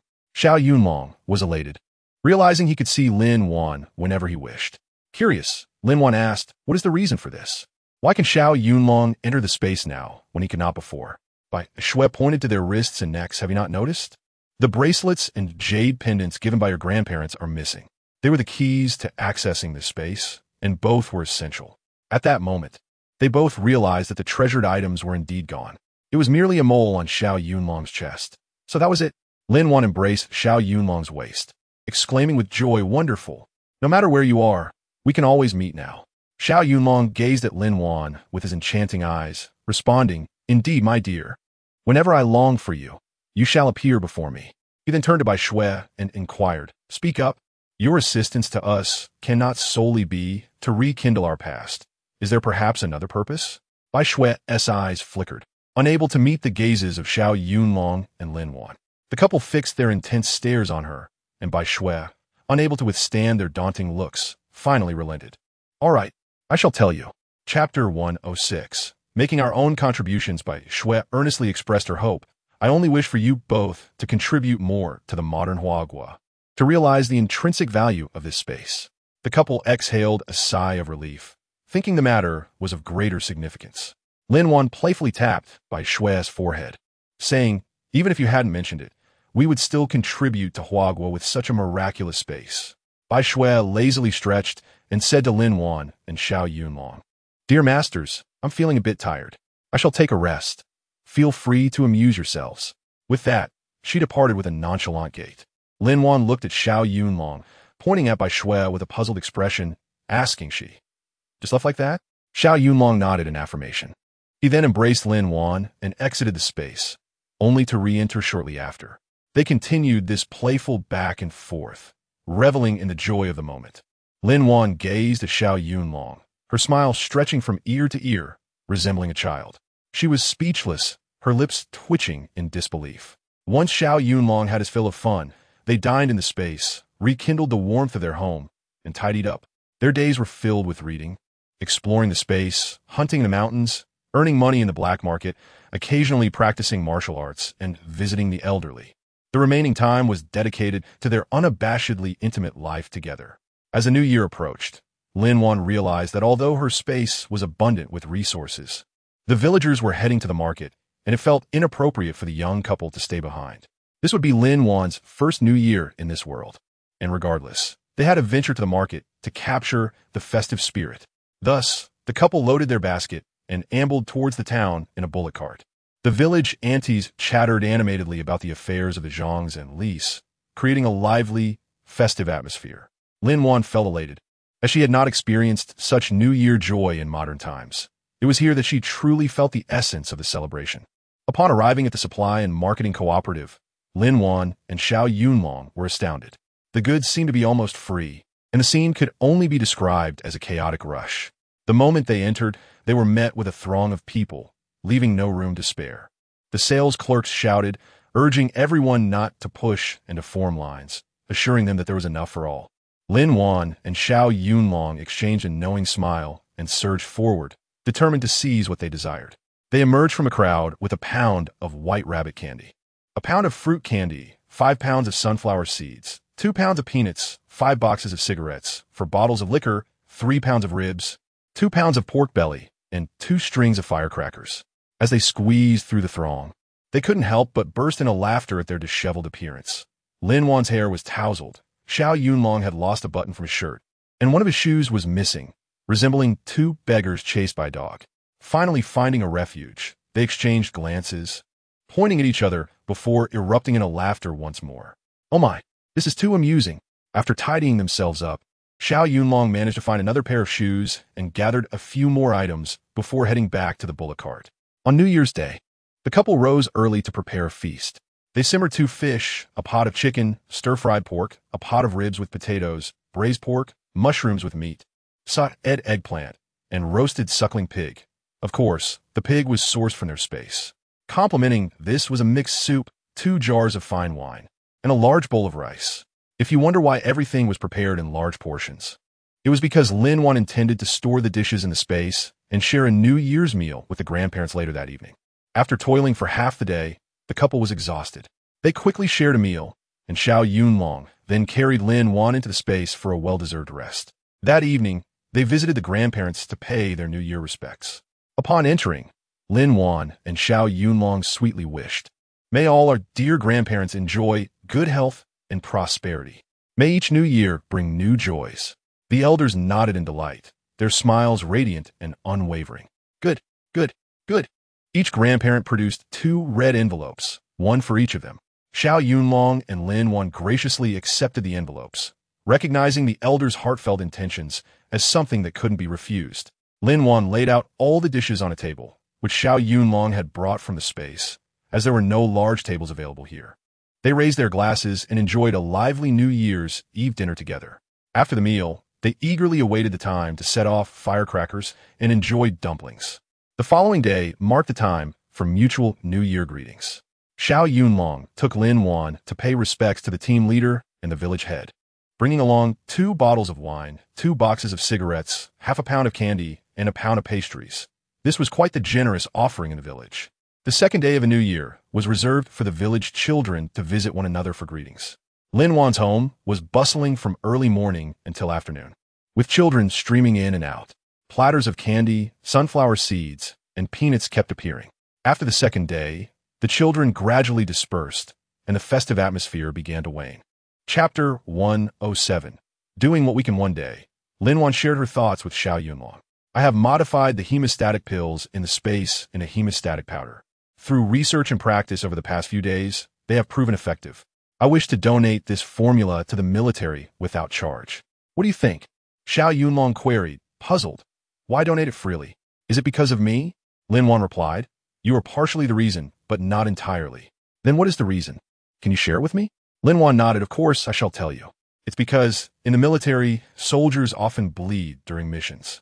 I merely hope that more warriors can survive in times of crisis. However, I have one condition. Xiao Yunlong, confused, asked what condition? The military must purchase all qualified medicinal herbs cultivated in the village, Lin Wan explained. She aimed to create some income for the village, enhancing the lives of the villagers. Xiao Yunlong embraced Lin Wan tightly, affirming, all right, as long as it proves effective, I will report to the military leadership upon our return. This is indeed a noble cause for the country and the people. Lin Wan smiled brightly, saying, no rush. We need to consult with the grandparents first, as they are knowledgeable about medicinal herbs. They can assist the villagers in cultivating them, which will greatly benefit the grandparents' lives. We should also discuss this with the village head and team leader to hear their thoughts. Xiao Yunlong nodded. Very well, I will follow your lead. Lin Wan conducted an experiment to witness a miraculous occurrence. She captured 2 rabbits and ventured into a spatial realm with Xiao Yunlong. She made incisions on different parts of the rabbits' bodies and sprinkled hemostatic powder on their wounds. In no time, the bleeding ceased. Xiao Yunlong, impressed, praised her, remarking on the significance of her remedy for the benefit of the nation and its people. Lin Wan, filled with pride, held her head high, acknowledging her capabilities. Xiao Yunlong playfully teased Lin Wan about her weight, prompting her to stick out her tongue in defiance. Their playful chase ensued, filled with laughter and joy, until they finally settled down. That evening, Lin Wan shared her aspirations with her grandparents, who wholeheartedly supported her. The following day, Xiao Yunlong accompanied Lin Wan to meet with the team leader and the village head, where they reiterated their plans and received enthusiastic approval. A few days later, Xiao Yunlong returned to his military unit, where he was appointed deputy commander following a significant operation that apprehended numerous enemy agents, marking a notable contribution. The day after his promotion, he briefed Commander Zhang regarding Lin Wan's endeavors, which were then reported to higher authorities. Additionally, Xiao Yunlong conducted a successful hemostatic experiment in front of Commander Zhang, garnering strong recommendations that excited the higher-ups. Consequently, experts were assembled to evaluate the formula, achieving a remarkable success rate of 99.8. This news was met with elation, as it promised to save lives among the soldiers. Upon receiving the notification, Xiao Yunlong promptly telegraphed Lin Wan. Although they could meet in the spatial realm, they still needed to present a facade for the villagers. When they reunited that evening, Xiao Yunlong conveyed the good news, filling Lin Wan's heart with joy. She felt a profound sense of purpose, eager to assist her grandparents and the local community. After receiving the telegram, Lin Wan visited the team leader once more to share the developments, which were met with agreement. The team leader proposed enlisting the elderly from the cattle shed to guide the villagers in cultivating medicinal herbs. Recognizing the expertise required for such an endeavor, they agreed to allow the elders to reside in Xiao Yunlong's more comfortable quarters, ensuring that the villagers could thrive. The team leader summoned the villagers, ringing a large gong to announce the significant news. The village would embark on a project to cultivate medicinal herbs, thanks to Lin Wan and Xiao Yunlong's advocacy. The villagers expressed their unanimous support, eager to improve their lives alongside the elders. The atmosphere in the village was harmonious, and Lin Wan felt a sweet satisfaction in her heart, confirming her commitment to aiding the right people. As spring arrived, preparations for farming commenced, with the team leader organizing most villagers to clear fields and prepare seedlings. A smaller group, led by Grandpa Li, tended to the medicinal herbs already planted in suitable locations. Through diligent efforts, the villagers cultivated their crops, and as seasons changed, they witnessed the fruits of their labor. The harvest brought joy and prosperity, and by the year's end, each household received a substantial share of earnings. With their newfound wealth, many families built brick houses, celebrating the continuous improvement of their lives. As time flew by, summer of 1976 approached, and Lin Wan was diligently studying when she heard a knock at the door, accompanied by the loud voice of Sun Xiaoyan urging her to hurry. Lin Wan quickly donned her shoes and opened the door to find Sun Xiaoyan excitedly awaiting her. Curious about the urgency, Lin Wan learned that new young intellectuals were arriving, prompting Sun Xiaoyan's eagerness. Although Lin Wan questioned the relevance of the newcomers, Sun Xiaoyan insisted they should go see for themselves. With playful banter, they prepared to venture out together, eager for the excitement that awaited them. When you first arrived, weren't you quite the spectacle in the eyes of others? Sun Xiaoyan chuckled. Yet, I must confess, I didn't witness your grandeur at that time. I wonder what you were like back then. Were your eyes wide, your heart racing, and your head spinning? Lin Wan lightly tapped Sun Xiaoyan's forehead, saying, I was not as miserable as you portray. When I arrived, I was alert, my eyes shining, my head clear, and my heartbeat steady. Truly a beauty. Sun Xiaoyan teased. You shameless creature, calling yourself a beauty? Absolutely ludicrous. Lin Wan laughed as she dodged Sun Xiaoyan's playful pokes. Of course, I'm a genuine beauty. After their laughter subsided, Sun Xiaoyan curiously inquired, How long has your gentleman been away? Lin Wan replied cheerfully, Oh, not long, just over half a month. Have you two registered your marriage upon his return? Lin Wan nodded, Yes. We went to register on the day he returned to the army. Why didn't Xiao Yunlong take you with him? Lin Wan shook her head. I do not wish to go right now. Adapting to life in the army and the dynamics with neighbors will be quite the challenge. Wouldn't you agree? Sun Xiaoyan nodded, finding Lin Wan's reasoning sound. However, she expressed concern about potential disagreements arising from their long-distance relationship. You should remind him, she suggested. Lin Wan continued, I have grown accustomed to life here and prefer to stay for the time being. Sun Xiaoyan playfully tapped Lin Wan's forehead. You are so carefree. Aren't you worried that Xiao Yunlong might be charmed by another girl? If that happens, you might find yourself in a predicament. Lin Wan burst into laughter. Oh, my dear Xiaoyan, you are simply adorable. She then playfully rubbed her hands across Sun Xiaoyan's face. Sun Xiaoyan quickly protested, Stop, you're going to ruin my face. Her words were muffled, and she pouted, which only made Lin Wan laugh harder. After releasing her grip, Sun Xiaoyan rubbed her own face, fuming, Just you wait. One day, I will return the favor. All right, I will await that day. Lin Wan said, looking at Sun Xiaoyan. Let me tell you, I have indeed considered your concerns.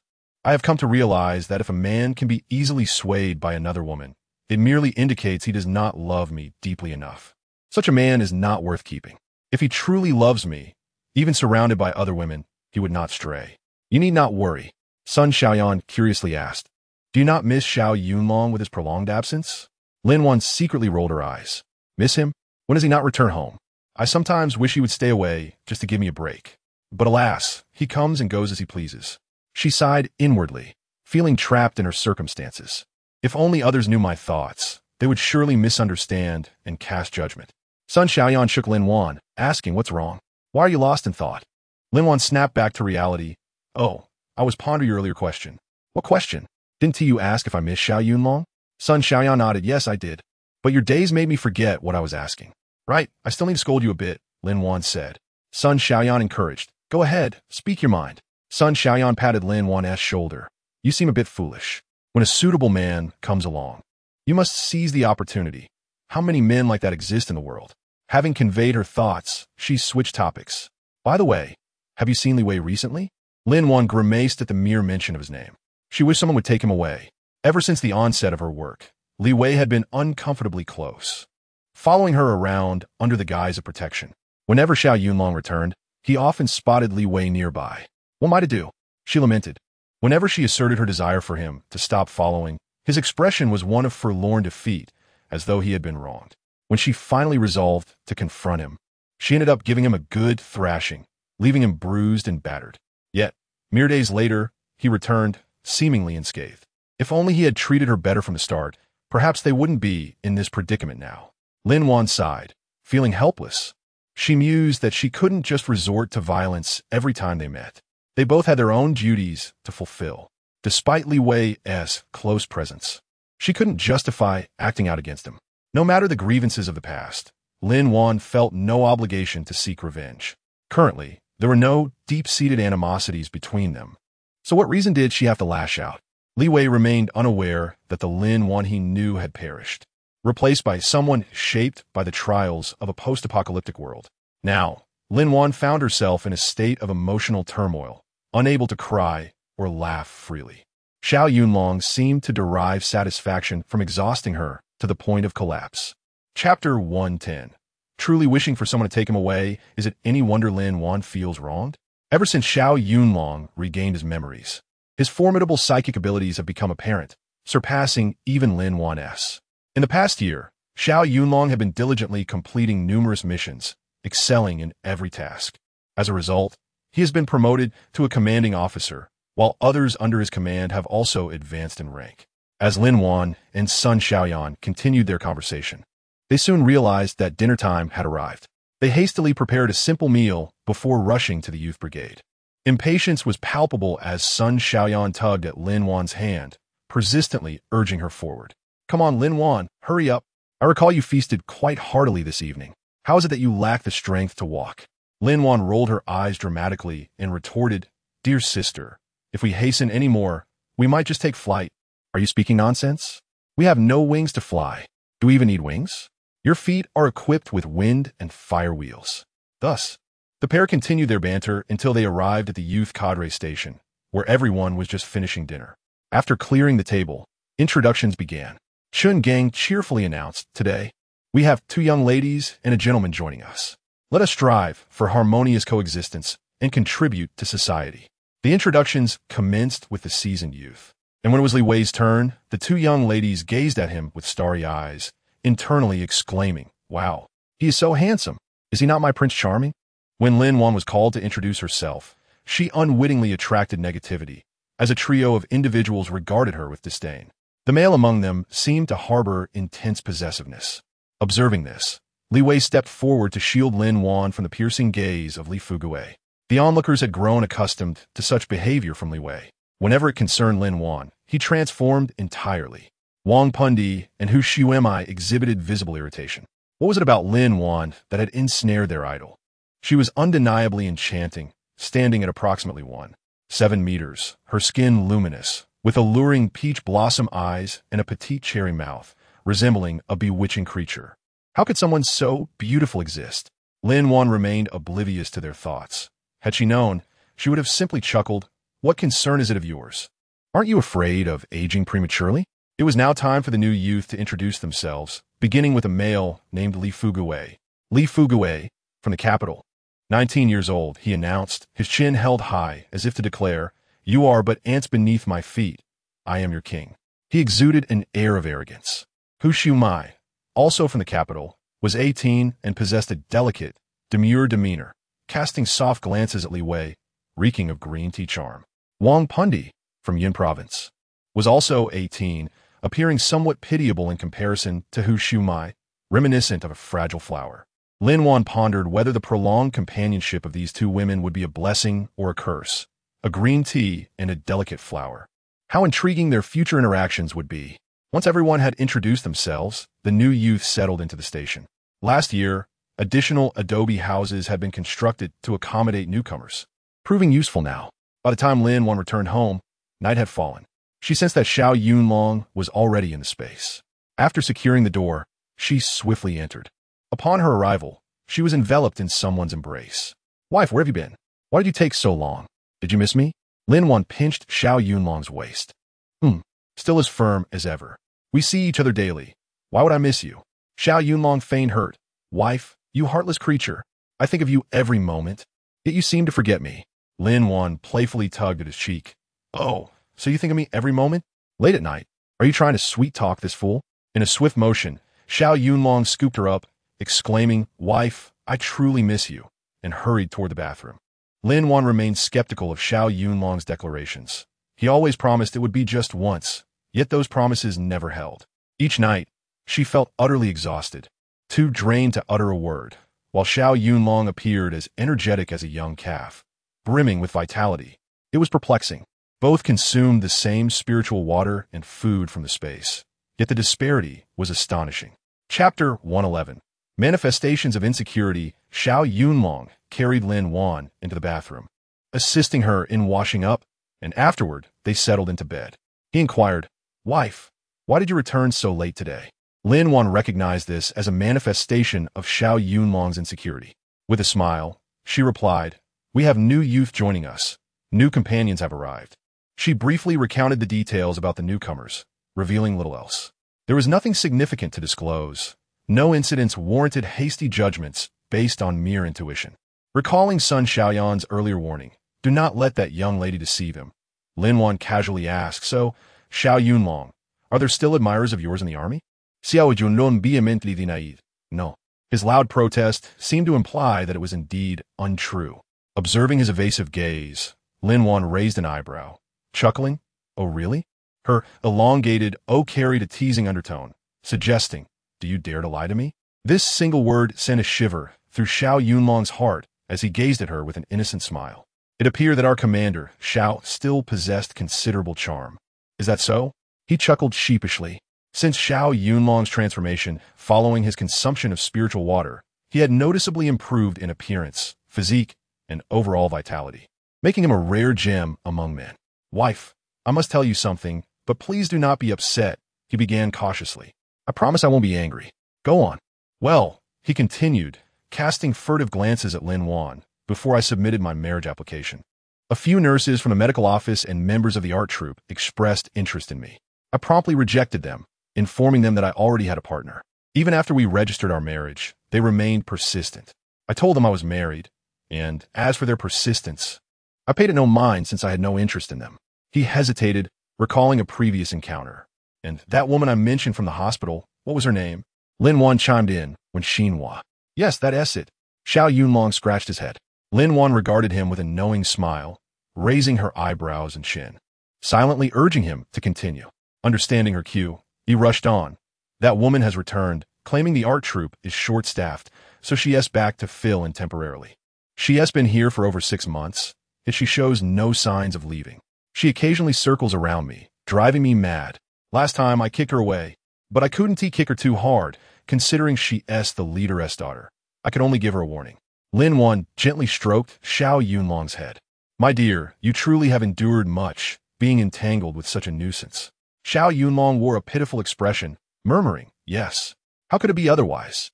My dear wife, I feel aggrieved. I crave for kisses, hugs, and to be lifted high." Lin Wan shuddered upon hearing this, wondering what was going on. Had Xiao Yunlong become possessed by a dramatic spirit? With a smile, Lin Wan cheerfully suggested, "Why not let me make an appearance and enhance your reputation?" Xiao Yunlong nodded enthusiastically, replying, "Yes. If you step in, it would be like having 2 people." Lin Wan solemnly informed him, "I might actually need to go." Xiao Yunlong, in a state of urgency, questioned what happened. "Is there a problem?" With a twinkle in her eyes, Lin Wan reassured him, "Nothing serious. I merely refined the bone-setting elixir in my space for patients with fractures undergoing treatment. Those using this elixir will experience a reduction in healing time by half compared to conventional methods, thus alleviating their suffering significantly." Lin Wan then proceeded to experiment with 2 rabbits, applying the same treatment. One received the standard care, while the other consumed the improved elixir. Within 2 days, the results were evident. The passage of time in her space only affects animals and plants, not humans. Lin Wan remarked to Xiao Yunlong, "This is a boon for the nation and its people. I trust the leaders in your area will ensure such an exceptional formula does not fall into the wrong hands." "Correct?" Xiao Yunlong nodded, affirming, "You're right, my dear. But this formula, you wouldn't possibly." Chapter 112.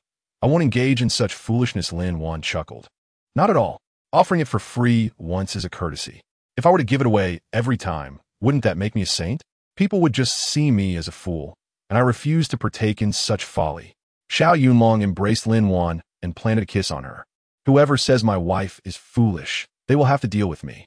Lin Wan giggled in his arms. "Oh, is that so?"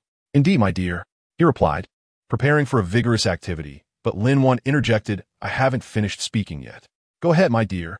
Though Xiao Yunlong's ears were perked, he did not relinquish his tasks. Lin Wan stated, I maintain my request. The herbs used in this formula must be sourced from our village, and they must meet quality standards for collection. Tomorrow, I will send you a letter and package from the town, detailing the situation for you to report to your leaders and gauge their thoughts. Xiao Yunlong nodded, understood. My dear, I will ensure I complete the task you assign. They agreed to focus on their current mission. Just as Lin Wan was about to speak, Xiao Yunlong silenced her with a kiss, leading to another round of passionate activity. Meanwhile, Xiao Yunlong was busy training, while Lin Wan busied herself with ventures in the black market. Now, she was quite the affluent individual, her wealth beyond her own comprehension. Today marked another day for Lin Wan to deliver goods to the black market. She and Bosley engaged in transactions 3 to 4 times monthly. To ensure safety, Lin Wan had purchased a spacious estate in a secluded part of town. Each time, Bosley would specify the goods needed, placing the order and payment in a designated spot.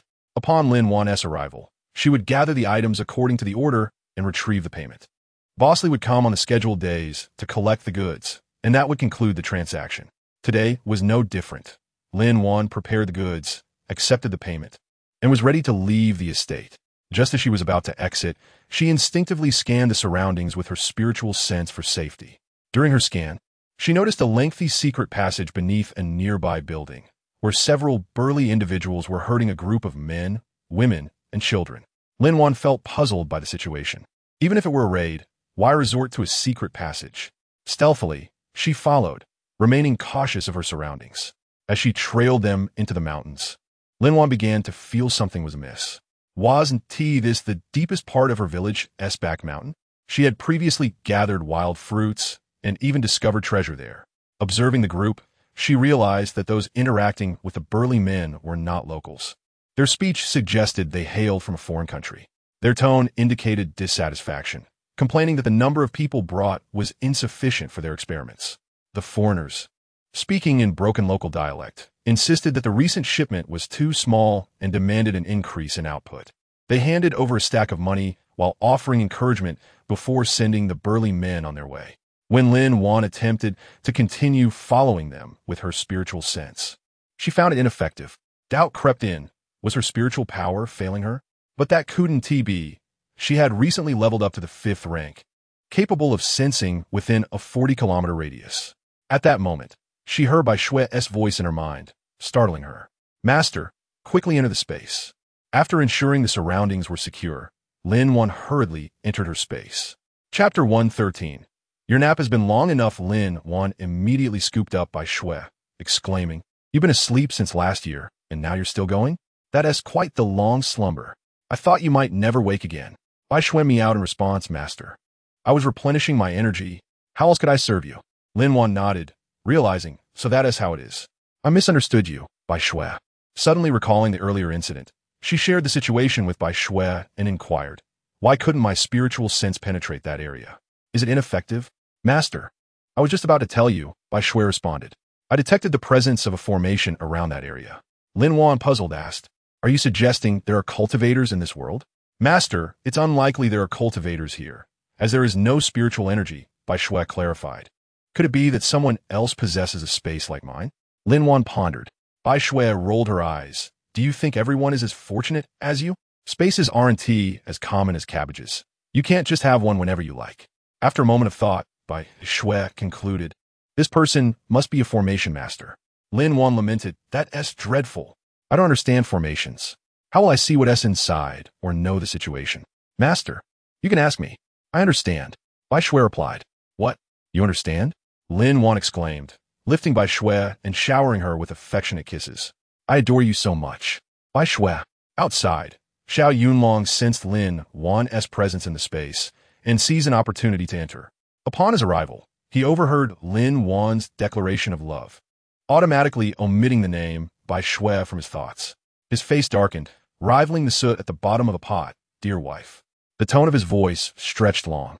Then Lin Wan trembled and turned around to see Xiao Yunlong standing behind her. Husband, when did you return? Lin Wan's voice was sweet, with an abundance of charm. Wife, I heard you've fallen for someone else. Do you truly fancy them? Lin Wan shook her head vigorously, waving her hands, and explained, No, I haven't. I was talking about Bai Shue. Xiao Yunlong grasped Bai Shue by the nape of her neck gritting his teeth as he asked, "My wife said she loves you. What do you have to say about that?" Bai Shui mewed, "Master, help." After Xiao Yunlong had his fun teasing Bai Shui, he finally inquired, "Wife, how did you enter the space? Normally, you don't go in during the day. What happened today?" At that moment, Lin Wan recalled the events outside. "Today I delivered goods in the black market and on my way back." She recounted the day's happenings to Xiao Yunlong. He pondered for a moment, saying, "Wife, based on what you said, those attractive foreigners must be conducting some sort of experiment?" Lin Wan nodded yes. "It should be. Wife, take me out now. I want to observe the terrain, and then we can discuss our next steps." The space operates in such a way that Xiao Yunlong can only exit where he entered, namely from the military base. If he wishes to go to Lin Wan, she must take him out, otherwise he cannot reach her. All right. After Lin Wan spoke, she led Xiao Yunlong out of the space. Similarly, Xiao Yunlong used his awareness to scan the distant area, yet saw nothing. Bai Shui called out in Lin Wan's mind, "Master, take me out." Lin Wan complied, bringing Bai Shui with her. Bai Shui pranced over to the array and peered inside before darting in. This sent Lin Wan into a panic. What if something happened to Bai Shui? She wouldn't be able to rescue her, especially since she didn't understand the array and couldn't enter. Sensing Lin Wan's distress, Xiao Yunlong grasped her hand, gently patting it to provide comfort, while his gaze remained fixed on the spot where Bai Shui had vanished. After a while, both of them heard Bai Shui's voice in their minds. "Master, I see many people in white coats inside. They have locked others in cages and are injecting them with a serum. I think I saw zombies. Yes, similar to zombies." Xiao Yunlong and Lin Wan shuddered simultaneously. Could this be the zombie virus that would emerge decades later? Is this where it all began? This cannot be allowed. If this is true, we must eradicate its source and ensure that such a tragedy never recurs. Bai Shui transmitted all the images she captured with her mind waves to Xiao Yunlong and Lin Wan, who both deeply felt the terror of the apocalypse. Indeed, those were zombies. They exchanged glances and called out for Bai Shui, "Come back quickly." As long as Bai Shui maintained contact with either Xiao Yunlong or Lin Wan, she could directly enter the space from her current location. Once inside, Bai Shui promptly contacted Xiao Yunlong and Lin Wan to inform them of her arrival. Chapter 114. Unsure of what to do, Lin Wan urged Xiao Yunlong into the space. The two, along with the cat, sat on the ground within the space, exchanging wide-eyed glances, uncertain of their next move. Xiao Yunlong resolved to report this matter to his superiors and request that they escalate it further. This was not something he and Lin Wan could tackle alone. It required legitimate channels to address the issue. He shared his decision with Lin Wan and Bai Shui. Despite Bai Shui being a cat, she was a highly intelligent spirit beast, even surpassing human intelligence. Lin Wan and Bai Shui nodded in agreement. "Wife, I should receive your message in the next couple of days. I will then call the village. Once you arrive at the military base, inform both me and the leadership about the situation. We'll see how Commander Zhang decides to proceed." Lin Wan contemplated for a moment before responding, "That shouldn't be an issue. What concerns me now is whether there are any enemy spies within your ranks. If so, our plan could be entirely compromised. At that point, capturing these individuals would be nearly impossible." Xiao Yunlong scratched his head, acknowledging, "You raise a valid point. What should we do?" Bai Shui interjected, "I have an idea. Would you like to hear it?" Lin Wan and Xiao Yunlong spoke in unison, "Yes." "Mistress, follow your plan to head toward the military base. But when you speak with Commander Zhang, ensure you clearly communicate your thoughts." "Mistress, you can purchase train tickets normally, but you must not board the train. Instead, enter the space from this location, and then let the master retrieve you from the train station." Lin Wan, puzzled, asked, "Why go through all this trouble?" Bai Shui explained, "I need to maintain a connection with you in order to enter the space. If you're miles away, we won't be able to connect. Thus, by entering the space from here, you can exit from this spot. Meanwhile, I will keep watch, and once you clarify matters over there, you can return through the space. I can remain invisible, ensuring I won't alert them, and I can relay images from this side to you at any time." Xiao Yunlong nodded, acknowledging this as a viable solution. "Isn't there an invisibility pill in the space? When the time comes, you can use it." Lin Wan slapped her forehead, exclaiming, "Oh, I forgot. There are so many potions in the space. I haven't memorized them all. I recall there might be a truth serum that could be useful during interrogations." This last remark was directed at Xiao Yunlong. He nodded, smiling, "All right, wife, I've got it. You should hurry down the mountain now. Bai Shui, you will take care of things here. Keep a close watch and communicate if anything arises. Bai Shui, be sure to inform me when the time comes." "Understood, master." Bai Shui replied. Thus, Lin Wan hurried down the mountain, periodically scanning Bai Xue's location with her awareness. Meanwhile, the invisible Bai Xue infiltrated their secret base, uncovering numerous confidential documents and pre-prepared serums, along with the locations of raw materials, staff resting areas, exits, and a total number of personnel. Bai Xue gathered all this information without disturbing anything. The handling of such serums would need to wait until Xiao Yunlong and Lin Wan arrived. Here, it was impossible to manage such substances. Any mismanagement could trigger an outbreak of the zombie virus prematurely. The optimal method of restraint would be to utilize the spirit spring water within the space. The heavens do not bestow kindness or malice upon individuals without reason. Since the heavens granted you this space and the miraculous spirit spring water, it must serve a purpose. Lin Wan was perplexed. The scene she witnessed inside appeared to be remnants of the past, at least several years old. Why had no one discovered it for so long? Had they accessed it through an underground tunnel? If so, who had excavated that tunnel? Was it the original owner or the current one? Did this village harbor their informants? Where was their leader? Were all the staff present? Why were they researching this virus? What benefits does research success bring to them? In a state of confusion, Lin Wan drifted into slumber. In her dreams, she found herself transported back to the apocalypse, where harrowing scenes shook her to her core. She envisioned the elderly begging on the streets, children resorting to cannibalism, women, stripped of power, reduced to mere playthings, men, lacking strength, relegated to slavery, and leaders forming factions in a desperate scramble for power. The apocalypse magnifies human nature, revealing its most depraved aspects and the most brutal behaviors. Those in power regard ordinary people as inconsequential. It is essential to understand that the most unfortunate individuals are invariably those at the bottom of the social hierarchy. Chapter 115. Human nature is unpredictable. Lin Wan's cheeks were streaked with tears as she murmured, "No, please, no." When Xiao Yunlong entered, he was met with this poignant sight. He understood that Lin Wan must have been plagued by nightmares. After all, how could someone who had clawed their way out of a heap of corpses shed tears so easily? They are not prone to sentimentality, for they know that human nature is unpredictable. Xiao Yunlong traced the delicate contours of Lin Wan's face with his fingertips. Uncertain whether his emotions were those of joy or sorrow, a medley of feelings swirled within him. He gazed tenderly at Lin Wan, contemplating Wanner if that day truly arrives. "I hope you'll be well, yet I shall do everything in my power to prevent that day from coming. For I desire nothing more than for you to live in happiness." Everything was proceeding as planned. Xiao Yunlong had received Lin Wan's letter and package. He promptly reported the contents of the letter to his superiors, who regarded it with utmost seriousness, recognizing it as a matter of national and public welfare. With the arrival of this good news, there was no reason to hold back. After numerous experiments and expert evaluations, the efficacy of the medication in clinical settings was confirmed to be exceptional. Once this drug was successfully produced, it would be a tremendous boon for the soldiers. Injuries were an unfortunate certainty during missions, regardless of the precautions taken. The availability of this medication would significantly alleviate the suffering of patients and save many lives, preventing injuries from leading to discharges. Furthermore, it would conserve medical resources, directing them to where they were most needed. The leadership requested that Xiao Yunlong bring his wife to the military base to discuss the details of the medication. Xiao Yunlong had informed them that the first prescription would be provided free of charge, while subsequent prescriptions would carry a friendly price. The leaders understood that anyone engaged in the research of any prescription must endure countless trials and tribulations, the hardships of which only the originator truly comprehends. Thus, it was only reasonable to seek a modest compensation for such labor.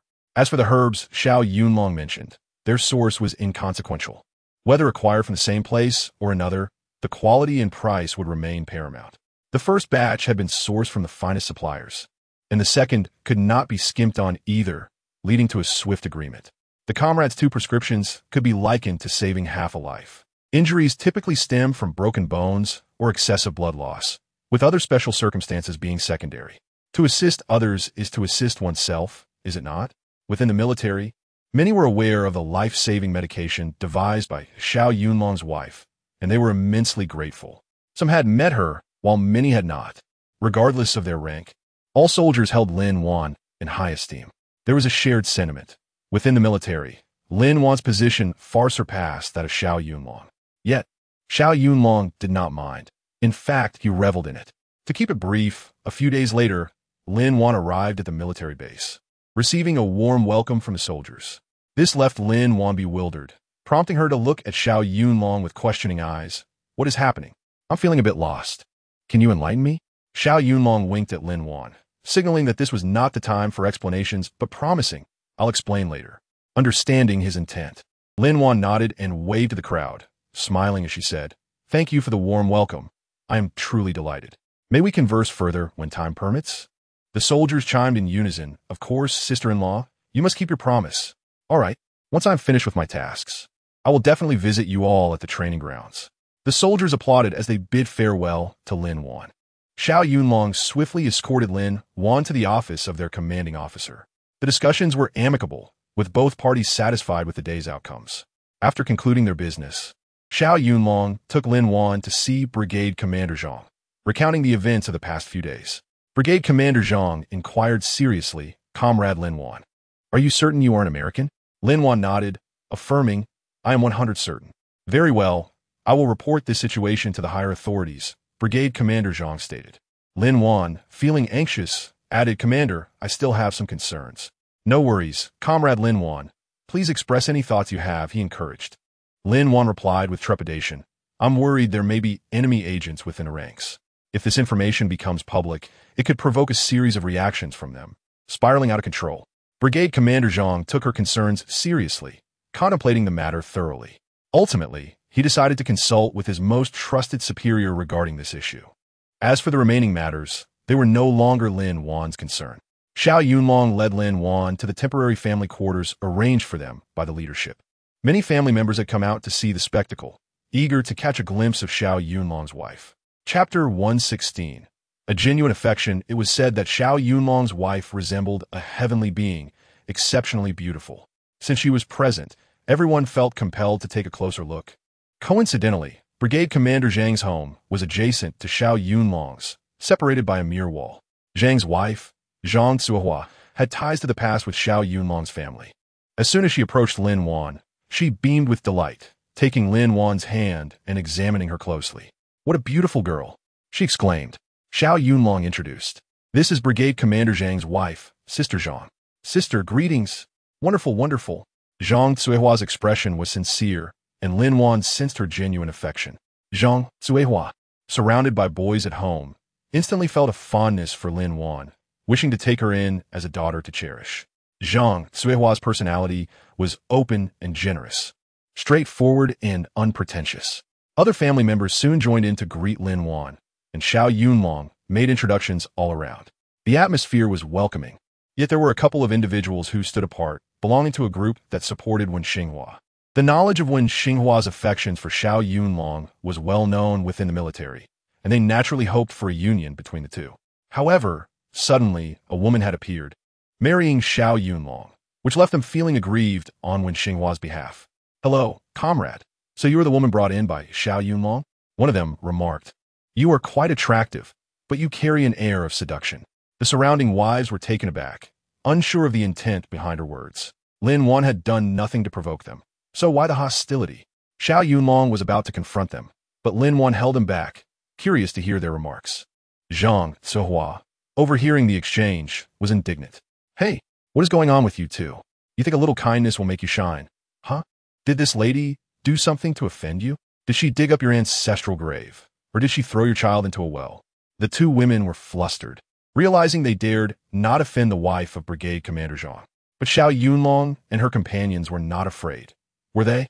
That woman spoke up, and I said, Sister Zhang, do you not know? She is merely a mistress. Wen Xinhua has been in a relationship with Xiao Yunlong for many years. Yet she inserted herself into the middle and pried him away. What do you expect Wen Xinhua to do? Such a woman deserves to be punished publicly. Lin Wan gazed at them steadily. Many family members were aware of the situation. Some agreed, while others disagreed. But they merely discussed it without anyone being as brazen as these two. They stood there, arms crossed, grinning maliciously. Just as Xiao Yunlong was about to speak, Lin Wan pulled him back and shook her head, signaling him to remain silent. Anger surged within Xiao Yunlong, his fists clenched, teeth gritted, wishing he could strike them down. Lin Wan smiled and asked, "Ladies, may I inquire what gives you the right to question me? You speak of Wen Xinhua and Xiao Yunlong's long-standing relationship. But what exactly does it mean to be in a relationship? Did your parents not inform you that unrequited love does not constitute a relationship? Did they not teach you that marriage requires mutual consent? Did they never instruct you that truth matters in conversation? Do you think you can confront me just because you've colored your skin? Do not presume that your appearance can disguise your ignorance. Before you spew your venom, perhaps consider what you have done and whether you have a right to judge others. I would love to hear your words, but where are your faces? Buried in your own ignorance? I may not know where your faces are, but I know where your ignorance lies. Please ensure that before you speak, you cleanse your mouths, for I find your words repugnant." After Lin Wan finished, the room fell silent. One could almost hear a pin drop. The two women, flushed with embarrassment, left speechless. Sister Zhang led the applause, exclaiming, "Well said." The surrounding women joined in, applauding vigorously. "That girl is formidable." At this moment, Xiao Yunlong stood beside Lin Wan and said, "I kindly request that these two ladies apologize to my wife. I must also convey that my heart belongs solely to her. There has never been another woman. Please relay this to the woman named Wen Xinhua. She should have some dignity and stop clinging to men. If she seeks validation, let her find it elsewhere and not instigate trouble here. If she dares approach me again, she should beware of my wrath. I have no penchant for hitting women." After speaking, he took Lin Wan's hand and bid farewell to the other women, turning away without a backward glance. Xiao Yunlong felt a pang of discomfort. His wife had only just arrived and already endured such humiliation, all for a shameless woman. He felt powerless, unable to support her, questioning the very purpose of his existence. Chapter 117. Everything is predestined. Lin Wan observed Xiao Yunlong's regretful expression and understood his thoughts. She pulled him down onto the bed and said, "Enough. Do not dwell on it. Let women settle their own disputes. Men should refrain from intervening, as it brings no benefit to your career. If I speak, they may only remark on how formidable Xiao Yunlong's wife is. But if you speak, they will only say you are petty and unworthy of being a man. Remember, every pot has its lid. Everything is predestined." Xiao Yunlong embraced Lin Wan tightly, feeling her warmth. Lin Wan sighed and continued, "Why am I here? It is not merely to vent my frustrations, but for the countless soldiers and the promise of a better life decades from now. Do not be upset, dear. When the opportunity arises to confront that scheming woman, I will help you settle the score. I will give her a taste of her own medicine, all right?" Little did Lin Wan know that opportunity would come swiftly. Xiao Yunlong kissed Lin Wan, declaring, "You are truly wonderful. You must seek revenge for me. I feel utterly wronged." They had no idea that Lin Wan's fierce reputation would spread throughout the army by noon. In the afternoon, Xiao Yunlong took Lin Wan to the training grounds to observe the soldiers in action. Listening to the thunderous shouts and witnessing their synchronized movements filled Lin Wan with exhilaration. Many soldiers, while training, cast sidelong glances at the couple, marveling at Lin Wan's beauty. No wonder Commander Xiao constantly praises his wife. By evening, Xiao Yunlong brought Lin Wan to the mess hall for dinner. The chef, upon recognizing them, cheerfully inquired, "Commander Xiao, what shall we serve you today?" Xiao Yunlong noted the excellent fare available: braised pork with vermicelli, red cooked meat, spicy scrambled eggs, and stir-fried potato shreds. He turned to Lin Wan and asked, "What would you like to eat, my dear?" Lin Wan examined the offerings and replied, "I would like the braised pork with vermicelli and the red cooked meat, please." The chef quickly began serving her, all the while thinking, such a lovely young lady should not feel shy about eating. It would be unfortunate for her to go hungry. However, he had forgotten about Lin Wan's earlier display of fierceness. Xiao Yunlong raised an eyebrow at the portion size, glancing at the chef, who smiled and nodded, indicating his concern that Lin Wan might not get enough to eat. Xiao Yunlong reciprocated the gesture, grateful for the consideration. As they enjoyed their meal, the atmosphere in the mess hall was calm, with minimal noise save for the clinking of cutlery and the sound of footsteps, evidence of the soldiers' discipline. Just as they were halfway through their meal, a striking woman burst in, her beauty overshadowed by a twisted expression. If only Lin Wan hadn't seen that face. The woman immediately pointed at Lin Wan, hurling insults. "You are nothing but a shameless hussy, a fox spirit. You know nothing but to steal another man and insult a soldier's family. Where are you anyway?" Upon hearing this, Lin Wan comprehended everything. This woman was undoubtedly Wen Xinhua. Many in the dining hall halted their activities, staring at Wen Xinhua, bewildered by her outburst. Lin Wan calmly set down her utensils, wiped her mouth, and stood up, smiling slightly at Qinglong. "Excuse me, but everyone is eating here. I kindly ask you to watch your words. If you have something to discuss, let's step outside so as not to disturb others, shall we?" However, Qinglong could not tolerate such polite words and lunged at Lin Wan, shouting, "Who do you think you are to lecture me? You are merely a mistress, a worthless wretch." At this point, could Lin Wan remain patient? The answer was a resounding no.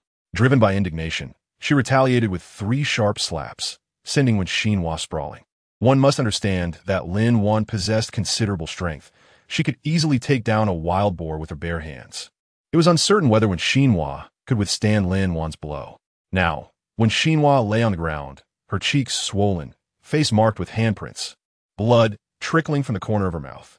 Beneath her lay 2 large teeth. How tragic! The cafeteria was enveloped in silence, with everyone agape in astonishment. What kind of divine intervention is this? Qinglong pointed at Lin Wan, stuttering incessantly. Lin Wan, with a cheerful smile, crouched before Qinglong and calmly retorted, "What do you mean, you? Am I wrong for hitting you? You are a rather pretty girl, spewing filth from your mouth. I doubt anyone in the entire unit is unaware of your antics. You relentlessly pursue Xiao Yunlong. What exactly do you wish to achieve? Your upbringing is truly commendable. Such brazen and overbearing behavior resembles that of a capitalist's daughter. I wonder what certain individuals would think if they knew of your crimes. The crime of undermining a military marriage, the crime of slandering the children of martyrs? With these 3 charges combined, I believe a stint in labor would be inevitable for you, wouldn't it, Miss Wen?" Chapter 118.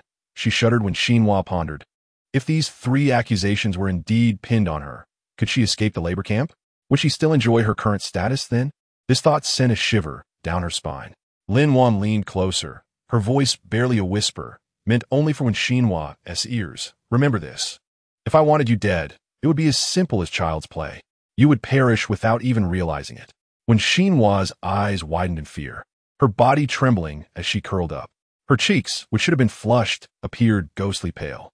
"This woman is utterly terrifying. She intends to kill me. No, I must return home and tell my father. I cannot stay here any longer." With that resolve, Qinglong sprang to her feet and dashed outside. Everyone in the cafeteria stood dumbfounded, mouths agape, wondering what had just transpired. There was a flicker of excitement in the air, was there not? Lin Wan turned to Xiao Yunlong and inquired, "Along, are you done eating?" Xiao Yunlong cheerfully nodded. "Wife, I've finished." "Then what are we waiting for? It's time to head home and rest. We've been on the train for several days. It's quite exhausting." As they walked out shoulder to shoulder, the onlookers couldn't help but notice that this matter was far from over. The aftermath was yet to unfold. That evening, Xiao Yunlong and Lin Wan entered the space and contacted Bai Shui, who also joined them. Upon seeing Bai Shui, Xiao Yunlong asked, "What is the situation over there?" "Master," Bai Shui replied, "the situation remains largely unchanged. I have gathered information on their data, finished pharmaceuticals, raw materials, and personnel. However, in the past couple of days, someone has occasionally visited. They would arrive, glance around, speak a few words, and then leave. I suspect this person is either a leader or a core member." "What does he look like? Did you see him?" Xiao Yunlong inquired. "I didn't catch a glimpse. He was wearing a mask, judging by his stature and voice. He seems to be a man, but it's also possible he was disguised." Xiao Yunlong instructed Bai Shui, "If he comes again, can you follow him and see where he resides?" Bai Shui scratched her ear with her hind paw, contemplating. "Sure, but there's no one watching this side." "It's fine. Just find out where he lives, whether he is male or female, and what he looks like. He might be an important figure." "Understood, master." Lin Wan asked Bai Shui, "Are you hungry? Do you need something to eat?" Bai Shui opened her mouth and shook her head. "I'm fine. I still have food in my storage space. If you can, please prepare more fish and meat for me when you have time. I can store them and eat whenever I'm hungry." Lin Wan nodded in agreement. "Sure, no problem. Once we finish this task, I'll prepare more for you." Suddenly, Bai Shui recalled something and said, "Oh, there's one more thing to mention." "What is it?" Lin Wan asked. "When you arrived, those documents could be taken by those people, but we must keep these pharmaceuticals ourselves." Lin Wan queried, "Why is that?" Bai Shui explained, "The only thing that can counteract it is the spiritual spring water in the space." "Are you implying that the spiritual spring water can restrain the zombie virus?" "Yes, you are correct, master." Lin Wan, in a moment of revelation, thought, could it be that I possess this space to prevent the resurgence of the zombie virus? Wonderful. Now I know what to do. I was quite troubled about it before. With excitement, Lin Wan danced joyfully. Then, Master, if you have no further matters, I'll step out for a bit. All right, Bai Shui. Thank you for your hard work. It's no trouble at all. In the blink of an eye, Bai Shui vanished from space. Morning arrived swiftly. After finishing their meal in the cafeteria, Xiao Yunlong was approached by a guard who whispered something in his ear. He nodded, signaling his understanding, and led Lin Wan directly to the commander's office. Upon arrival, Lin Wan saw Commander Zhang and another kindly old man seated on the sofa, awaiting their presence. Once inside, Xiao Yunlong stood at attention and saluted. Commander Zhang, good day, esteemed elder. The elder waved his hand. All right, please take a seat. Xiao Yunlong guided Lin Wan to a sofa opposite them, where they sat respectfully. The elder regarded Lin Wan and said, Yesterday, Commander Zhang recounted the events to me. This matter is quite serious. If what you say is true, it involves numerous critical issues. Therefore, I would like to hear this young lady recount the events once more. If you would. Lin Wan nodded, of course. Thus, she recounted the situation in a composed manner, explaining how she discovered those individuals capturing civilians and followed them to a certain mountain. The foreign individuals spoke in a language she could not comprehend, their words a jumble. They exchanged a pile of money with the locals, urging them to deliver more people next time for their experiments. However, she refrained from mentioning the contents of the secret chamber, revealing her mental prowess would only invite disaster. The elder furrowed his brow, pondering for a moment before addressing Commander Zhang. This could be the Americans conducting experiments on some virus using our people. If successful, they could wield this virus to control our nation or even the world. Should they fail, they incur no loss. Only our citizens bear the brunt of their experiments. Commander Xiao nodded in agreement. The elder then turned to Xiao Yunlong. You and your wife should return home to rest. We will further investigate this matter, but it must remain confidential. Xiao Yunlong and Lin Wan nodded in understanding, then exited the office. As they neared their home, they encountered Wen Xinhua, a middle-aged man, and a woman. Lin Wan and Xiao Yunlong exchanged glances before approaching them. Xiao Yunlong stood at attention and saluted. Commander Wen, good day, Madam Wen. Commander Wen replied, good. Good. There is no need for formalities. Shall we discuss this inside? Xiao Yunlong glanced at Commander Wen before opening the door, inviting the three inside. Once seated, Lin Wan poured each of them a glass of water and sat quietly beside Xiao Yunlong, observing intently. Commander Wen seemed somewhat perplexed. Upon witnessing Lin Wan's gaze, a sense of trepidation enveloped him, leaving him perplexed as to its origin. As a seasoned individual forged by the crucible of battle, why would he feel intimidated by such a look? General Wen pondered this conundrum. The answer was evident. Lin Wan, whether in the marketplace or on the battlefield, stood as an exceptional figure, exuding an aura of lethal intensity that most could scarcely endure. Rising to his feet, General Wen fixed his gaze upon Lin Wan. Observing this, Lin Wan, alongside Xiao Yunlong, also stood. With sincerity, General Wen introduced, "This is my wife, Zhou Yumei, and my daughter, Wen Xinhua. I have brought them here to extend our apologies to both of you. This child has not been by our side since her early years and has only recently joined us. Her character has been somewhat indulged and capricious, and I regret any considerable trouble this may have caused you." At that moment, Lin Wan noticed General Wen and his wife bowing deeply in respect.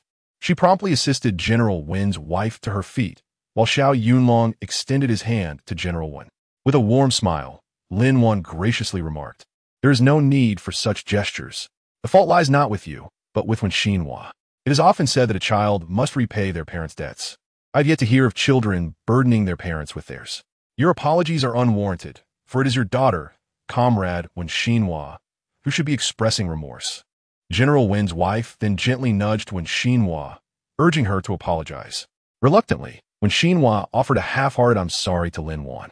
Observing this, Lin Wan refrained from further comment. With a smile, General Wen's wife expressed, "Lin comrade, I sincerely apologize for the inconveniences caused. We have requested for Wen Xinhua to be reassigned, and she will no longer be present here. We hope you can understand her inappropriate behavior." Seeing the couple's earnestness, Lin Wan surmised that this marked their utmost concession. It would be unreasonable to expect them to bow any further. Nodding with a smile, she replied, "Well, since we have reached this point, we accept comrade Wen Xinhua's apology." However, I would like to share a few words with her. In this day and age, a woman's reputation is paramount, but so too is a man's. I hope you will consider the appropriateness of your actions before speaking or acting, comrade Wen Xinhua. What do you think? When Xinhua nodded, acknowledging, I agree with your sentiments. I will be more mindful in the future.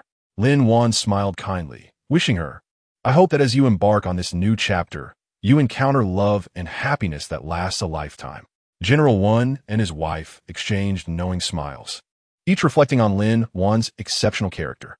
This young woman, in her words and actions, demonstrated an admirable composure that was neither irksome nor fault-finding. Xiao Yunlong was indeed fortunate. Chapter 120. The curtain falls amidst shared laughter. A silent conflict drew to a close. 2 days later, Xiao Yunlong received orders to lead a mission back to Dawa village. The strategies for their operations were their own concern, while Lin Wan had resolved to take a back seat. Having conferred with Xiao Yunlong, she planned to retreat to their home under the guise of resting, where she would collaborate with Bai Shui to gather medicinal liquids, focusing on disrupting their raw materials, ideally capturing the individual upon their arrival. Everything proceeded according to plan, with Xiao Yunlong awaiting Bai Shui's notification. On the designated day, Bai Shui led Lin Wan into the secret chamber, where the enigmatic figure also made their entrance. Lin Wan released a substance that rendered them momentarily incapacitated. Bai Shui dismantled the external defenses, allowing Xiao Yunlong and his team to storm the chamber. Simultaneously, Lin Wan and Bai Shui discreetly secured all medicinal liquids and raw materials into their spatial storage. Once inside, Xiao Yunlong swiftly apprehended all wrongdoers, ensuring to provide special treatment to the mysterious figure to prevent any escape. They meticulously gathered all written evidence and materials, rescuing over 100 individuals. Prior to their entry, Lin Wan had already secured several ghastly entities within her space.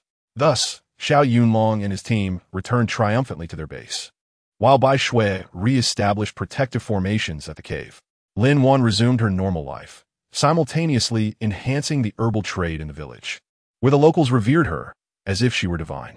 Upon her return, Lin Wan felt a deep sense of satisfaction, particularly noting that Wang Lizi, once a ne'er-do-well and Lin Xiao's former husband, had transformed his life.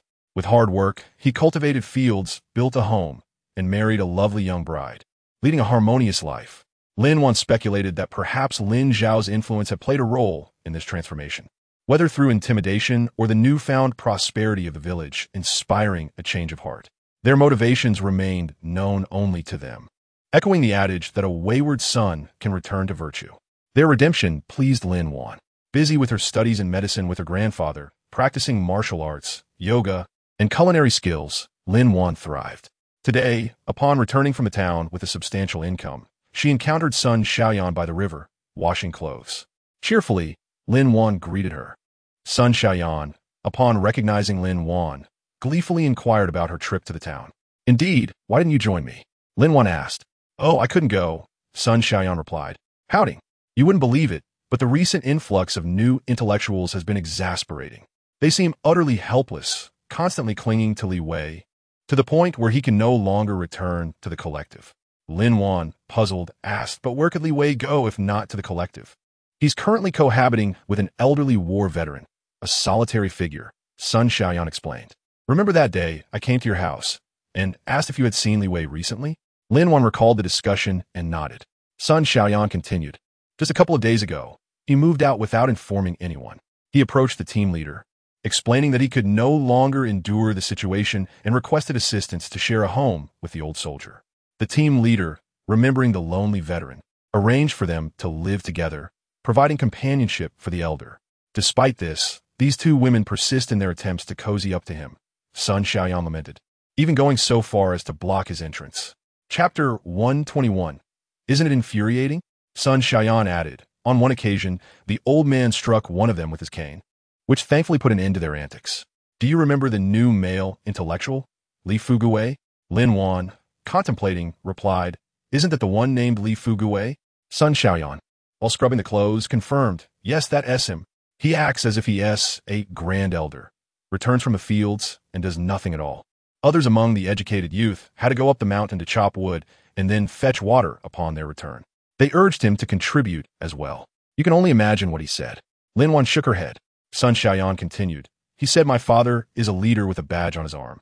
So I don't need to do that kind of work. As long as I get by, it's fine. It won't be long before my dad gets me back. This is just a formality. Isn't that infuriating? That insufferable man spends his days leering at the female educated youths. At this point, Sun Xiaoyan suddenly stopped her work and looked up at Lin Wan, startling her into asking, "What's wrong, Xiaoyan? Why are you looking at me?" Sun Xiaoyan, her expression grave, replied, "The other day, I saw that Li Wei circling around your house several times. I wonder what he is thinking. Sometimes I hear someone sneaking out at night. I can't tell if it's him." Words spoken without intent can resonate deeply. From that day onward, Lin Wan became increasingly vigilant about Li Wei. Remarkably, she managed to uncover some information about him. Li Wei hailed from Kyoto, and the reason he was sent to the countryside was because his father, Li Jiandang, had been transferred here. Coincidentally, the person Li Jiandang replaced was Song Guoqiang, the very enemy agent that Lin Wan and Xiao Yunlong had apprehended. Li Wei claimed he did not rely on work points for survival because he was privy to many of his father's secrets. Thus, he had no desire to earn work points and preferred to live off his father's legacy. Once, while Li Wei was in town to purchase goods, he actually returned home. Just then, Li Jiandang came back with numerous boxes. Together, they carried the boxes into the storage room. Later, Lin Wan overheard Li Wei making a request to his father, saying, "I've taken a fancy to the female educated youth, Lin Wan. Dad, could you arrange for her to come to me?" Li Jiandang objected. "What isn't it for me? Why would I go after a female educated youth? She doesn't have any money." Li Wei, indesperate playas, insisted. "If you bring her to me, I'll keep her for a few days, then I'll hand her over to you." Upon hearing this, Li Jiandang leered. "Is she pretty? How old is she?" Li Wei nodded eagerly, swallowing hard. "Yes, she is beautiful. In my life, I've never seen anyone more beautiful than her. She is 18, like a celestial being." Li Jiandang, quite intrigued, replied, "All right, I'll agree, but let us be clear. After you're done playing with her, she'll belong to me." Li Wei assured him, "Don't worry, Dad. I've never deceived you before. This time, I'll enjoy myself thoroughly." The two exchanged lewd smiles. After hearing this, Lin Wan exclaimed, "Goodness, this is truly a case of the apple not falling far from the tree. Like father, like son. Neither of them is good news." Lin Wan entered the space and found Xiao Yunlong, sharing the day's revelations with him. Lin Wan proposed, "I want to give that Li Jiandang a surprise." "All right, let us proceed as you say," he replied enthusiastically. Lin Wan drove them straight to town. They stealthily approached Li Jiandang's home, using a sedative to incapacitate everyone inside. They then began to ransack the place. The haul was substantial. Lin Wan used her spiritual sense to scan the contents of the boxes, taking all valuables and leaving behind less significant items. She also placed some foreign goods in the storage room and sent anonymous tip-offs to various authorities. Now, they awaited the news in a few days. Perfect. Upon returning home, Lin Wan entered the space and opened all the box lids with her mind. She exclaimed, "Wow, what a big corrupt official we have here. My dear, this person looks quite wicked. He certainly has amassed quite a fortune. If he were in modern times, he would be a quintessential big tiger." Lin Wan, delightfully amused, added, "Yes, you're right along. So, have we eliminated a scourge from society? One less big tiger to contend with. Look at this. All valuable treasures," Lin Wan said, tapping on the large boxes.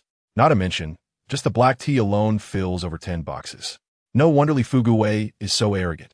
How could he not be? If one had to live off mere work points, they'd starve." Xiao Yunlong shook his head helplessly, watching Lin Wan. "Wife, you've changed. You're becoming increasingly wicked. Do you like it? Do you enjoy my transformation into wickedness?" Xiao Yunlong nodded. "Ido. A woman who isn't wicked, a man one to love." She scoffed. Lin Wan, with a mischievous glint, declared, "Li Wei, I've taken down your home and sent your father away. Let us see how you'll manage now. Do you still wish to live off those paltry work points? Do you still want to trouble me? A little show of power, and you think you can take over? A swift lesson will suffice." The following day, while at work, Lin Wan noticed someone taking Li Wei away. The educated youth were all anxious, uncertain of what had transpired. Days later, a disheveled Li Wei returned, and this time, he no longer exhibited any arrogance. He diligently worked, chopping wood and fetching water, as if he had been completely transformed. With this shift, the two new female-educated youths also tempered their attitudes, fearing they might be taken away themselves. An undesirable fate, indeed. Thus, the seasons changed, and before long, it was spring of 1977. Lin Wan's dealings in the black market had grown increasingly fruitful. Li Xiao recognized the improving situation. Unlike before, Li Xiao's elder brother was a formidable figure who seized opportunities to flood the market with goods. Each month, Lin Wan's earnings exceeded 100,000. Imagine, if Lin Wan could earn that much monthly, how much must that so-called elder brother be making with his other ventures? Lin Wan felt frustrated, despite the years. She had never met the elusive elder brother Li Xiao spoke of. He seemed to be a phantom. Sometimes, Lin Wan wondered if he truly existed. Lin Wan discussed with Xiao Yunlong, the college entrance examination is approaching this year. If circumstances permit, you can start preparing now. Xiao Yunlong stroked Lin Wan's hair. The other day, my superiors hinted at a transfer to Kyoto. I hesitated to agree too quickly, fearing it might jeopardize your examination. Lin Wan reassured him. There's absolutely no issue on my end. You can proceed with confidence. I can't guarantee 100, but I'm at least 99 certain I'll make it to Kyoto. Xiao Yunlong pushed peeled lobster meat toward Lin Wan, saying, well then, I wish my wife great success, and I hope to swiftly join you in Kyoto. The two clinked their glasses and drained their wine. With a boost of courage from the drink, Xiao Yunlong swept Lin Wan into his arms and rushed toward the bedroom. His pace reminiscent of a race walker, exceedingly swift. Lin Wan squealed, you big rascal. My waist hasn't recovered yet. And here comes your devilish torment again. Help! Her words were cut short, leading to another enchanting night. The next morning, Lin Wan awoke naturally and called for Bai Shui, inquiring, Bai Shui, have you dealt with the zombie serum and the corpse from last time? It's been quite a while. Bai Shui, appearing weary, had already completed her tasks long ago. Why do you only just thought to ask me now? Lin Wan, feeling a bit embarrassed, scratched her head and chuckled. Did I forget? Master, could you please prepare more food for me? My supplies are running low. All right, I understand. I'll make something for you right away. What would you like to eat? Bai Shui, Master, I want. She rambled on about a plethora of dishes. Lin Wan turned to Bai Shui, her eyes reflecting a mix of confusion and bewilderment. I suspect, Shuier, that you're not a cat. This time, it was Bai Shui's turn to be perplexed. Master, how would I know? If I'm not a cat, then what am I? Shuier, I suspect you are a golden-eating beast. Master, what does that mean? I don't understand. Let me explain why I call you a golden-eating beast. You claim to eat everything that flies in the sky, runs on the ground, jumps in the grass, and swims in the water. Goodness, is there anything you don't eat? Just tell me. Master, since there are plenty of ingredients in my space, just cook everything for me. Let me indulge. Lin Wan shook her head, resigned. Sieg, Fine. Who told me to be your master? If I don't pamper my own pet, who else will? With that, Lin Wan headed to the pantry to gather ingredients. In her space, aside from eating and sleeping, Lin Wan dedicated a full 2 weeks to cooking. Bai Shui was satisfied. Even if it were a grand feast, it would suffice for thousands. This was splendid, enough to last her several years. Bai Shui flashed a charming smile at Lin Wan, but to Lin Wan, it resembled a warning, don't touch my stuff. As Lin Wan watched Bai Shui sniffing around the dishes, it was quite amusing. Suddenly, with a swish of her paw, all the dishes vanished. Chapter 123. A sense of wonder. Lin Wan often gathered items herself and felt nothing extraordinary about it. However, witnessing Bai Shui gather items was truly magical. Bai Shui, prancing with her graceful feline steps, approached Lin Wan and sat down, wagging her tail while gazing up at her. Master, when shall we venture to that grand mountain behind us? Lin Wan looked at Bai Shui in confusion. Why are you so determined to go up that mountain? Bai Shui shook her head, her eyes filled with uncertainty. I don't know. I just feel there's something valuable up there, but I can't pinpoint where this feeling originates. It's as if I would lose something crucial if I don't go. All right then, since you brought it up, what more can I say? Lin Wan sighed. Let us go for a visit. She tidied herself up and carried Bai Shui, heading directly toward the back mountain. Upon reaching the mountain, Lin Wan released Bai Shui, allowing her to seek her own fortune. Lin Wan, not idly standing by, recognized the mountain as a vast expanse teeming with wildlife. In a few decades, such game might become scarce. She began searching for animal tracks in the forest and eventually stumbled upon a riverbank where she spotted a wild boar herd, along with a few deer and a couple of naive roe deer. Lin Wan's heart leapt with joy. She thought, isn't this a feast delivered to me? How long will this last? She had previously sold her catches, but this time she couldn't afford to part with them. After all, she would soon be attending school, far from this mountain, making it difficult to catch such large prey later. This was indeed a golden opportunity. With a flick of her mental energy, Lin Wan swiftly dispatched the game, effortlessly collecting them into her space. Over time, she found numerous wild creatures and gathered them using the same method. She also discovered several wild ginseng and ganoderma, seizing them all without hesitation, thus returning with a bountiful harvest. As afternoon approached, Lin Wan heard Bai Shui's voice in her mind. Master, hurry into the space. I want to pull you over. Sensing Bai Shui's urgency, she rushed into the space without a second thought. Bai Shui followed suit, pulling Lin Wan out in a flash. The speed was so swift that Lin Wan barely had time to comprehend her surroundings. Now, Lin Wan stood in bewilderment, gazing at her new environment, then turned to Bai Shui for clarification. What is happening? Where are we? Before her lay a vast cave, with a large pool at its center, housing a 7-colored lotus flower, emitting a chilling aura. The cave walls were adorned with rare herbs. Behind the pool stood a stone bed and a stone table, upon which lay a book and a jade slip, with nothing else in sight. Bai Shui grinned, clearly pleased. Lin Wan scooped up Bai Shui, saying, Speak, I'm listening. Bai Shui explained, This is a relic left by my ancestors. Thousands of years ago, my forebear left a message for the clan elders before disappearing, indicating that they were off on a journey of training and never returned, losing contact since. Since then, every clan disciple has been tasked with searching for them during their own training trips. For thousands of years, there has been no outcome, until just a month ago, when you and I arrived at this mountain, and I sensed a familiar aura. That's why I felt compelled to come here and investigate. Why not just say it directly instead of beating around the bush? Lin Wan remarked, feeling exasperated. Yet, she was genuinely happy for Bai Shui. After years of anticipation, they finally had a lead. She gently stroked Bai Shui's head. Do you have any thoughts? Have you found anything useful? Bai Shui pointed at the jade slip and the book on the table.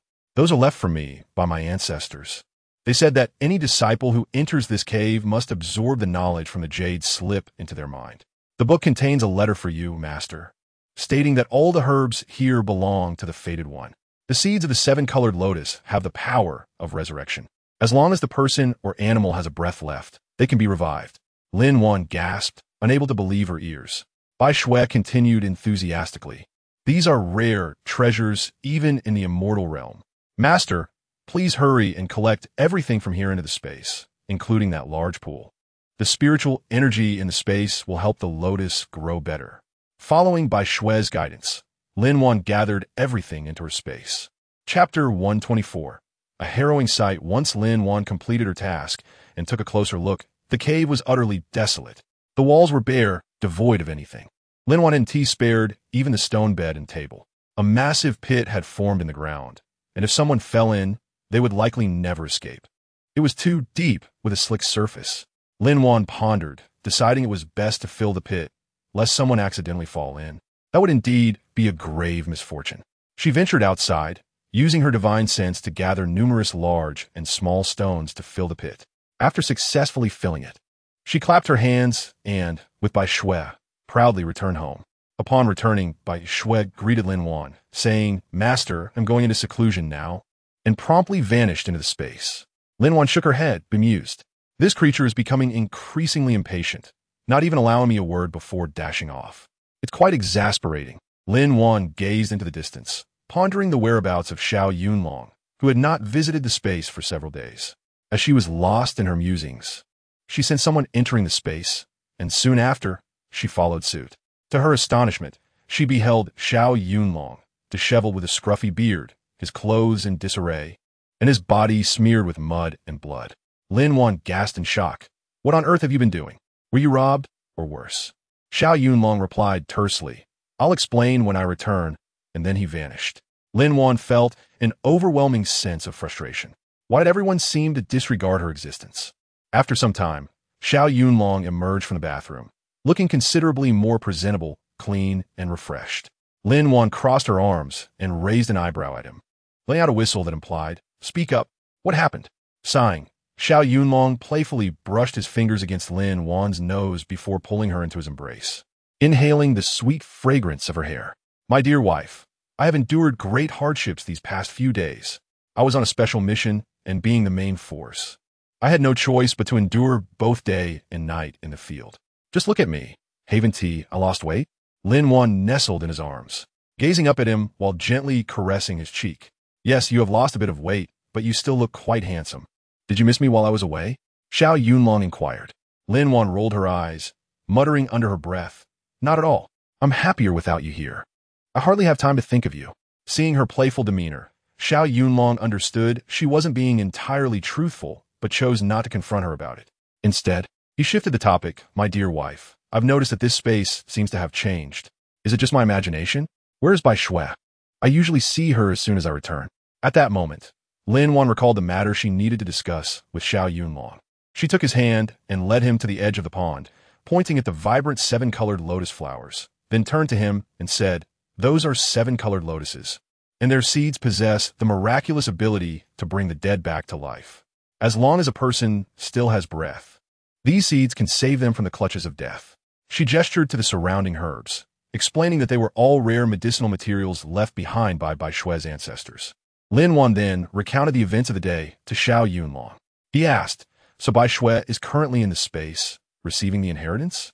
Lin Wan raised an eyebrow, casting a glance at Xiao Yunlong, and replied helplessly, "Yes, but I have no idea where Bai Shui is right now. All I know is that it spoke to me briefly, and then it vanished." Xiao Yunlong gently stroked Lin Wan's hair and wrapped his arms around her slim waist, softly saying, "From what you say, it seems you and Bai Shui have experienced quite a lot in my absence. So you really had no time to miss me?" Lin Wan looked at him with a puzzled expression, unable to comprehend his words. What did he mean by not having time to think of him? Xiao Yunlong's lips curled into a mischievous smile. "Wife, while you may not miss me, I certainly miss you. I must express my love for you." He then swept Lin Wan into his arms, racing towards the bathroom. From there, the narrative takes a turn that cannot be divulged. Meanwhile, while Lin Wan was immersed in bliss, Li Wei was diligently studying, as he was aware that the college entrance examination would soon resume. In his previous life, Lin Wan had been admitted to Kyoto University to study statistics. She had always shown a keen interest in business, celebrating every successful deal with joy. Li Wei believed Lin Wan would make the same choice this year, so he devoted every available moment to his studies, aiming to follow in her footsteps to Kyoto University to learn statistics and pursue a career in business.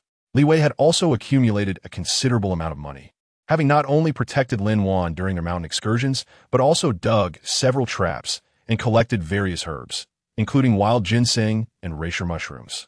He estimated he now possessed over 10,000 yuan, which would serve as his startup capital for future ventures. In his previous life, Lin Wan had helped him, but he knew that this time, he must be the one to protect and support her. Unbeknownst to Xiao Yunlong, Lin Wan was being thought of by someone else. When Lin Wan visited her grandparents, she found Granny Chen plucking feathers from a wild chicken. Curious, she inquired, "Where did this wild chicken come from?" Granny Chen smiled affectionately. "Your grandfather and the others caught it from the mountain." Lin Wan grabbed a small stool, sat down, and took over the task of plucking feathers, her eyes shining with admiration for her grandparents' prowess. "They are truly remarkable. No wonder they are called veterans. One of them is worth 2. Granny Chen laughed heartily. "You little rascal." Lin Wan chuckled. "Wait a moment. I'll head up the mountain to gather some mushrooms. We can make a delightful chicken and mushroom stew, and later, I'll bring some fine wine to share with Grandpa and the others." Granny Chen playfully tapped Lin Wan on the forehead. "You little one, always thinking about food." Lin Wan laughed. "Well, who can resist good food, right, Grandma?"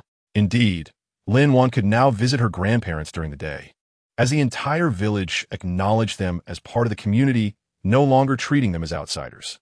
The chores in the cattle shed were shared among everyone, including her grandparents, which was met with no objections, as their contributions to cultivating herbs had significantly increased the village's income.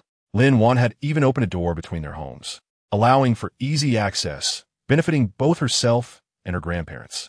Should anyone with authority come by, Lin Wan could simply claim it was an existing entrance. She was confident that in no time, her grandparents would return to their former roles, shining brightly as the new generation of leaders. At this moment, Lin Wan felt a tumult of emotions within her. She was uncertain whether she would ever reunite with her grandparents again. Her previous interactions with them had been driven by her desire to learn medicine and expand her network, but through extended contact, she had come to cherish their endearing companionship. Now, she truly valued this hard-won bond. Chapter 126. She hurried towards them, though Lin Wan felt downcast. She maintained a cheerful fade. After finishing with the chicken feathers, she informed Granny Chun, "I'm going up the mountain to pick mushrooms. It rained yesterday, so there should be plenty today." With a basket strapped to her back, she ascended the mountainside. Upon reaching the midway point, she spotted the young intellectuals from her work unit, busily foraging for wild vegetables and mushrooms. Among them was Li Wei, who, upon noticing her, gazed at her with a tender look that startled Lin Wan, prompting her to quickly avert her eyes. Li Wei had come up the mountain in hopes of gathering mushrooms to earn some money, for the abundance of fine mushrooms was too great to ignore. Additionally, he could also enjoy a bit of physical exercise alongside the old man, achieving two objectives at once.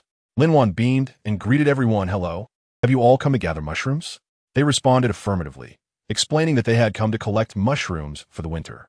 Even the two newly arrived female intellectuals seemed to have improved, smiling and chatting with Lin Wan, perhaps influenced by the indelible psychological impact of the recent incident involving Li Wei. "Lin Wan, are you here to pick mushrooms too?" one of them asked. "Yes, I simply had a craving for mushrooms, so I came to scout the area. After the recent rain, there are plenty around," Lin Wan replied. At that moment, Sun Xiaoyan and Du Anshi called out from a distance, "Lin Wan, we're over here. Hurry up." Lin Wan acknowledged them with a nod and dashed over. Upon reaching Sun Xiaoyan and Du Anshi, she crouched beside them, exclaiming, "Wow, look at this vast patch. So many mushrooms." Lin Wan also spotted a large cluster of chicken of the woods mushrooms, a highly prized wild fungus known for its thick flesh and delightful flavor, reminiscent of chicken. It could be prepared in various ways: stir-fried, fried, sautéed, or even steamed or used in soups. "Quick, come over here. There are chicken of the woods mushrooms. Hurry and pick some," she shouted. The other young intellectuals, hearing her call, remained where they were, continuing to gather mushrooms, knowing that what Sun Xiaoyan and her companions collected would be shared among them, leaving no room for competition. After they had filled their baskets, Lin Wan even managed to store some chicken of the woods mushrooms along with the surrounding soil in her space. She contemplated planting them in the ground. If successful, it would mean a continuous supply of chicken of the woods mushrooms. As they walked further, Lin Wan discovered yet another large cluster of chicken of the woods mushrooms and shouted, "Come quickly. There are still many more here." The others eagerly rushed over, their faces alight with joy, for these mushrooms were truly delectable. Having gathered plenty of mushrooms, Lin Wan decided to return home, bidding farewell to her companions. She had plans to cook chicken with mushrooms for dinner. As she strolled, she hummed a cheerful tune, her demeanor radiating contentment. On her way, she encountered the brigade leader's wife, Aunt Yu. Lin Wan greeted her. "Aunt Yu, are you here to pick mushrooms too?" "Indeed, the mushrooms are particularly abundant now, so I came to gather some for the winter," Aunt Yu replied, smiling. Upon seeing Lin Wan's basket, she exclaimed, "My dear Lin, you've collected quite a haul." Lin Wan scratched her head and chuckled. "Yes, today has been lucky. I gather a lot." She then asked, "Aunt Yu, aren't you going to join the others?" Aunt Yu shook her head. "No, I'll let the younger ones have their fun and save some food for the winter." Looking at Lin Wan, she added, "You go on with your business. Don't mind me." Lin Wan nodded, bidding her goodbye as she continued her journey home, feeling pleased. Arriving home, she headed straight for her grandparents. Dropping her basket, she called out, "Grandma Chun, look what I brought back." At that moment, Grandma Chun and Grandma Jiang emerged. Lin Wan inquired, "Grandma Jiang, when did you return?" With a cheerful laugh, Grandma Jiang patted Lin Wan's back, saying, "I just got back. I heard your excited chatter and wondered what treasures you had brought." Lin Wan, with a playful air, gestured towards her basket. "Why don't you see for yourselves?" The two elders peered into the basket and exclaimed, "Oh my, so many chicken of the woods mushrooms. Tonight, we shall feast." Each took on a different task. One would clean the mushrooms, another would prepare the dishes, and the third would lay the mushrooms out to dry for winter. This lively scene was one that the grandfathers, returning from outside, would remember fondly for a lifetime. It embodied the essence of home, the feeling of a granddaughter fulfilling her filial duty. Grandpa Zhao asked Lin Wan, "What delightful treat have you brought us this time?" Lin Wan, with a cheeky grin, replied, "You'll find out at dinner, but I want to tell you." She then dashed away, giggling. When dinner time arrived, Lin Wan brought out 2 jars of white wine and a jar of homemade grape wine. The grandfathers gazed at the wine with wide eyes. Lin Wan opened the jars and poured the wine for her grandparents and herself, declaring, "I gathered so many chicken of the woods mushrooms today. Let us toast to celebrate." Grandma Chun tapped her forehead, teasing, "This isn't a celebration. You're just craving wine." Lin Wan sheepishly laughed. "Oh, come on, Grandma. It's just a little indulgence. You understand, right?" The grandparents burst into hearty laughter, exclaiming, "You truly are a treasure." Lin Wan raised her glass to toast with her grandparents, proclaiming, "Here's to our lively spirit." That evening, when Xiao Yunlong returned, Lin Wan eagerly served him a portion of the mushrooms to taste. After a bite, he nodded appreciatively. Delicious. This is far better than the chicken of the woods mushrooms from the future. The current environment truly enhances their flavor." As he savored the taste, Lin Wan anxiously asked, "How is it?" He gave her a thumbs up, replying, "Tasty, very tasty." While I was out gathering mushrooms, I thought about planting some chicken of the woods in my space. I wonder if it will work? Lin Wan mused. Xiao Yunlong gazed at her fondly. Planting a gentle kiss on her lips, "My clever and capable wife will surely succeed. As long as you bring in the surrounding soil, success is nearly guaranteed." Lin Wan nodded. "That is what I was thinking too. Now we just wait for the results. This space is so powerful. I trust it will work." Turning to Xiao Yunlong, she asked, "With the upcoming college entrance exams, do you think I should subtly remind the young intellectuals at the work unit?" She continued thoughtfully, "After all, there are no deep-seated grudges. We all get along well. The country will need talent in the future, and having one more person could mean an additional strength." She expressed her concern. "I wouldn't want my selfishness to condemn them to a life of foraging in the dirt. That would weigh heavily on my conscience." Xiao Yunlong looked at his dear wife, sighing in resignation. "Your heart is too soft. Just be careful not to get yourself into trouble. How about this? Since you're close to Sun Xiaoyan, you can share the news with her discreetly. Policies may improve, and the college entrance exams will eventually be reinstated. Encourage her to read more and to bring along the others to study. If the exams do return, they will have an advantage." He contemplated further, advising also, "Ask if anyone has extra books. Say you want to read a bit as well. That way, you subtly place yourself in the mix. Whether they listen is up to them. Whether you speak is up to you." He spoke earnestly, hoping to guide her. Lin Wan nodded, agreeing to follow your advice. A few days later, she found time to visit the youth station, seeking to borrow books from Sun Xiaoyan, subtly discussing the importance of reading. Other young intellectuals overheard and found great merit in her words. Lin Wan intentionally spoke in front of them, fearing that Sun Xiaoyan might disregard her suggestions, which could affect many. Consequently, a fervor for reading blossomed at the youth station, inspiring several educated students from the village as well. Observing Li Wei, who also encouraged reading, she mentioned that the young intellectuals were all engaged in their studies. Lin Wan reminded Li Wei, uncertain if he had experienced a rebirth, thinking that if others had prompted him, it would not hurt to do so herself. This gesture deeply moved Li Wei. Lin Wan's thoughtfulness indicated that she still held her own sentiments and cared to remind him. He believed that one day, he too would witness the dawn after the storm. However, Lin Wan did not foresee that she was unwittingly accruing emotional debts for herself.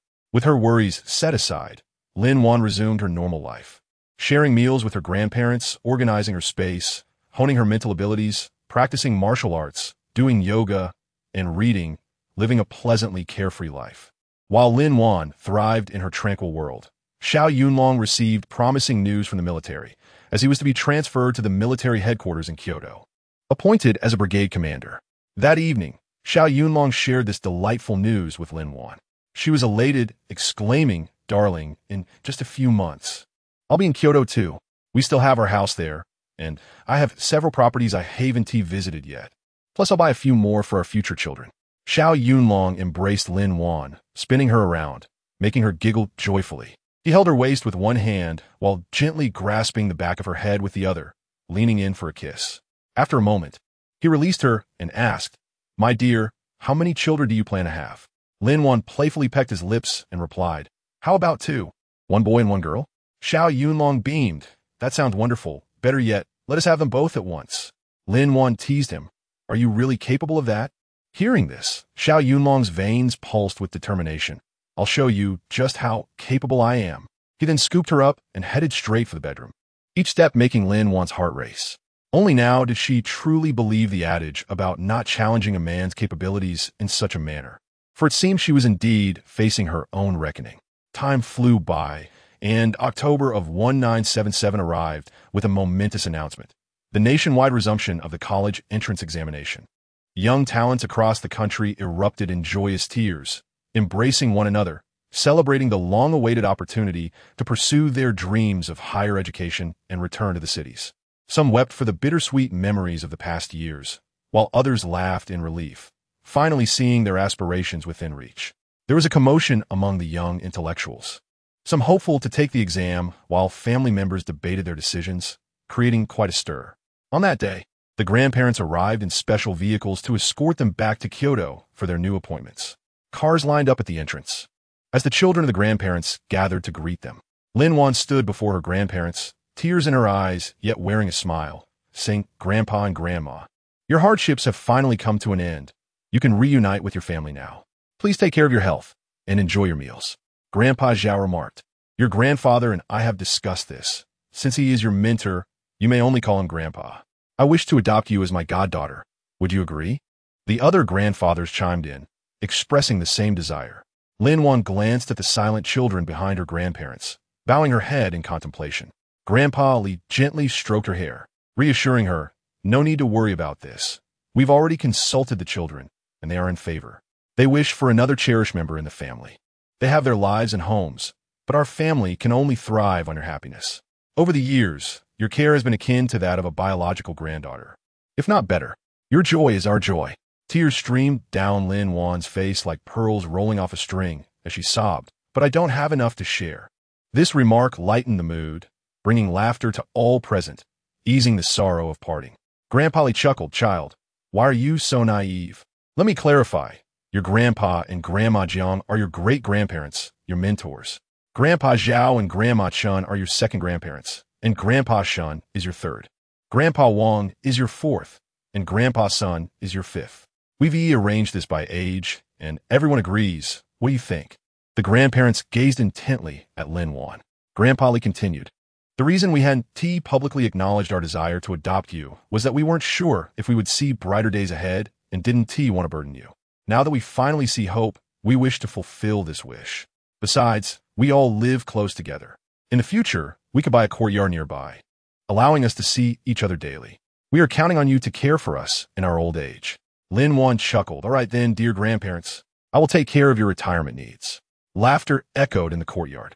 As Lin Wan prepared to kneel and bow her head, Grandpa Li stopped her gently. She looked confused, wondering if she had made a mistake. Grandpa Li solemnly explained, "We all know you will undoubtedly pass the entrance exam for Kyoto University. Therefore, this honor will be yours. After the exam, when you arrive in Kyoto, we wish to hold a collective recognition ceremony in front of everyone who knows us. Would you agree?" Lin Wan nodded. "All right, I'll come to Kyoto to find you."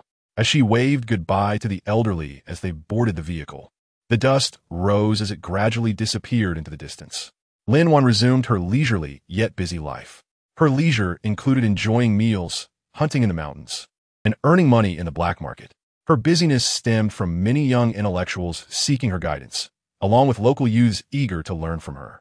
Subsequently, Lin Wan discussed with the team leader to establish a training class aimed at the upcoming college entrance examination, which received unanimous praise. Thus, Lin Wan and several academically proficient peers took turns assisting others in their studies.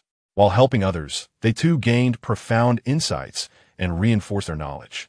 A month later, the long-awaited college entrance examination arrived. A bullock cart was arranged, and those with bicycles offered to share, ensuring everyone made their way to the school for the exams. Simultaneously, Xiao Yunlong took leave to accompany his wife during this significant time. When Lin Wan arrived at the school gate, she spotted him from afar, standing out in his military uniform, his handsome visage and upright stature captivating numerous young ladies. Xiao Yunlong spotted Lin Wan from a distance, her beauty reminiscent of a celestial being. He hurried over, for he could not bear the many men who were gazing at his wife. Upon reaching her, he grasped her hand firmly, leaving Lin Wan momentarily bewildered. In this era, couples were expected to maintain a certain distance in public. Otherwise, they would attract undue scrutiny regarding their propriety. Xiao Yunlong's sudden action took her by surprise. Leaning closer, he whispered in her ear, "Dear, could you be a bit more cautious? So many men are watching you." Lin Wan rolled her eyes and pouted. Do you think your charm is lacking? Those young girls are watching you too. Shouldn't you be the one to be more careful? They exchanged a knowing smile, unaware that not far away, a lingering gaze was fixed upon them, accompanied by a bittersweet shake of the head.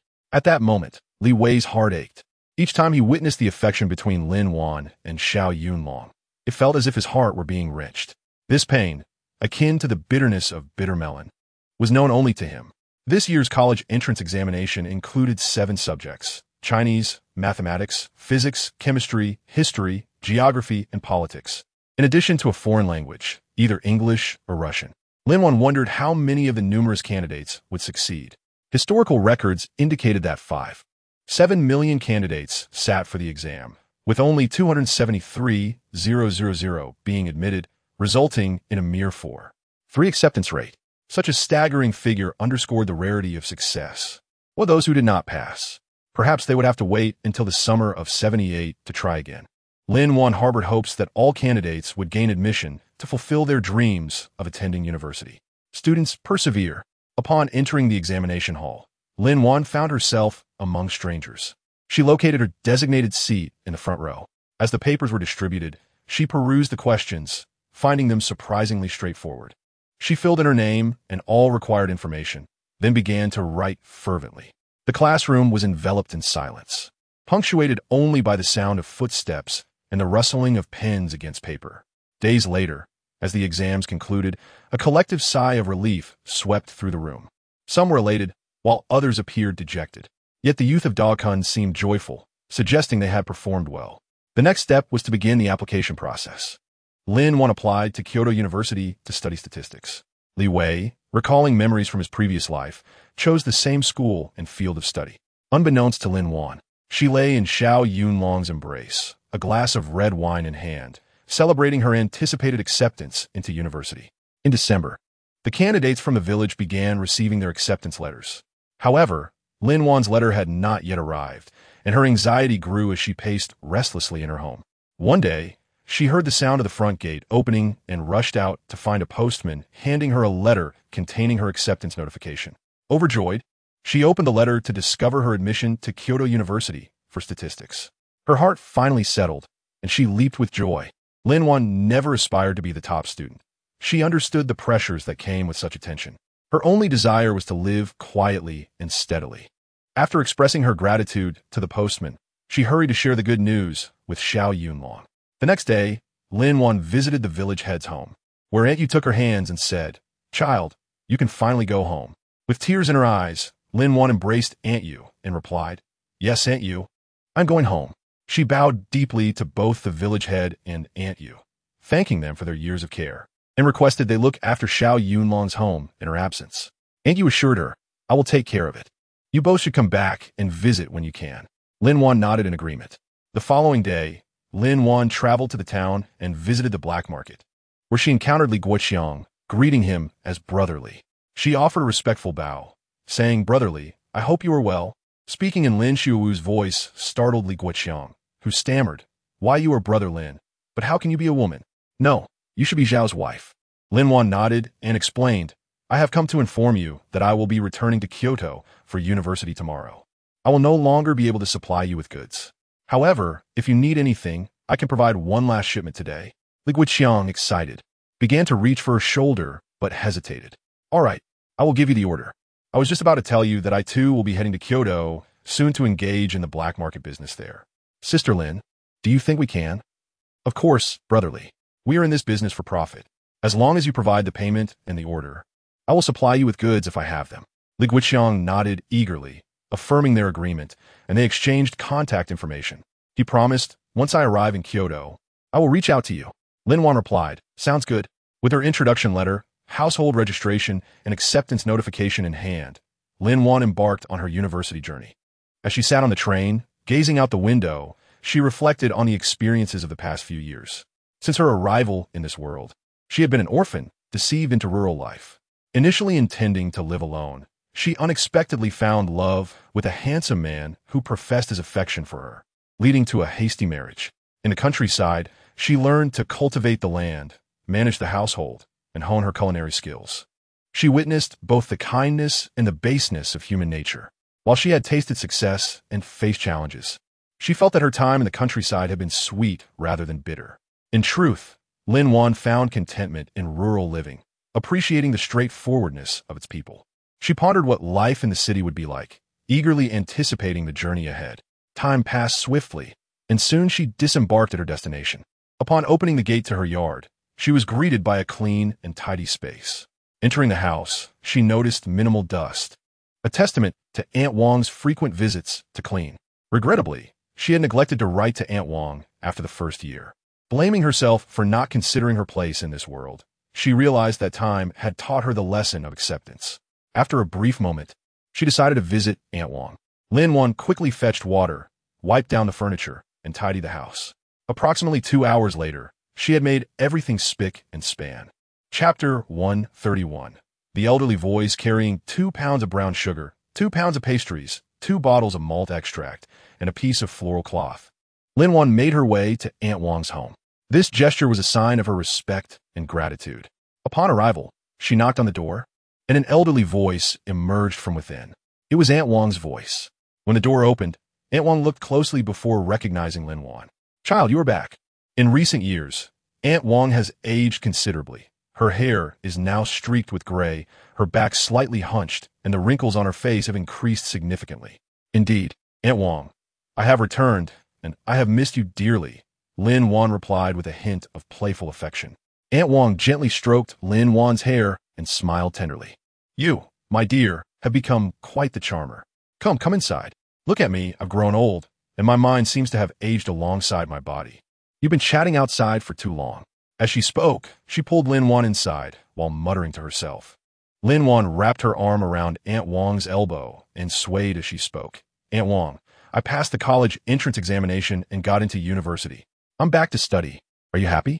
Aunt Wang clapped her thigh in excitement, exclaiming, "Wonderful, wonderful. Ha, my dear girl, you finally reaped the rewards of your hard work.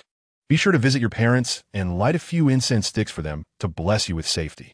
Lin Wan smiled and nodded, assuring her, "Don't worry, Aunt. I just got back today, and after tidying up my home, I'll visit them tomorrow morning." After exchanging a few more words, Lin Wan bid farewell to Aunt Wang and returned home. Upon entering, she lit the stove and added coal to warm the house. It had been years since anyone lived there, and the place was quite damp. Lin Wan busied herself for a while, boiling water and preparing a meal. The feeling of being home was truly delightful. Without any photographs of her original parents or grandparents, Lin Wan relied on her memories to draw a portrait of them all together, as well as individual portraits, intending to place them on their tombstones in the future. In truth, she feared that with the passage of time, she might forget their faces. Lately, she had sensed a vague fog enveloping her memories of the past, as if she had merely dreamt of her previous life. Now, Lin Wan questioned the reality of her former existence. That night, Lin Wan drifted into a deep slumber in her space. When Xiao Yunlong entered, he found Lin Wan sprawled on the bed like a little pig, sleeping soundly. He chuckled and gently patted her bottom before flipping her over and covering her with a blanket, ensuring she was comfortable. After freshening up, he lay down and embraced her, succumbing to slumber himself. The following morning, before dawn, Lin Wan took a basket filled with burning paper and incense and set off to visit her original parents' graves. Upon arrival, she was greeted by an expanse of tall grass, making it nearly impossible to find the graves. After much effort, she finally discovered several tombs, their names inscribed on the headstones. To her left lay her grandparents, to her right her maternal grandparents, and in the center, her original parents.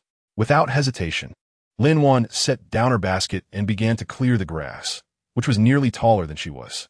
Using a sickle from her space, she diligently cut down the overgrown grass until the area was tidy. She cast the roots aside and leveled the ground, determined not to let her family's graves fall into disarray. Once everything was in order, Lin Wan took out trays of pastries and fruits, placing them at the graves of her ancestors and parents. She burned 3 sticks of incense at each grave and knelt before her parents' tombstones. "Mom and Dad, I am your daughter Lin Wan. However, the Lin Wan you once knew is no longer the same, for a different soul now resides within me. I wonder if you harbor any resentment towards me now? Grandparents, please do not hold any grudges against me," she murmured, speaking from her heart. After a lengthy soliloquy, once the incense had burned out, Lin Wan declared, Grandparents, parents, whether you accept it or not, I will always be your child. I promise to visit you often, and I hope you are well in the afterlife. On her way back, Lin Wan's emotions were tumultuous. Although she had been speaking to herself, she felt a profound sense of familial warmth and comfort, as if she had truly conversed with them. If only time could rewind, she wished to honor them properly. Yet, thoughts are but thoughts. She must look forward. Realizing this, a smile graced her lips as she encouraged herself. You are remarkable, Lin Wan. Though she had lost her family, she still had her grandparents and Xiao Yunlong, and in the future, she would have her own children. She vowed to make up for not having children in her previous life. Upon reaching her doorstep, she noticed Aunt Wang pacing anxiously. Lin Wan hurried over and grasped her hand, asking, Aunt Wang, what is troubling you? Why the hurry? Aunt Wang patted Lin Wan's hand, saying, several elders came looking for you, but couldn't find you, so they found their way to my home. I figured you must be at your parents', and they didn't seem like bad people, so I let them in. Hurry, let us go back. They're still in my house. Lin Wan pondered who these elders might be, suspecting they were her grandparents. Before she could contemplate further, Aunt Wang pulled her along to her home. Upon arrival, Lin Wan was barely steadied when her grandparents rose and surrounded her. This startled Aunt Wang, who instinctively shielded Lin Wan and asked, what do you want? Let us talk calmly. No need for roughness. The elders chuckled heartily, explaining, this is our granddaughter. We've come to see her. Aunt Wang glanced at Lin Wan. Seeking confirmation, Lin Wan smiled and nodded, thinking how kind Aunt Wang was to protect her.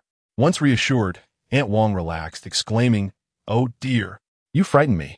I thought you were troublemakers. Please have a seat. She offered to pour them some tea, but the elders declined, thanking her for looking after Lin Wan. Aunt Wang waved her hand dismissively, cheerfully stating, it's nothing. This girl has been under my watch since she was little. She's a good one. Since you are here, you might as well see how she lives. I won't keep you. Everyone understood that Aunt Wang was creating an opportunity for Lin Wan and her grandparents to converse privately. So they complied and headed to Lin Wan's home. Upon entering the neat and cozy courtyard, the elders praised her for becoming increasingly capable. Lin Wan poured tea for her grandparents and quietly settled beside them, inquiring, what brings you here? Grandpa Li glanced at Shun Weigua and remarked, isn't this your grandpa Shun, who teaches at Kyoto University? He received notice the moment you were accepted. We spoke with the team leader, who informed us you had returned home. So, we old folks decided to follow you. Lin Wan chuckled sheepishly, scratching her head. I plan to visit after school starts. Grandma Chun pretended to be angry as she tapped Lin Wan's forehead and said, you little girl, why don't you take the initiative? If we don't come to find you, I suspect that once school starts, you won't be able to visit us at all. In truth, the elders were well aware of the child's concerns about her family's opposition. Yet, it was not for them to dictate. As long as she accepted it, that was sufficient. Moreover, regarding the acknowledgement of godparents, the family was quite reasonable, for after all these years, it was this girl who had cared for them. Grandpa Li urged, child, go tidy up, come home with us today. The acknowledgement banquet is the day after tomorrow. It would due to have the main guest absent. Would it? We've prepared everything, and you are the only one missing. Lin Wan opened her mouth in astonishment. So soon? Grandpa Li glared, what? Do you find it too quick? Chapter 133. Don't scare the child. Lin Wan shook her head and waved her hands. No, that is not what I meant. I thought it would take longer. Grandpa Li snorted. We think it's already too slow. Grandma Jiang patted Grandpa Li on the back. Could you lower your voice? You might scare the child. Then Grandpa Li finally revealed a smile, and everyone laughed heartily, commenting, Old Li is becoming more childlike. Grandpa Li tilted his head and snorted again. Grandma Jiang shot Lin Wan a knowing glance, urging her to hurry up and pack. Lin Wan nodded and quickly entered the house to prepare a large bag. Only she knew what was inside. After locking the door and saying goodbye to Aunt Wang, she followed her grandparents out. Where's that rascal? Grandpa Li inquired. Lin Wan pondered, which rascal? Oh, you mean Xiao Yunlong. She replied with a smile. I just got home yesterday, and Haven T contacted him yet. He just transferred to work here, so he must be quite busy. That's why Haven T told him I'm back. Grandpa Li looked at Lin Wan. No matter how busy he is, he must come over the day after tomorrow. If he doesn't return, we won't recognize him as our grandson-in-law. Lin Wan nodded, grinning like a little fox. All right, I understand. Internally, she chuckled. Xiao Yunlong, you're in for a rough time. It seems I need to switch things up. Meanwhile, in the army, Xiao Yunlong sneezed loudly. His assistant, Chen Dalong, anxiously asked, "Commander, have you caught a cold? It's quite chilly today. You should wear more layers. Shall I fetch you a jacket?" Xiao Yunlong waved his hand and rubbed his nose, replying, "It's not a cold. I believe my wife is nagging me from afar." Chun Dalong chuckled. "As long as it's not a cold, that's good." At 20 years old, Chun Dalong had transferred with Xiao Yunlong and served as his assistant, effectively at the level of a company commander. Xiao Yunlong held a deep appreciation for Chun Dalong, admiring his integrity, intelligence, and sharp observational skills. Anyone Chun Dalong had seen once, he could recognize upon a subsequent encounter. This ability was akin to possessing a superhuman memory. Thus, when Xiao Yunlong was reassigned, he specifically requested to bring Chun Dalong along. Chun Dalong respected Xiao Yunlong greatly for his way of handling matters and his combat prowess. When he learned he would follow Xiao Yunlong, he was overjoyed, although it drew the ire of many who mocked him for his enthusiasm. Consequently, the two of them made their way to the military headquarters in the capital.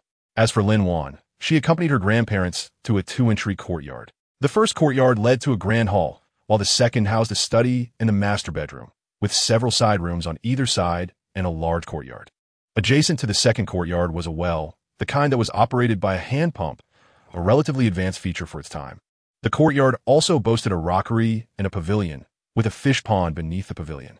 In summer, koi would swim in the pond, accompanied by blooming lotus flowers, creating an exquisitely beautiful scene. Lin Wan looked at her grandparents and asked, "Whose home is this? It's quite lovely." Grandpa Li pointed at Lin Wan, saying, "This is for you. Didn't we say we would buy a house next to ours for you, so we can enjoy our old age together?" Lin Wan beamed. "Thank you, Grandpa and Grandma." She understood that the elders were straightforward and preferred openness over subtlety. Expressing her happiness would surely delight them even more. "Why thank us? Let us visit your grandparents' house and get acquainted. Tomorrow, when the children come over, you can all introduce yourselves." As Lin Wan followed her grandparents, they soon arrived at Grandpa Li's house, which had one more courtyard than her own, yet the furnishings were quite similar. They then visited the homes of other grandparents. Just as Grandpa Li had mentioned, they were all situated close to one another, with at most one or two houses separating them. Lin Wan observed with curiosity why only the three grandpas were present at the other homes. "Where are the grandmas?" Grandma Chun noticed her confusion and quietly whispered in her ear, "Your Grandpa Shun and Grandpa Wang's spouses are working elsewhere and probably won't return until tomorrow. Your Grandpa Sun's spouse noticed something was amiss and took the children abroad. It seems they won't be back for a long time, leaving your Grandpa, son, all alone." Lin Wan nodded without further inquiry. She then asked the grandparents, "If I were to buy a larger courtyard in the future to house you all together, would you like that?" Chapter 134. A larger courtyard. The grandpas nodded in agreement, responding, "Of course. It would save you from having to run around." Lin Wan expressed her desire for a larger courtyard because the night before, she had examined a box left by her grandparents, which contained 5 property deeds from Kyoto. Among them were 2 for her grandparents' residences, 1 for her parents' house, and 1 for a grand 4-entry courtyard alongside a 3-entry courtyard. All the deeds bore her name. Lin Wan discovered that the grand 4-entry courtyard had once belonged to a certain prince, and during tumultuous times, her grandparents had discreetly purchased it through intermediaries, placing it under Lin Wan's name. This arrangement resolved all issues. One grandfather would occupy the 4-entry courtyard, which was quite satisfactory, while she could reside in the adjacent 3-entry courtyard. Moreover, that house was conveniently located near Kyoto University, just a 10-minute walk away. Lin Wan contemplated preparing a separate room to display portraits of her parents, grandparents, and great-grandparents as a tribute to their spirits. Previously, Lin Wan had been an atheist, but after experiencing her journey and witnessing Lin Xiao's rebirth, she began to believe that perhaps there were indeed divine beings. She firmly believed that if such beings existed, her parents, grandparents, and great-grandparents would surely be enjoying bliss in the afterlife, perhaps even reuniting with little Lin Wan. Afterward, Grandpa Li led everyone back to Lin Wan's courtyard. He pointed out that the furniture in this courtyard had not yet been arranged because he was unsure of the preferences of the younger generation. "You can tell us what you like, or you can purchase it yourself, and we'll provide you with the funds," he said. Lin Wan exclaimed, "Grandpa, don't underestimate me. I'm not lacking in funds at the moment. In fact, I intend to buy several more courtyards." Grandpa Zhao chuckled, "You little rascal. With your cleverness, you just want us old folks to help you scout out courtyards, don't you?" Lin Wan nodded vigorously like a chick pecking at grains. Yes, that's exactly what I mean. All right then, we'll keep an eye out for any decent courtyards nearby, Grandpa Zhao promised. Other grandfathers nodded in agreement. The grandfather was not interested in an exquisite courtyard.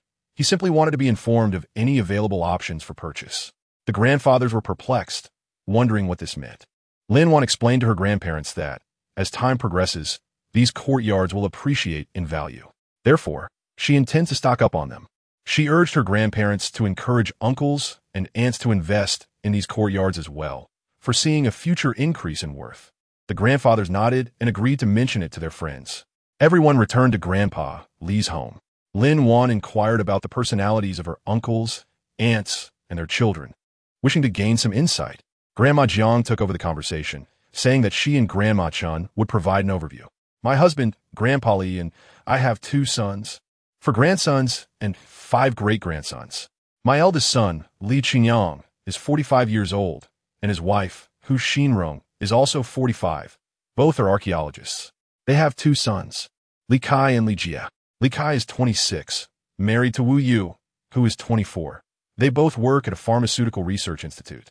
They have twin sons, Li Junping and Li Junin, aged 6. Li Jia is 20 and is not yet married. My younger son, Li Qingguang, is 43, a mathematics professor at Kyoto University. And his wife, Zhao Qiuling, is 42, a physics professor there as well. They have 2 sons, Li Cheng, 25, married to Jiang Lin, 23, a Chinese language teacher. And they have twin boys, Li Junel and Li Juanxi, aged 3. Their younger son, Li Run, is 23, married to Du Jinju, 22. Both graduated from high school and are now studying at Kyoto Normal University. They have a son named Li Junbao, aged 2. At this point, Grandma Chun interjected to share her family situation. My husband, Grandpa Zhao, and I have 2 sons, 3 grandsons, and 5 great-grandsons. My eldest son, Zhao Guoqing, and my younger son, Zhao Qingwei, are both accomplished individuals. Zhao Guoqing, 45, serves as a commander in a military district, while his wife, Zhang Li, 44, leads a cultural troop. They have 2 sons, Zhao Jun, 26, a company commander in the military, and his wife, Wang Hongwan, 24, a military doctor. They have 2 sons, Zhao Jieyu, 7, and Zhao Jiaowen, 4. My younger son, Zhao Qingwei, is a 43-year-old naval commander, married to Wei Yamei, 40, a military doctor. They have a son, Zhao Chun, who is 23 and serves as a naval company commander, married to Zhao Huan, 23, a member of a cultural troop. They have twin sons, Zhao Jiachuan and Zhao Jiaoyong, age 12. Grandma Chun continued to explain Grandpa Shun's family situation. Your Grandpa Shun's wife, Wang Sumei, is 59. They have 2 sons and 4 grandsons. Their elder son, Shun Funian, and younger son, Shun Fengui, are both in promising careers. Shun Funian, 31, is a technician at a machinery factory, married to Zhang Qing, 29, a saleswoman. They have 2 sons, Shun Hongliang, 10, and Shun Hongtao, 8. The younger son, Shun Fengui, 29, serves as a company commander in artillery, married to Chun Shui, 28, a military doctor. They have 2 sons, Shun Honghao, 10, and Shun Honghua, 7. Now it was Grandma Zhang's turn to introduce Grandpa Wang's family. Your Grandpa Wang is 59, and his wife, Li Yajin, is 57. They have 2 sons and 4 grandsons. Their eldest son, Wang Lijun, is a high school principal, and the younger son, Wang Ligua, is a minister in the railway department. Wang Lijun, 29, is married to Zhang Hong, 28, a high school teacher. They have 2 children, Wang Jingsheng, 11, and Wang Jinyang, 9. Their younger son, Wang Ligua, 27, is married to Feng Qiujuan, 27, a saleswoman. They have 2 sons, Wang Jingguang, 7, and Wang Jinliang, 5. Grandma Jiang continued, your grandpa's son is 55, and his wife, Chen Yanan, is 50. They have 2 sons and 2 grandsons. Their elder son, Sun Hao, is 30, serving as a brigade commander in artillery, married to Sidu Hong, 28, a military doctor. They tragically lost their lives, leaving behind a son, Sun Qinzhong. The younger son, Sun Yin, 28, serves in the Border Defense Forces, married to Yang Lu, 27, also a military doctor. They too have sacrificed their lives, leaving a son named Sun Qinyu, aged 9. Therefore, during turbulent times, Grandpa Sun decided to send his wife abroad with the 2 grandchildren to protect them, while he remained behind. The elderly women felt a heavy sorrow, tears brimming in their eyes, especially Grandpa Sun, who fought to suppress his emotions. Lin Wan understood the profound pain of losing 2 sons and 2 daughters-in-law. Henceforth, Grandpa Sun would be alone, perhaps destined never to reunite with them in this lifetime. In the future, if the 2 children were dutiful, they might return for a fleeting visit after many years. Shifting the conversation, Lin Wan asked her grandparents what they would like to eat today. "May I take charge of the kitchen?" she inquired. Grandma Jiang happily agreed, "Of course. Whatever you wish to prepare, we will gladly partake." Lin Wan playfully stuck out her tongue. "I have so many cravings. I desire braised pork, stir-fried cabbage with cured meat, spicy and sour shredded potatoes, sauerkraut stew with vermicelli, and a large bowl of rice. What do you think?" Everyone applauded in delight, urging her to hasten and prepare the meal. Laughter filled the room. After enjoying a sumptuous dinner, the elders returned home, leaving Lin Wan to stay at Grandpa Li's house. That night, Lin Wan entered the space where Xiao Yunlong had been waiting. "Where have you been these past couple of days? Why haven't you entered the space?" he inquired. Lin Wan's eyes sparkled with joy as she replied, "I have arrived in Kyoto. I traveled by train a few days ago." "You came to Kyoto? Why didn't you tell me? I would have come to fetch you." "It was too dangerous for you to come alone," Xiao Yunlong scolded. Lin Wan, puzzled, asked, "Have you forgotten my original identity? Or have you forgotten my prowess? Who would dare to trouble me? I suspect they must be having a terrible time." Xiao Yunlong nodded, then playfully pinched Lin Wan's cheek, gritting his teeth as he said, "You make a valid point. I had completely overlooked your capabilities. Indeed, my wife is formidable. I was wrong. If you keep pulling my face, it will look bad," Lin Wan pleaded. Xiao Yunlong asked, "Where are you living now?" "I'm staying at Grandpa Li's house," Lin Wan replied, explaining the earlier matter of the elders wanting to recognize kin and what lay ahead. She elaborated on the circumstances of her grandfather's family, ensuring Xiao Yunlong understood clearly. Lin Wan emphasized that Grandpa insisted he attend the kinship banquet the day after tomorrow, or else he would no longer recognize him as a grandson-in-law. Xiao Yunlong pondered for a moment and said, "I'll come over tomorrow. My number is XXXX. Give me a call when you can. I'll accompany you to the banquet the day after." Lin Wan nodded in agreement. "Sounds good. But I need to prepare quite a few gifts today. Let us go to the storeroom to choose." Tilting her head, she asked Xiao Yunlong, "What gifts do you think we should get for Grandpa and Grandma?"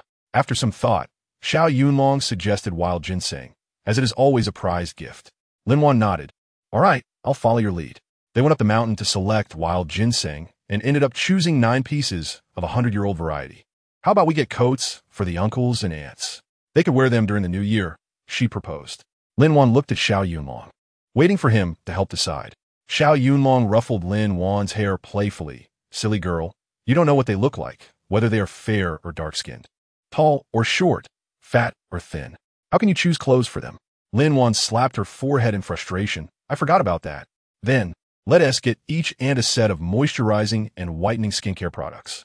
The same goes for their daughters-in-law, just with different packaging. What do you think? A woman's face is always important, right?"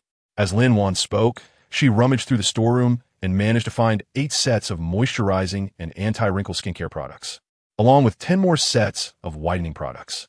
"Didn't you say there are several uncles who are soldiers? We should give them daggers. Soldiers love those," Xiao Yunlong suggested, selecting 8 daggers. Lin Wan also found 6 pairs of anti-fatigue glasses and 18 assorted toys. Finally, she gathered different sizes of black coats. Curiously, Xiao Yunlong asked, "What do you need the coats for?" Lin Wan explained, "Grandpa Li has a grandson named Li Jie who is 20 this year. I don't know what he does. So, I chose various sizes. We can pick one for him based on his figure later. What do you think?" Xiao Yunlong, feeling helpless, nodded in agreement. He casually remarked, "You know, giving him clothes isn't as good as giving him a watch." Lin Wan asked, "Did you just say a watch? Why didn't I think of that?" She then put the clothes away and rummaged for a Meihua watch, which was among the top luxury watches of the time. After much fuss, Xiao Yunlong asked, "Are you hungry, dear?" "Em absolutely starving." Lin Wan looked at him with pity. "All right, let us have something ready. How about a roasted suckling pig?" Xiao Yunlong nodded. "That sounds perfect. I could use some meat to reward myself after these tiring days." Without waiting for Lin Wan to fetch anything, He used his mental powers to summon the roasted pig, red wine, candles, and other items for a candlelit dinner. Lin Wan raised an eyebrow and asked, "Are you hoping to share a candlelit dinner with me?" With a cheeky grin, Xiao Yunlong wrapped his arms around her slender waist. "That is indeed my intention. Would you do me the honor, my dear?" Lin Wan pushed him away playfully. "I accept your proposal." Hearing this, Xiao Yunlong felt as if he were being treated like a eunuch, which he could not abide. He then chased after Lin Wan, who, seeing him approach, squealed and ran, calling out, "Help! Help!" Xiao Yunlong, with his long legs, caught up to her in just a few strides and carried her back to the dining table. Lifting her chin teasingly, "My beloved, I shall serve you." "No, you're not an emperor. You're Xiao the eunuch." They both laughed, engaging in playful banter over their candlelit meal. The next day, Lin Wan followed Xiao Yunlong's advice and called him. He responded that he would come over today, and everything proceeded as planned. Not long after hanging up, Lin Wan arrived with Xiao Yunlong, both laden with gifts. At that moment, the children from Grandpa and Grandma's family had also gathered. The elders introduced everyone one by one, and Lin Wan and Xiao Yunlong diligently remembered their faces and characteristics. Those who had drunk from the spiritual spring water had remarkable memories. After a round of introductions, Lin Wan and Xiao Yunlong felt that the family was genuinely kind, with no sense of exclusion. Particularly, Grandma Wang Sume and Grandma Liajin, the wives of Grandpa Shun and Grandpa Wang, had a very favorable impression of them, perhaps because they had lent a hand during the elders' time of need. Regardless, they felt grateful and appreciated, not wanting to speculate on others' thoughts. All they wanted was for everyone to be happy. Lin Wan and Xiao Yunlong exchanged smiles, sharing the same thought. As long as they treated them well, they would reciprocate with even greater kindness. The atmosphere was lively, filled with discussions on various topics, and everyone enjoyed each other's company, even remarking on how knowledgeable Lin Wan and Xiao Yunlong were for their age. After a delightful meal, they eagerly awaited the official kinship recognition the following day. Time flowed like water, and before they knew it, it was the next day. The elders had invited all their good friends and well-acquainted neighbors. Although the situation had improved, they still kept things modest, setting up 4 to 5 tables, a reasonable gathering. In front of their friends and neighbors, the elders announced their intention to recognize several grandchildren. Everyone was thrilled for them, joking about how they were blessed with such good children, playfully asking if they could be included as well. The elders laughed heartily. Not a chance. These two belong together. If you were to separate them, it would be like breaking up a couple. Laughter filled the air, and after some jovial exchanges, it was time for Lin Wan and Xiao Yunlong to bow and serve tea to their grandparents. After the tea ceremony, the grandparents presented them with red envelopes, marking the completion of this formal process. Next, the relatives from a grandparent's side presented gifts to Lin Wan and Xiao Yunlong. The uncles and aunts gifted jewelry, while siblings offered fine clothing and watches, and Lin Wan and Xiao Yunlong graciously expressed their gratitude. The children gifted candies and snacks they enjoyed, which made Lin Wan and Xiao Yunlong laugh heartily. "Thank you, little treasures." Now it was Lin Wan and Xiao Yunlong's turn to present their gifts. They first brought out the wild ginseng, carefully placing each piece into boxes to give to their grandparents. The elderly, upon opening the package, gasped in astonishment. This was indeed a grand gesture. Everyone present rose to see what could elicit such surprise. When they laid eyes on the contents, their expressions mirrored the same awe. Chapter 138. What fortunate souls! As the crowd below began to murmur, they exclaimed, "TSK, TSK, TSK. This wild ginseng is rare indeed. And to gift 9 roots at once is extraordinary. Just look at the length of those roots and the nodules upon them. They must be over a century old." Truth be told, they were quite right. The chatter among the crowd continued. Who are these 2 children to bestow such a bounty of century-old wild ginseng? What a magnificent display of generosity. Truly, these old folks were blessed. It was enough to evoke envy in everyone. Not only the spectators, but even the elderly and their families felt that such a lavish gift was perhaps a bit too extravagant. Just as Grandpa Li was about to speak, he was halted by Lin Wan, who said, "Great-grandpa, I can only offer you what I have." Grandpa Li recalled a similar sentiment expressed by the children back at the cattle shed, nodding in understanding. The other elders exchanged glances, acknowledging the children's generosity. Lin Wan and Xiao Yunlong then presented daggers and specially designed glasses that alleviated eye strain to their uncles. As the daggers were drawn from their sheaths, A fleeting glimmer of cold light revealed their exceptional quality. A mere strand of hair could be severed with a breath, indicating their sharpness. When the uncles first received the glasses, they scoffed, muttering, "What is so special about these? They're just glasses." However, upon wearing them, their opinions shifted dramatically. These are the most advanced glasses of Lin Wan's era, capable of adjusting to the wearer's vision without the need for changing lenses, ensuring lifelong use.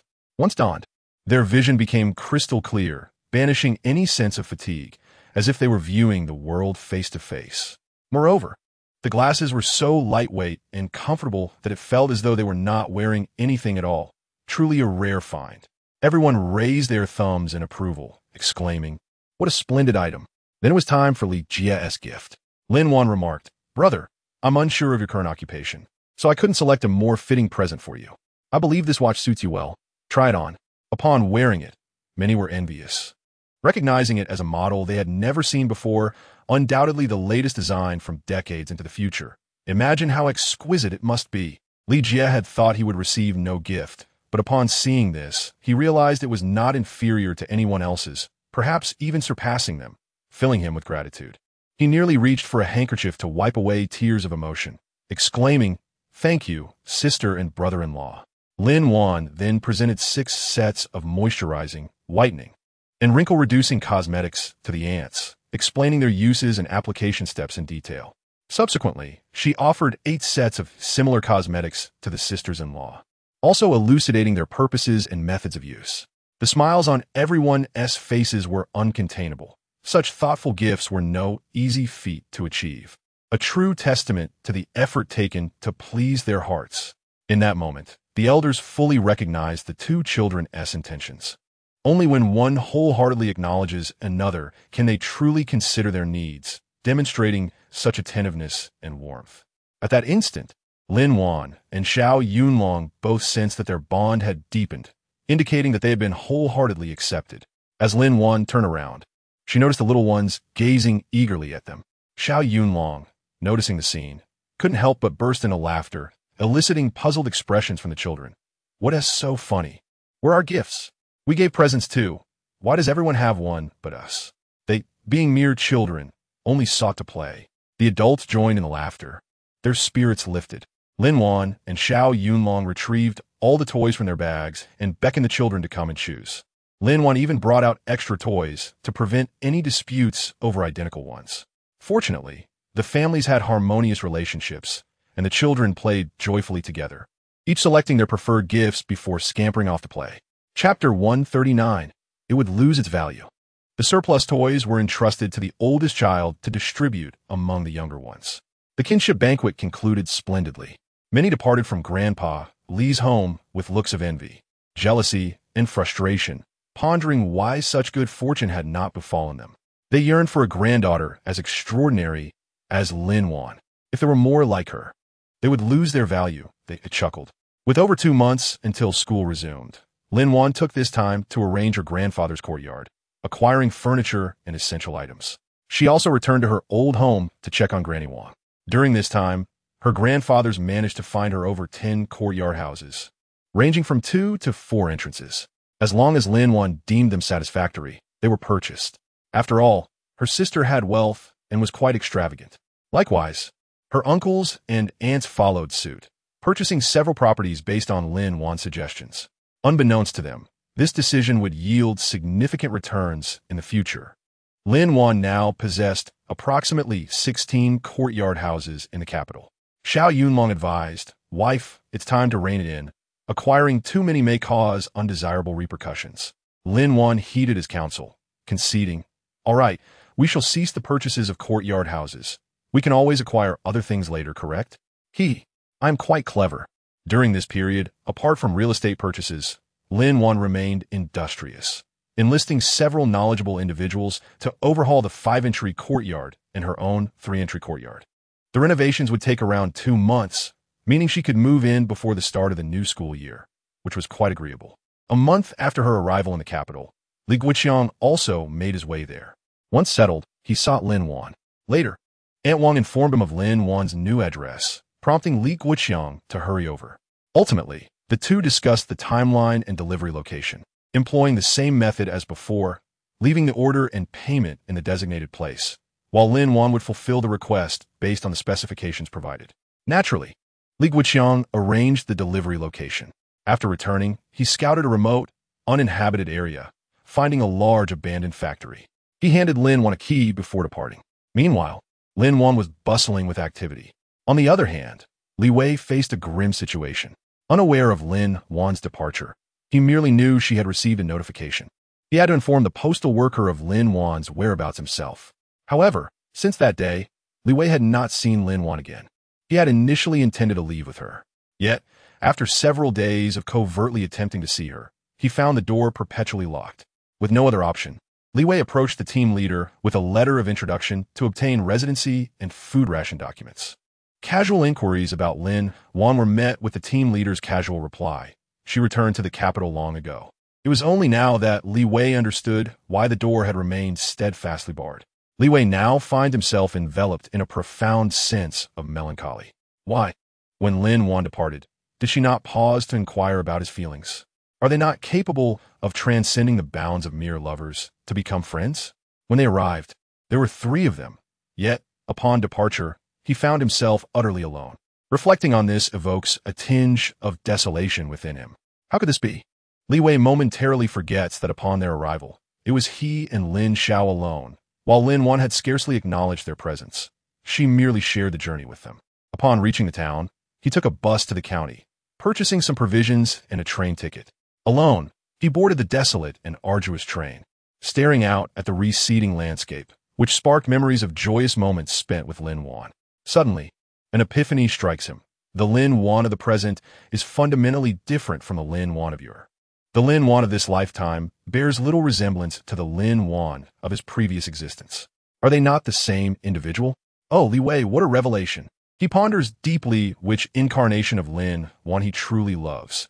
Is it the Lin Wan of his past life, the one from earlier times, or the present version of her?